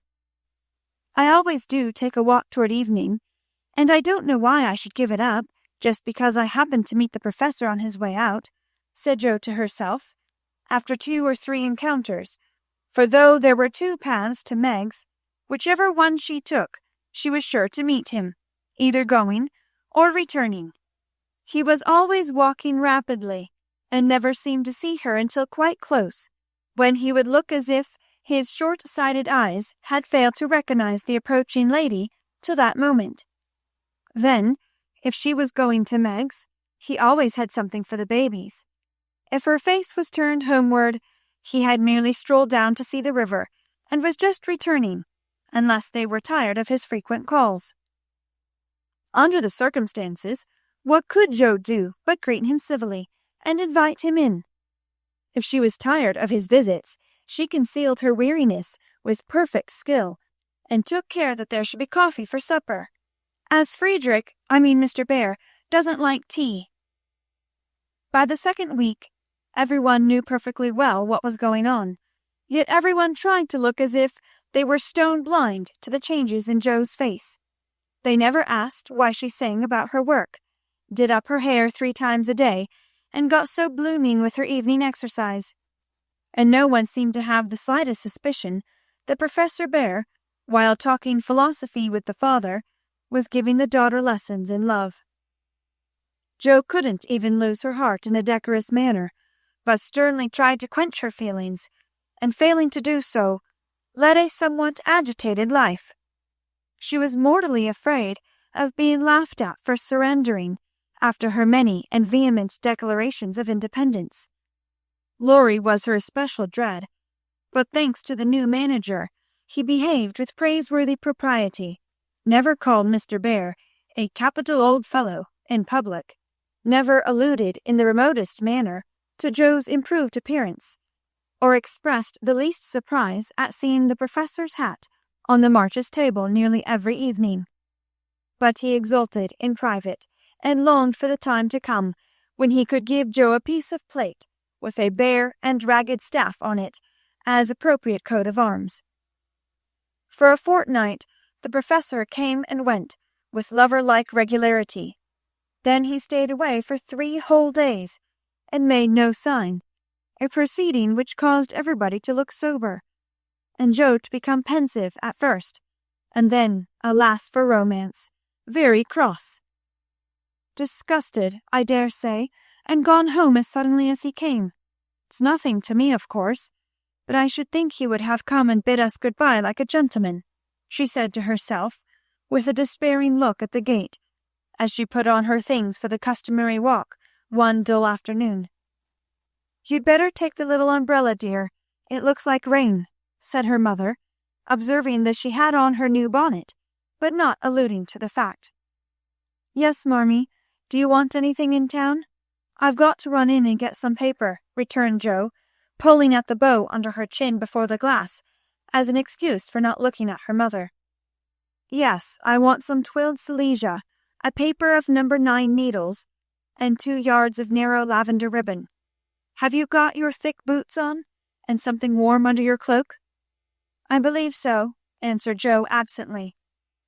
"If you happen to meet Mr. Bear, bring him home to tea. I quite long to see the dear man," added Mrs. March.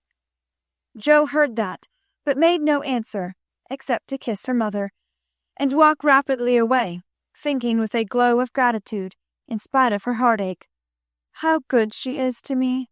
What do girls do who haven't any mothers to help them through their troubles?" The dry goods stores were not down among the counting-houses, banks, and wholesale ware-rooms where gentlemen most do congregate, but Jo found herself in that part of the city before she did a single errand, loitering along as if waiting for someone, examining engineering instruments in one window, and samples of wool in another, with most unfeminine interest, tumbling over barrels, being half smothered by descending bales, and hustled unceremoniously by busy men who looked as if they wondered how the deuce she got there. A drop of rain on her cheek recalled her thoughts from baffled ropes to ruined ribbons, for the drops continued to fall, and being a woman as well as a lover, she felt that, though it was too late to save her heart, she might her bonnet. Now she remembered the little umbrella, which she had forgotten to take in her hurry to be off, but regret was unavailing, and nothing could be done but borrow one or submit to a drenching. She looked up at the lowering sky, down at the crimson bow already flecked with black, forward along the muddy street, then one long, lingering look behind at a certain grimy warehouse, with Hoffman, Shorts and Company over the door, and said to herself with a sternly reproachful air, "It serves me right, What business had I to put on all my best things and come philandering down here, hoping to see the professor? Joe, I'm ashamed of you. No, you shall not go there to borrow an umbrella, or find out where he is from his friends. You shall trudge away and do your errands in the rain, and if you catch your death and ruin your bonnet, it's no more than you deserve. Now then." With that, she rushed across the street so impetuously that she narrowly escaped annihilation from a passing truck, and precipitated herself into the arms of a stately old gentleman, who said, "I beg pardon, ma'am," and looked mortally offended. Somewhat daunted, Jo righted herself, spread her handkerchief over the devoted ribbons, and putting temptation behind her, hurried on with increasing dampness about the ankles, and much clashing of umbrellas overhead. The fact that a somewhat dilapidated blue one remained stationary above the unprotected bonnet attracted her attention, and looking up, she saw Mr. Bear looking down. "I feel to know the strong-minded lady who goes so bravely under many horses' noses, and so fast through much mud. What do you down here, my friend?" "I'm shopping." Mr. Bear smiled as he glanced from the pickle factory on one side to the wholesale hide and leather concern on the other. But he only said politely, "You have no umbrella. May I go also and take for you the bundles?" "Yes, thank you." Jo's cheeks were as red as her ribbon, and she wondered what he thought of her, but she didn't care, for in a minute she found herself walking away arm in arm with her professor, feeling as if the sun had suddenly burst out with uncommon brilliancy, that the world was all right again, and that one thoroughly happy woman was paddling through the wet that day. "We thought you had gone," said Jo hastily, for she knew he was looking at her. Her bonnet wasn't big enough to hide her face, and she feared he might think the joy it betrayed unmaidenly. "Did you believe that I should go with no farewell to those who have been so heavenly kind to me?" he asked, so reproachfully that she felt as if she had insulted him by the suggestion, and answered heartily, "No, I didn't. I knew you were busy about your own affairs, but we rather missed you, father and mother especially." "And you?" "I'm always glad to see you, sir." In her anxiety to keep her voice quite calm, Jo made it rather cool, and the frosty little monosyllable at the end seemed to chill the professor, for his smile vanished as he said gravely, "I thank you, and come one more time before I go." "You are going then?" "I have no longer any business here. It is done." "Successfully, I hope?" said Jo, for the bitterness of disappointment was in that short reply of his. "I ought to think so, for I have a way open to me by which I can make my bread and give my junglings much help." "Tell me, please. I like to know all about the boys," said Jo eagerly. "That is so kind. I gladly tell you. My friends find for me a place in a college, where I teach as at home, and earn enough to make the way smooth for Franz and Emil. For this I should be grateful, should I not?" "Indeed you should.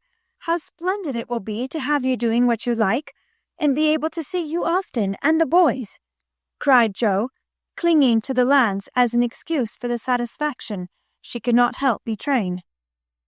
"Ah, but we shall not meet often, I fear. This place is at the west." "So far away!" And Jo left her skirts to their fate, as if it didn't matter now what became of her clothes or herself. Mr. Bear could read several languages, but he had not learned to read women yet. He flattered himself that he knew Jo pretty well, and was, therefore, much amazed by the contradictions of voice, face, and manner which she showed him in rapid succession that day, for she was in half a dozen different moods in the course of half an hour. When she met him, she looked surprised, though it was impossible to help suspecting that she had come for that express purpose. When he offered her his arm, she took it with a look that filled him with delight. But when he asked if she missed him, she gave such a chilly, formal reply that despair fell upon him. On learning his good fortune, She almost clapped her hands. Was the joy all for the boys? Then, on hearing his destination, she said, "So far away," in a tone of despair that lifted him on to a pinnacle of hope. But the next minute she tumbled him down again by observing, like one entirely absorbed in the matter, "Here's the place for my errands. Will you come in? It won't take long." Jo rather prided herself upon her shopping capabilities, and particularly wished to impress her escort with the neatness and dispatch with which she could accomplish the business. But owing to the flutter she was in, everything went amiss. She upset the tray of needles, forgot the silesia was to be twilled till it was cut off, gave the wrong change, and covered herself with confusion by asking for lavender ribbon at the calico counter. Mr. Bear stood by, watching her blush and blunder, and as he watched, his own bewilderment seemed to subside, for he was beginning to see that on some occasions women, like dreams, go by contraries. When they came out, he put the parcel under his arm with a more cheerful aspect, and splashed through the puddles as if he rather enjoyed it on the whole. "Should we no do a little what you call shopping for the babies, and have a farewell feast tonight if I go for my last call at your so pleasant home?" he asked, stopping before a window full of fruit and flowers. "What will we buy?" asked Jo, ignoring the latter part of his speech, and sniffing the mingled odors with an affectation of delight as they went in. "May they have oranges and figs?" asked Mr. Bear, with a paternal air. "They eat them when they can get them." "Do you care for nuts?" "Like a squirrel." "Hamburg grapes." "Yes, we shall drink to the fatherland in those." Jo frowned upon that piece of extravagance, and asked why he didn't buy a frail of dates, a cask of raisins, and a bag of almonds, and be done with it. Whereat Mr. Bear confiscated her purse, produced his own, and finished the marketing by buying several pounds of grapes, a pot of rosy daisies, and a pretty jar of honey, to be regarded in the light of a demijohn. Then, distorting his pockets with knobby bundles, and giving her the flowers to hold, he put up the old umbrella, and they travelled on again. "Miss March, I have a great favour to ask of you," began the professor, after a moist promenade of half a block. "Yes, sir?"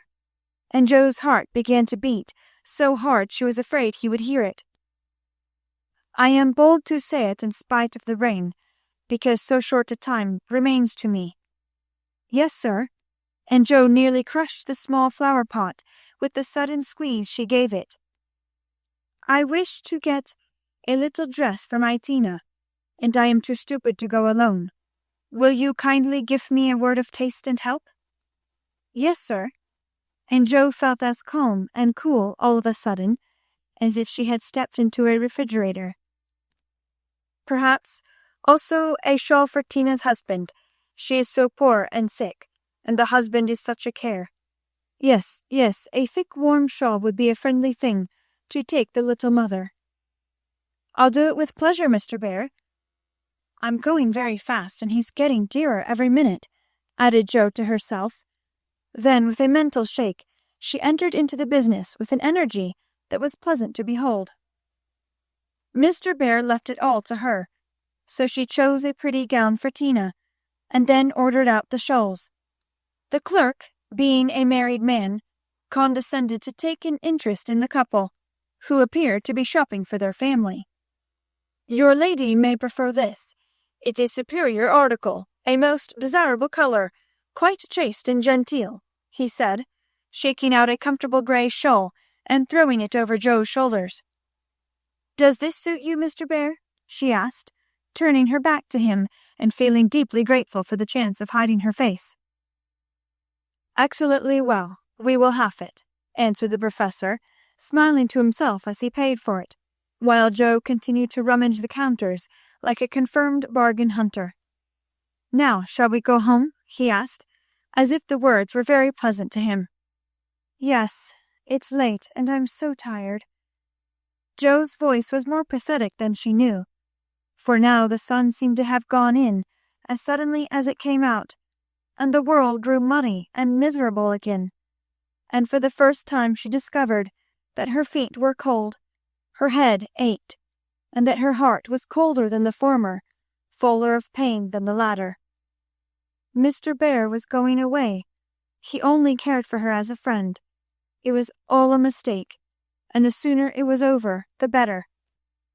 With this idea in her head, she hailed an approaching omnibus with such a hasty gesture that the daisies flew out of the pot and were badly damaged.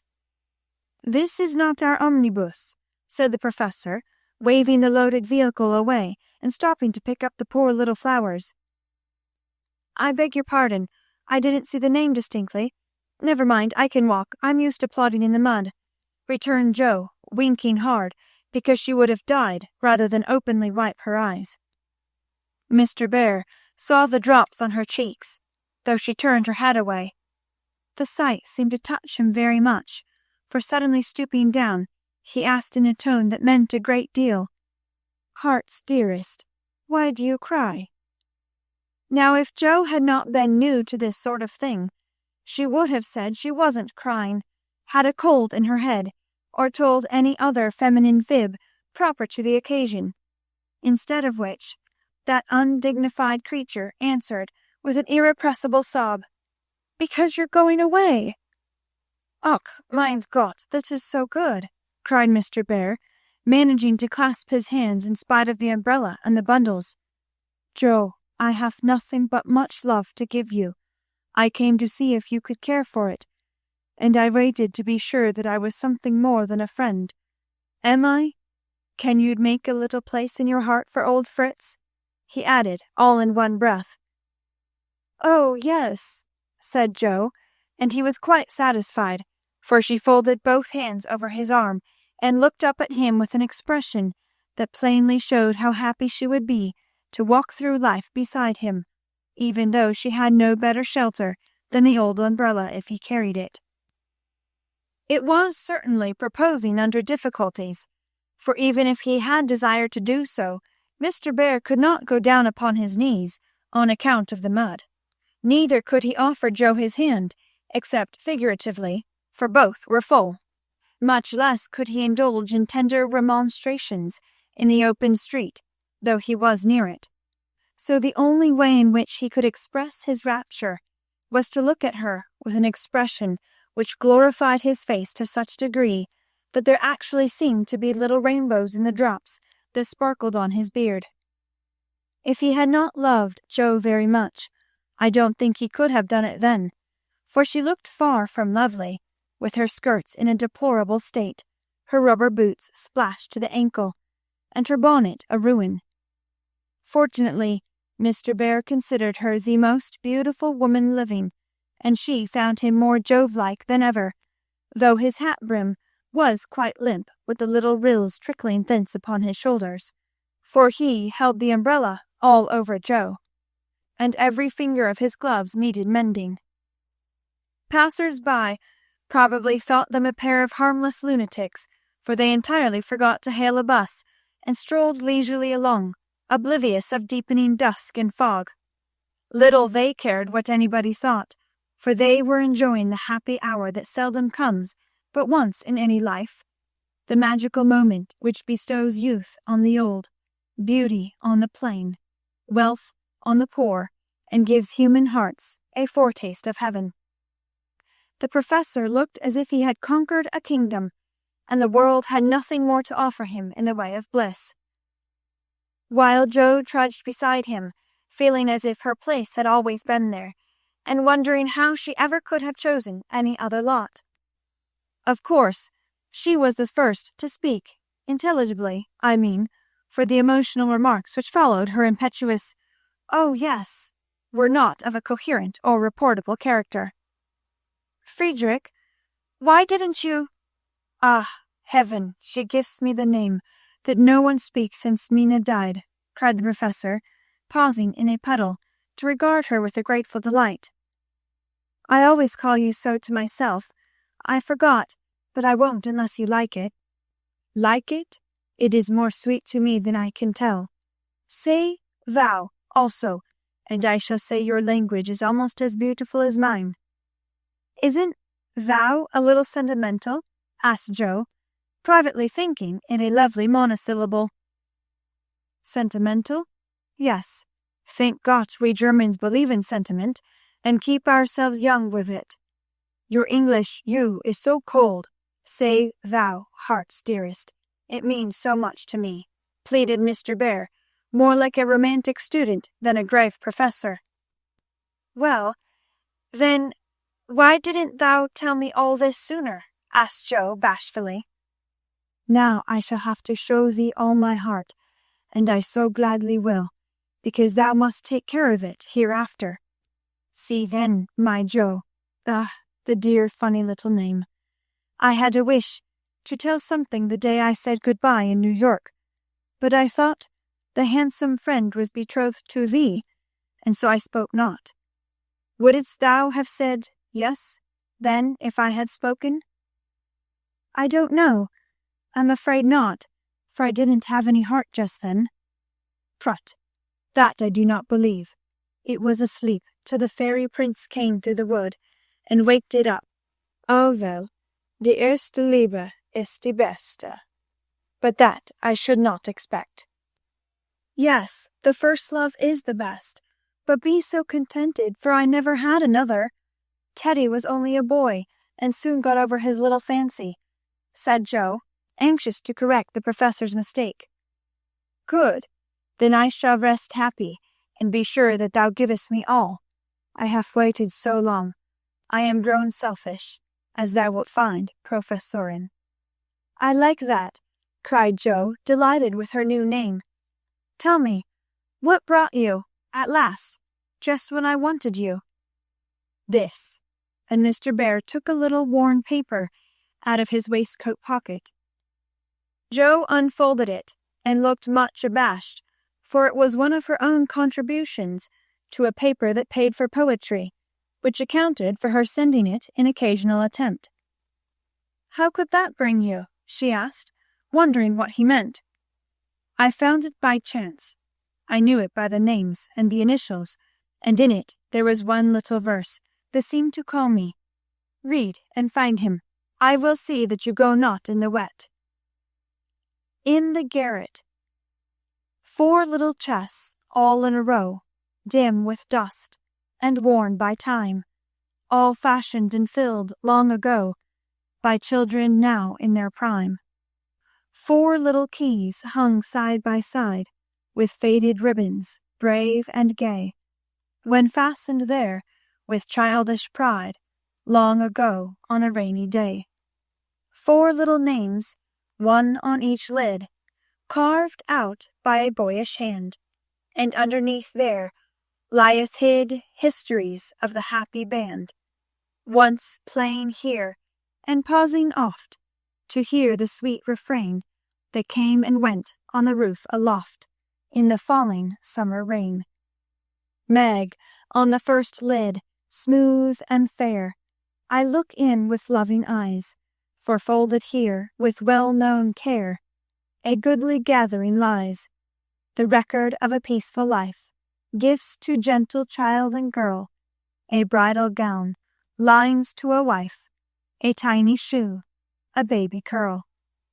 No toys in this first chest remain, for all are carried away in their old age to join again in another small Meg's play.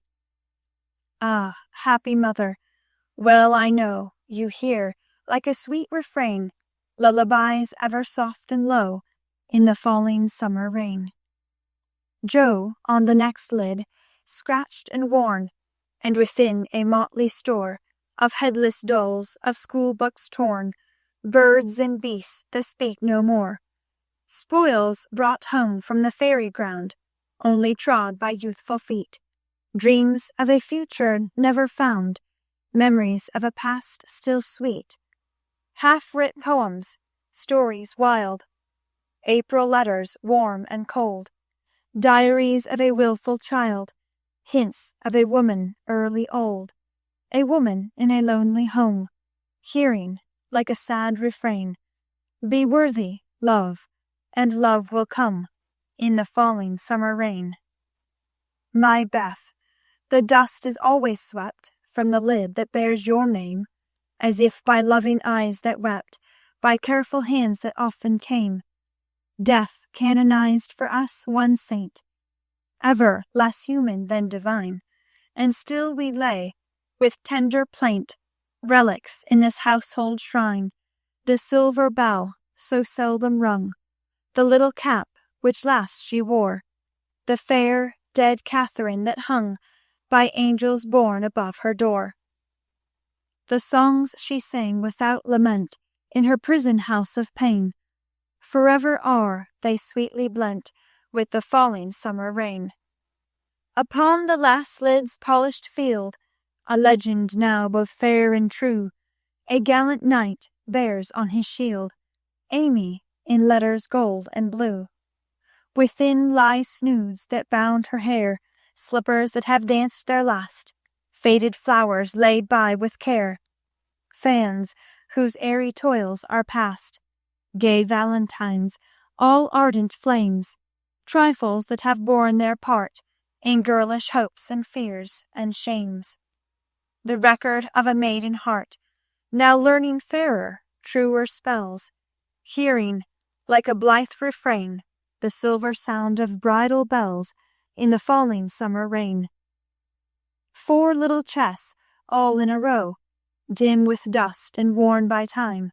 4 women, taught by weal and woe, to love and labor in their prime.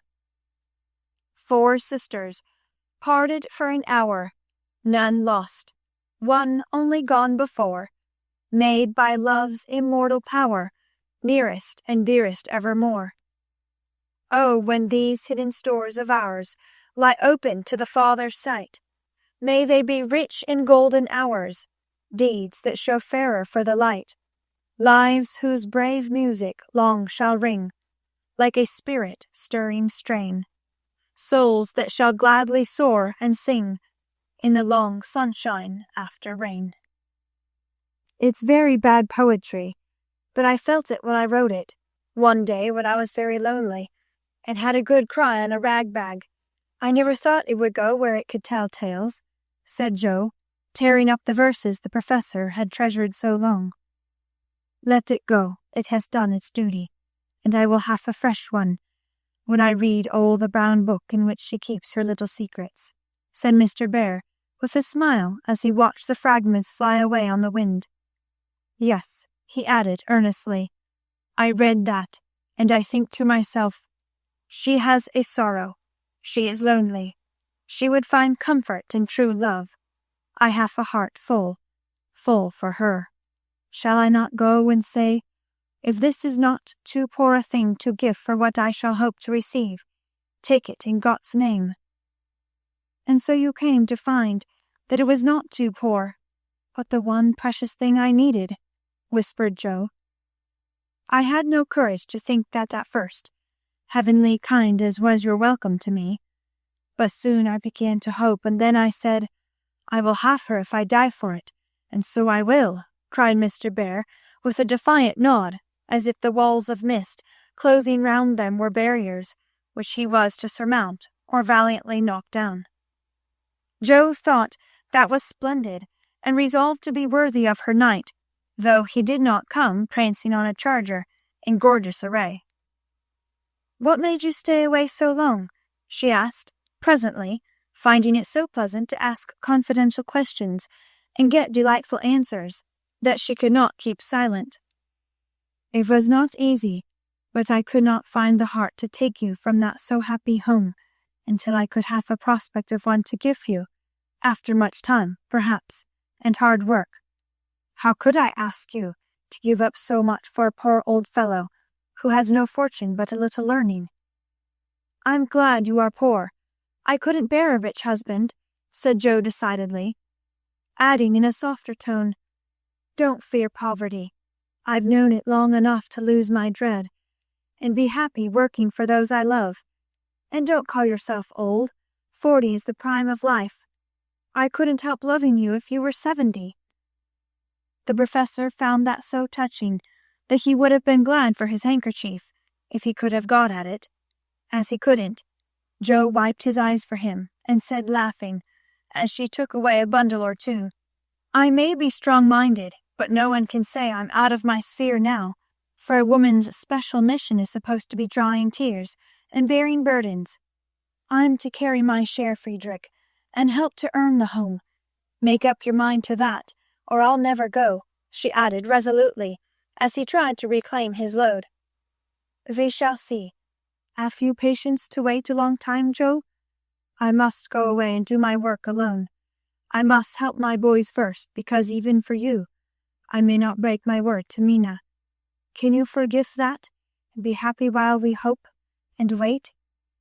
"Yes, I know I can, for we love one another, and that makes all the rest easy to bear. I have my duty also in my work. I couldn't enjoy myself if I neglected them even for you, so there's no need of hurry or impatience.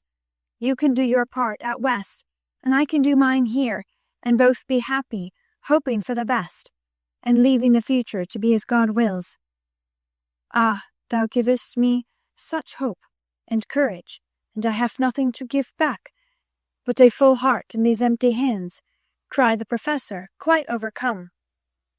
Joe never would learn to be proper, for when he said that as they stood upon the steps, she just put both hands into his, whispering tenderly, "Not empty now," and stooping down, kissed her Friedrich under the umbrella. It was dreadful, but she would have done it if the flock of draggle-tailed sparrows on the hedge had been human beings, for she was very far gone indeed, and quite regardless of everything but her own happiness. Though it came in such a very simple guise, that was the crowning moment of both their lives, when, turning from the night and storm and loneliness to the household light and warmth and peace waiting to receive them with a glad "Welcome home," Joe led her lover in and shut the door. Chapter 47. Harvest Time. For a year, Joe and her professor worked and waited, hoped and loved, met occasionally, and wrote such voluminous letters that the rise in the price of paper was accounted for, Laurie said. The second year began rather soberly, for their prospects did not brighten, and Aunt March died suddenly.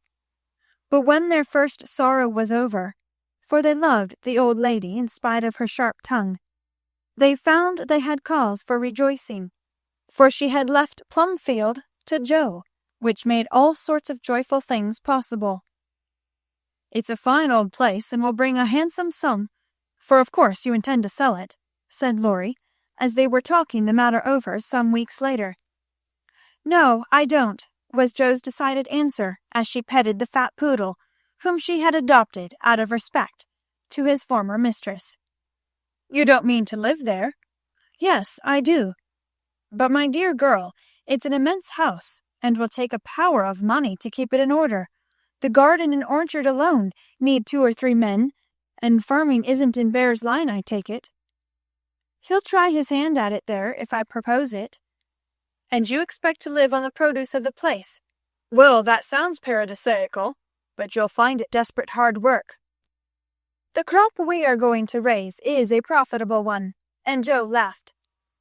"Of what is this fine crop to consist, ma'am?" "Boys. I want to open a school for little lads. A good, happy, homelike school, with me to take care of them, and Fritz to teach them." "That's a truly Joean plan for you. Isn't that just like her?" cried Laurie, appealing to the family, who looked as much surprised as he. "I like it," said Mrs. March decidedly. "So do I," added her husband, who welcomed the thought of a chance for trying the Socratic method of education on modern youth. "It will be an immense care for Joe," said Meg, stroking the head of her one all-absorbing son. "Joe can do it, and be happy in it. It's a splendid idea. Tell us all about it," cried Mr. Lawrence, who had been longing to lend the lovers a hand, but knew that they would refuse his help. "I knew you'd stand by me, sir. Amy does too, I see it in her eyes, though she prudently waits to turn it over in her mind before she speaks. Now, my dear people, continued Joe earnestly, just understand that this isn't a new idea of mine, but a long-cherished plan.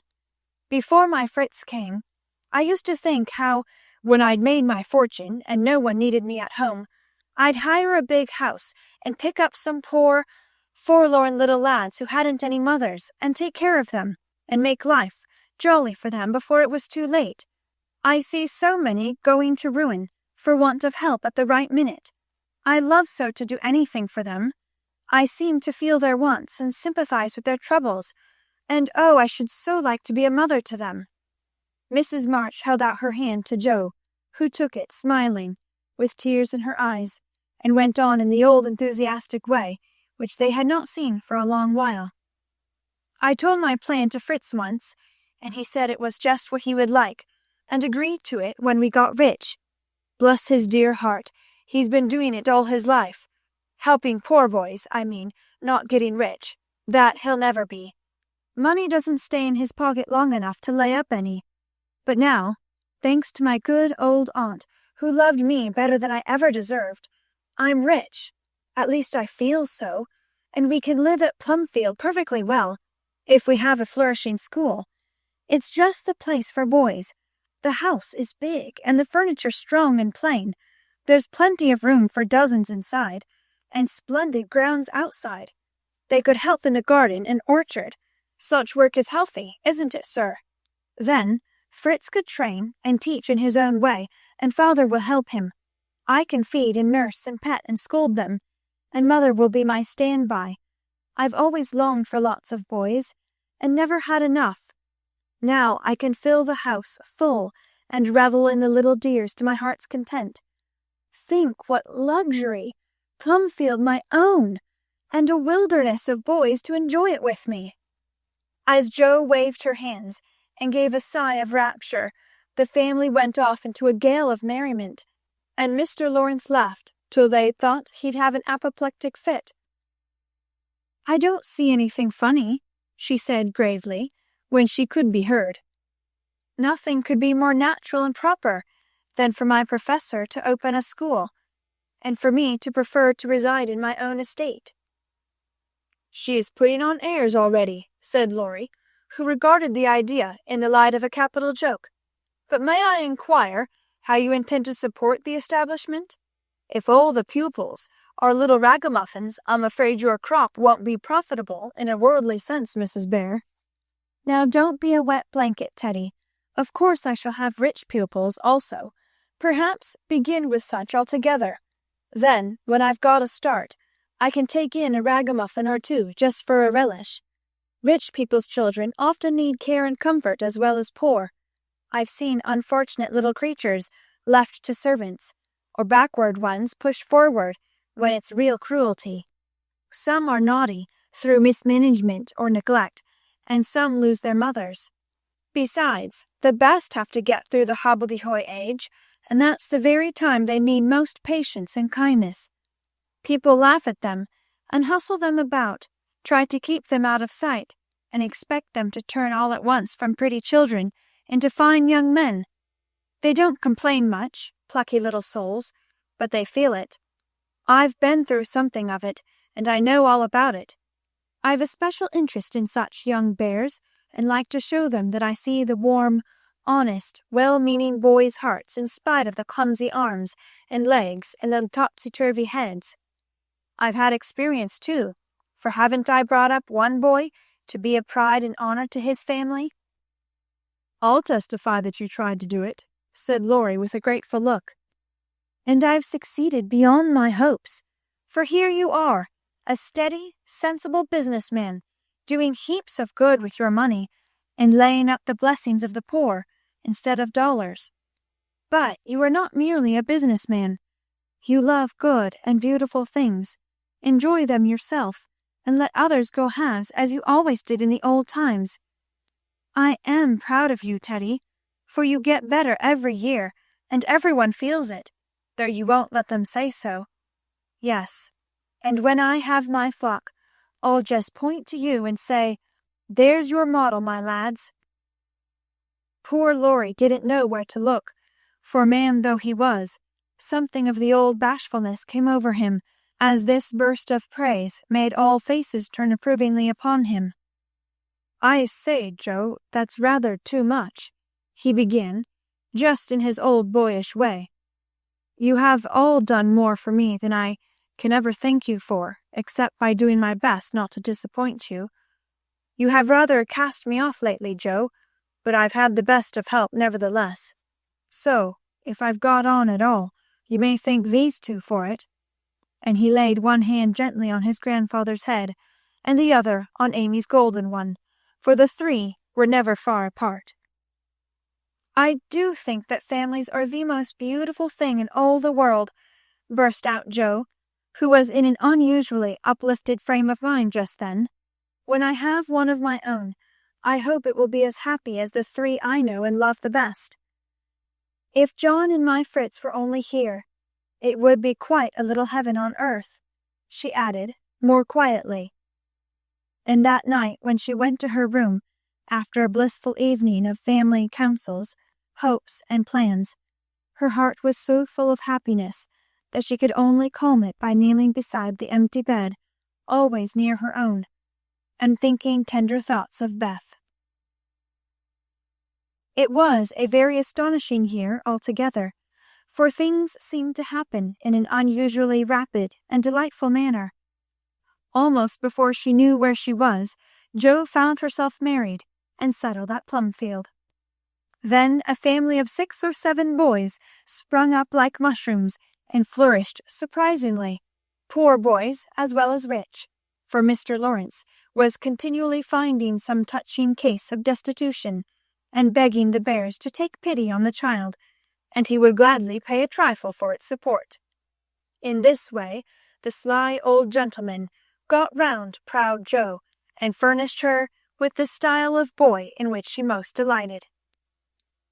Of course, it was uphill work at first, and Jo made queer mistakes, but the wise professor steered her safely into calmer waters, and the most rampant ragamuffin was conquered in the end. How Jo did enjoy her wilderness of boys, and how poor dear Aunt March would have lamented had she been there to see the sacred precincts of prim, well-ordered Plumfield, overrun with Toms, Dicks, and Harrys. There was a sort of poetic justice about it, after all, for the old lady had been the terror of the boys for miles around, and now the exiles feasted freely on forbidden plums, kicked up the gravel with profane boots unreproved, and played cricket in the big field, where the irritable cow with a crumpled horn used to invite rash youths to come and be tossed. It became a sort of boys' paradise, and Laurie suggested that it should be called the Bear Garten, as a compliment to its master and appropriate to its inhabitants. It never was a fashionable school, and the professor did not lay up a fortune, but it was just what Jo intended it to be, a happy, home-like place for boys who needed teaching, care, and kindness. Every room in the big house was soon full. Every little plot in the garden soon had its owner. A regular menagerie appeared in barn and shed, for pet animals were allowed, and 3 times a day Jo smiled at her Fritz from the head of a long table lined on either side with rows of happy young faces, which all turned to her with affectionate eyes, confiding words, and grateful hearts full of love for Mother Bear. She had boys enough now, and did not tire of them, though they were not angels by any means, and some of them caused both Professor and Professorin much trouble and anxiety. But her faith in the good spot which exists in the heart of the naughtiest, sauciest, most tantalizing little ragamuffin gave her patience, skill, and in time success, for no mortal boy could hold out long with Father Bear shining on him as benevolently as the sun, and Mother Bear forgiving him 70 times 7.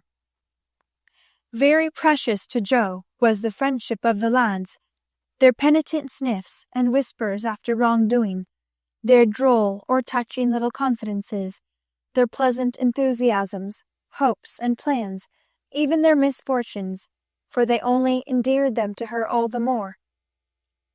There were slow boys and bashful boys, feeble boys and riotous boys, boys that lisped and boys that stuttered, one or two lame ones, and a merry little quadroon who could not be taken in elsewhere, but who was welcome to the Bear Garten, though some people predicted that his admission would ruin the school. Yes, Jo was a very happy woman there, in spite of hard work, much anxiety, and a perpetual racket. She enjoyed it heartily, and found the applause of her boys more satisfying than any praise of the world, for now she told no stories except to her flock of enthusiastic believers and admirers. As the years went on, two little lads of her own came to increase her happiness. Rob, named for Grandpa, and Teddy, a happy-go-lucky baby who seemed to have inherited his papa's sunshiny temper as well as his mother's lively spirit. How they ever grew up alive in that whirlpool of boys was a mystery to their grandma and aunts, but they flourished like dandelions in spring, and their rough nurses loved and served them well. There were a great many holidays at Plumfield, and one of the most delightful was the yearly apple-picking.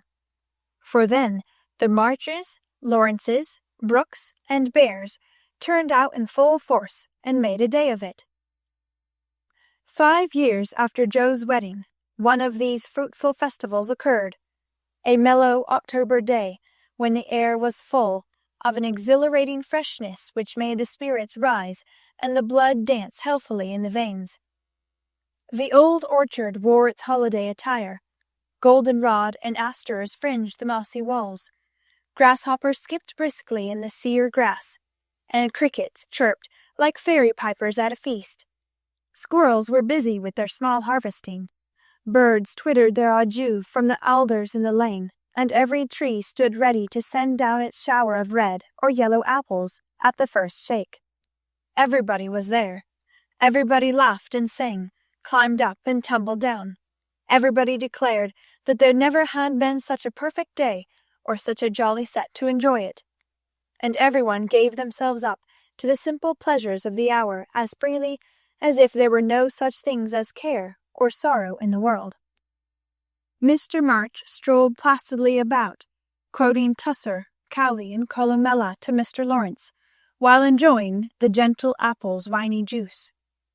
The professor charged up and down the green aisles like a stout Teutonic knight, with a pole for a lance, leading on the boys who made a hook and ladder company of themselves, and performed wonders in the way of ground and lofty tumbling. Laurie devoted himself to the little ones, rode his small daughter in a bushel basket, took Daisy up among the birds' nests, and kept adventurous Rob from breaking his neck. Mrs. March and Meg sat among the apple piles like a pair of Pomonas, sorting the contributions that kept pouring in, while Amy, with a beautiful motherly expression in her face, sketched the various groups and watched over one pale lad, who sat adoring her with his little crutch beside him. Jo was in her element that day, and rushed about with her gown pinned up and her hat anywhere but on her head, and her baby tucked under her arm, ready for any lively adventure which might turn up. Little Teddy bore a charmed life, for nothing ever happened to him, and Jo never felt any anxiety when he was whisked up into a tree by one lad, galloped off on the back of another, or supplied with sour russets by his indulgent papa, who labored under the Germanic delusion that babies could digest anything, from pickled cabbage to buttons, nails, and their own small shoes. She knew that little Ted would turn up again in time, safe and rosy, dirty and serene, and she always received him back with a hearty welcome, for Jo loved her babies tenderly. At 4 o'clock a lull took place, and baskets remained empty, while the apple-pickers rested and compared rents and bruises. Then Jo and Meg, with a detachment of the bigger boys, set forth the supper on the grass. for an out-of-door tea was always the crowning joy of the day. The land literally flowed with milk and honey on such occasions, for the lads were not required to sit at table, but allowed to partake of refreshment as they liked, freedom being the sauce best beloved by the boyish soul. They availed themselves of the rare privilege to the fullest extent, for some tried the pleasing experiment of drinking milk while standing on their heads. Others lent a charm to leapfrog by eating pie in the pauses of the game. Cookies were sown broadcast over the field, and apple turnovers roosted in the trees like a new style of bird. The little girls had a private tea party, and Ted roved among the edibles at his own sweet will. When no one could eat any more, the professor proposed the first regular toast, which was always drunk at such times. Aunt March, God bless her. A toast heartily given by the good man, who never forgot how much he owed her, and quietly drunk by the boys, who had been taught to keep her memory green. Now Grandma's 60th birthday, long life to her with 3 times 3. That was given with a will, as you may well believe, and the cheering once begun, it was hard to stop it. Everybody's health was proposed, from Mr. Lawrence, who was considered their special patron, to the astonished guinea pig, who had strayed from its proper sphere in search of its young master. Demi, as the oldest grandchild, then presented the queen of the day with various gifts, so numerous that they were transported to the festive scene in a wheelbarrow. Funny presents, some of them, but what would have been defects to other eyes were ornaments to Grandma's, for the children's gifts were all their own. Every stitch Daisy's patient little fingers had put into the handkerchiefs she hemmed was better than embroidery to Mrs. March. Demi's miracle of mechanical skill, though the cover wouldn't shut. Rob's footstool had a wiggle in its uneven legs that she declared was soothing, and no page of the costly book Amy's child gave her was so fair as that on which appeared in tipsy capitals the words, "To dear Grandma, from her little Beth." During the ceremony, the boys had mysteriously disappeared, and when Mrs. March had tried to thank her children and broken down, while Teddy wiped her eyes on his pinafore, the professor suddenly began to sing. Then, from above him, voice after voice took up the words, and from tree to tree echoed the music of the unseen choir, as the boys sang with all their hearts the little song that Joe had written. Laurie set to music, and the professor trained his lads to give with the best effect. This was something altogether new, and it proved a grand success, for Mrs. March couldn't get over her surprise, and insisted on shaking hands with every one of the fatherless birds, from tall Franz and Emil to the little quadroon, who had the sweetest voice of all. After this, the boys dispersed for a final lark, leaving Mrs. March and her daughters under the festival tree. I don't think I ever ought to call myself Unlucky Joe again, when my greatest wish has been so beautifully gratified, said Mrs. Bear, taking Teddy's little fist out of the milk pitcher in which he was rapturously churning. And yet, your life is very different from the one you pictured so long ago. Do you remember our castles in the air? Asked Amy, smiling as she watched Laurie and John playing cricket with the boys. Dear fellows, it does my heart good to see them forget business and frolic for a day, answered Joe, who now spoke in a maternal way of all mankind. Yes, I remember, but the life I wanted then seems selfish, lonely, and cold to me now. I haven't given up the hope that I may write a good book yet, but I can wait, and I'm sure it will be all the better for such experiences and illustrations as these. And Joe pointed from the lively lads in the distance to her father, leaning on the professor's arms as they walked to and fro in the sunshine, deep in one of the conversations which both enjoyed so much.